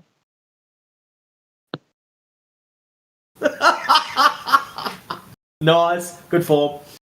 That's weird. 10 of 10. Say it again.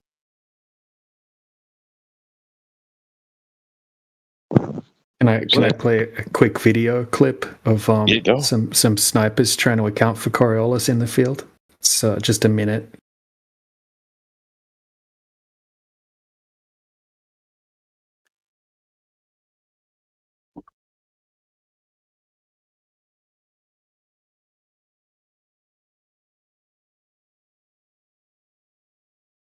Can I ask you a question? It kind of related to this one, but yeah, you can ask your question. My clip didn't work for some reason, so go ahead. So I was previously posted this. You can actually Google another one. It's just the first one I found. That's how the time lapse of the stars on the equator. And I just wondering, from the flat Earth perspective, how can it be explained like that? We have two different centers of which the stars or something way.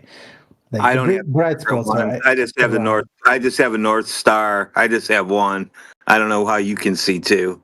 In which hemisphere are you at? What country are you in? Doesn't matter. I can only see one.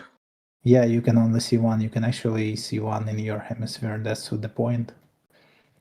Nobody knows how the sky works, bro. Okay, there's two apparent everybody points. knows except the flat earthers. No. You've been fed a story. Like, we probably know your story better than you do. Like, we know everything about the globe 100 times more than you do. Okay, you just blindly believe the story you got told, that the stars are suns many times larger than the Earth, millions of light years away, in a vacuum, big balls of plasma gas in a vacuum. You can't prove any of that bullshit, right? That's all straight up textbook definition pseudoscience. We don't know how the sky works, but whatever's happening in the sky is happening above a surface that continuously measures flat every single time it's tested. So whatever's going on up there is happening above a flat surface, and you have no evidence to debunk that at all.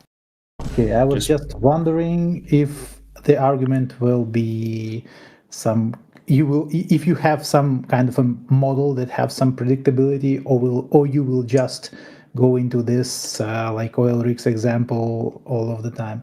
That destroys your entire model, right? So you're not predicting anything with the globe, okay? Right? The sun. The mirage effect. You mean it destroys what exactly destroys? No. There's no miraging effect in the observations that we're showing. Can you just answer in you don't even know what a mirage. You don't even know what a mirage is. I already tried to explain, but you're not listening. Yes. And the altitude the observer has. That's the argument. Yeah, you don't even know what a mirage is, bro. Look, this is the thing. You're not predicting anything with the globe model. Okay, long before people thought the Earth was a globe, right? They knew when the sun was going to set. They knew what season it was going to be. Okay, these are post-dictions because everything in the sky goes in cycles and it repeats. Okay, you're not predicting anything. It's a post-diction. Yeah, backwards engineering. Explained you with the lens effect. It's kind of similar. If you don't listen, that's not. What lens effect? Well, no, you don't know anything about optics. Clearly, it's explained. I'm really interested in your argument, and I'm really hope it will not fall off to the curvature. It will have some model of the floaters. No. We don't live on a model. We just use reality. Like you don't need to have a model Ferrari if you have a Ferrari, right? You don't need to have a model horse if you have a horse. Okay, we can just actually check the real world. Okay, what we check is your model that you claim. No, it's not a model. Sorry, right? It's not a model. Hold on, bro. Mr. Interruption King. Mr. Interruption King. Right, we test your model, okay, and it doesn't match up, okay, and you have absolutely zero empirical evidence that it matches reality. We could sit here for the next 20 hours presenting test after test after test, and then when we ask you to present one, you won't be able to, right? You'll just flail. That's what you'll do. Okay, so I just presented you, and sorry, let me just now finish. I just presented you the time lapse, which is just actual observation, the same as you see on the lens, just at the different time stamp. It's within more hours.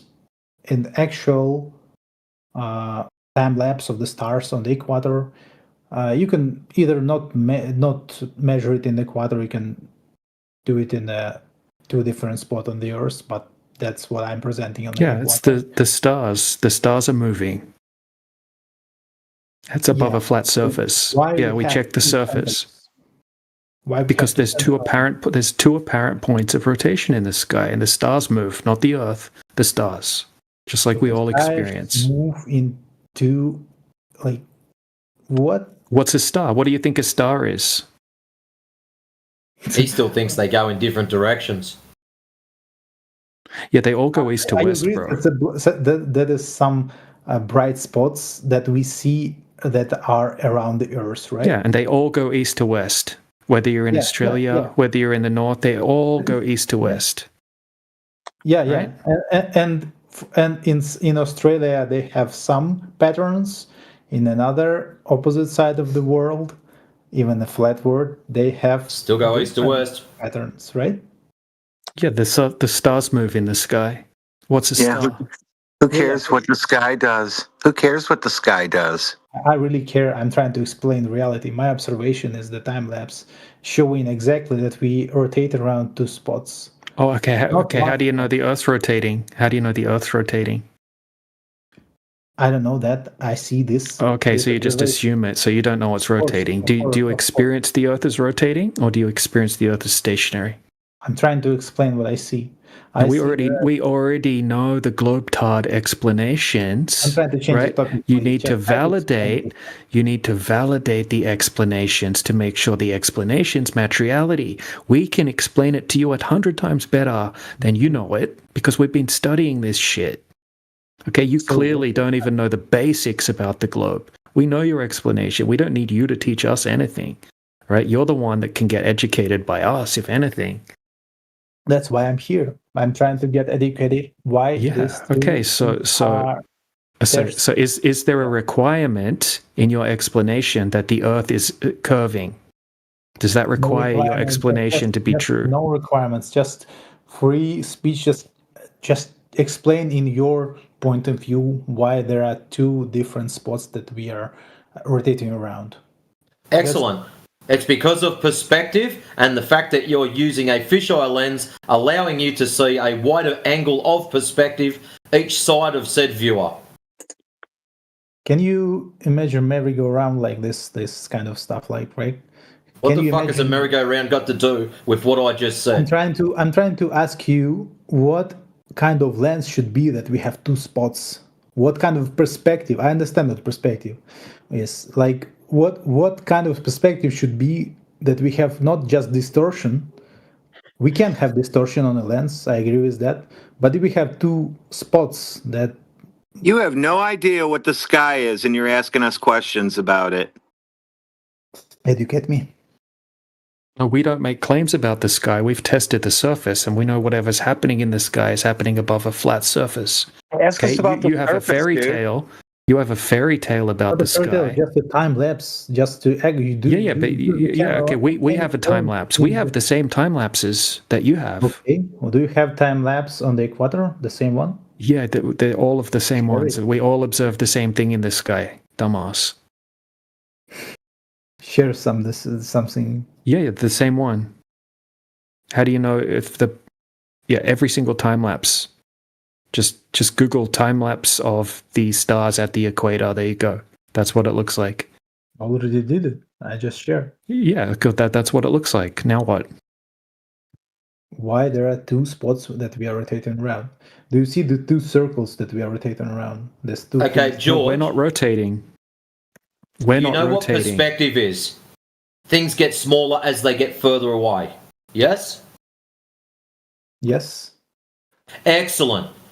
Right.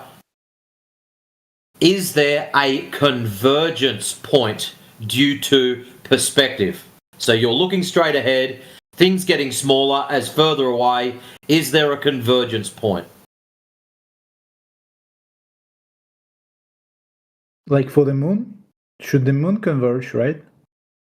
Or the sun? I didn't mention the moon.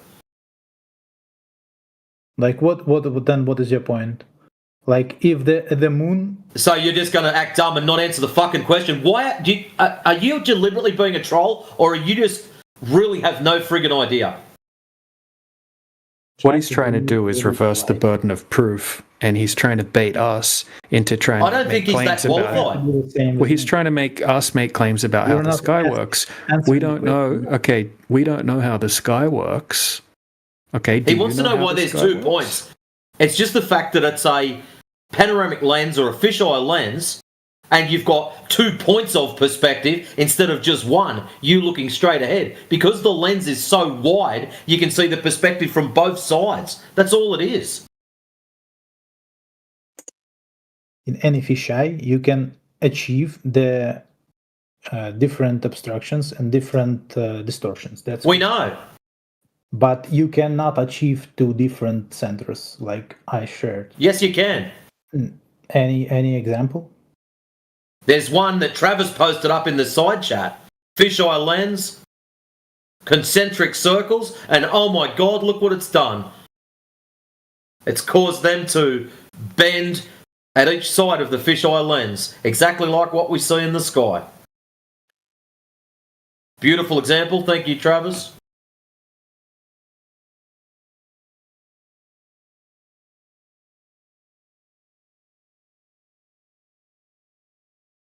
But anyways, George, it doesn't really matter what the sky's doing up there, and the stars are doing, and the sun is doing, and any bullets that happen to be flying overhead are doing, because the ground underneath it all is still measured flat.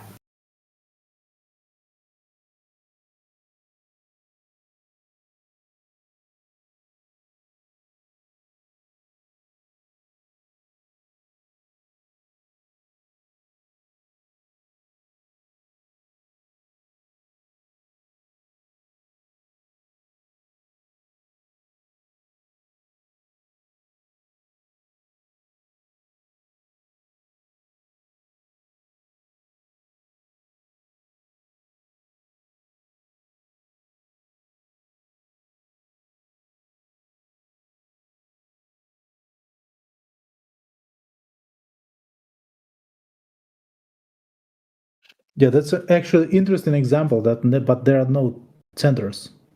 They are just, if you see on your example. George, what the shit do you think those rings are inside of the lens? Yeah, top right, bottom left. It's just a lens,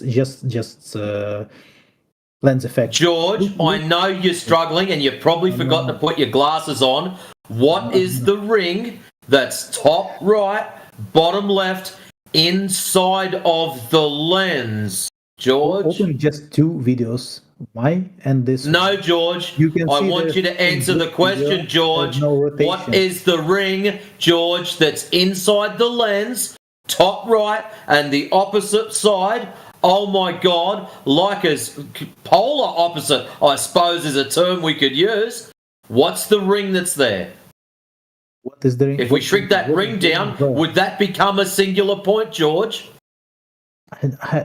I'm trying to understand. And now you're laughing because you finally got it. You understand the stupidity of it. I'm trying to understand your point, and you acting kind of weird. But no, you're not listening.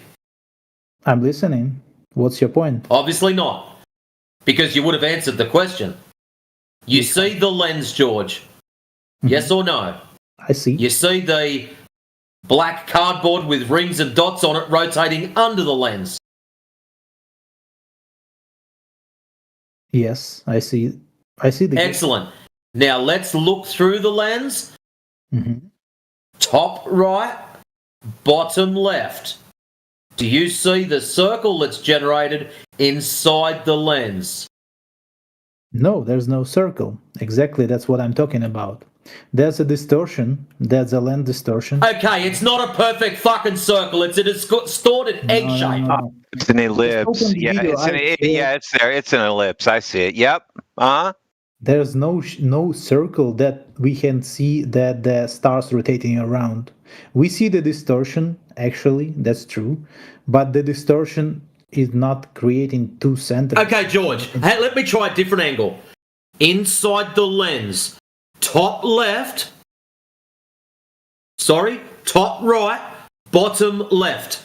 What do you call that shape where there is a line that is completed end to end? There's two of them. Inside the lens, top right, bottom left. It's just a radial distortion. It's how it works. So that's what we see outside at night time? Just a radial distortion? No. Yes. Because here, if you can see that, can you... Hey, George, see that lens that's on that cardboard there? That represents your eyes. When you go outside, you see the same shit. Can you see the stars here that doing the circle? No, I can't. I just see dots on a bit of cardboard. Because there are no circles. They're just lens distortion. There's no circle in around two axes. Excellent. Say that again. It's just lens what? Lens distortion.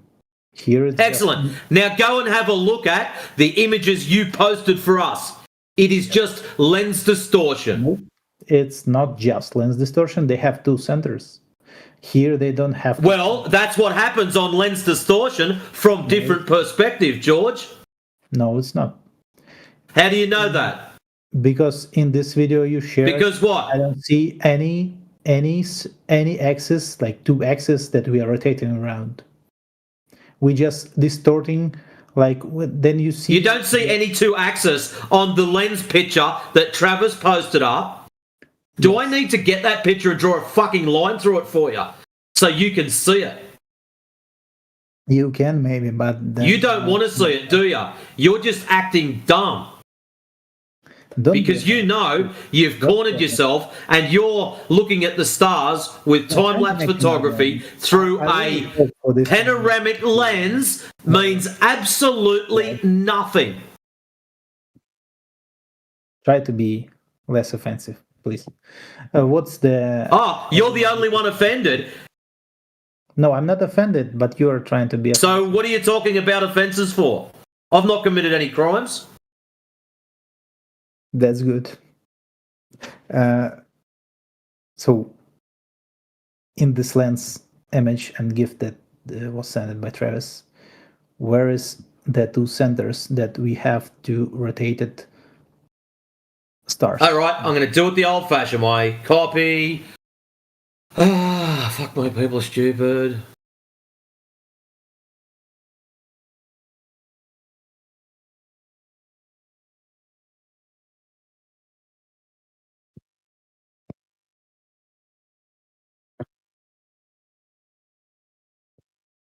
By the way, what is this image? Like, what is this circling around?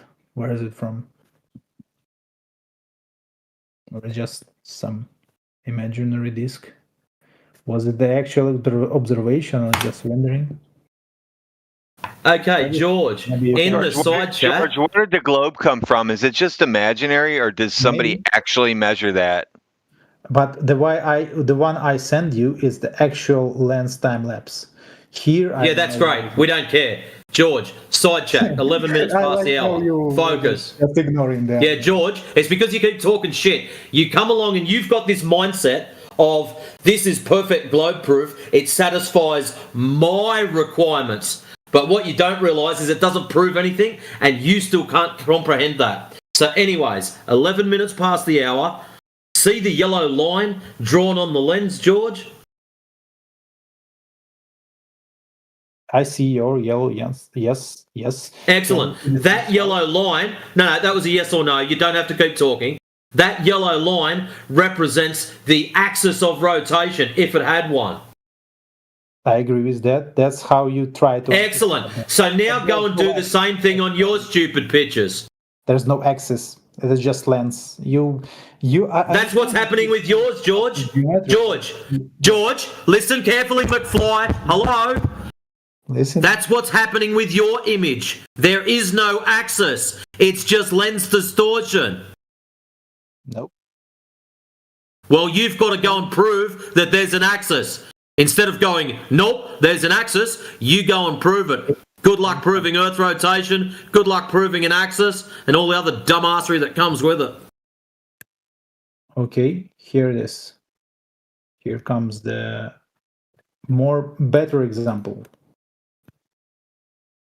This one. Can you see it? And he's still looking at stars. It is just lens distortion.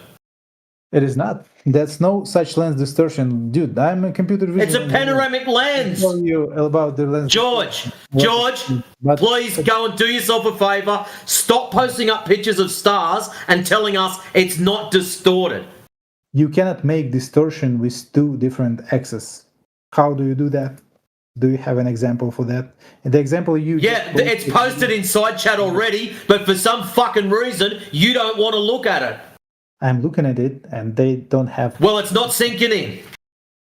They don't have two axes. That's just lens above some rotating disc. George, what do you think the two distorted components are? top right, bottom left.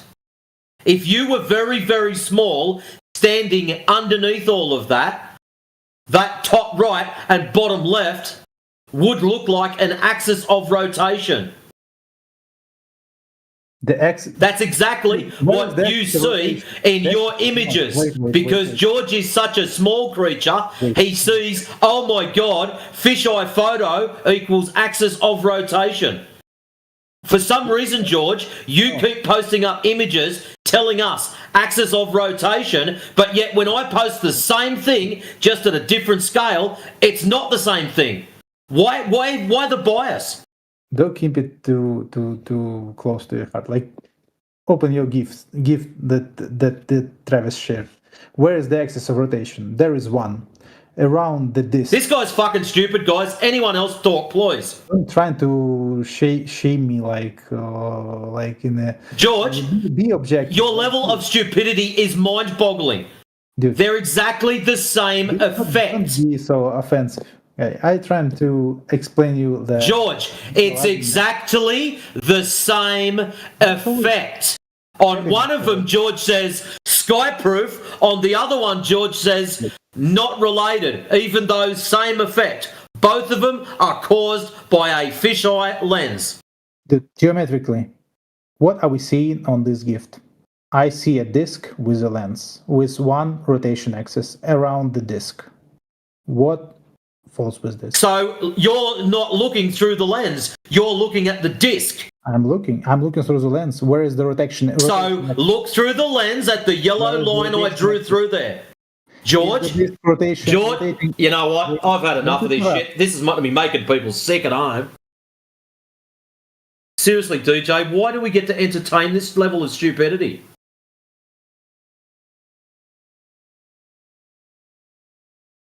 It's disgusting. He will keep preaching until he fucking dies in his seat that his images show an axis of rotation, but yet Travis's one doesn't, even though you can clearly see the ring forming around the quote-unquote axis of rotation. What do you think it proves anyway, George? Accurate. Oh, finally, I can now speak. Thank you very much. That's a so good community. Really pleased to talk to you. I was talking that what is the axis on the gift? I clearly see one axis that the disk is spinning around. Yeah, all right. And the lens on in yours, where is the axis? It is around the black disk that is spinning.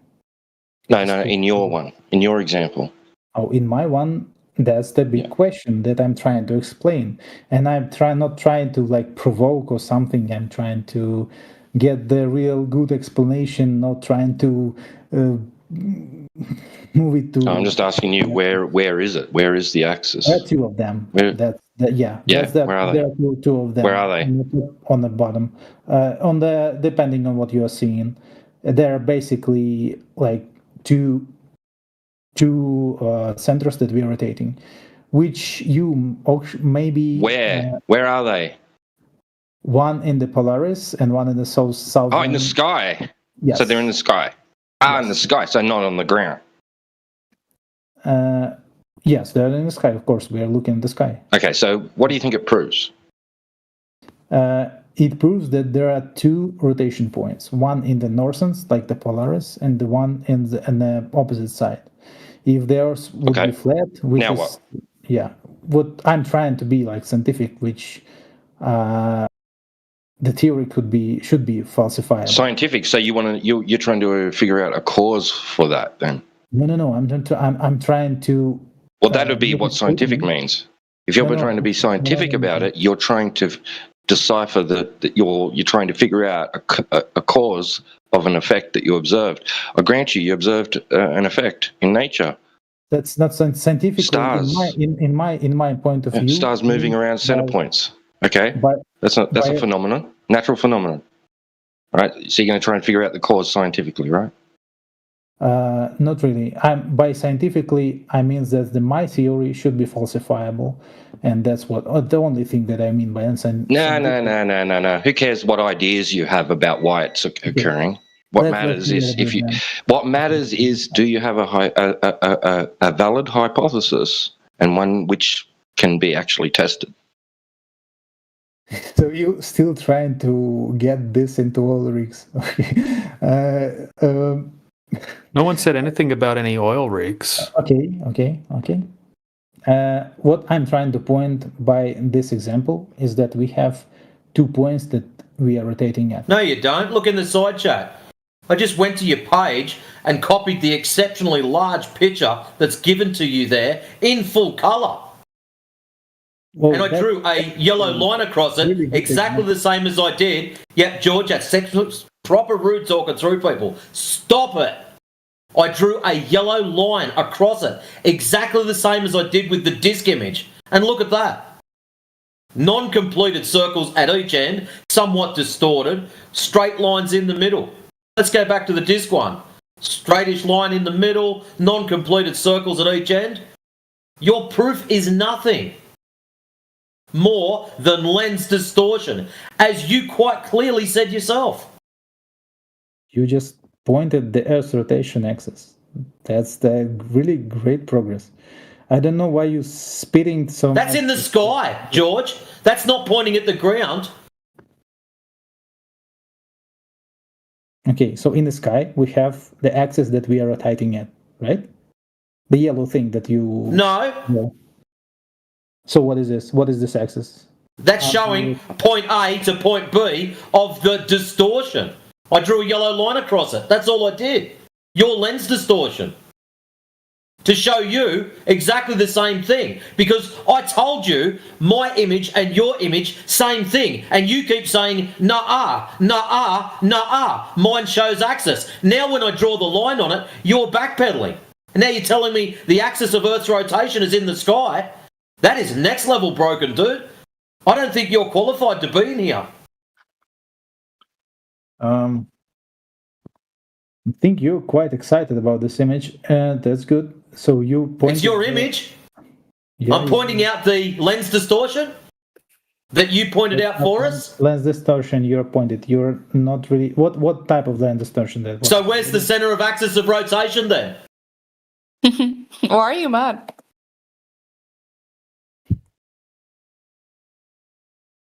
George, in your image, the last one where I drew the yellow lines, where's the center, the axis of rotation, which you quite openly asked me for.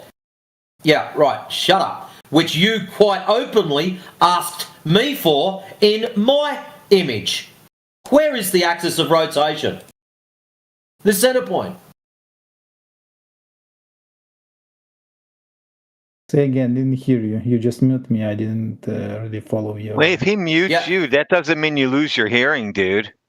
No, it's works like that. I didn't hear to what... No, it doesn't. Stop being a fucking clown. You're a liar. If you get muted, it means you can't talk and interrupt people. I'm deciding who I'm listening to. And if you're muting me, I'm not listening to you. No, that means you're a little child. So that means you think you've got the right to talk over people whenever George wants, but as soon as someone goes, nah, I'm going to fix that problem, George turns off. You're like a 2-year-old kid, fingers in ears, la, la, la, la, la, I can't hear mummy yelling at me. Dude, grown up. Now, how about you grow up and start acting like an adult? You quite clearly asked me earlier where the axis of rotation was. I only see one. Well, guess what? I just drew a line between your points of distortion, and I only have one line there, George. You're telling us there's two. So where is the second one? Yeah, I'm asking you what is the type of distortion this. If it's a lens... Where is the second point of rotation? You just draw an axis where the camera is rotating around. We're discussing the simple thing. There's a time lapse. We're discussing why you're just... George, you're still talking about the sky, mate. Where's the point of rotation? Not in the sky was the correct answer. You just interrupted me, but you used the button to mute me. Oh, so it's all right for you to interrupt everyone else, but as soon as I do it to you, I'm a cunt? I'm not interrupting you. I'm kind of polite. You have been all afternoon, George. You've done it to quite a few people. Not really. You're just lying. Yes, really. No, not really. Do you know how I know you've been doing it? Because if I scroll back up, someone actually posted for me to interrupt you more often. That's how I know you've been doing it. And that's not good if people have been asking me to interrupt you. Dude, am I offending you somehow? Like, why are you so excited about it? Because you like talking through people, George, and I've noticed whilst you're talking, you're not listening. I'm listening pretty well, and you're... No, you're not. Acting kind of weird. No, George, this is just another day on the farm.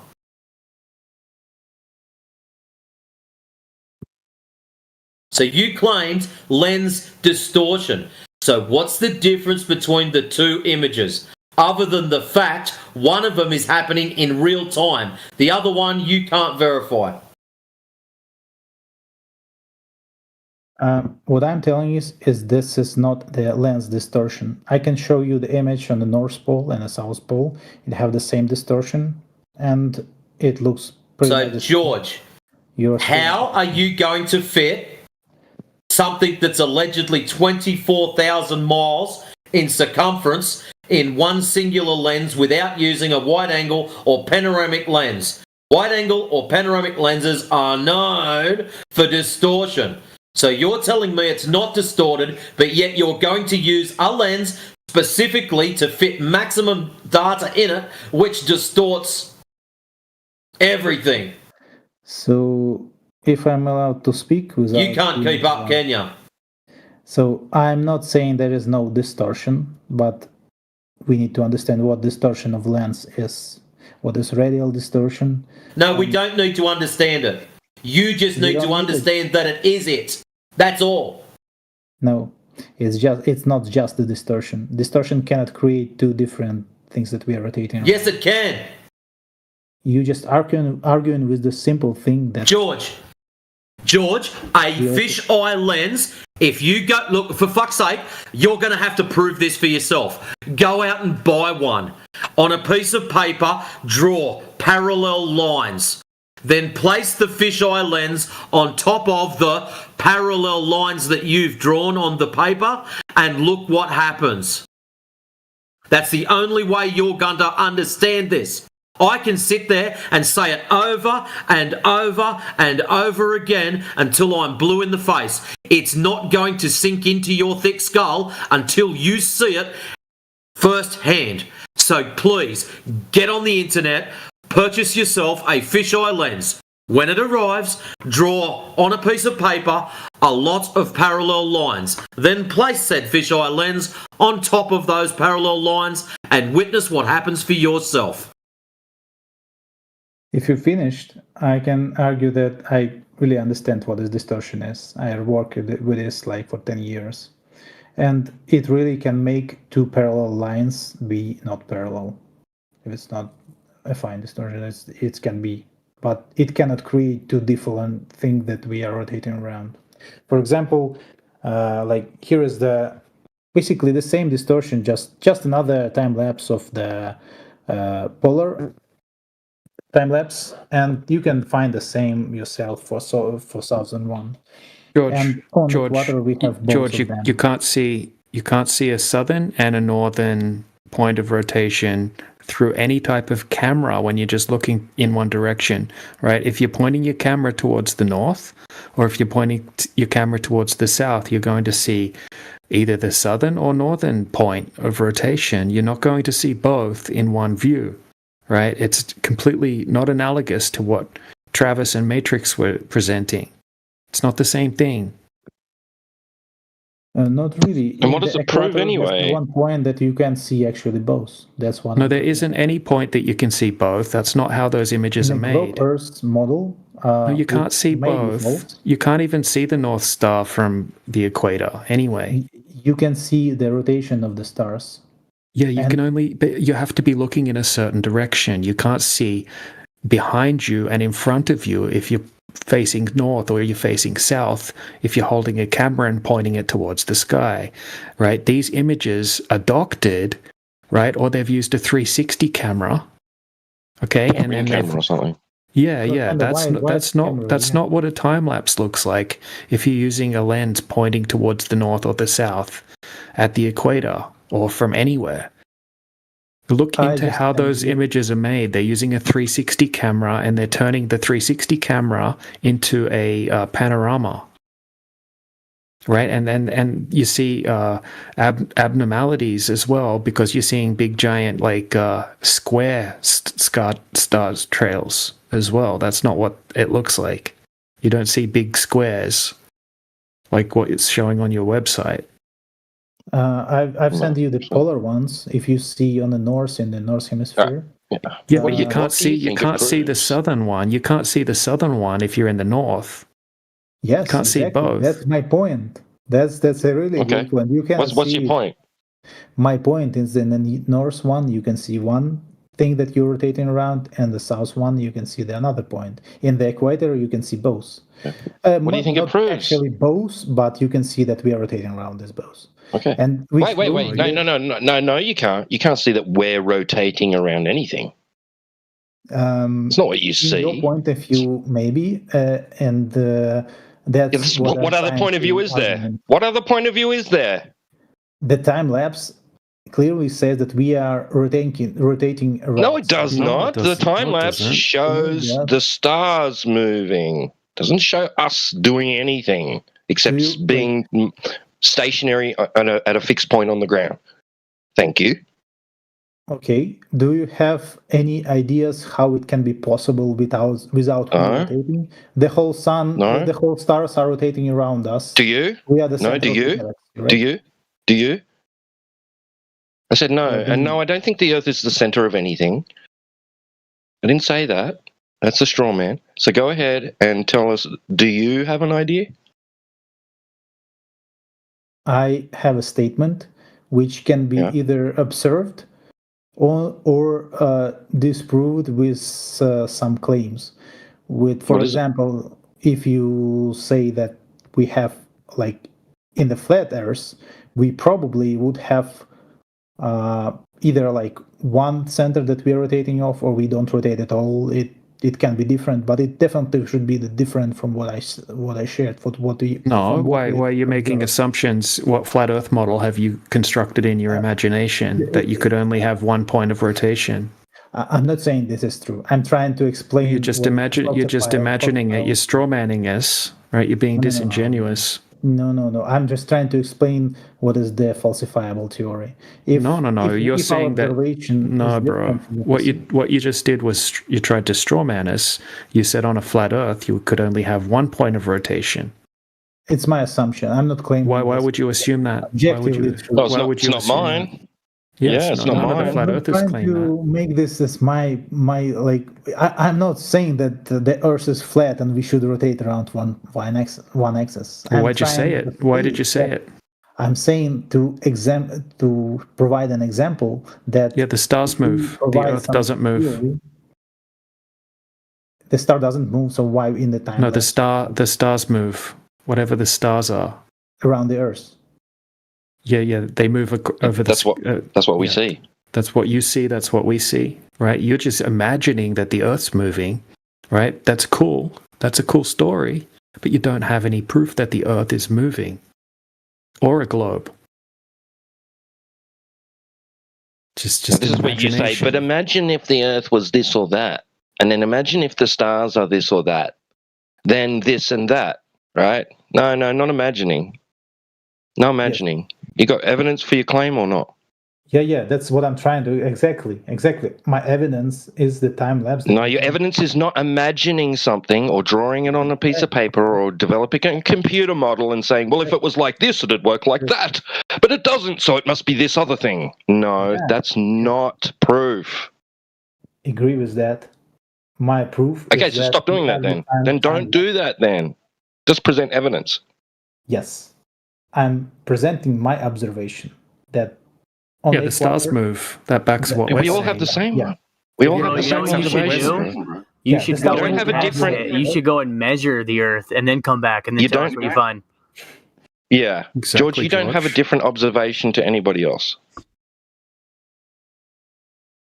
And why we do have two different centers of rotation? I don't know. Go figure it out. Come back and let us know. How come when I push my hand through the water in a pool, how come it makes two different centers of rotation on either side of the vortex that I created when I push my hand through the water? Why does that happen? Do you think providing an analogy isn't the proof? Like I can provide. No, I'm just saying that no one knows how the sky works. No one knows how the sky works, including you. You just have an imagination that you think that the Earth is a big giant spinning space ball, which you don't have any evidence of. We all see the stars moving. Your video shows the stars moving, right? But you imagine that the Earth's moving because that's what you got told. What will make you think that the Earth is globe, theoretically? Yeah, Earth curvature.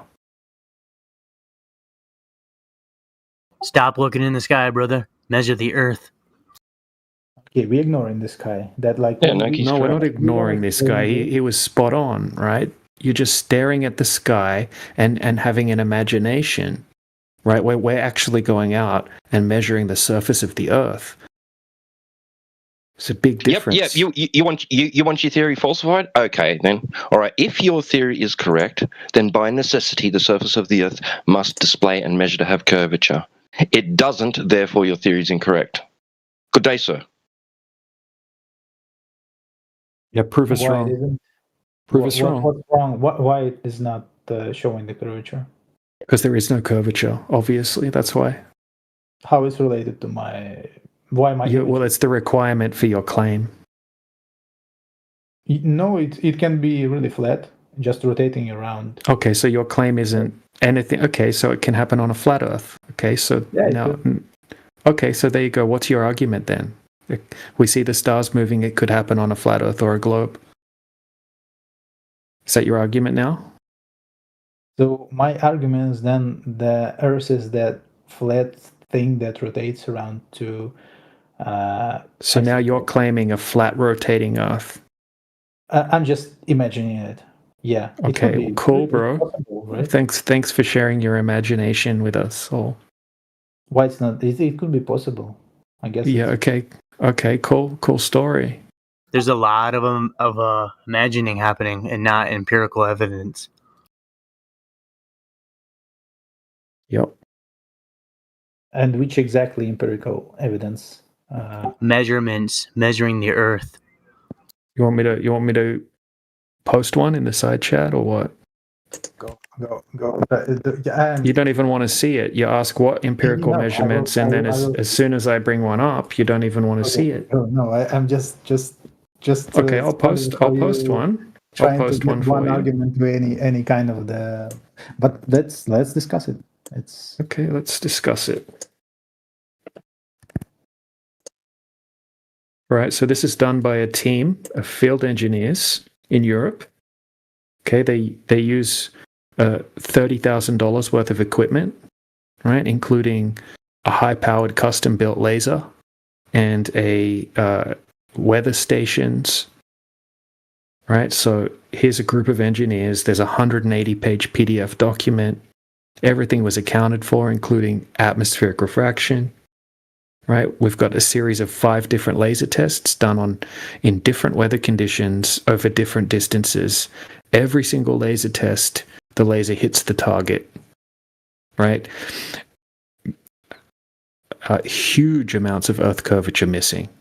Right, in fact, all of the Earth curvature is missing, and in the longest test, there's over 90 meters of Earth curvature missing.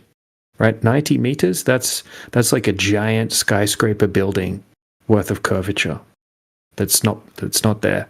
That would have to be there if the Earth's a globe. All right, so there we go. There's one. Do you want to discuss it? Mm-hmm. Okay, what do you want to discuss about it? Trying to understand how did they measure. Okay, so they set up a laser at 1.5 meters above the surface of the water. Right, then they set up... Temperature? Yeah, the temperatures are all in the PDF document. They used weather stations. Okay, very cold temperatures. Right? It was almost frozen, the water. So there goes your butchering of refraction earlier when you said heat allows you to see further, because this is done in the freezing cold temperatures. Kind of shot yourself in the foot when you butchered refraction earlier, didn't you? What do you mean freezing temperature? Which exactly is freezing temperature?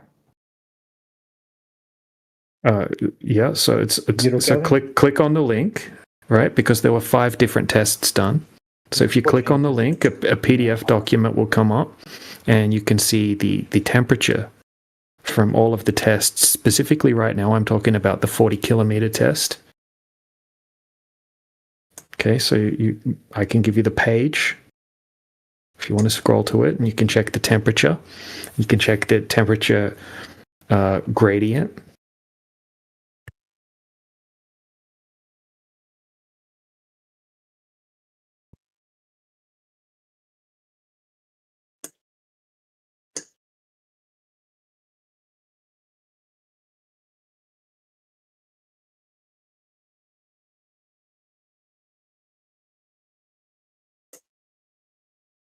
So is it working in any kind of a temperature, in any weather?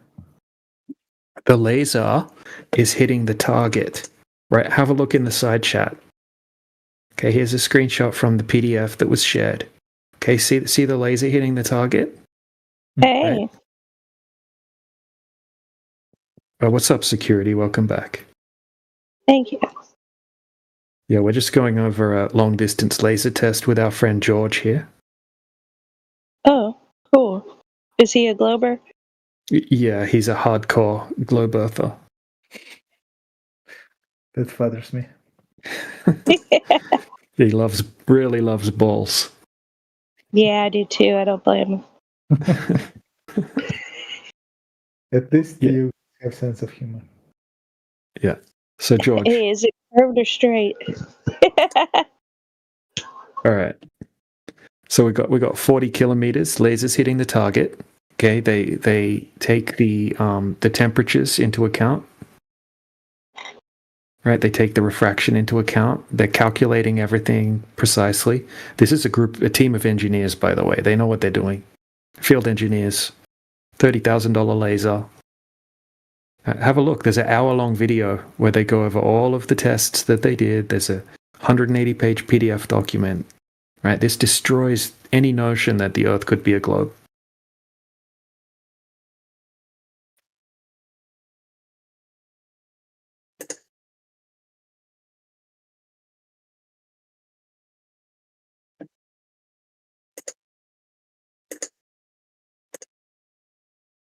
Do they have measurements in any time of the day or just in the night? Well, they took the measurements while they were doing the observation. Right, that's the time that you would want to know what the measurements were when you're doing the observation. Yeah, I wonder if they're different in different time of the day, and how different.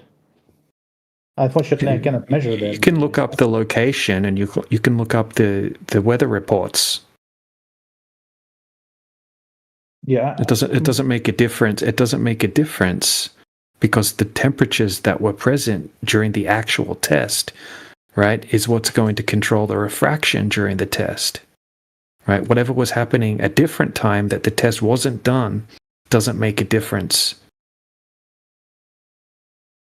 But they did 5 different tests, different times of the day, different days, different weather conditions, and every single time the laser hits the target.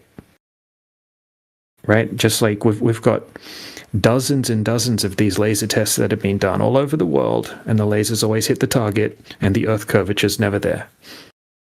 Do you have, by any chance, and I'm pretty sure you have specific folder for that, but like an example with more like 100 kilometers, for example, of some 100.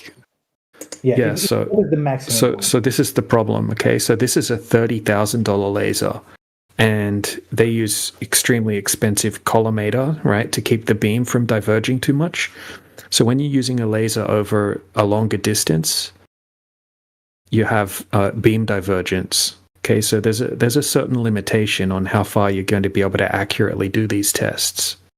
Okay, doing it over 100 kilometers is just unnecessary, because even just over 10 miles, there should be 66 foot of curvature. That's a 10-story building. Yeah, Okay, for example, if I see an example that we can laser beam and see the point within the 100 miles away, that would prove that the Earth is flat, for me at least. Maybe yeah, so no. So over 40 over 40 kilometers, there should be over 400 foot of curvature. There is no curvature by the flat Earth example, right? So we should. Yeah, there's no curvature. That's why the laser hits the target. Okay, if the Earth were a globe, the laser beam should be seen 92 meters up in the air. But if the Earth is flat, it should beam into the 100. It should hit the target. 100 kilometers with no problems, right? No, because so there's something called light attenuation. Okay, right? The lasers have limitations on how far they can push through the air, because there's something called light attenuation. And do you know about that? Right, light becomes absorbed through the atmosphere, by the atmosphere. So you're saying that at some point we don't see objects, right? Because of the light, because of the atmosphere. Yeah, or any medium, right? Like that's why it's dark when you go under the water, even if it's summer and it's the middle of the day. Like the moon or the sun, for example. Right? Yeah, you can't see the sun if you just dive down into the water a little bit. You can't see the sun anymore because. Do you think that the moon is kind of more far away than 100 kilometers? See, notice how what you guys try to do is you try to do whatever you can to stop talking about the surface measurements, and you start wanting to talk about the sky again. No, where no one can validate. It's you trying to get into your refraction example. And no. These as engineers, they accounted for refraction. You just trying to make a false argument that they are geniuses. They counted. No. I didn't say they're geniuses. I just said they measured the temperature, the vertical temperature gradient. That's what refraction is caused by. They could be either wrong or in a different temperature. No. They show you the readings. They used weather stations. They did 5 different tests. Okay, so they filmed it all. And you know what the beautiful thing about this is? You could go and repeat these tests yourself, right? George, you're just hand waving everything he throws at you, but you have yet to provide any empirical evidence. Let's see your measurements. What are you talking about? I just provided a time lapse. What do you mean? Yeah, a time lapse that supports our argument.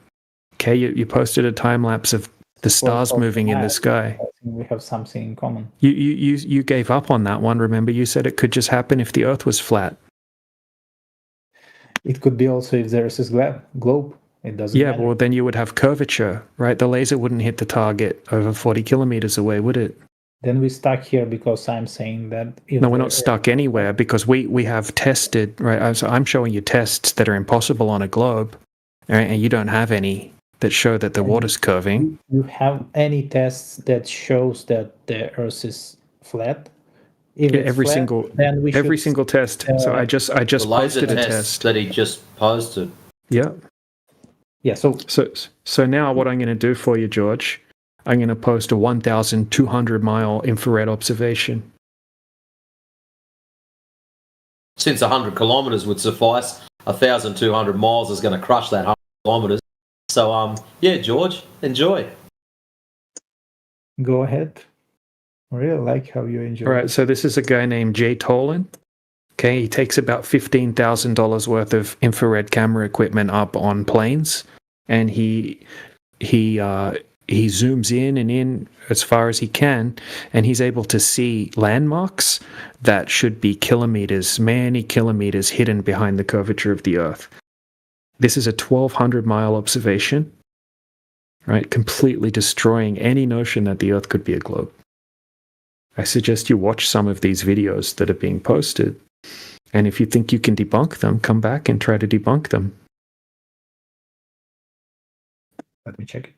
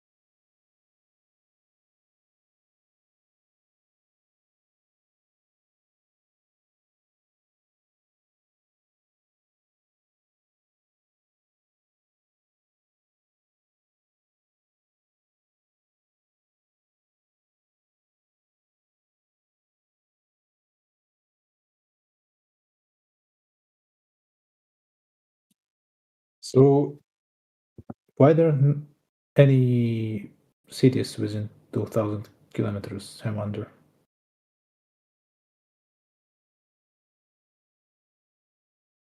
There's like 2,000 kilometers, 0 cities. Looks like a miracle to me.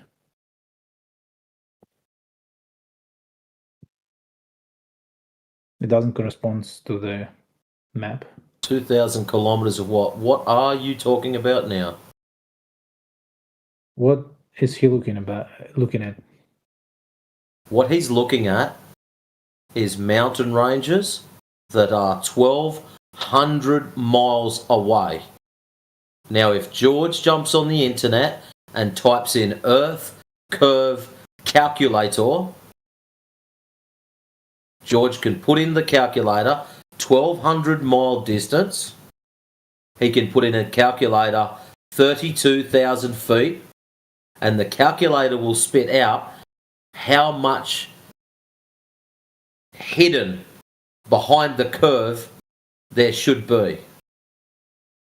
I'm just trying to prove that it is actually 1,020. And that's how you do it, by jumping on Earth curve calculator and putting in the elevation, putting in the distance, and it tells you how far the horizon is and how much is hidden behind the horizon.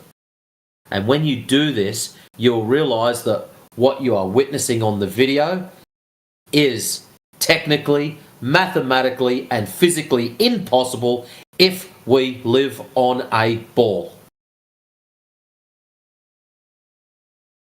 What direction he's looking at? Don't care. And then which point? George, or if you look distance, elevation are the two big ones you should be focusing on.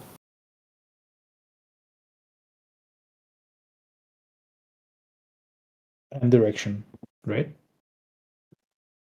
Wrong. Distance and elevation. That's about landmarks, right? So we need to understand which distance and elevation. That's not enough. Yes, it is. Specify the landmarks. No, we don't need to know what flavour biscuits he had on the plane or which seat he sat in. He probably bought both the tickets and got 2 seats. We just need to know the distance between observer and what the observation is, and the elevation.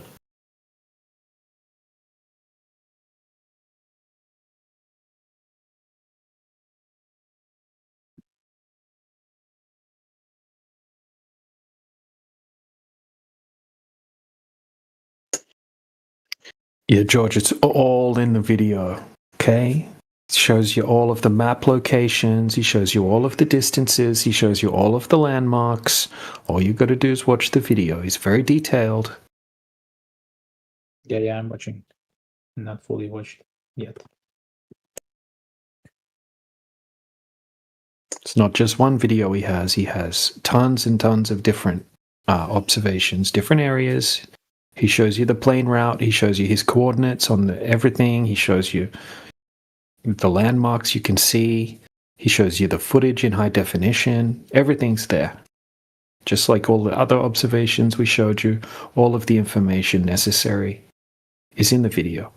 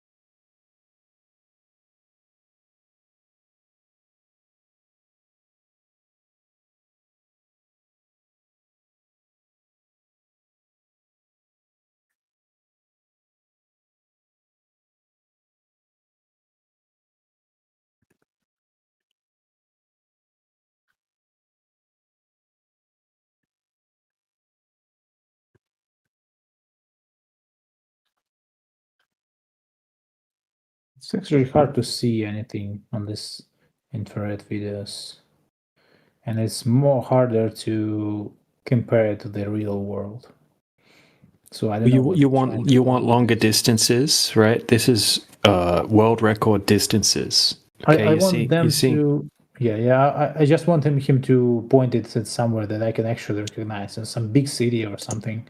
That not just a shoreline or something that is. That's the only look, bro. You can see the water, right? But it's similar to different points. No, there's no other water. Look at the image I showed you. There's no other bodies of water. Okay, that's Hudson Bay that you can see when he zooms in. It's over 800 miles away. Right, you shouldn't be able to see Hudson Bay at all. He's got other videos that are different distances that show more distinct landmarks. But you're just going to keep coping. No matter what we show you, you're just going to keep coping. I can tell. No, you're just trying to base all your so evidence. I'm gonna show you another one. You just make excuses up for all of these, right? I can show you. I can keep showing them to you. That's the thing, right? I can keep showing you long distance observations that destroy the globe. Right? You don't have anything to show us except for some footage of star trails that show the stars moving.